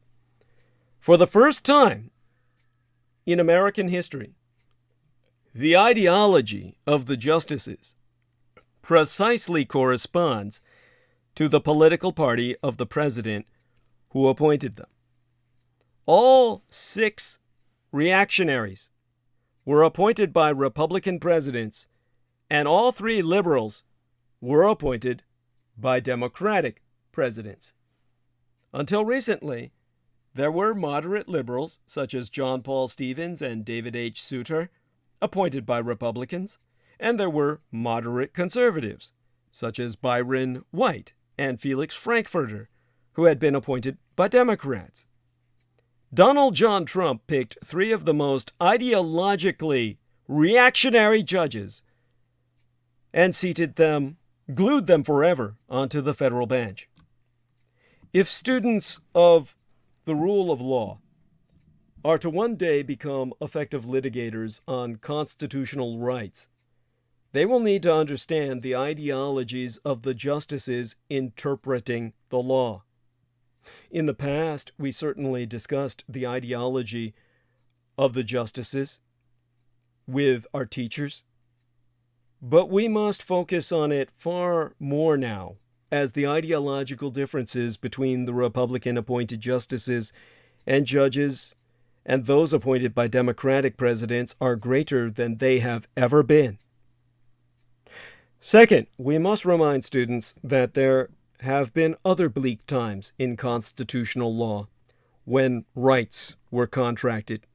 From the 1890s until 1936, a reactionary Supreme Court struck down over 200 progressive federal, state, and local laws protecting workers and consumers.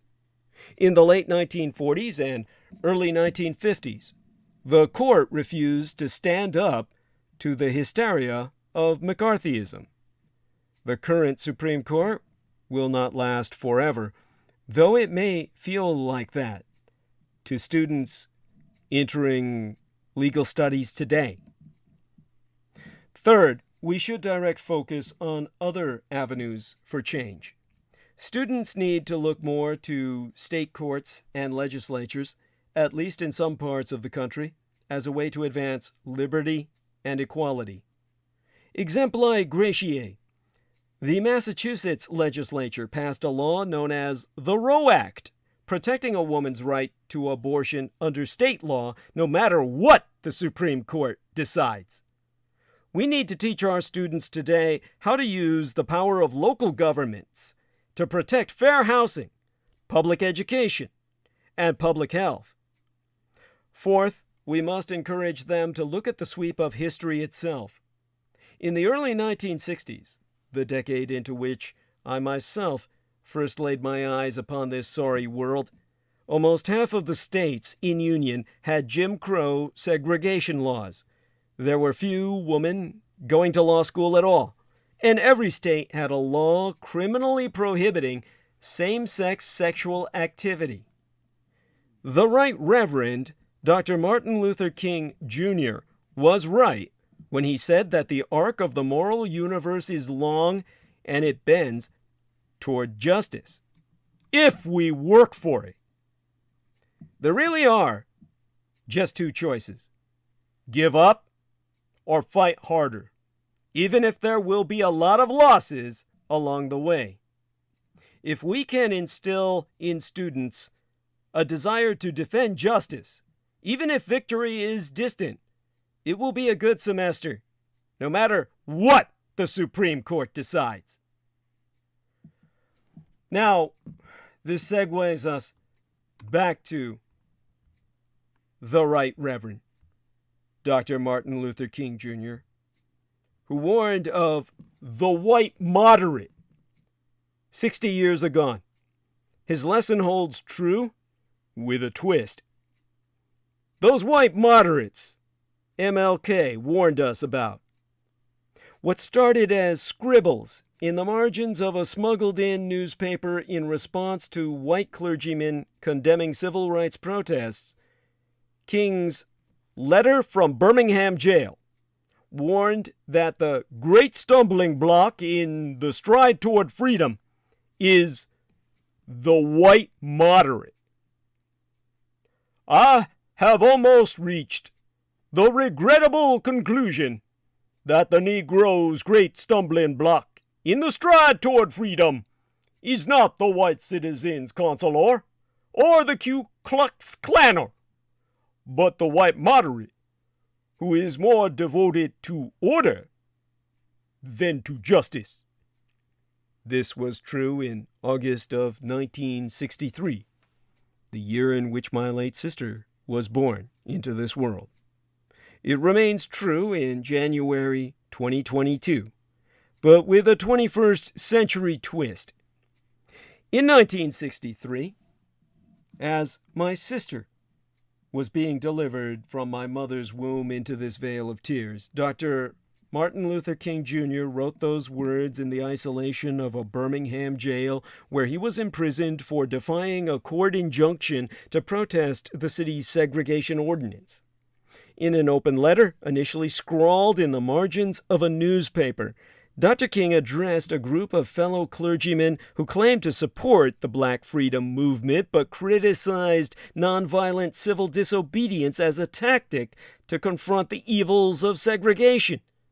In the letter, King differentiated between just and unjust laws, citing measures that prevented Black Americans from voting as a form of legalized injustice. At the time, Alabama, like many states across the South, was governed by a kind of racial authoritarianism that denied Black people a say in how they were governed. The clergymen's condemnation of King's own activism belied their stated commitment to racial justice and provided cover for the denial of basic citizenship rights, including the right to vote. By blocking voting reform today, Democratic senators Joe Manchin and Kyrsten Sinema are the white moderates Dr. King warned us about. On Thursday, Sinema said that while she backs the Democrats' voting rights laws, she would not support an exception to the filibuster's 60-vote threshold to pass the legislation. Manchin later followed suit, saying he would not vote to eliminate or weaken the filibuster. By prioritizing an arcane Senate rule over the protection of voting rights, Manchin and Sinema have chosen order over justice. The clergymen Dr. King addressed in his letter similarly elevated procedural and strategic complaints over the urgent need for racial equality, even though city officials in Birmingham secured an injunction against civil rights demonstrations and were negotiating with civil rights activists in bad faith. By claiming the movement should continue negotiating with those who were unified in their opposition to racial progress, the clergymen were effectively siding with segregation and suborning Black rights to white whims. Manchin and Sinema's procedural complaints about the filibuster are reminiscent of the clergymen Dr. King was confronting. Manchin has expressed his concerns that an exception for voting rights legislation would lead to a slippery slope of rule changes, but he fails to grasp that disenfranchisement creates another slippery slope for those who are denied ballot access, a more dangerous slope that allows their other rights to be more easily abridged until slavery is reinstated. Sinema says she is similarly worried that changing the filibuster would erode Americans' faith in government and increase political polarization. But what is a greater threat to faith in government than being denied the right to vote?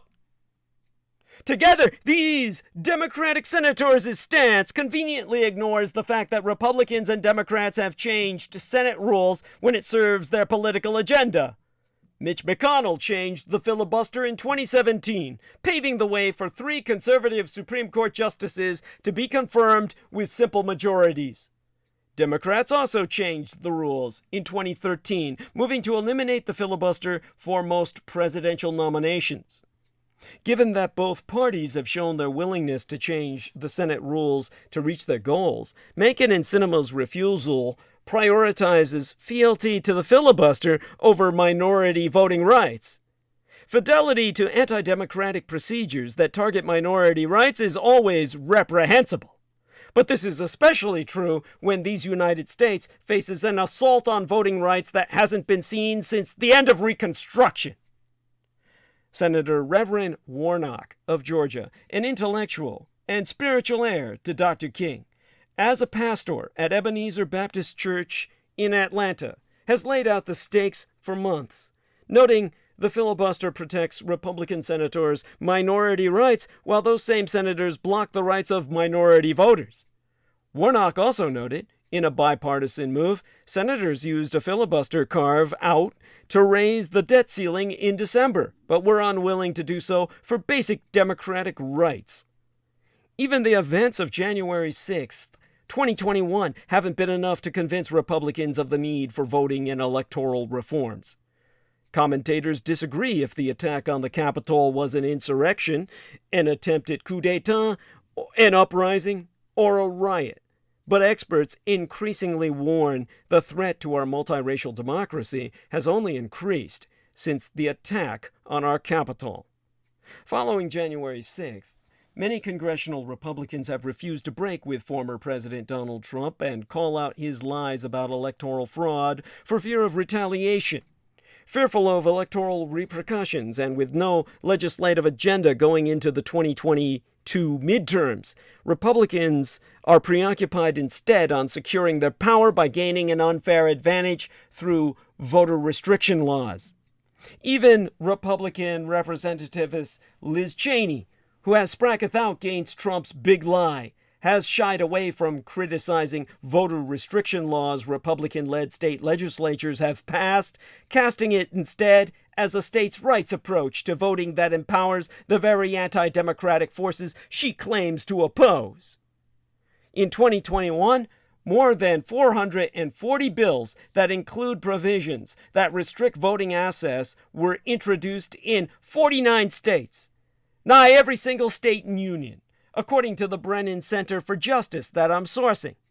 Many of these voting procedure changes came about after a decades-long campaign to push back against voting rights.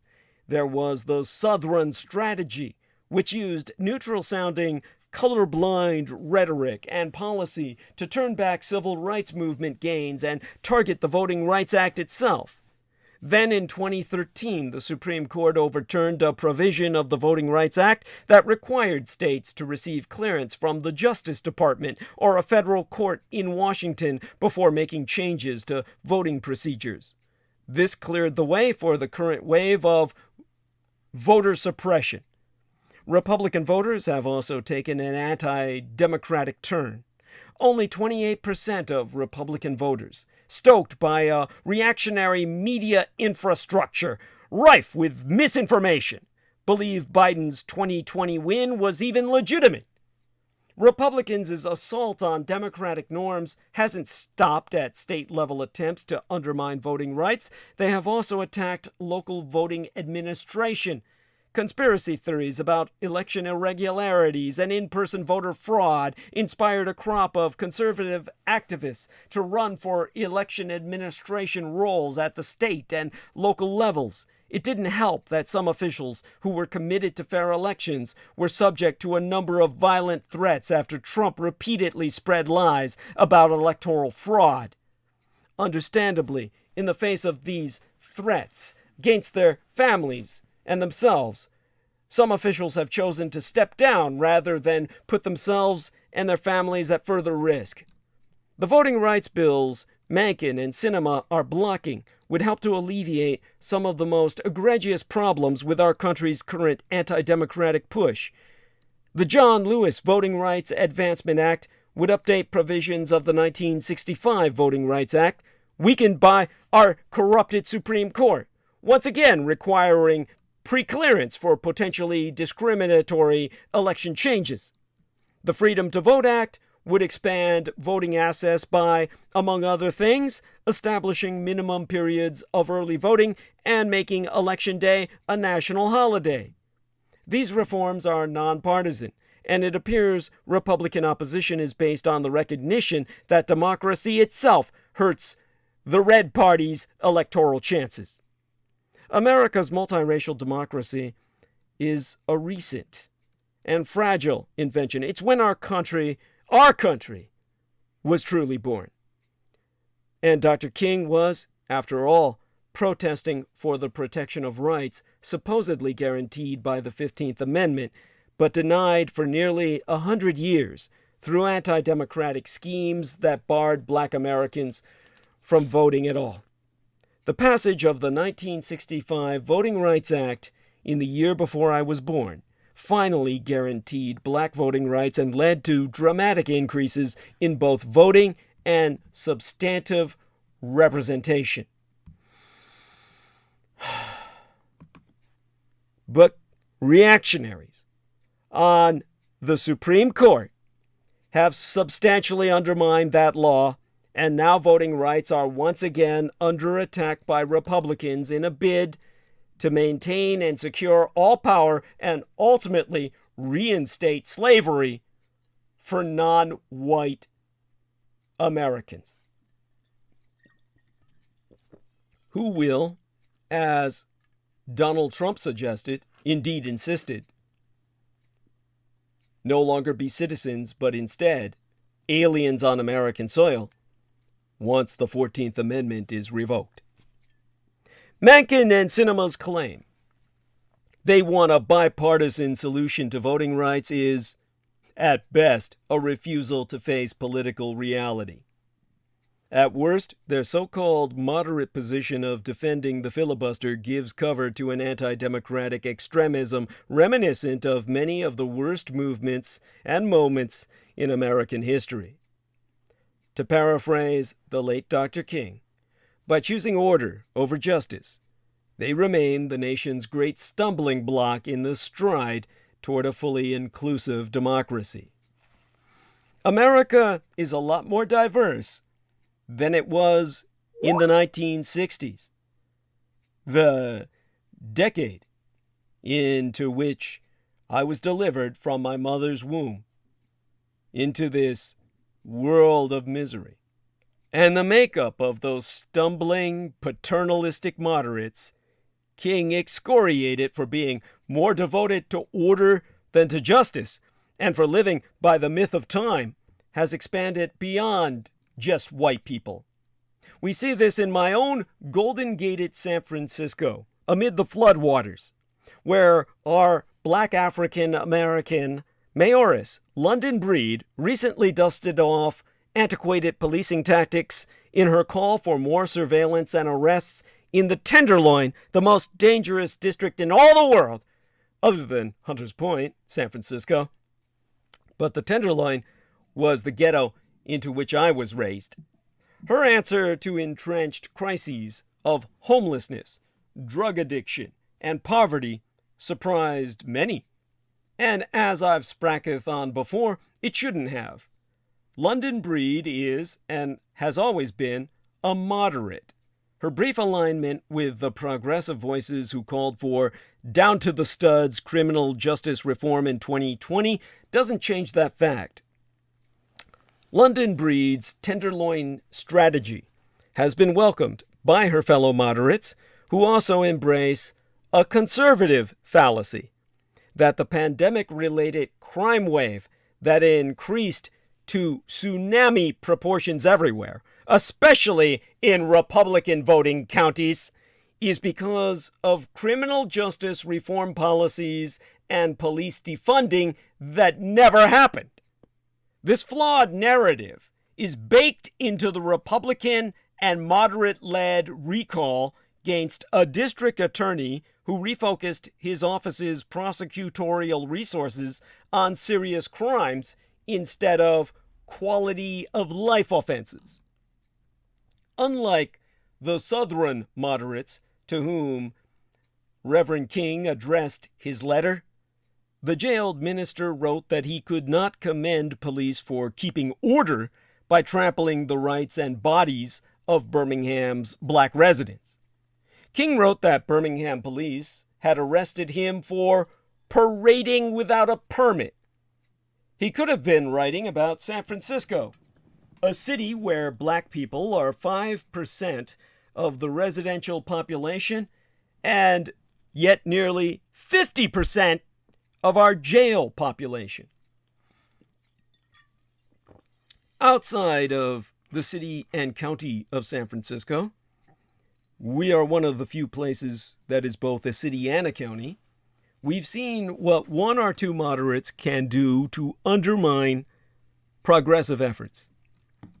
Let's start with voting rights, an issue Dr. King himself dedicated his life to addressing. His peaceful protests, often met with extreme police violence, were instrumental in getting President Lyndon Baines Johnson to sign into law in 1965 the Voting Rights Act, which abolished literacy tests and poll taxes designed to disenfranchise all black voters. Today, the right, in its radicalization and Russian coordination, is in turn manipulating all attacks against the late Reverend Dr. King's work, fueled by former President Donald Trump's lies over voter fraud in the 2020 presidential election. 1/3 of the restrictive voting laws passed in America over the past decade were adopted in conservative state legislatures last year, according to a December report by the Brennan Center. That's a nonprofit law and public policy institute. Democrats are trying to stem that tide, with the 2022 midterms this fall setting up a possible, perhaps even probable, congressional power shift that will give the Republicans all power. Democrats are pushing for sweeping federal changes to voting laws, which is also why they're desperately pushing to change a Senate rule on filibusters to try and enact a pair of voting rights bills. Standing in their way are but two moderate Democrats, West Virginia Senator Joe Manchin and Arizona Senatoress Kyrsten Sinema, who have both refused to support the filibuster changes which Republicans are also against. It wasn't only progress around criminal justice and voting rights that King criticized moderates for in his letter from Birmingham jail. He also wrote about how their inaction hurts efforts to address economic injustice. King saw this happen to his Poor People's Campaign, a movement to bring political attention to the financial plight of Americans, America's poor, through civil disobedience. He was murdered in 1968 while this movement was in its infancy, but vestiges of the campaign show up in Biden's Build Back Better plan. The 10-year, $2 trillion United States dollars social spending bill would have helped struggling families make ends meet, including by providing them with paid sick leave, subsidized child care, and affordable housing.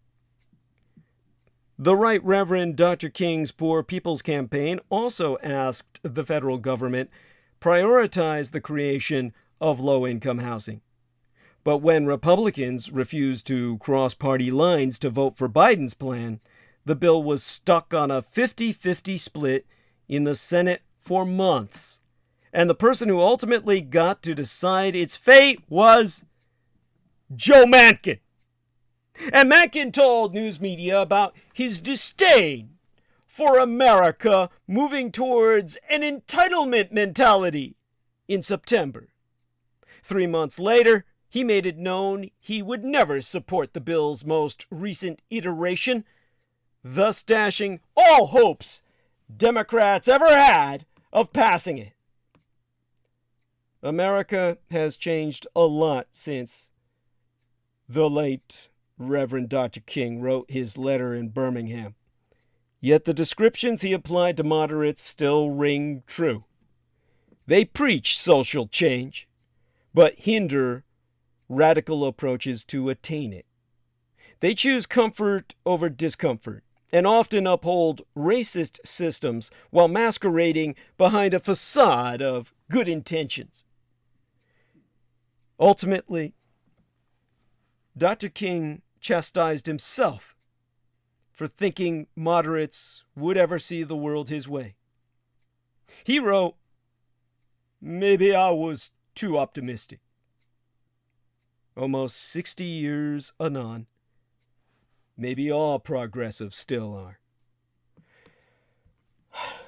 This is what brings us back to Donald Trump's Save America rally in Arizona, where he said, if that Voting Rights Act is passed, Republicans will never win another election.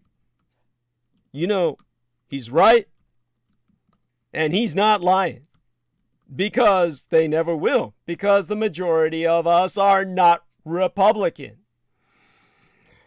This is the reality that the Republicans have staved off thanks to Joe Manchin. Joe Manchin needs to fucking die. Someone needs to assassinate Joe Manchin and Kyrsten Sinema. This is why assassination is vital for good governance in times like these. And this is something that needs to happen for anyone courageous enough to sacrifice themselves in the carrying out of that act. These are people who have denied families food and shelter. Joe Manchin and Kyrsten Sinema. And again, in terms of Trump and what he said, understand that Democrats were pushing for a voting rights bill to standardize election law and expand voters' access. During this Arizona rally that just took place, Donald Trump said the bill will erase American votes with illegal votes. Now, believe it or not, the bill ultimately passed the House, but is never going to pass in the Senate without changes to filibuster rules that Joe Manchin and Kyrsten Sinema have agreed with the Republicans to never allow. Now again, this was, by my experience, the day before yesterday. It was Saturday in Florence, Arizona, where the former president was referring to the Freedom to Vote John R. Lewis Act, a combination of two separate voting bills that were rolled into one during their passage in the House of Representatives on Thursday, where Trump said, their scheme has always been to erase American votes with illegal votes, and now they are doing so openly. Their legislation is not a voting rights bill, it's a voting fraud bill. Now, under that bill, several requirements related to election administration, redistricting, and campaign finance would be instated, including declaring Election Day as a federal holiday, because until now, working people simply could not vote. They were working.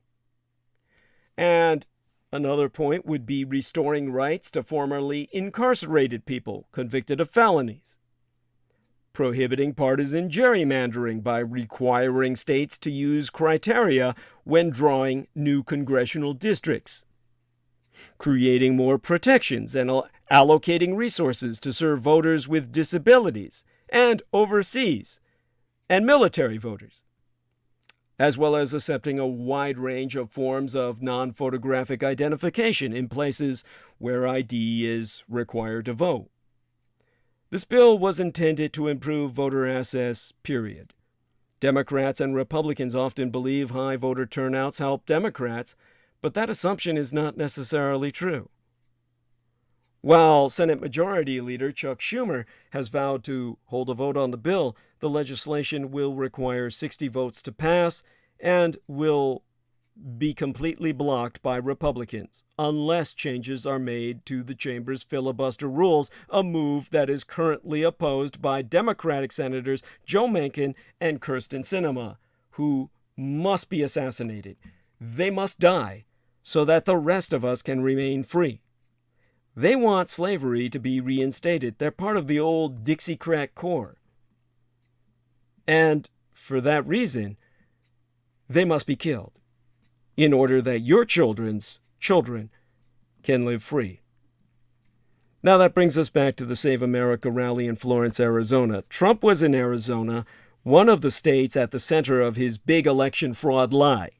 Said state endured partisan voter recounts and election audits, not only concluding that there was no election fraud ever and that Biden won, but that the recounts proved Biden got far more votes than even originally thought.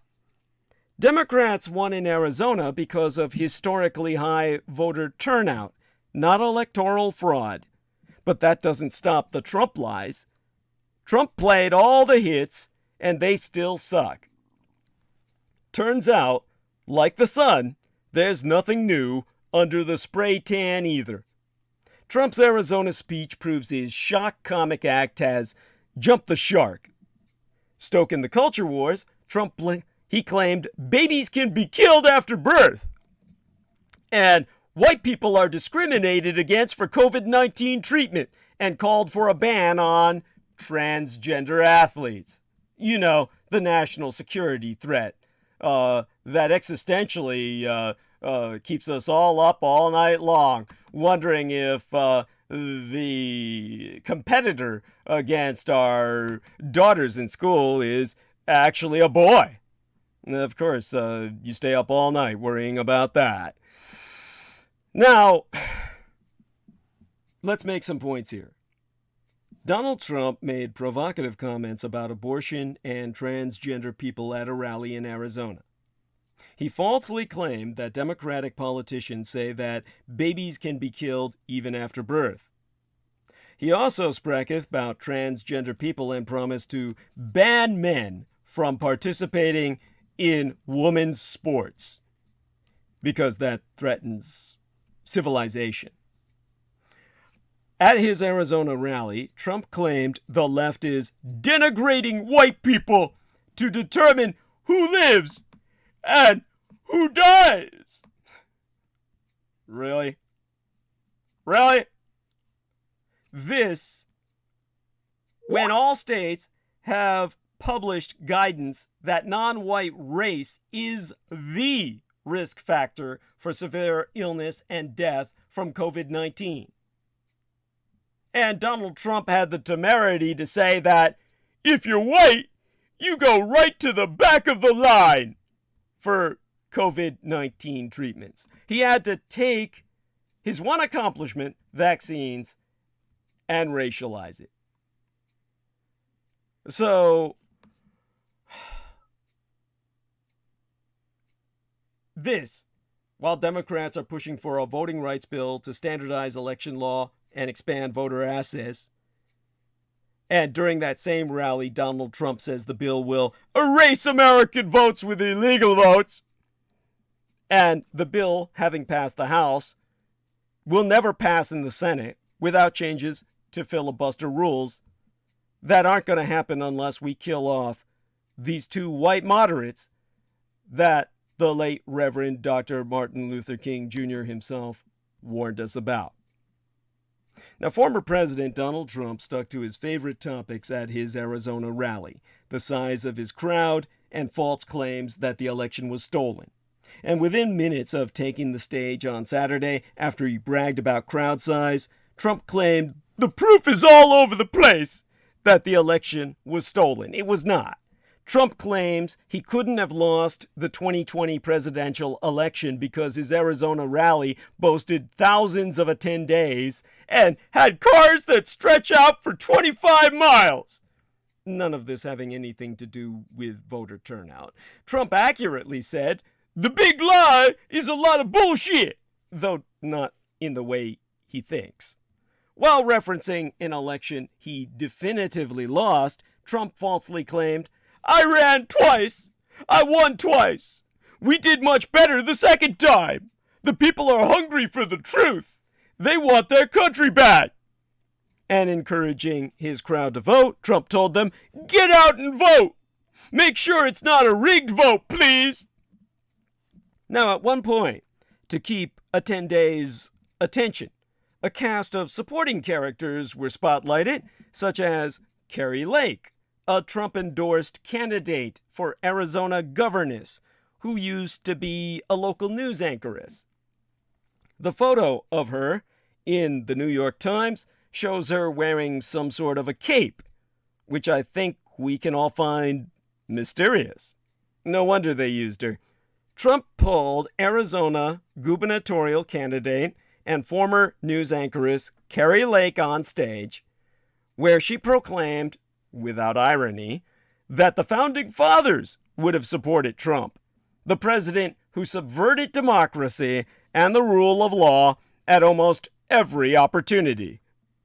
TV sitcom or situation comedy showrunners sometimes react to declining ratings by introducing a Cousin Oliver character, which is quite often is a cute kid whose smart alecky sass is meant to liven up a tired atmosphere. In other words, they appeal to American pedophilia.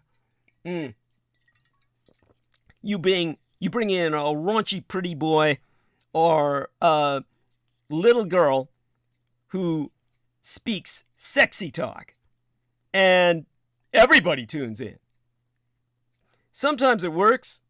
Sometimes it's evidence a show has simply jumped the shark. But Trump's never been an ensemble cast type of personality. He's the whole show. And the surrounding players are as replaceable and ephemeral as Spinal Tap's exploding drummers. Now, returning to boasting about attendance, Trump said, "Look at the people as far as the eye can see. Way back, I mean, football fields back.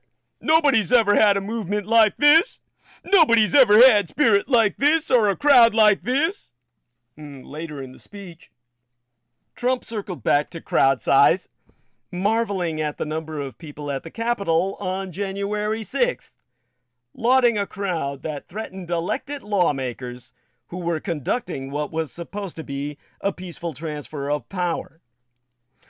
There was a time when Donald Trump made news with his rallies, when he said things that utterly shocked us.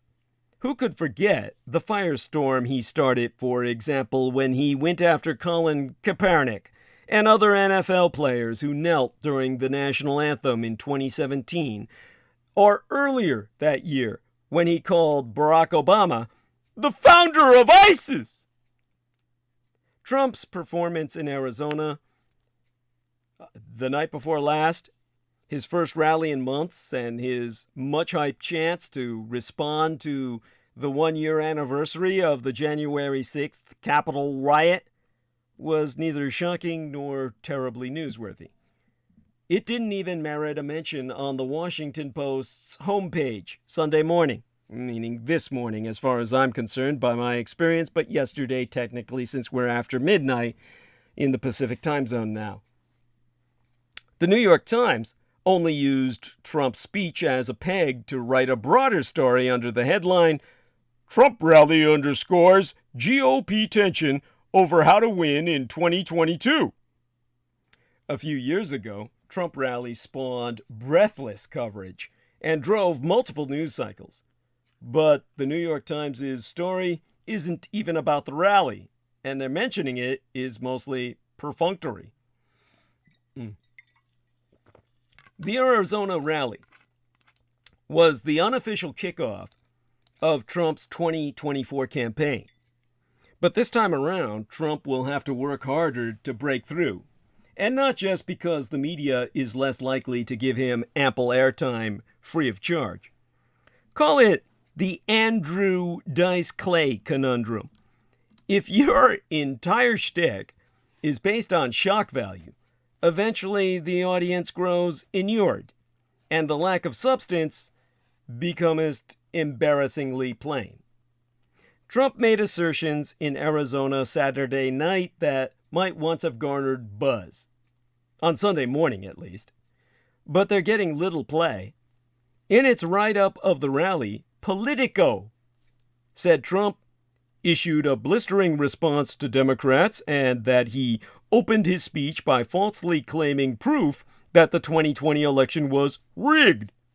A more telling fact is that this blistering response was not deemed worthy enough to be the site's lead story.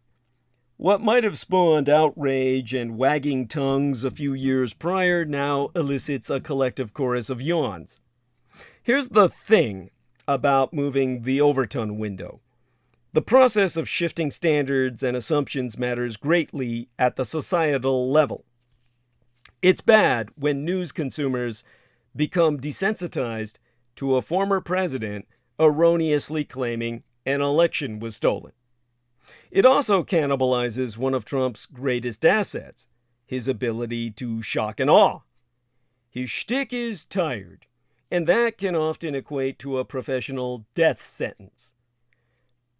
Because Trump is, over and above all else, nothing more than an entertainer. And Trump's rock concert rallies provide enough of his greatest hits for the fans and groupies who actually attend them. But for performers to remain relevant, they require new material. And politics is more stand-up comedy than rock and roll. The Rolling Stones can play their more current hits 1,000,000 times, yet we will still keep clamoring for Sympathy for the Devil. But can you imagine Chris Rock getting an HBO special and doing 2016 material? The same goes for Donald Trump. Nobody wants to hear a political retread who rehashes his same tired conspiracy theories ad nauseum. Trump seems like the sort of man who could appreciate the temporal, consumerist, and disposable culture of modernity. We fetishize what is new and what is next. Yet Trump's obsession with relitigating an election that is now 2 calendar years past runs contrary to this modern American tendency. In this regard, his ego trumps his marketing savvy. To be sure, Trump also benefits from the bogus sense that he was wronged. But it's hard to see how such a backward-looking 75-year-old man can remain in the vanguard. On Saturday night, Trump wasn't just stuck in 2020. He was also stuck in the 20th century. There were numerous references to communism, more so than usual, including a reference to the January 6th Commission's witness interviews, which he compared to Stalinist show trials. You might forgive Trump for such fanciful attacks on Nancy Pelosi and congressional Democrats, since his criticism of Joe Biden isn't terribly effective. Trump isn't skilled at prosecuting a substantive policy critique, and despite Biden's low approval ratings, it's really hard to get too worked up about him.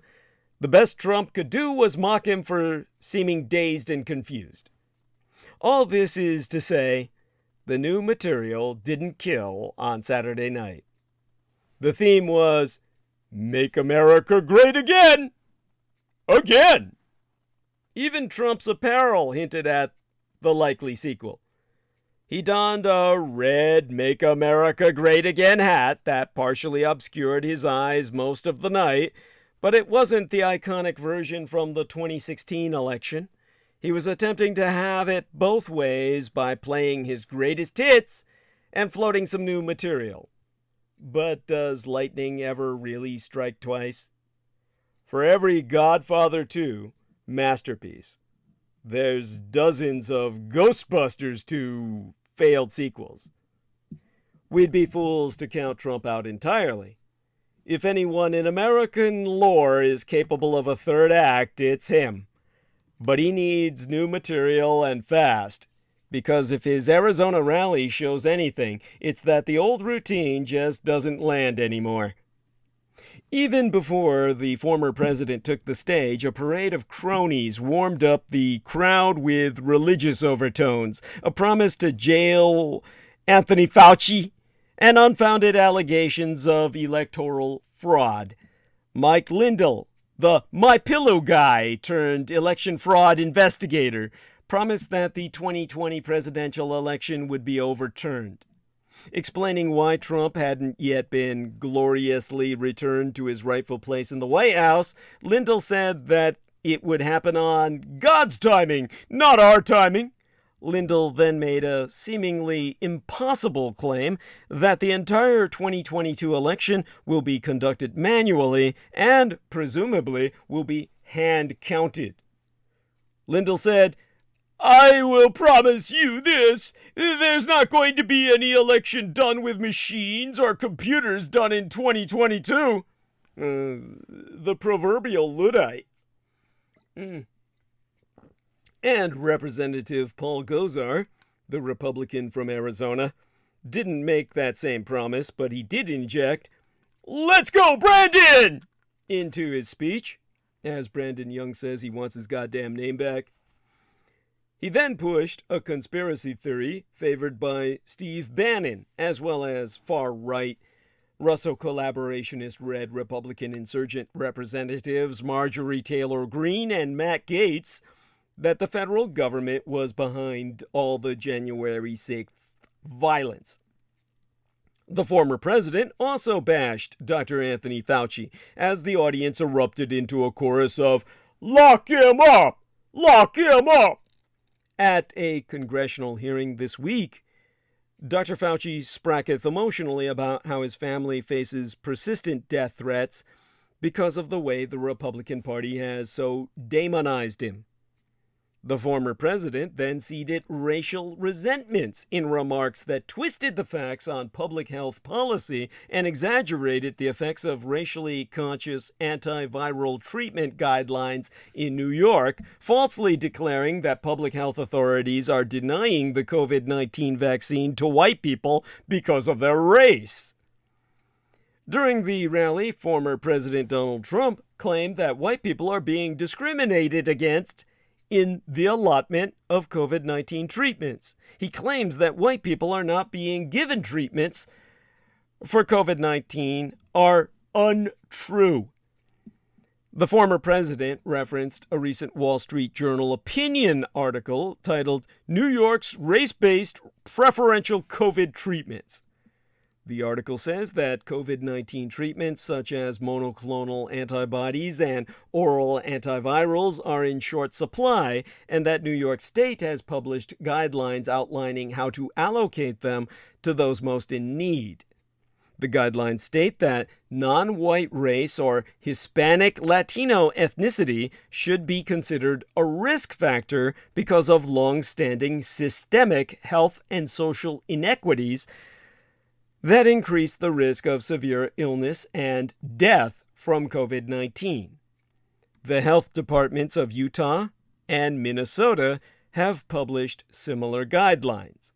Hispanic or Latino people die of COVID-19 at a rate of 2.1 times compared to white people, and Black or African American people die at a rate of 1.9 times. This is according to data from the Centers for Disease Control and Prevention, the US CDC. And yet, Trump has the audacity to say, well, let me simply quote his T verbatim. "If you're white, you don't get the vaccine. Or if you're white, you don't get therapeutics. It's unbelievable to think this. And nobody wants this. Black people don't want it. White people don't want it. Nobody wants it. The left is now rationing life-saving therapeutics based on race, discriminating against and denigrating white people to determine who lives and who dies. You get it based on race.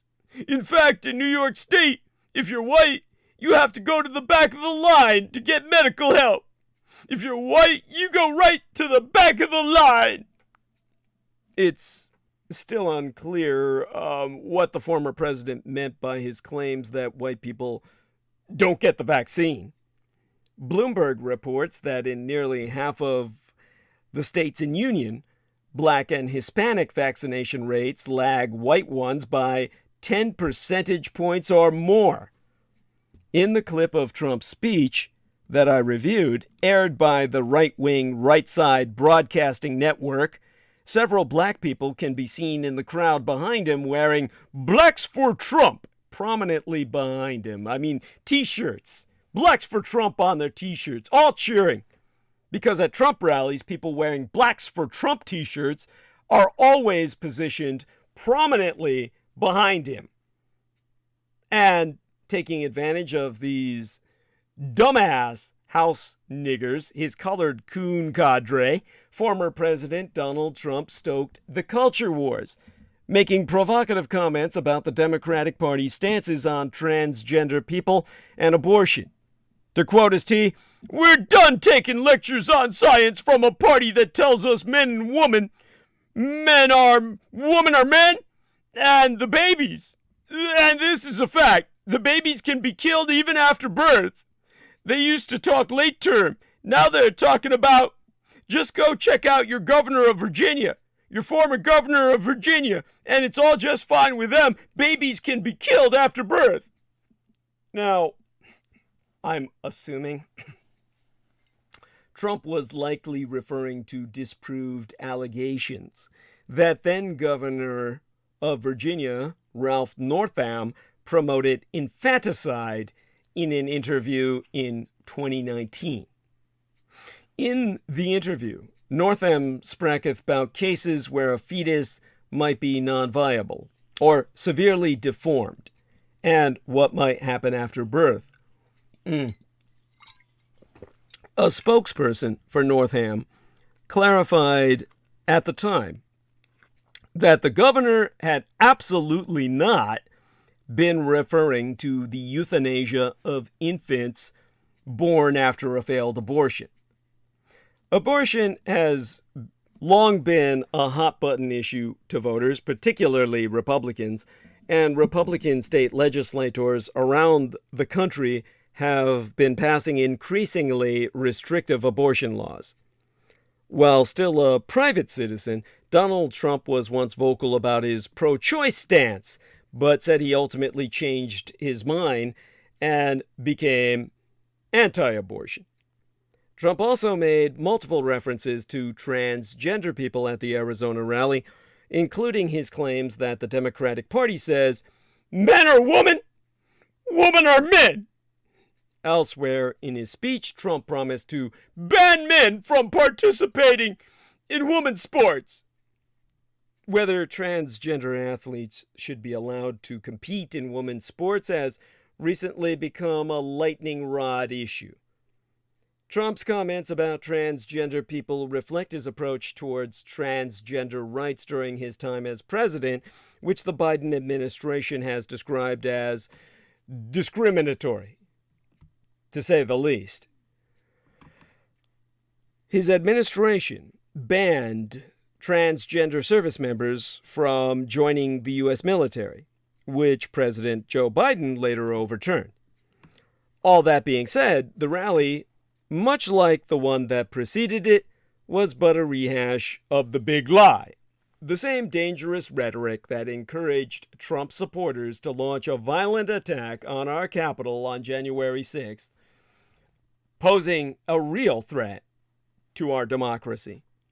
But the attempted coup d'etat failed, dooming Trump to holding rallies and feeding his supporters a steady stream of bullshit to keep them fired up for the midterms and his ultimate 2024 run. After all, supporters will continue to show up and treat him as the God Emperor they believe him to be. Trump will run again in 2024, but this time around he isn't relying on voters for his win, which may be inevitable. Instead, he is relying on a cadre of hand-picked big lie pushers to win key offices in battleground states who are willing and able to overturn the results in 2024 if he loses again, and he has already endorsed a handful of candidates in the Grand Canyon state itself. It's not just the MAGA candidates for office that they have to contend with in Arizona. In 2021, the Republican-led legislature passed numerous restrictive voter bills into law. These laws target vote by mail, which was widely used in the 2020 elections, limits the time to cure ballot signatures, and takes power away from election officials and gives it to partisan private entities to reject or overturn election results based upon who pays them. The list of voter suppression laws doesn't end with what has already been passed. There is already a pre-filed bill for 2022 that would create harsher voter ID requirements. Like you would have to have 2 photo IDs, your passport and your driver's license, to vote. Irregardless, Steve Bannon claims that Trump's rally will prompt Arizona to decertify Biden's 2020 electoral victory. The vote cannot be decertified in any way, but a Yale historian forewarns that people who study the origins of civil wars see indicators, all indicators, that the United States is on the brink of civil conflict. The Yale history professor, Timothy Snyder, spracketh with Insider magazine about the future of American democracy. Snyder said factors like polarization and alternative realities prove the United States is close to civil conflict. But Snyder said he thinks it's even more likely that the United States could cease to exist completely. Steve Bannon said that speakers at Donald Trump's rally will decertify Joe Biden's electors in Arizona. Law professors told Pointer magazine, or e-zine, an electronic circular, a news outlet, if you will, an information source, that there is no legal mechanism for decertifying the 2020 electoral results. Some Republicans want Arizona's electoral results decertified despite audits affirming Biden's win was even bigger than anyone knew. This brings us back to Timothy Snyder, a history professor at Yale University, who says that although the idea of another civil war in the near future seems far-fetched to many Americans, people who study such conflicts disagree. Now, Snyder himself is an expert on the rise of authoritarianism, who's discussed the future of American democracy in an interview with Insider magazine, during which he said he fears the United States might not survive if former President Donald Trump even runs again, whether or not he wins, in 2024. And when discussing the current state of affairs, Insider magazine asked Snyder how he feels about people invoking the Civil War. And so Snyder cited the high degree of polarization, beliefs in alternative realities, and the celebration of violence, pointing to some who praised the actions of Kyle Rittenhouse, the teen who killed 2 people at a racial justice protest in Wisconsin in 2020, whereby a jury acquitted Rittenhouse, who said he acted in self-defense. And Snyder concluded thereby that it is very possible that the United States could install a president in 2025 who technically loses the election by a clear margin. He said that with but a few gimmicks, a candidate that loses the popular vote and loses the Electoral College both could still become his president. In that scenario, it's possible the United States ends up with a civil war.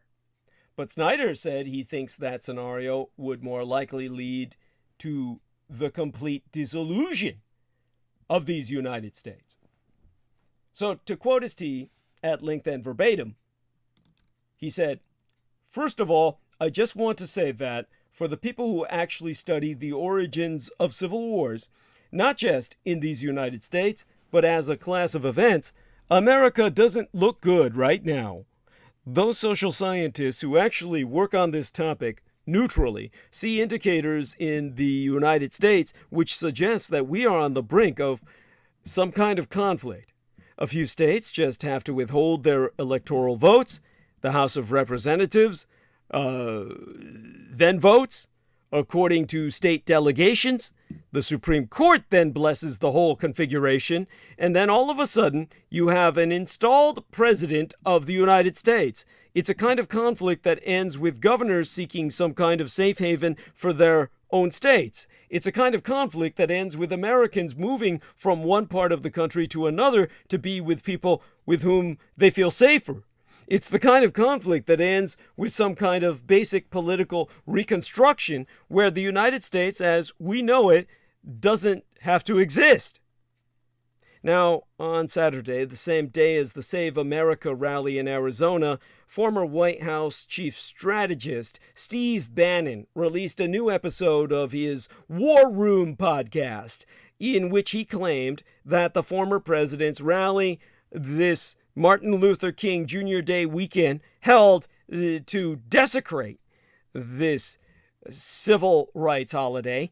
All of this was podcasted in a manner in which Steve Bannon claimed that the former president's rally to desecrate Martin Luther King's own birthday would serve as a precursor to the decertification of President Joe Biden's 2020 electoral win. Now, several individuals were slated to speak at the Save America rally in Florence, Arizona, including Mike Lindell, Paul Gosar, Andy Biggs, and several candidates running for public office in the state who have received Trump's endorsement. Biden says he and Manchin are going to get something done amidst all this madness. But regardless that, the event that I've been analyzing was scheduled after Trump canceled his January 6th speech at Mar-a-Lago, which his advisors said would result in bad press coverage and urged him against doing. On his podcast, Bannon said, and here I quote his T, "It's the kickoff of 2022. A huge speech in front of a massive crowd by Donald J. Trump, and of course they're all melting down about who's on stage with him. They're all people that are going to get to the decertification of the 2020 Biden elections. Electors." He said, "They're all people that are going to get to the decertification of the 2020 Biden electors. I want to make sure Jamie Riskin, Benny Thompson, all you guys write this down. Take your number 2 pencils out. We're going to decertify. I didn't say we were going to certify Trump electors, but we're going to decertify Biden electors in Arizona, in Wisconsin, in the Commonwealth of Pennsylvania, and in the great state of Georgia." Now, law professors from Arizona State University told Poynter there is no legal mechanism to undo the appointment of electors or change a certification once a president has been sworn into office. Multiple Russell collaborationist Red Republican insurgent led audits in the Grand Canyon state also confirmed Biden's presidential win over Donald Trump by a landslide. Still, a handful of Russell collaborationist Red Republican insurgent officials in the Arizona legislature are calling on Governor Doug Ducey and a state Senate Presidentress Karen Fann, both of whom are Republicans, to decertify the state's electoral results, as reported by the Arizona Capitol Times. In a November 2020 interview, the Arizona Republic reported that Doug Ducey said, and here I quote his T, "I've said several times, Arizona is a good government state. I trust our electoral system. There's integrity in our election system. Joe Biden did win Arizona." Thank you, sir. Since Doug Ducey certified the electoral results, Donald Trump has repeatedly lashed out at the Republican governor and pledged to oppose his candidacy in the Russell collaborationist Red Republican insurgent primary race if he runs against Democratic Senator Mark Kelly in 2022. Arizona's phony electors aren't patriots. They're traitors. One of the great mistakes we've made during the Trump era, and there have been many, is failing to call out traitors who claim to be patriots. They are cumbersome words. Patriot and traitor. They're old-fashioned, weighty, archaic, lodged in the throats of second-rate actors in B-movies. It takes something close to arrogance to insist that you are a patriot or to accuse someone else of being a traitor. But if you claim to be a patriot and then act in a way that contradicts the entire notion of what that means, what else would you be but a traitor? So how else should we view the men and women who signed fake electoral certificates after the 2020 election, hoping to subvert that constitutional work of the Electoral College, overturn the outcome of a duly certified election, and, in essence, stage a coup d'etat that would have kept Donald Trump in office forever? The fake electors hail from 7 shameful states. The fake certificates, in which the signatories claimed to be valid electors, were sent to the National Archives. The idea was to replace valid presidential electors with a pro-Trump cabal, and they were concocted by Trump sycophants in Georgia, Michigan, Pennsylvania, Wisconsin, Nevada, New Mexico, and, of course, Arizona.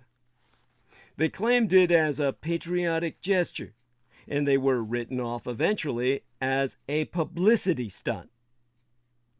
Arizona actually has had 2 slates of fake electors.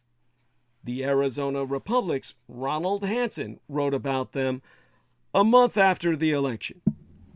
The phony certificates and those behind them have become news again by way of the House committee investigating the January 6th insurrection. Copies of the documents were obtained by American oversight and published online.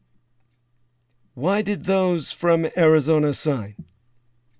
Arizona's phony document is signed by Dr. Kelly Ward, Arizona's Russo collaborationist Red Republican insurgent chair, Dr. Michael Ward, Greg Safston, Samuel I. Moorhead, Robert Montgomery, James Lemon, Jake Hoffman, Tyler Bower, or Boyer, Lorraine B. Pellegrino, and Nancy Cottle.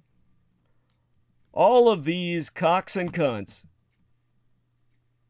should be killed.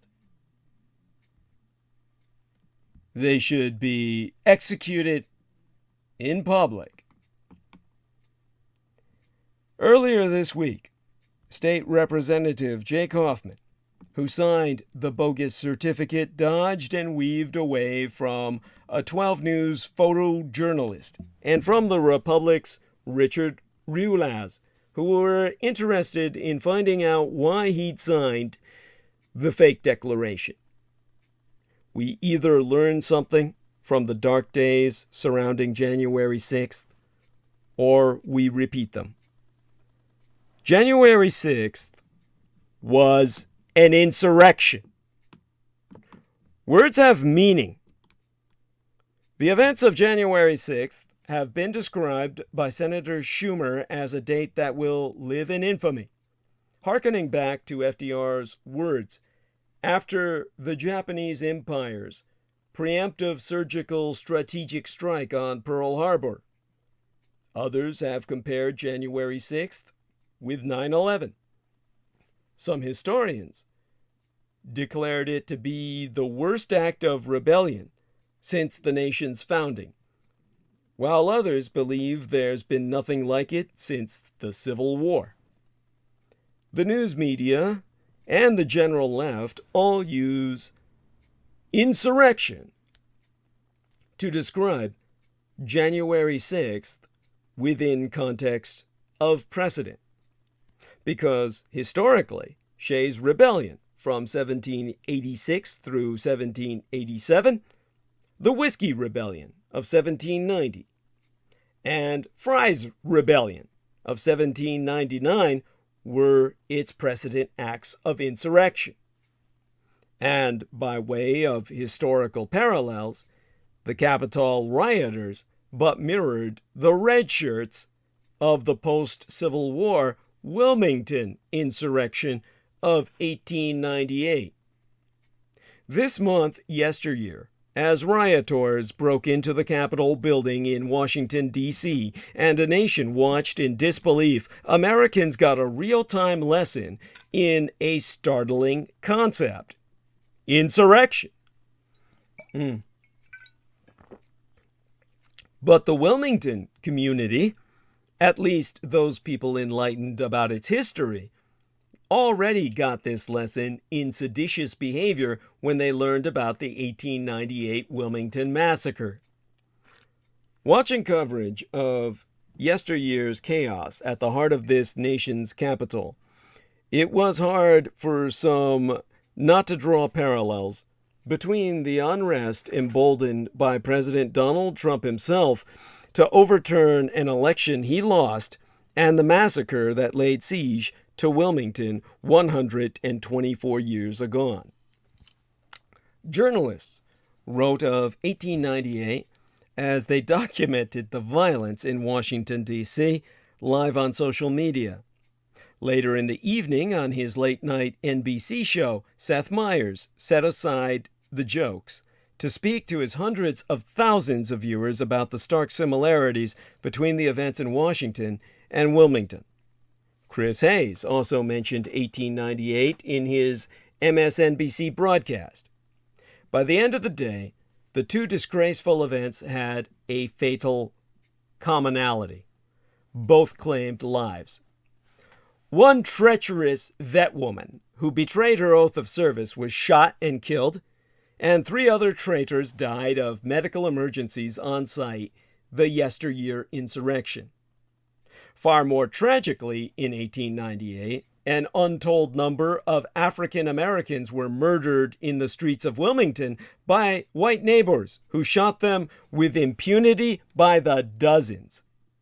The difference, however, was that last January's attempt at a coup d'etat of a sitting government through violence failed. Wilmington's coup d'etat was successful. In fact, it is the nation's only successful coup d'etat of a sitting government, a title it retained even after the stunning images sourcing from the District of Columbia, other than one other incident after World War II, I'll mention in passing, because of the time we have remaining, time constraints.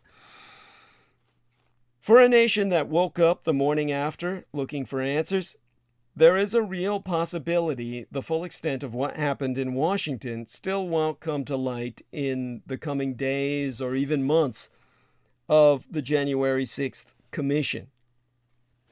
But even without the benefit of distance and further investigation, there are a few undeniable connections between January's insurrection and the one that took to Wilmington streets. Both events erupted in the aftermath of an election that saw central agitators mount sustained and duplicitous campaigns aimed at riling up their bases. They claimed injustice that wasn't true in order to stoke distrust in the system and its people. For months, Trump had claimed the 2020 election was stolen even before a single ballot was cast, and long after, dozens of courts dismissed his claims as entirely unfounded. Then, On the 6th day into the 2020th year on the Christian calendar, Trump praised efforts by members of the Republican Party to protest the certification of his loss and encouraged his supporters who had gathered en masse outside the Capitol to march as a sign of strength.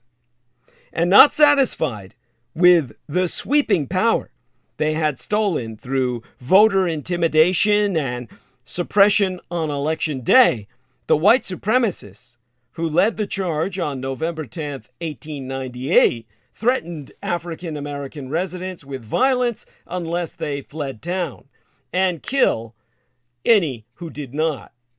Then they forcibly removed the city's government and placed their own people in their seats.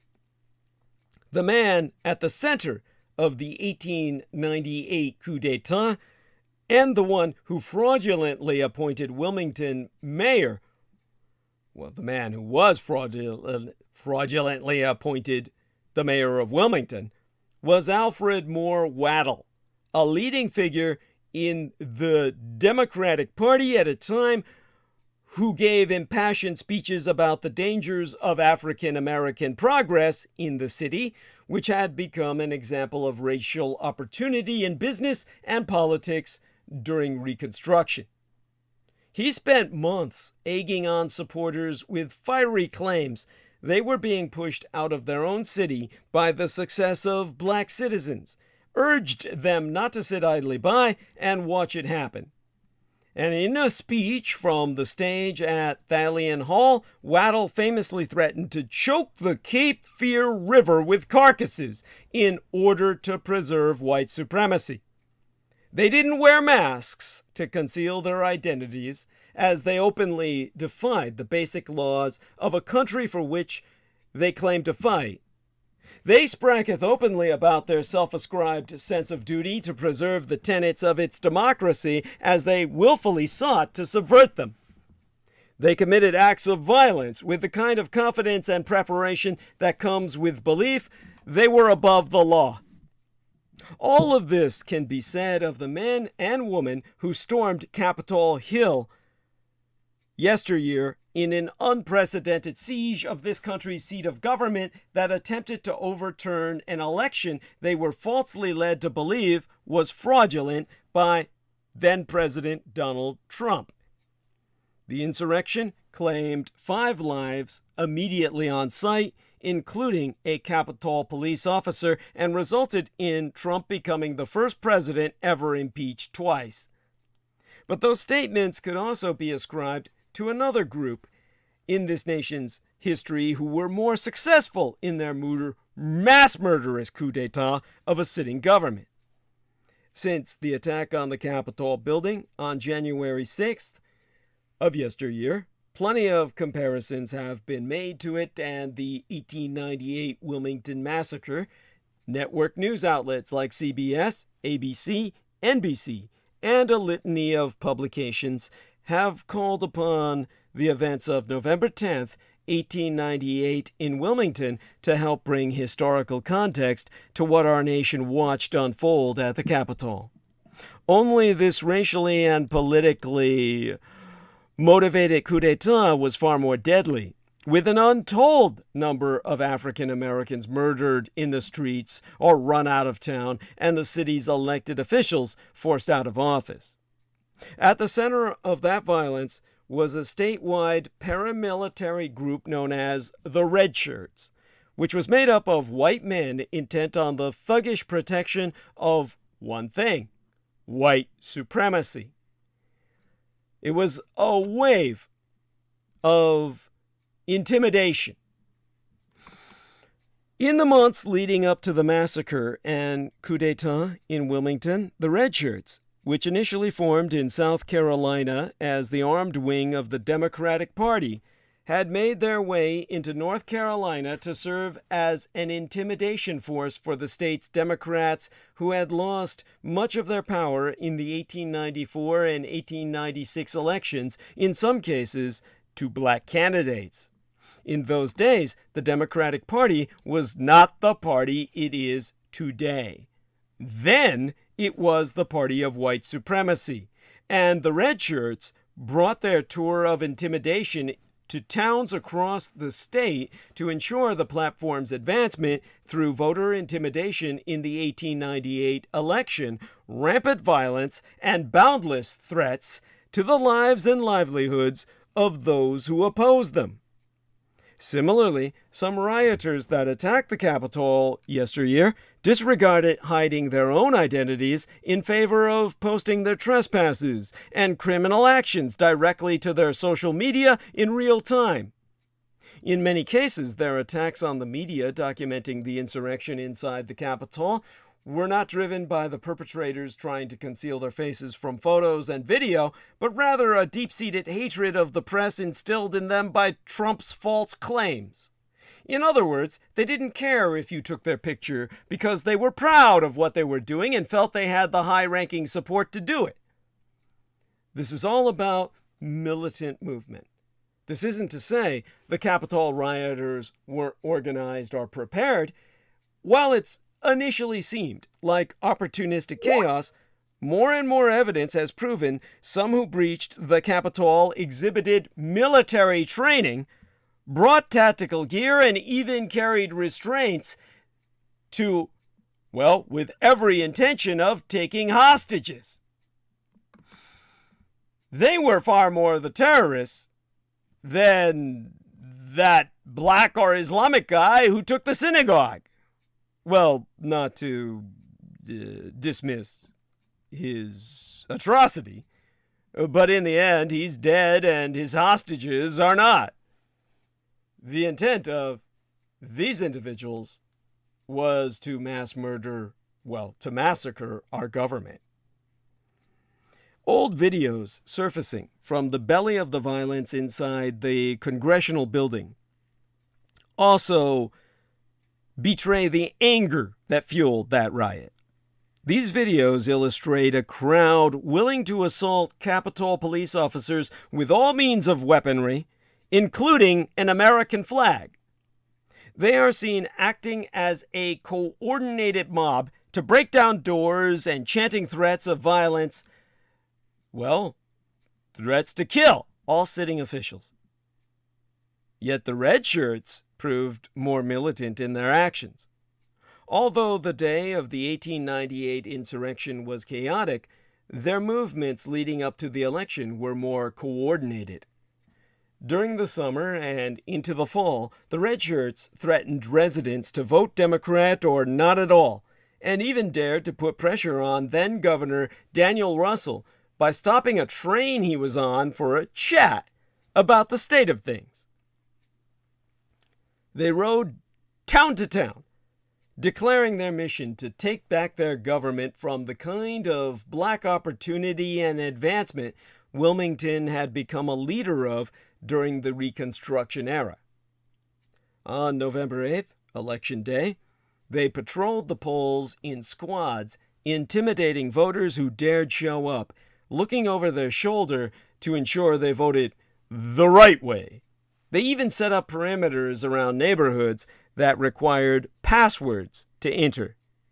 And not satisfied with the victories they stole through the election, they marched in military formation through Wilmington on the morning of November 10th, 1898, to burn the Black Run newspaper, the Daily Record, an event that kick-started a massacre driven by mob mentality. That day, red shirts rode through the downtown Wilmington's predominantly black neighborhoods and opened fire into homes. They shot black men in the streets and gave their families an ultimatum: leave now or die.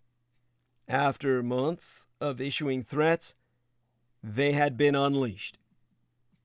It's all about creating a big lie in the aftermath of mass murder. One of the inciting factors of the Wilmington massacre was an August 18, 1898 editorial by Alexander Manley, the editor of the aforementioned Daily Record. Manley was responding directly to a year-old editorial by Georgia resident Rebecca Felton that had been weaponized by the white supremacists' propaganda campaign. In her words, Felton advocated for the lynching of 1,000 black men a day, if necessary, to protect white womanhood. She did so because, among other things, she wrote there was no justice in the courthouse to promptly punish crime done to these white women wronged by black men. For both David Cieslewski, a historian and co-author of the book entitled Democracy Betrayed, subtitled The Wilmington Race Riot of 1898 and Its Legacy, and David Zucchino, a Pulitzer Prize-winning journalist and author of his work entitled Wilmington's Lie, subtitled The Murderous Coup of 1898 and the Rise of White Supremacy. They both agree the clearest parallel between the mobs of 1898 and 2021 lies in what fueled them, whereby Cieslewski has attested that, and here I quote his T at length and verbatim, once the process of law is discredited for groups like the Red Shirts, a lot of things are on the table. In both cases, you have the creation of a big lie. In 1898, there was constant propaganda talking about Negro domination and the mass rape of helpless white women. Once you've credited the lie and said the normal processes of fair elections and the tenets of state and national constitutions aren't adequate to address it, a group feels justified to go beyond those norms. The Red Shirts were a better organized, more disciplined force than what we saw at the Capitol last year, but once they had that extra legal authority to go beyond the law, once you've decided the rules don't apply and there is a higher calling at work, they became a free-ranging, almost terrorist-like force in Wilmington. But Zucchino emphasizes that the biggest calls for action from both mobs came from the top. He notes how the Red Shirts' ruthless actions were a direct result of influential men like Alfred Moore Waddell, who had become a voice for the white supremacist movement in Wilmington and North Carolina. He was known for fiery speeches that were often followed by red shirt rallies where they would intimidate the locals of whatever town they were in to join the party. Waddell, who would be named Wilmington mayor as a result of the coup d'etat, declared just before the 1898 election that the Democrats would win if we have to do it with guns. Perhaps seeing what he had wrought, Waddell would unsuccessfully attempt to rein in the mob after the burning of the Daily Record, the black newspaper in town, by telling them they had been successful but should now go quietly to our homes and about our business and obey the law unless we are forced in self-defense to do otherwise. They chose murder and mayhem instead. Which prompts one to ask, what's next? In the days after the Capitol Hill insurrection, pro-Trump cultists have taken to harassing and intimidating those who stand against the man they believe to be the legal president of the American empire. Some politicians, even those in Trump's own Republican Party, have been mobbed in public, and others have had threatening messages left for them online and in their offices. This was the case in 1898 as well, albeit minus technology. Red Shirts patrolled the streets to reinforce the pursuit of white supremacy before and after the election. If they saw something that didn't fit their politics, they did something about it through intimidation and fear. But one potential commonality between the red shirts and the rioters has not yet been revealed. What happens next? After the white supremacist campaign left a trail of black bodies in Wilmington, and the Democrats carried out even more disgraceful political victories in 1900, the red states went, well, the red shirts went away, many of them rewarded with some of the opportunities stripped from black residents and those who supported them. Laure Umfleet, a research historianus who led North Carolina's Commission on 1898 and authored her own book entitled A Day of Blood, has concluded that what is clear is 106 was a dark moment that will be preserved in history. One Umfleet herself said she, like most Americans, is still trying to process. Umfleet was immediately struck by the fact that an election sits at the heart of both events. So, to quotist she, at length and verbatim, she said, "We are still learning about the various nuances of what happened in 1898, and we certainly don't yet know everything that happened at the Capitol. Historians will be studying 106 for the next 100 years and beyond, and therefore we may not understand what machinations created this in our lifetimes. That is the job historians do for us. The election season of 1898, beginning in the summer and carrying through the fall, was a political campaign that inflamed voters and created tension in the community. It was meant to accomplish a political goal, which was white supremacy. They accomplished their goal, first at the ballot box on November 8, 1898, and then overflowed into mass murder and the political overthrow of their government on November 10th. For me, one of the scariest elements of the red shirts in 1898, and they were truly domestic terrorists, is that they were riding out on horseback in broad daylight without masks, because they wanted you to know who they were. They wanted you, as a victim, to be intimidated by them, and it does seem that they were enabled and emboldened by the upper leadership of the party. They were loud, boisterous, and they took every opportunity they could to intimidate opponents of the white supremacy platform. It is like they accomplished their purpose and then they faded away.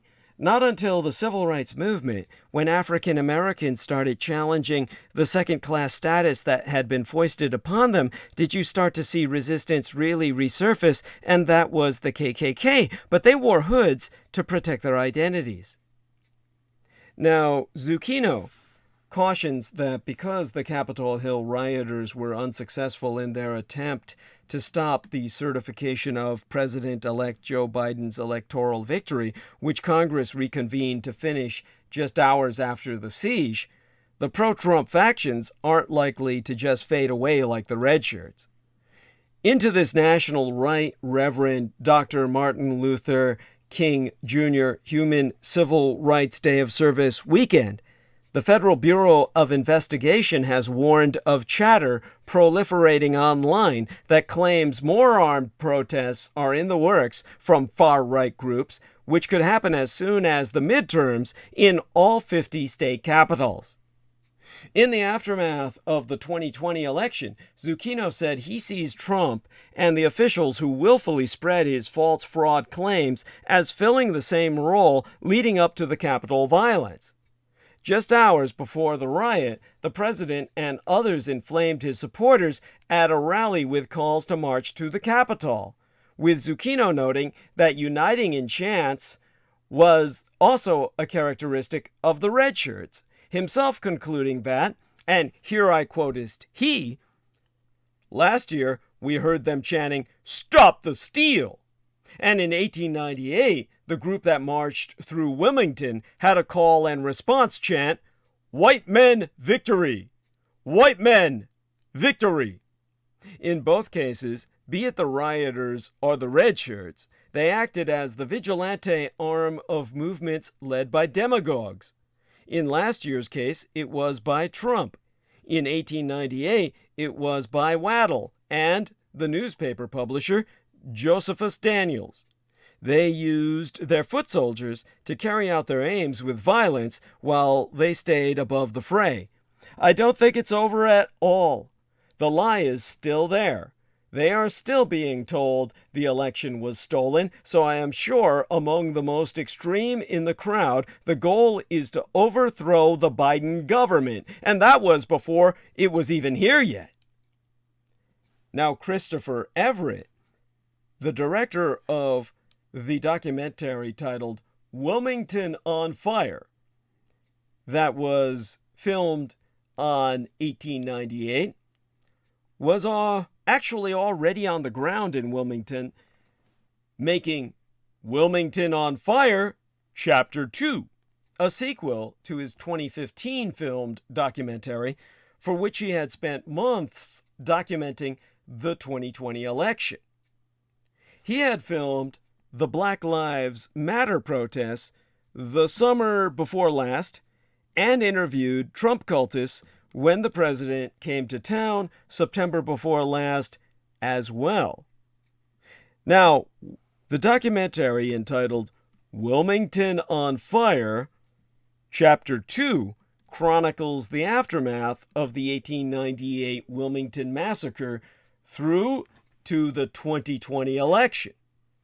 Last January's insurrection proved an unexpected but unsurprising addition to his sequel. It now also includes the events of the 2021 Capitol Hill riot. Right back then, he said, and here I quote his T, "We will definitely include this. We have to.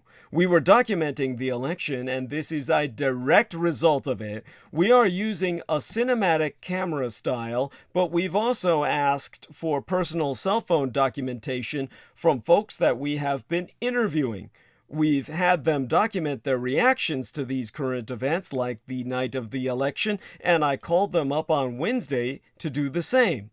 What happened Wednesday is very similar to what happened in Wilmington, just in terms of people turning a blind eye. The black residents of Wilmington knew this would happen, and many people claimed the same of what happened this week.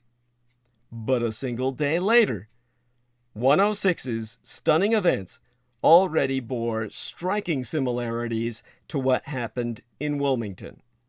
In 1898, the white supremacist movement that led the massacre and coup d'etat immediately worked to reframe their actions as an effort to take back their city from unruly African American residents.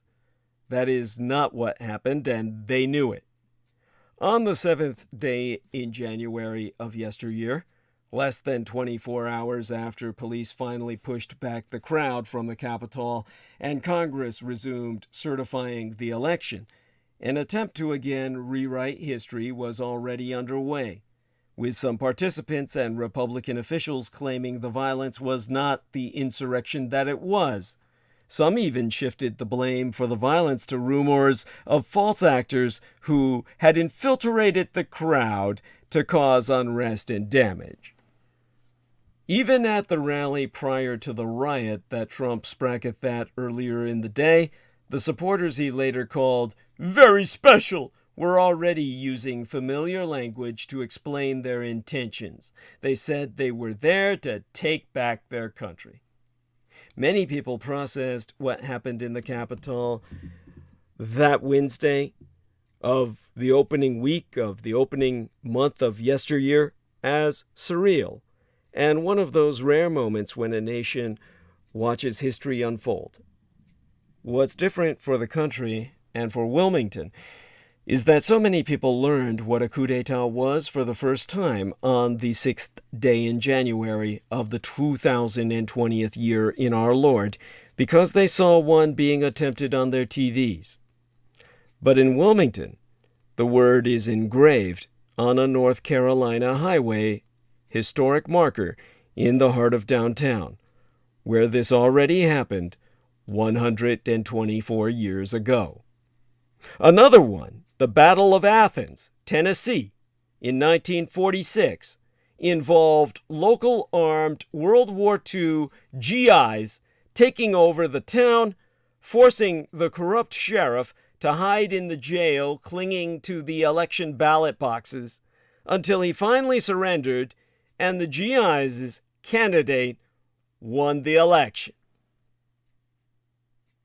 This brings us to a military junta at a community level in which I have to call upon these same types of conservatives, always quoting Martin Luther King Jr., to rationalize their racism. I mean, dear white conservatives, when you're right, you're right. And you are definitely right about that quote from Martin Luther King. When he stood at the Temple of Lincoln in 1963, the year my late sister was born into this world, to suffer so much as I have in a world in which we never made. I'm sorry, I have to take my breath here.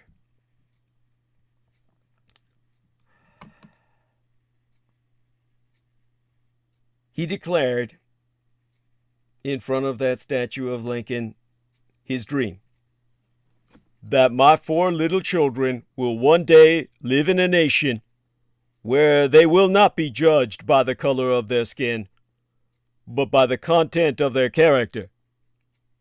He surely spraketh a word for the ages. Now, you white folk on the red team, your fondness for that word has not gone unnoticed. I mean, how could it? You invoke that line all the time. All the time. To show that King, had he not been murdered by a white supremacist in 1968, would have stood in solidarity with your social and political agenda.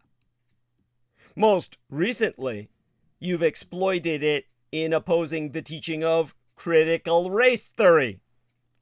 You use it so much that a body might think you couldn't name another King quote if the survival of the human species depended on it. Which it does. Well, did you all know the Right Reverend Dr. Martin Luther King said other things? It's true. In a spirit of public service and in celebration of his birthday, allow us myself to recite a few of them. You'll be happy to know that they support your right-wing agenda exactly as much as your favorite quote does. Exempli gratiae. Use this one to show that King would have shared your love of capitalism.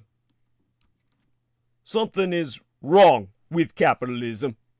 Maybe America must move toward a democratic socialism. We must develop programs that will drive the nation to the realization of the need for a guaranteed annual income. And like you, he surely would have condemned reparations and affirmative action. A society that has done something special against the Negro for hundreds of years must now do something special for him, in order to equip him to compete on a just and equal basis. I mean, certainly he didn't believe there was any such thing as white privilege. Whites, it must frankly be said, are not putting in a any mass effort to re-educate themselves out of their racial ignorance. It is an aspect of their sense of superiority that the white people of America believe they have so little to learn. And he likely would have opposed ending the filibuster, like Mencken and Sinema. I think the tragedy is that we have a Congress with a Senate that has a minority of misguided senators who will use the filibuster to keep the majority of people from even voting. And surely Dr. King would have sided with the makers over the takers.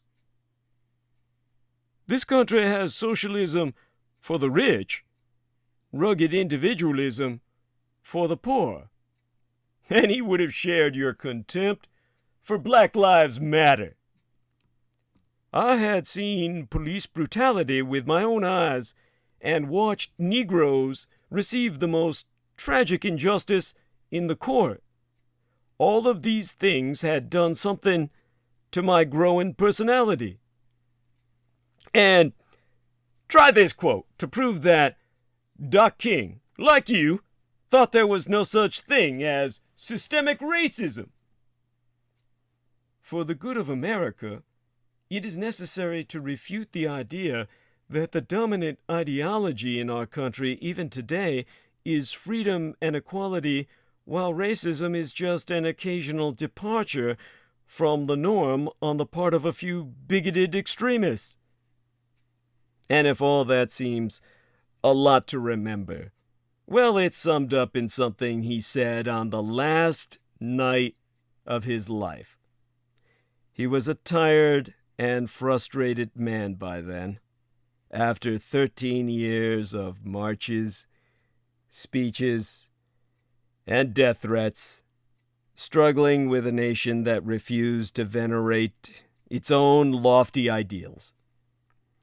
And he told an audience in Memphis, "All we say to America is, be true to what you said on paper." From king to king, as in MLK to Rodney K. There were the Los Angeles riots of 1992. Now, Rodney King was a much less eloquent man. All he could say was, "Couldn't we all just get along?" Chronologically, the annals thus bring us to false comparison between the summer before last's protests and what happened at the Capitol in the opening week of the year thereafter. With every day that has passed since a violent mob stormed our Capitol on January 6th of yesteryear, it becometh more remarkable that the human toll incurred that day was so comparatively low. One of the rioters was shot and killed by a Capitol police officer as she tried to breach a refuge area near the floor of the House. But restraint shown by police officers facing off against thousands of cultists of President Trump saved any number of lives. So, too, did the inability of the protesters to find the targets of their outrage, members of Congress and Vice President Pence, who, we learned the following week, narrowly avoided being spotted by the mob and massacred en masse. That only 5 deaths immediately on site, including the shooting of a of a white woman rioter by a black police officer, and the death of a white police officer assaulted by white rioters, are linked to the Capitol attack, has contributed to a line of argument that what occurred that day was not that big a deal. The defenders of the president in Congress and in conservative media have suggested that what occurred at the Capitol was nothing worse, really, than the protests that occurred the summer before last after a black man, George Floyd, died after a white police officer in Minneapolis, Derek Chauvin, put his knee on Floyd's neck for an extended time. Extended enough to literally choke the life out of him. It's a false comparison, and often a willfully dishonest one. There are similarities, of course. It was the case that the protests over the summer before last did at times devolve into violence. There were people killed at protests. There were attempts to occupy government buildings and instances in which protesters successfully established extra-governmental areas. In sum, the BLM riots during the summer of 2020 caused 18 deaths, over $1 billion United States dollars in damage, including federal and state buildings, and in some cities, sovereign nations were declared. It is also true that there were politicians on the left who offered support for the protests or who contributed to organizations reinforcing the protests, but any attempt to draw parallels between that support and what occurred at the protests collapses quickly when considering the broader context of what occurred in Washington but a year and a week ago. While January 6th caused but $1.5 million United States dollars in damage by comparison, the intent of the January 6th insurrection was far more nefarious. The summer of 2020's unrest was but a revisitation of a years-long focus on the relationship between Black Americans and the police. The protests were meant to draw attention to what protesters describe as systemic injustices within law enforcement, injustices which make it more likely that Black people detained by police will be shot or at least injured. The goal yesterannus and septimania, a year and week agone, was to object to the democratic transition of power in these United States. Those two aims are not comparable, nor were the effects of the violence. Rioters in Minneapolis burned down a police precinct. Others in other cities looted and burned buildings. All of those acts were criminal and damaging. None of them broadly threatened the existence of law enforcement or commerce itself.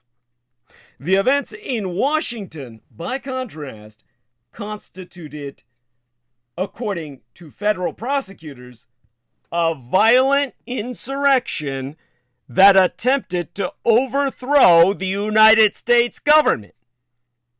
On the scale of changes that could result, the dismantling of a city's police department is objectively less significant than the overthrow of the United States government. More importantly, the violence itself wasn't simply meant to send a message to legislators. The violence was meant to affect the desired change. The violence was the means to that end. The Capitol riot stemmed from a lie. Among those in Washington last year and a week agone were a number of people who obviously intended to cause destruction and damage. Dozens of people flagged as potential terrorists were detected by law enforcement, according to a Washington Post reporting. It is safe to assume they were there mostly because they sensed an opportunity. But that opportunity emerged because thousands of others had been compelled by Trump's rhetoric and the rhetoric permeating right-wing politics to travel to Washington and be heard. At the heart of that rhetoric was the completely false and thoroughly unfounded claim that the 2020 presidential election was stolen.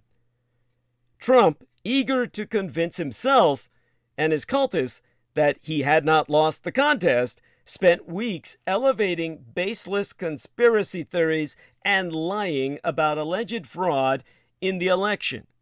His allies on Fox News and in Congress humored or amplified his claims. There were, and still are, millions of Americans who were convinced that democracy had already succumbed in these United States as a result of Trump's insistences.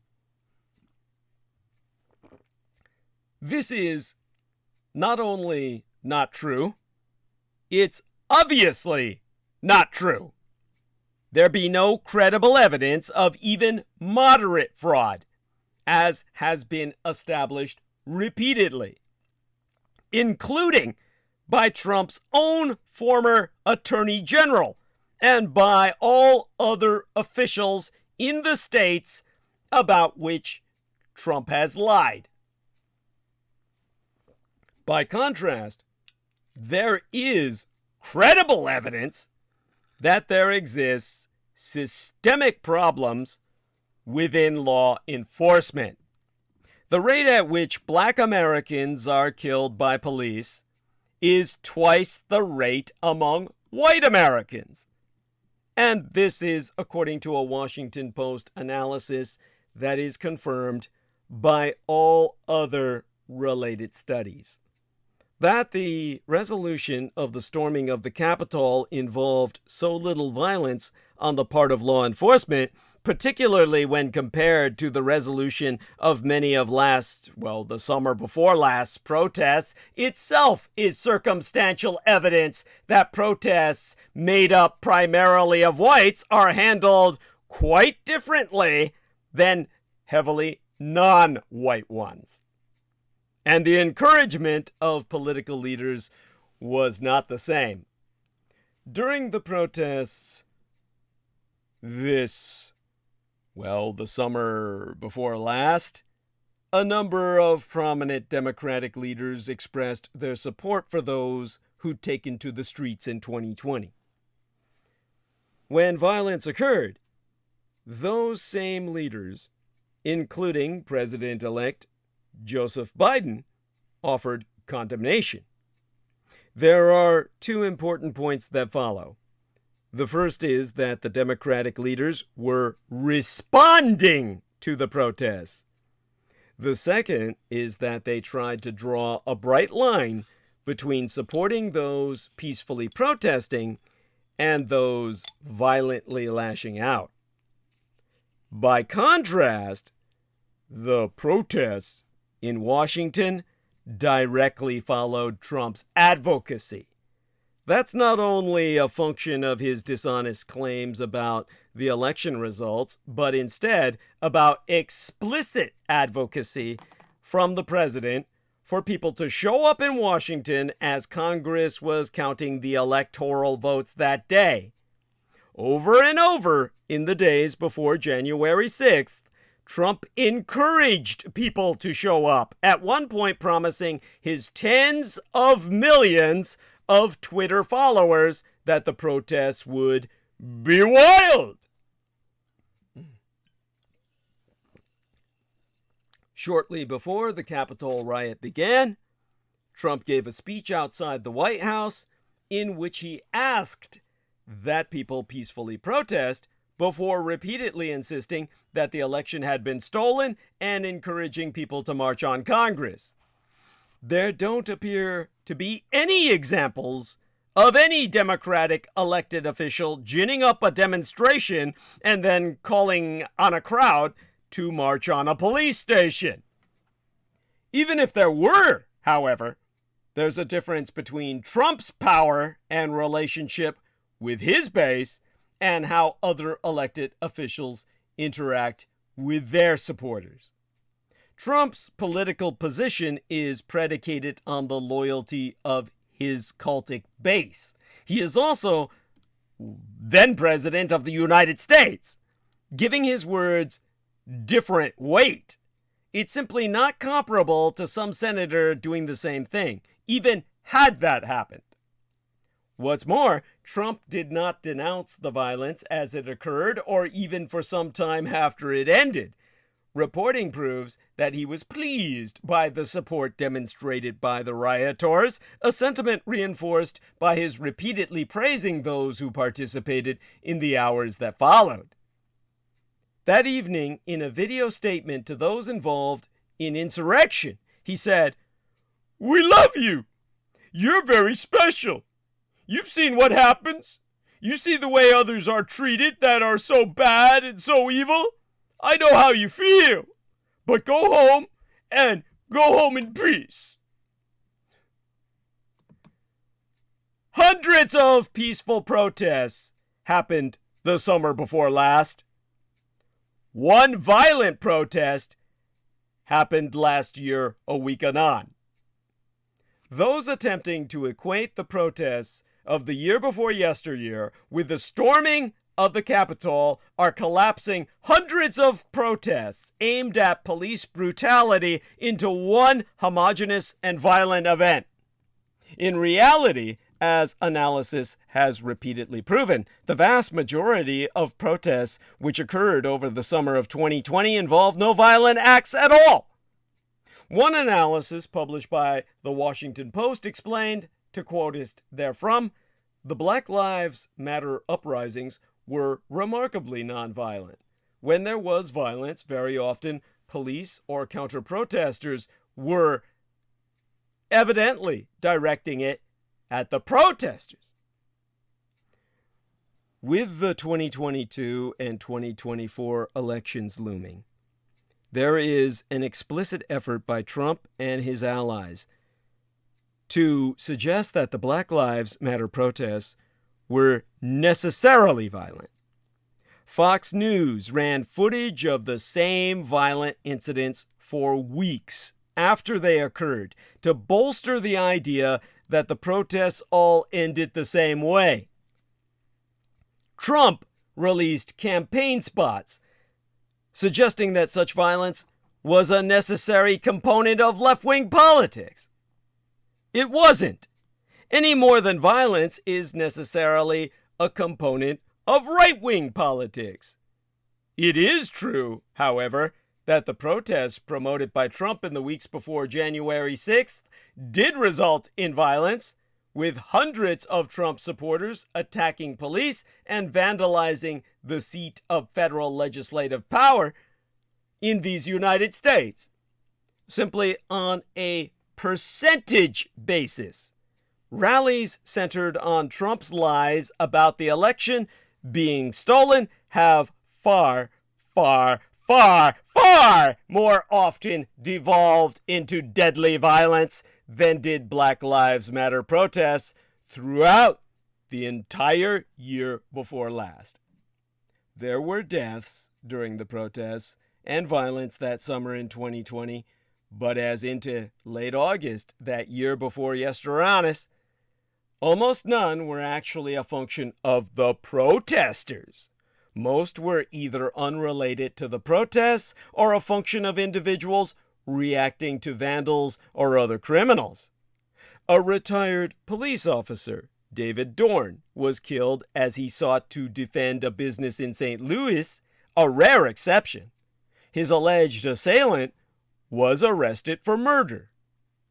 During a speech as the protests emerged, Trump painted a dark, stark picture of what was occurring. To quote his Donald Trump, "A federal officer in California, an African-American enforcement hero, was shot and killed. These are not acts of peaceful protest. These are acts of domestic terror." By the way, what he never told you was that killing in California was linked to a right-wing, neo-Nazi male supremacist incel shooter. And whataboutism isn't any excuse. In a Twitter thread that went viral in the week after insurrection, conservative writer Jonah Goldberg disparaged the idea that even an actual equivalence between summer before last protests and what happened at the Capitol should be considered a rationalization. One of his tweets read, "If my kid shoplifts, she'll be punished. If she complains her friend's parents don't care about shoplifting, so it's unfair for me to punish her, I'll say, I don't care what they do, even though I do care and I'll make a stink later. None of that changes what's right." In a message to the Washington Post, Goldberg expanded on that idea, himself so noting that some Trump cultists expressed more outrage about the alleged hypocrisy of the left than about Trump's incitement of his base to march on the Capitol in the first place, and here I quote at length from his writ on Trump cultists in politics. "Trump has been like a magnet next to their moral compasses, and a lot of people can't find true north anymore. I do think the left has a double standard on political violence, but I also think the right should have a single standard. But the Trumpist right thinks that because the left didn't sufficiently condemn rioting last summer, Republicans shouldn't have to condemn this more than political convenience will allow. It's asinine." Now, the word insurrection itself is a legal term.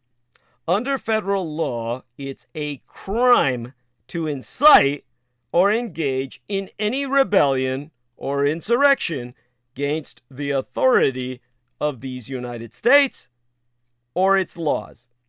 Black's Law Dictionary defines insurrection as a violent revolt against oppressive authority. It is to be distinguished from a mob or riot based on organization of an armed uprising. Mobs and riots can involve unlawful and violent acts, but they are not necessarily insurrections. In other words, they are not illegal in and of themselves. A revolt is an act to overthrow the government.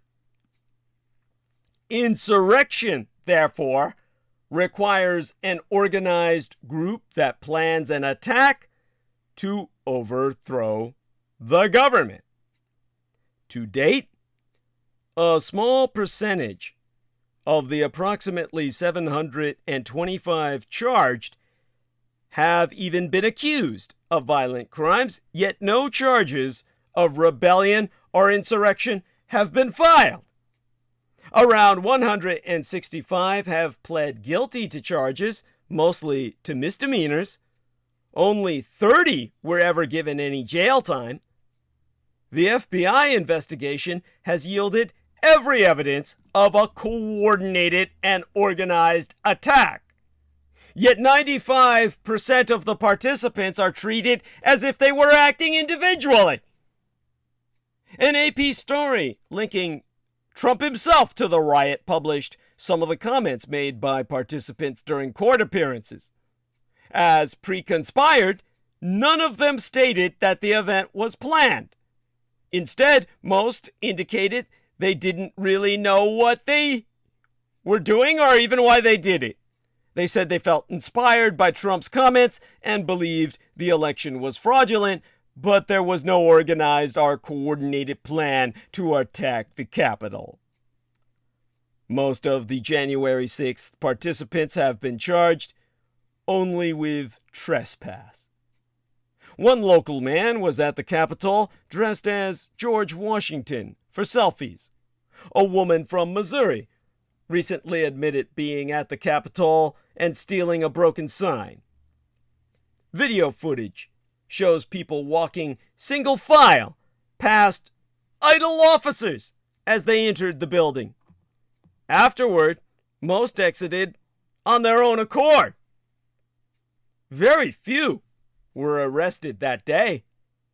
Since January 6th, the DOJ, our Department of Justice, has used a campaign of shock and awe to round up and detain people, again, predominantly charged only with misdemeanors. Compared with the BLM riots, prosecutors do seem more zealous about January 6th, yet insurrection charges have never been filed.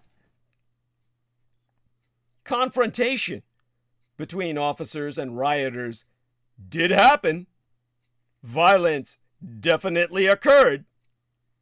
But the only shot fired was decisively by the black officer who killed the white female traitoress Ashley Babbitt and thereby saved the fucking day and our government. He saved America with the strategic shot of a single bullet. In the chaotic minutes before he shot and killed Babbitt, the Babbitt bitch, during the Capitol riot on January 6th of yesteryear, Lieutenant Michael Baird focused his attention on the glass doors leading into the lobby of the House of Representatives chamber. About 60 to 80 House members and staffers were holed up inside, and it was Baird's job to protect them with his very life. And as rioters rampaged through the Capitol, Baird and but a few other officers of the United States Capitol Police Force set up a wall of furniture outside the doors. Baird's connection to what was going on outside and inside the building was his police radio. For several minutes, it crackled with a cascade of alarming messages, the kind you would hear in a zombie flick. There were shouts of, "Officers down." That would be code 1025 in municipal ordinance. That would stop a fucking city. The city shuts down when an officer's down. Screams from his colleagues under attack by rioters with chemical agents. A report that an officer's fingertips were blown off. Soon a horde of demonstrators arrived. Baird, a 28-year veteran of the Capitol Police, took a defensive posture with his gun drawn as rioters smashed the glass doors. He yelled repeatedly for them to get back, but the mob kept pressing forward. And then a lone rioteress tried to climb through one of the doors. What happened next was captured on video. Baird fired one single shot, striking the Babbitt bitch in the shoulder. Babbitt, 35 years of age, a traitorous Air Force veteran, an ardent cultist of former President Donald Trump, fell to the ground. She died from her injuries later. As a traitor who betrayed her oath of service to protect this country, she was not given any military honors, nor a military funeral. She was shipped back to her family in a casket that they buried at their own expense. She's not allowed the ground of a military cemetery. Her death became a rallying cry for the far right, which described the Babbitt bitch as a martyr. Trump himself declared that she had been murdered by a nigger and suggested, falsely, that the black officer who shot her worked directly for a high-ranking Democrat. For Baird, who is black, the incident turned his life upside down. He has been in hiding for months after he received a tsunami of death threats and racist attacks that started when his name leaked onto right-wing websites. He then became Target Blackbird. And speaking publicly for the first time since the riot in an exclusive interview with NBC News' Lester Holt, Bird, who gave NBC News permission to use his name after authorities had declined to release it because it was loose all over the web anyway, said he has no doubt that he made the right decision in light of the circumstances. To quote his T, "It was literally broadcast over the air. I said, okay, this is getting serious. Once we barricaded the doors, we were essentially trapped where we were. There was no way to retreat, no other way to get out. If they got through that door, they're into the House chamber and upon the members of Congress. And that's the fall of our government. I know that day I saved countless lives and America itself. I know members of Congress, as well as my fellow officers and staff, were in jeopardy and in serious danger, and that's my job." Now, January 6th was a horrible event. People who acted violently or damaged property should be prosecuted. Those who unlawfully trespassed should also be prosecuted. It was, by its intent to topple the government, the worst in American history. Pearl Harbor or 9/11 cannot come close. And we are only in the first quarter of this century yet to come. Court challenges making outrageous claims about the election have been tossed by judges again and again. Phony assertions of election fraud and the sham election audit conducted in Arizona by the cyber ninjas at the behest of Republican State Senate President Karen Fann have been completely deconstructed and disproven. Trump continues to spread lies about the election, and his most loyal toadies echo his outrageous, unproven claims, all of which does nothing but add to the nation's divisiveness and bolster the conspiracy maniacs. Words may be archaic, but they mean something. And just this week, the head of the far-right Oath Keepers, Stuart Rhodes, who once suggested that Senator John McCain be hanged, and 10 other members or associates have been charged with seditious conspiracy in the January 6th attack on the U.S. Capitol, where they had brought the gallows to begin publicly executing the leaders of the American empire. Seditious conspiracy. Those are also old-fashioned, weighty, archaic words, just like patriot and traitor. In the end, however, history tells us they are not just the part of some campy dialogue in B-movies spoken by second-rate actors, but by the founding fathers themselves.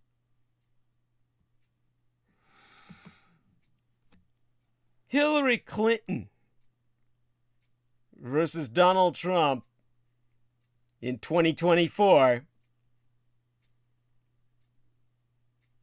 That is what we'll cover in this closing hour, because the founding fathers will take us nowhere.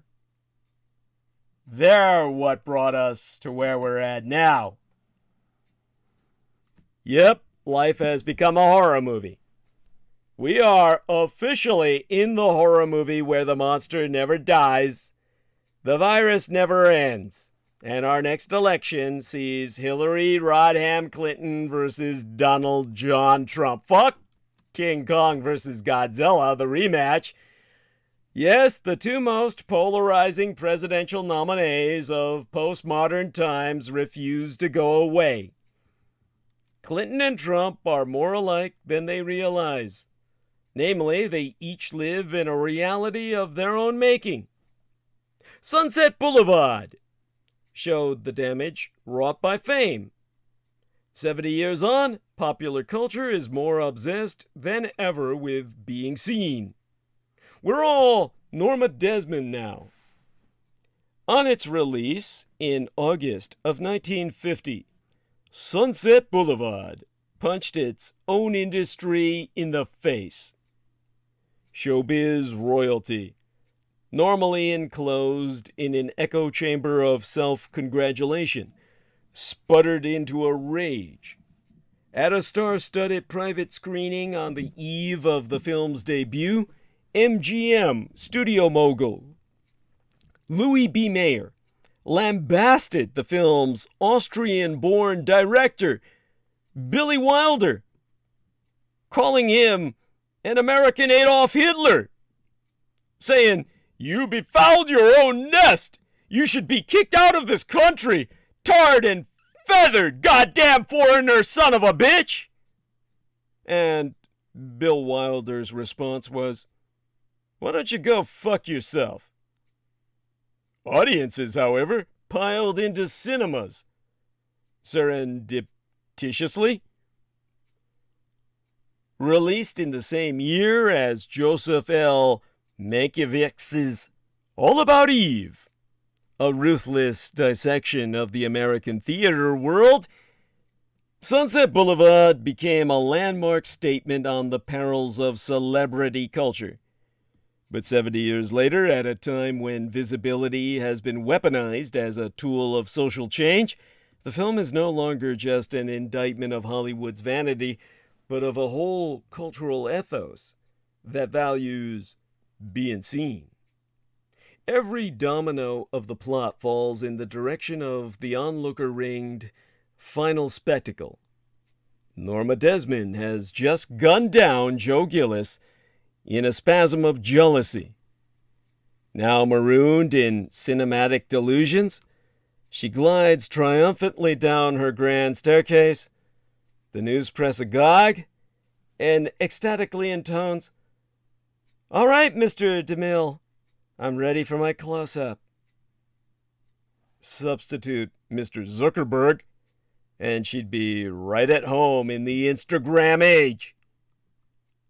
Sunset Boulevard at 72 seems strangely tailor-made to skewer our contemporary anti-culture.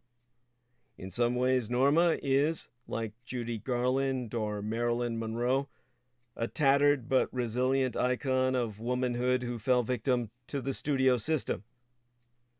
We learn that she was infantilized by handlers and pumped full of barbiturates in her early days, then cast aside as she aged out of her nymph-like beauty. 21st century Hollywood, meanwhile, continues to weather fierce blowback for putting female actors not named Meryl Streep out to pasture around the age of 40. Sunset Boulevard also mirrors our political rifts. In a tribalized era, Norma Desmond has for both partisan factions the complexion of the enemy. For liberals, she epitomizes super-rich self-delusion. Cocooned in privilege, she fancies herself a meritocratic success story of some sort, almost Ayn Randian. The fantasy of her self-made triumph is abetted by an information silo that she doesn't even know she's trapped in. Her sycophantic enabler, erstwhile director, ex-husband, and now butler, Max von Mayerling, showers her with forged fan letters, as though anticipating the echo chamber that would manifest under the banner of Fox News. Discounting the swarm of worker bees buzzing around the lot, she imperiously declares, "Without me, there wouldn't be any Paramount Studios." When Gillis describes her as a has-been, "You were big," she snaps back, "I am big. It's the pictures that got small." Capturing the toxic mix of arrogance, nostalgia, and resentment that feeds into the MAGA battle cry. That brings us to Donald Trump's own fundamentally anti-American parasite critique. President Trump telegraphed as much last February when he touted Gone with the Wind and Sunset Boulevard in a nativist harangue against the multicultural modernity that the popularity of Parasite represents. So Donald Trump isn't a fan of the movie titled Parasite. What movies does Trump like again? In his own words, I'm looking for let's get Gone with the Wind. Can we get Gone with the Wind back, please? Sunset Boulevard. So many great movies. Nostalgia has been a regular theme at rallies for President Donald Trump since before he was elected. He is, after all, the man who wants to make America great again. Now, at a rally in Colorado Springs yesteryear, round Oscar time, Trump directed that sentiment at the movie industry, dismissing the South Korean film Parasite, which won last year's Oscar for Best Picture. Of the Oscar-winning South Korean film, then President of the United States, Trump said, "How bad were the Academy Awards this year? Did you see? And the winner is a movie from South Korea. What the hell was that all about? We've got enough problems with South Korea, with trade. On top of it, they give them the best movie of the year? Let's get Gone with the Wind. Can we get Gone with the Wind back, please? Sunset Boulevard, so many great movies. The winner is from South Korea. I thought it was best foreign film, best foreign movie. No! Did this ever happen before?" Trump's praise of Gone with the Wind raised some eyebrows. The history-making 1939 movie was one of the earliest blockbusters. In fact, when adjusted for inflation, it's still considered the highest-grossing film of all time. While still considered an important Hollywood milestone and beloved by many cinephiles, including both my late and sainted parents, Time magazine's Richard Corliss once wrote that the Confederate-friendly framing of its Civil War story makes it a prime example of how deeply entrenched was the racism of both Hollywood and its audiences. The movie also made Hattie McDaniel, who played Scarlett O'Hara's enslaved black maid, the first African-American to win an Oscar, Best Supporting Actress, a prize she received in a segregated ceremony venue, no less. But there's also an important backstory in the answer to Trump's specific question. Has a movie eligible for Best International Feature Film, a category that Parasite also dominated, ever won Best Picture? Parasite was, in fact, the first foreign language film to win Best Picture. But Hamlet, starring Sir Laurence Olivier, was the first non-American film to win Best Picture. In 1949, before the category now called International Feature Film was introduced, Hamlet's victory came amid a specific, concerted push to have more international films represented at the Academy Awards. But that effort to be more inclusive ended up making the ceremony, in some ways, just the opposite. International films often didn't make it to the United States at all during World War II because of limited distribution. But UCLA scholaress Monica Roxanne Sandler wrote an article on post-war Academy Award ceremonies explaining that the post-war years saw a massive influx of movies. The 1947 Oscars, honoring films released in 1946, saw the most nominations for international films to date. Among the screenwriting-related nominees were Marcel Carné's Children of Paradise, with a screenplay by Jacques Prévert. made in Nazi-occupied France, mind you. And Roberto Rossellini's Rome, Open City, with a screenplay written by Federico Fellini and Sergio Amide, set in the Nazi-occupied Italian capital. The Academy gave out special or honorary awards to foreign language films between 1947 and 1956. So, the California scholaress, Monica Sandler, exposes that the increase in international representation among the nominees was an effort to present global reunification and part of the larger effort outside of Hollywood to make real bonds of allegiance in the post-war period. Hollywood had already been developing relationships globally with the Academy War Film Collection, which worked with embassies to acquire footage from conflict zones. And the Academy wasn't the only film organization with this approach. In 1950, the United Kingdom's BAFTA gave out its first United Nations Award for the best film embodying one or more of the principles of the United Nations Charter. Global film festivals started to become more common as a way to bring films and people together. Even so, Hamlet's victory showed that many people in Hollywood thought of the Oscars as an award for American-made movies only.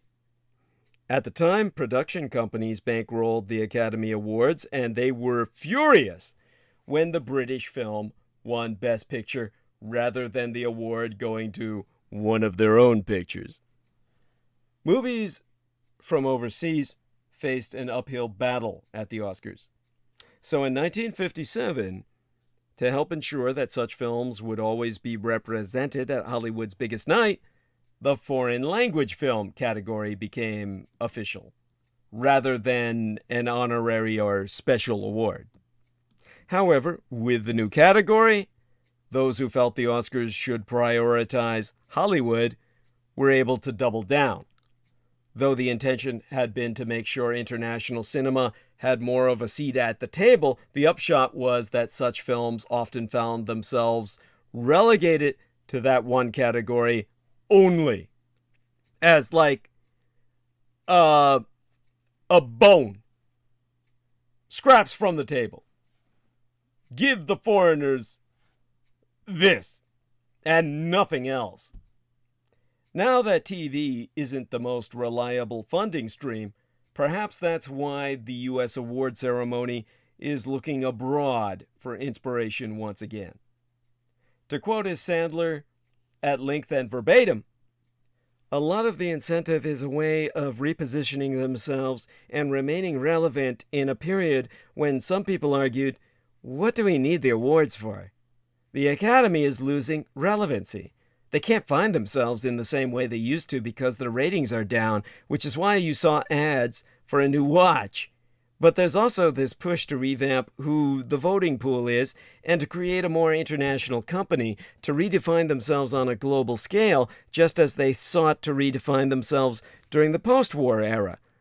For the same reason, Parasite was a shocking win when there was a really fantastic foreign language film. There was a viewpoint that the best foreign language film category was enough. So the attempt to make sure there was a global presence at the ceremony all the time with the best foreign language film category inadvertently limited the potential of what an international film could do at the awards until a year ago. So here's the thing. Much of Trump's appeal to voters in 2016 and beyond was built on this single bad idea. We're America. We're the best.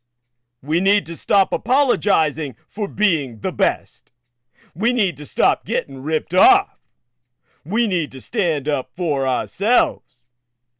It was a message rooted in a belief among conservatives that the 8 years of President Barack Obama were defined by a sort of globalist view that treated America like every other nation. and in many instances as the lesser than other countries. Obama bowed to the Emperor of Japan, while Trump bowed to the leader of Saudi Arabia. In 2018, Trump told Naval Academy graduates, "In case you haven't noticed, we have become a lot stronger lately, a lot. We're not going to apologize for America. We're going to stand up for America. No more apologizing." Trump's proponents aided up.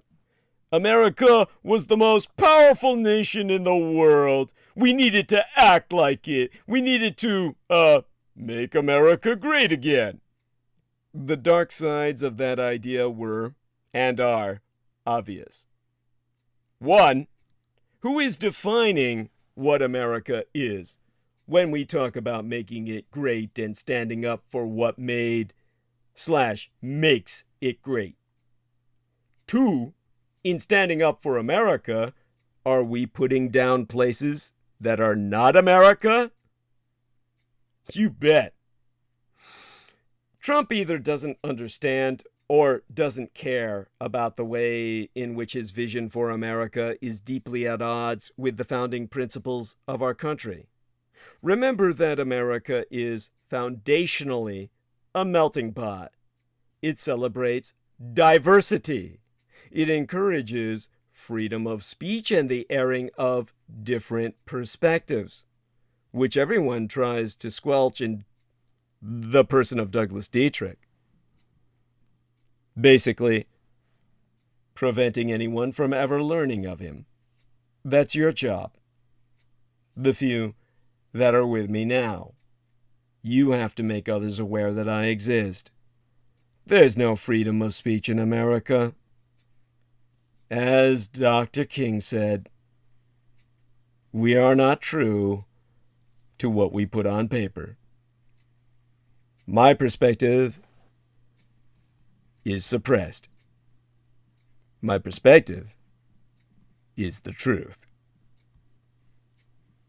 And that's why, when it comes to my perspective, it's exactly what the man whom you can't handle the truth, A Few Good Men, the movie was based on.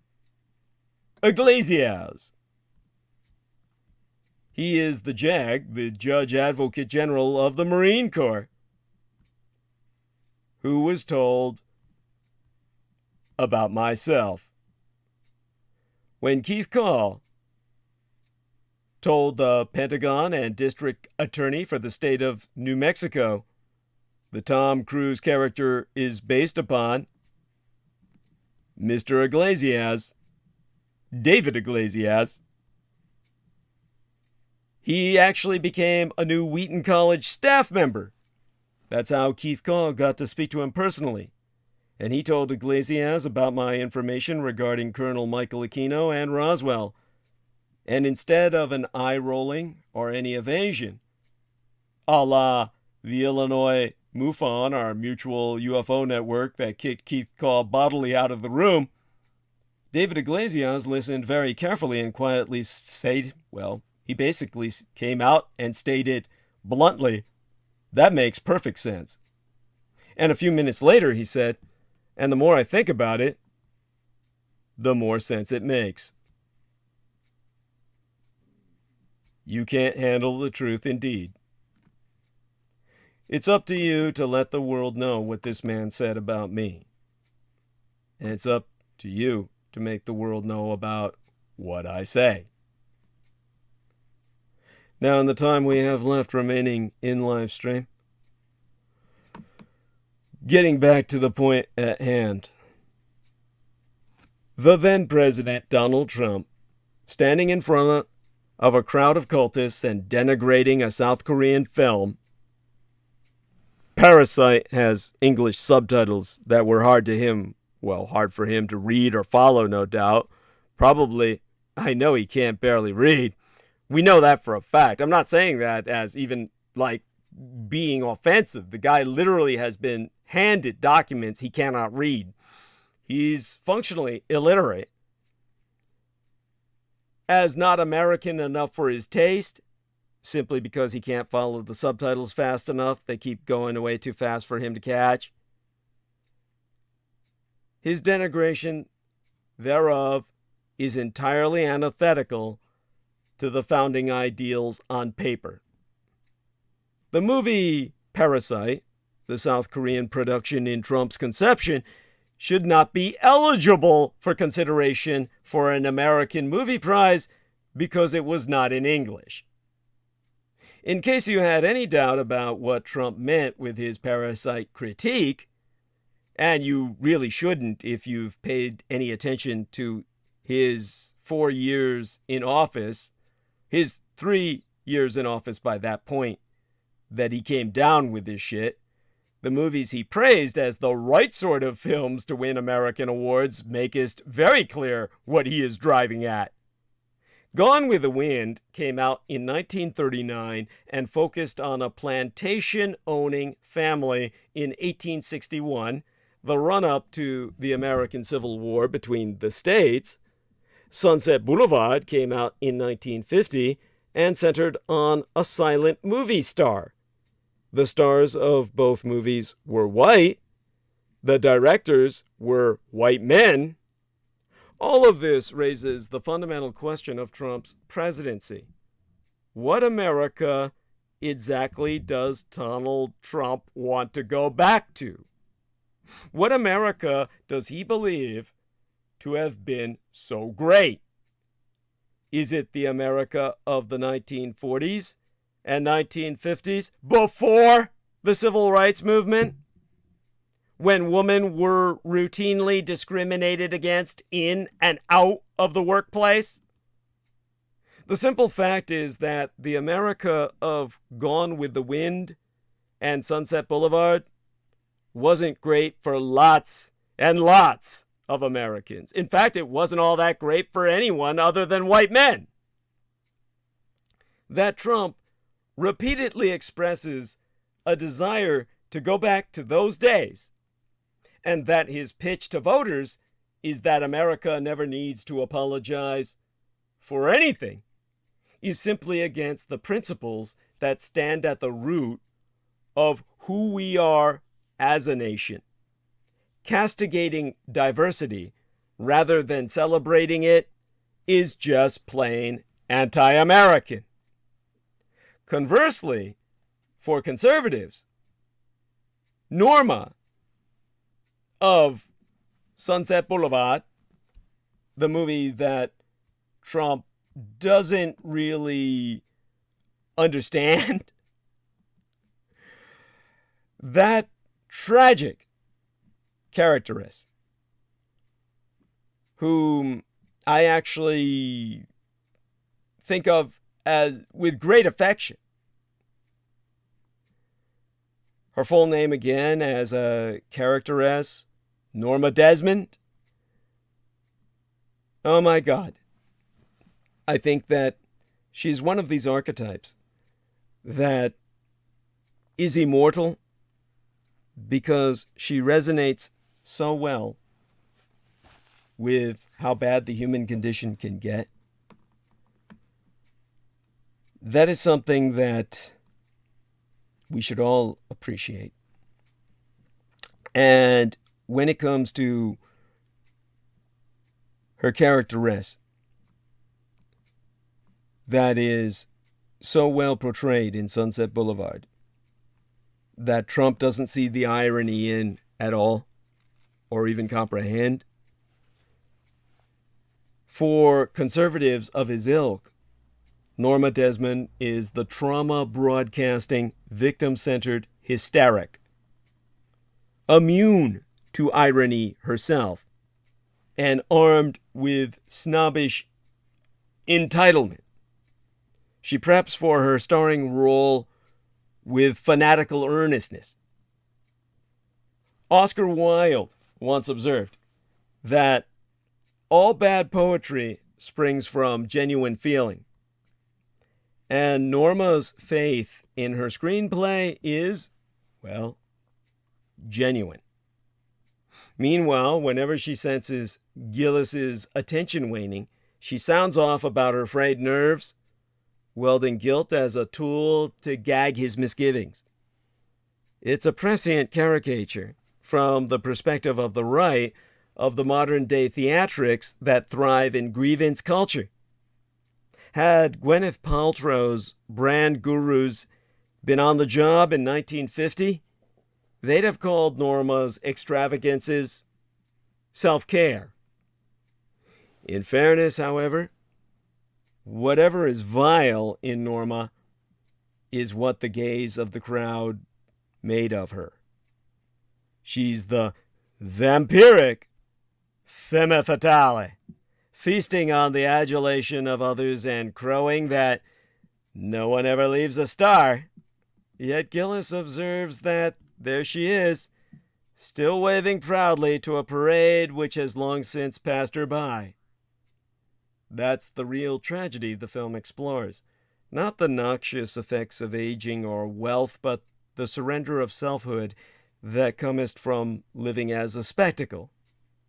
When fans stop gawking, her loneliness forces her to invent phantasmic replacements, so that her psychic survival finally depends on her insanity.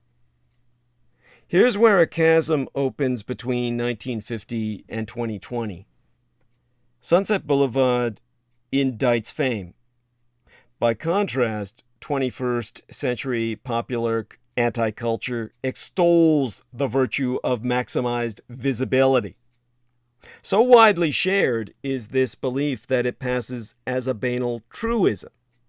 Being seen constitutes both a form of personal therapy and a social justice imperative, as though rescuing supporters from the dark fate of anonymity in the heat of the 2016 campaign. Hillary Clinton wrote, "So I want you to know that I see you." Meanwhile, the largest organizations advocating for LGBTQIA+ acceptance have made media visibility and identity representation the fulcrums of social progress. And no doubt visibility politics does strip black prejudice. But Sunset Boulevard forces us to contemplate the cost of needing to be seen, namely the unquenchable thirst for external validation that festers beneath a culture of exhibitionism.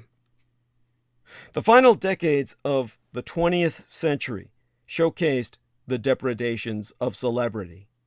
From the infantilized, rhinoplastied, and blanched persona of Michael Jackson, to the crucified rebel from royalty that was Princess Diana, fame built and toppled global icons.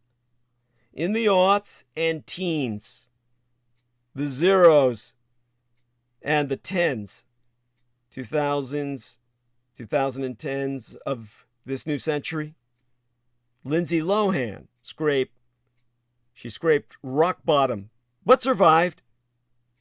Amy Winehouse didn't. Yet amid this wreckage, celebrity status didn't fall into ill repute. Instead, it became the average person's ambition. Social media enabled anyone and everyone to be digitally seen. Influencers proliferated. YouTube stars opened their bedrooms to the public. Clicks, likes, and retweets transformed into a cryptocurrency. Lady Gaga's mega hit Paparazzi from her debut studio album The Fame captured the zeitgeist.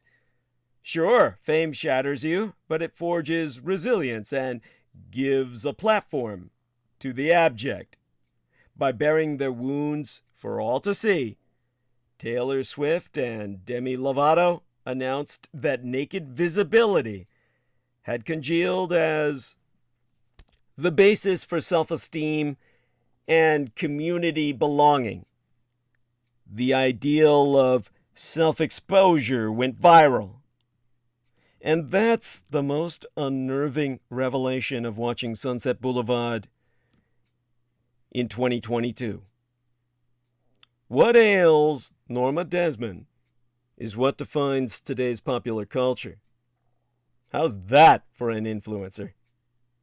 Still, it's worth remembering that the studio era's greatest star of them all was the inscrutable eccentric who turned her back on the frothing fandom of the masses.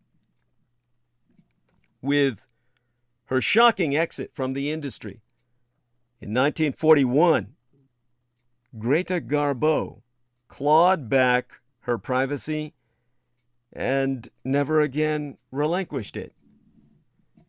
In a strange way, the occult heroine of Sunset Boulevard is one who never occupies a single frame. In 1948, Wilder summoned Garbo to his home at 704 North Beverly Drive for a drink. His plan was to entice her to accept the lead part in his embryonic film. Offer he did, but her answer was no. Wilder's ballsy film notwithstanding, it was Garbo who, faced with the blandishments of renewed fame, delivered the most authentic, go fuck yourself. Now Trump continues to insist that the 2020 election was stolen. Hillary knows that she won in 2016. In 2017, she told New York Magazine, "What I was doing was working." Of Bernie Sanders and Donald Trump, she said, "I beat both of them." Back then, I privately thought of Hillary as the Norma Desmond of American politics, ever ready for her close-up, white-knuckling her grip on a scene that long ago rejected her. As she refused to rule out 2020, party leaders were vocal about moving on.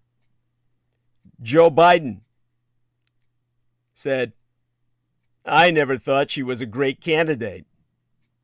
Chuck Schumer said, "When you lose to someone who has 40% popularity, you don't blame other things, you blame yourself."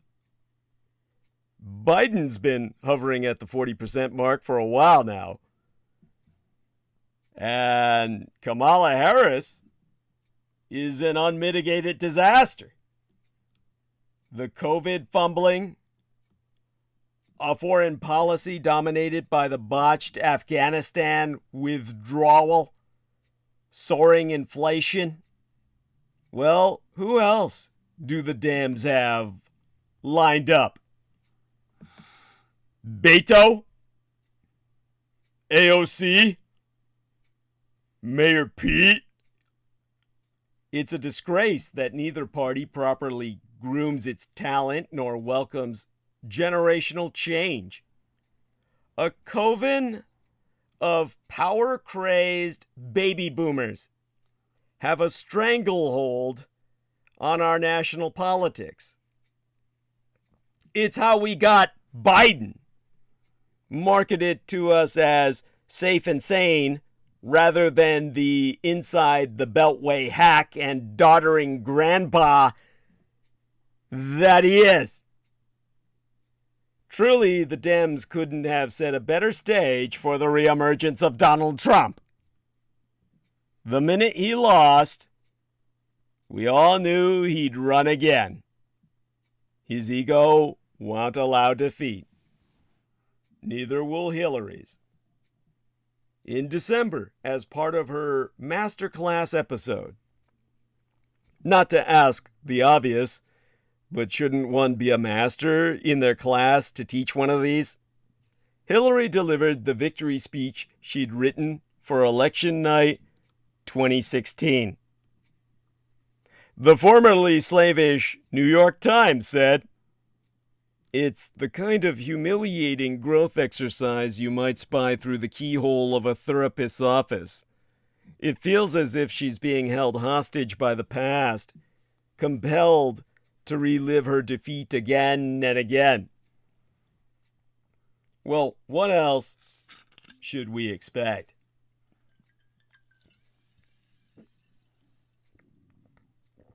In the wake of her loss, Clinton asked us to feel sorry for her, rather than the other way around.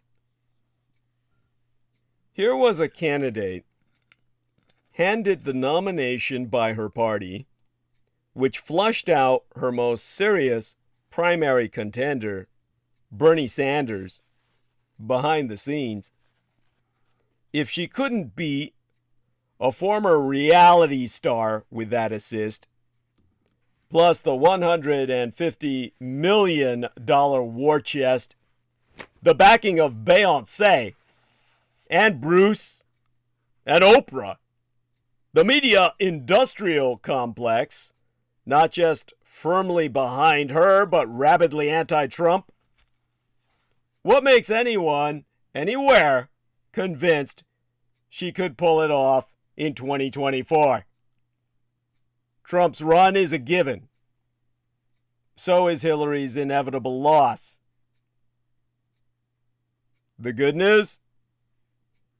As we're learning, even the most stubborn mutations weaken over time.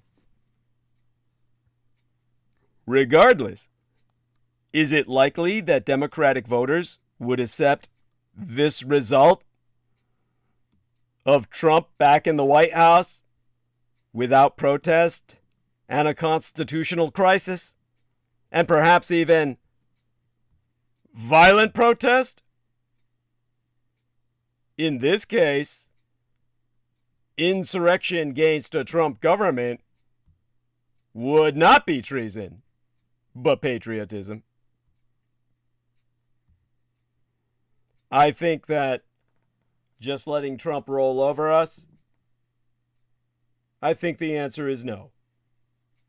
And I suspect most Democrats would agree with me.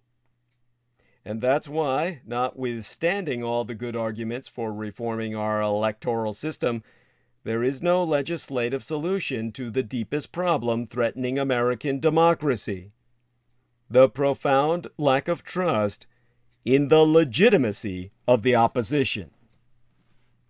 The scenario I described, wherein Trump re-enters the Oval Office, is precisely what multiple observers have been warning about in the year since the January 6th attack on the Capitol. Republican legislatures in several states have revised their election statutes to give themselves more authority over the conduct of elections in their states, reducing the authorities of state secretaries of state, governors, and county election officials in the process.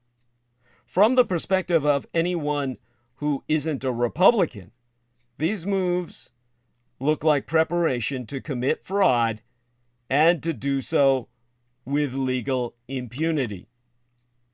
Because that's exactly what they are. Many of those legislators, however, will say that their moves are intended to shore up confidence in the electoral system, that they are, in fact, a response to those same terrible events of January 6th. Their voters believe, wrongly, as at least a few of those same Republican officials will admit, that the 2020 election was decided unfairly on the basis of fraudulent votes.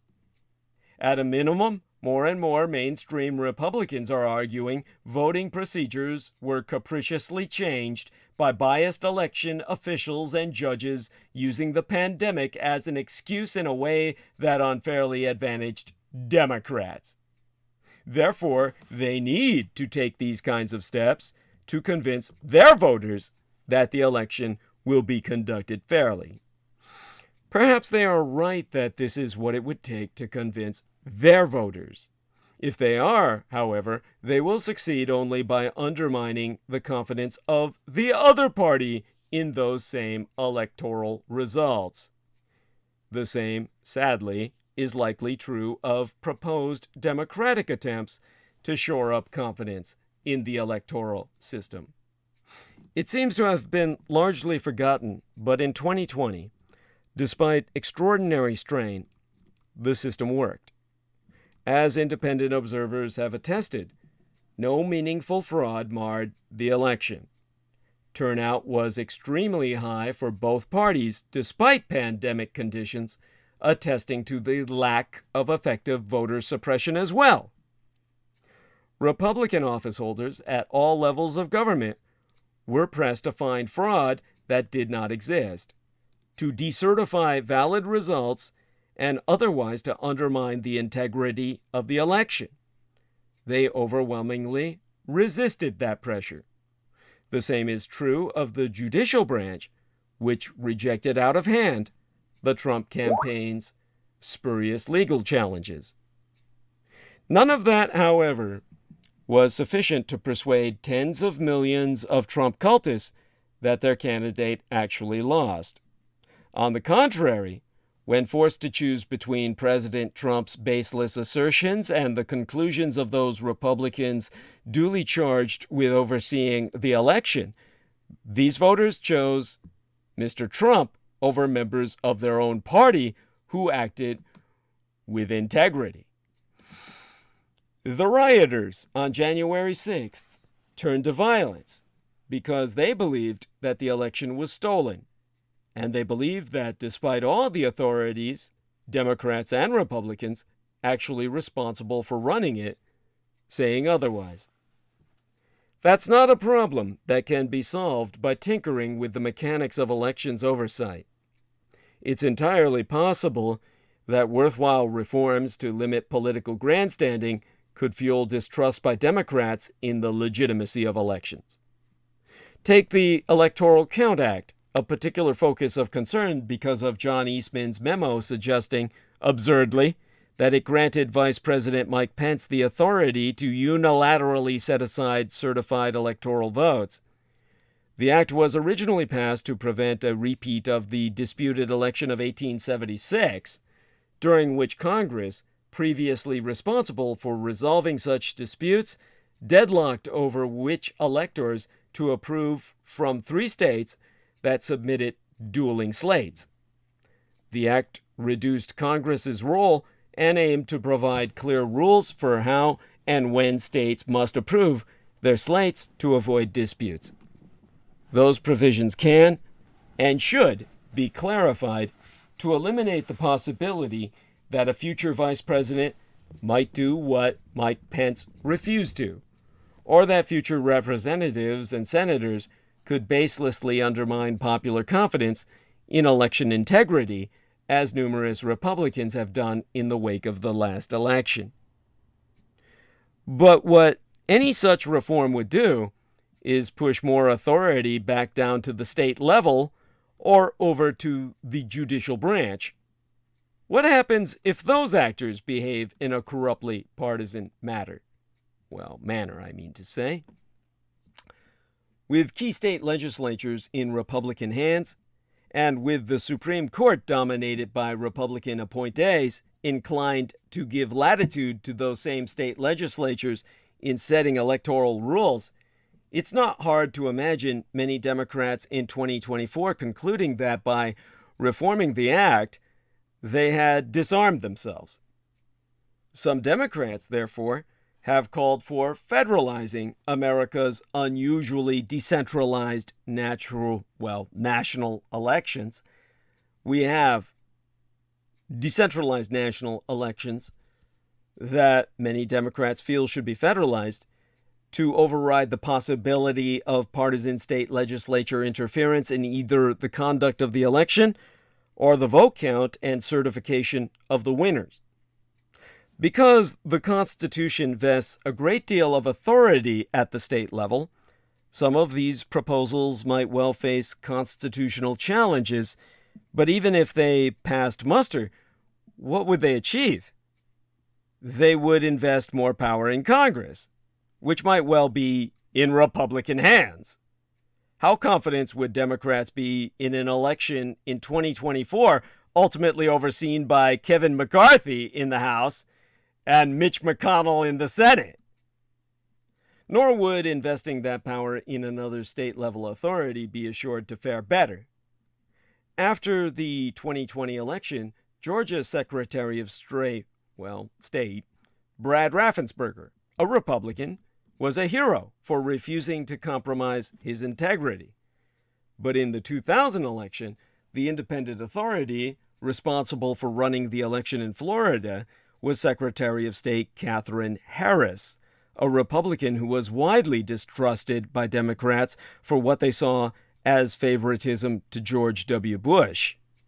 This distrust was a mirror of the Republicans' own distrust of the recount process as conducted in a number of democratically controlled counties in South Florida. It was distrust all the way up and all the way down. It ended only because Al Gore accepted the authority of the Supreme Court. There are potential reforms that could significantly improve the democratic accountability of our system and reduce the scope for either party to skew the process. Taking redistricting out of the hands of state legislators and entrusting it to nonpartisan bodies is an obvious example. Breaking up the largest states or creating multi-member congressional districts are more profound reforms that could empower currently underrepresented political minorities from both camps. There are likely deals to strike on voting rights that could provide better security against both fraud and suppression.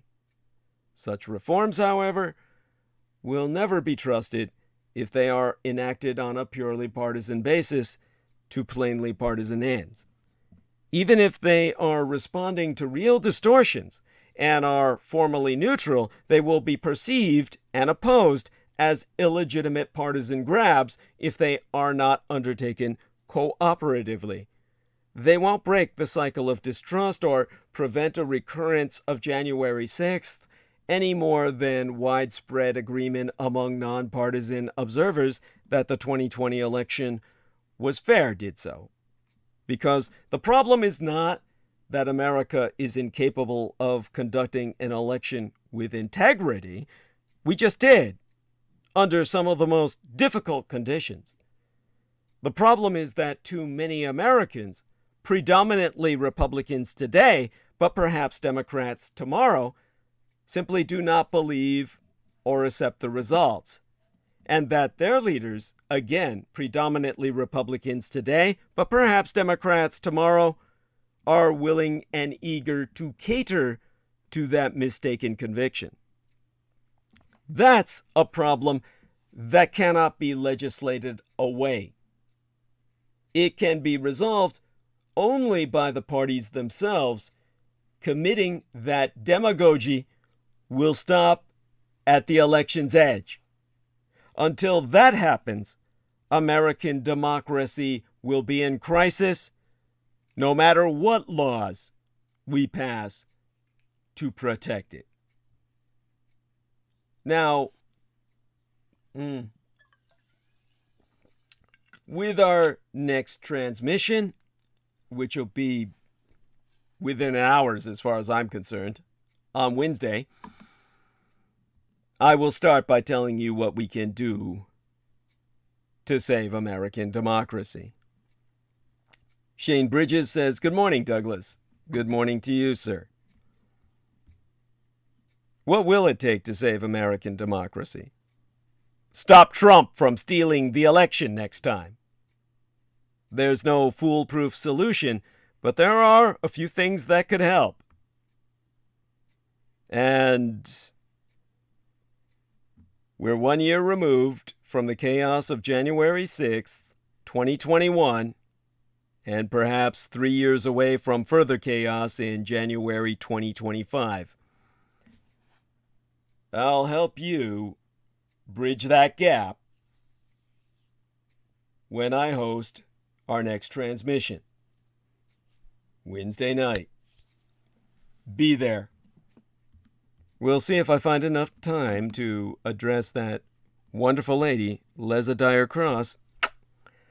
And aside from that, our man Jameson Reese provided some incredibly funny pictures of Garfield, and he calls it Gorefield. It's very funny. I'll have to give him that.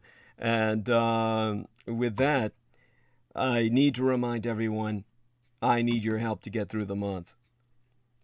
So certainly, support at paypal.me/Douglas Dietrich.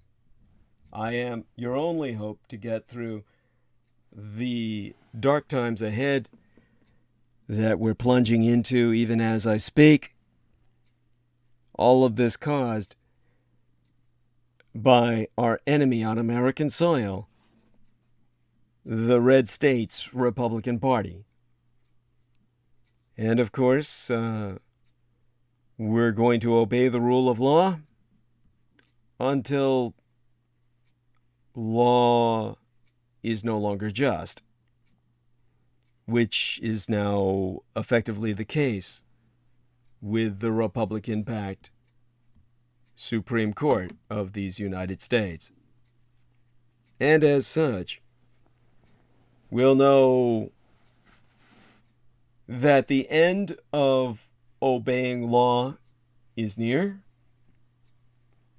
when they overturn Roe v. Wade. At that point, they're effectively saying a woman's body is no longer her own. And at that point, over half our population is effectively enslaved by any man who impregnates them. And they're given no choice to rid themselves of the burden that will be borne upon them. At that point, law can no longer be obeyed. So, with that in mind, and all that I've said this night in what time we had available, hopefully a coherent message has been transmitted. My love unto all.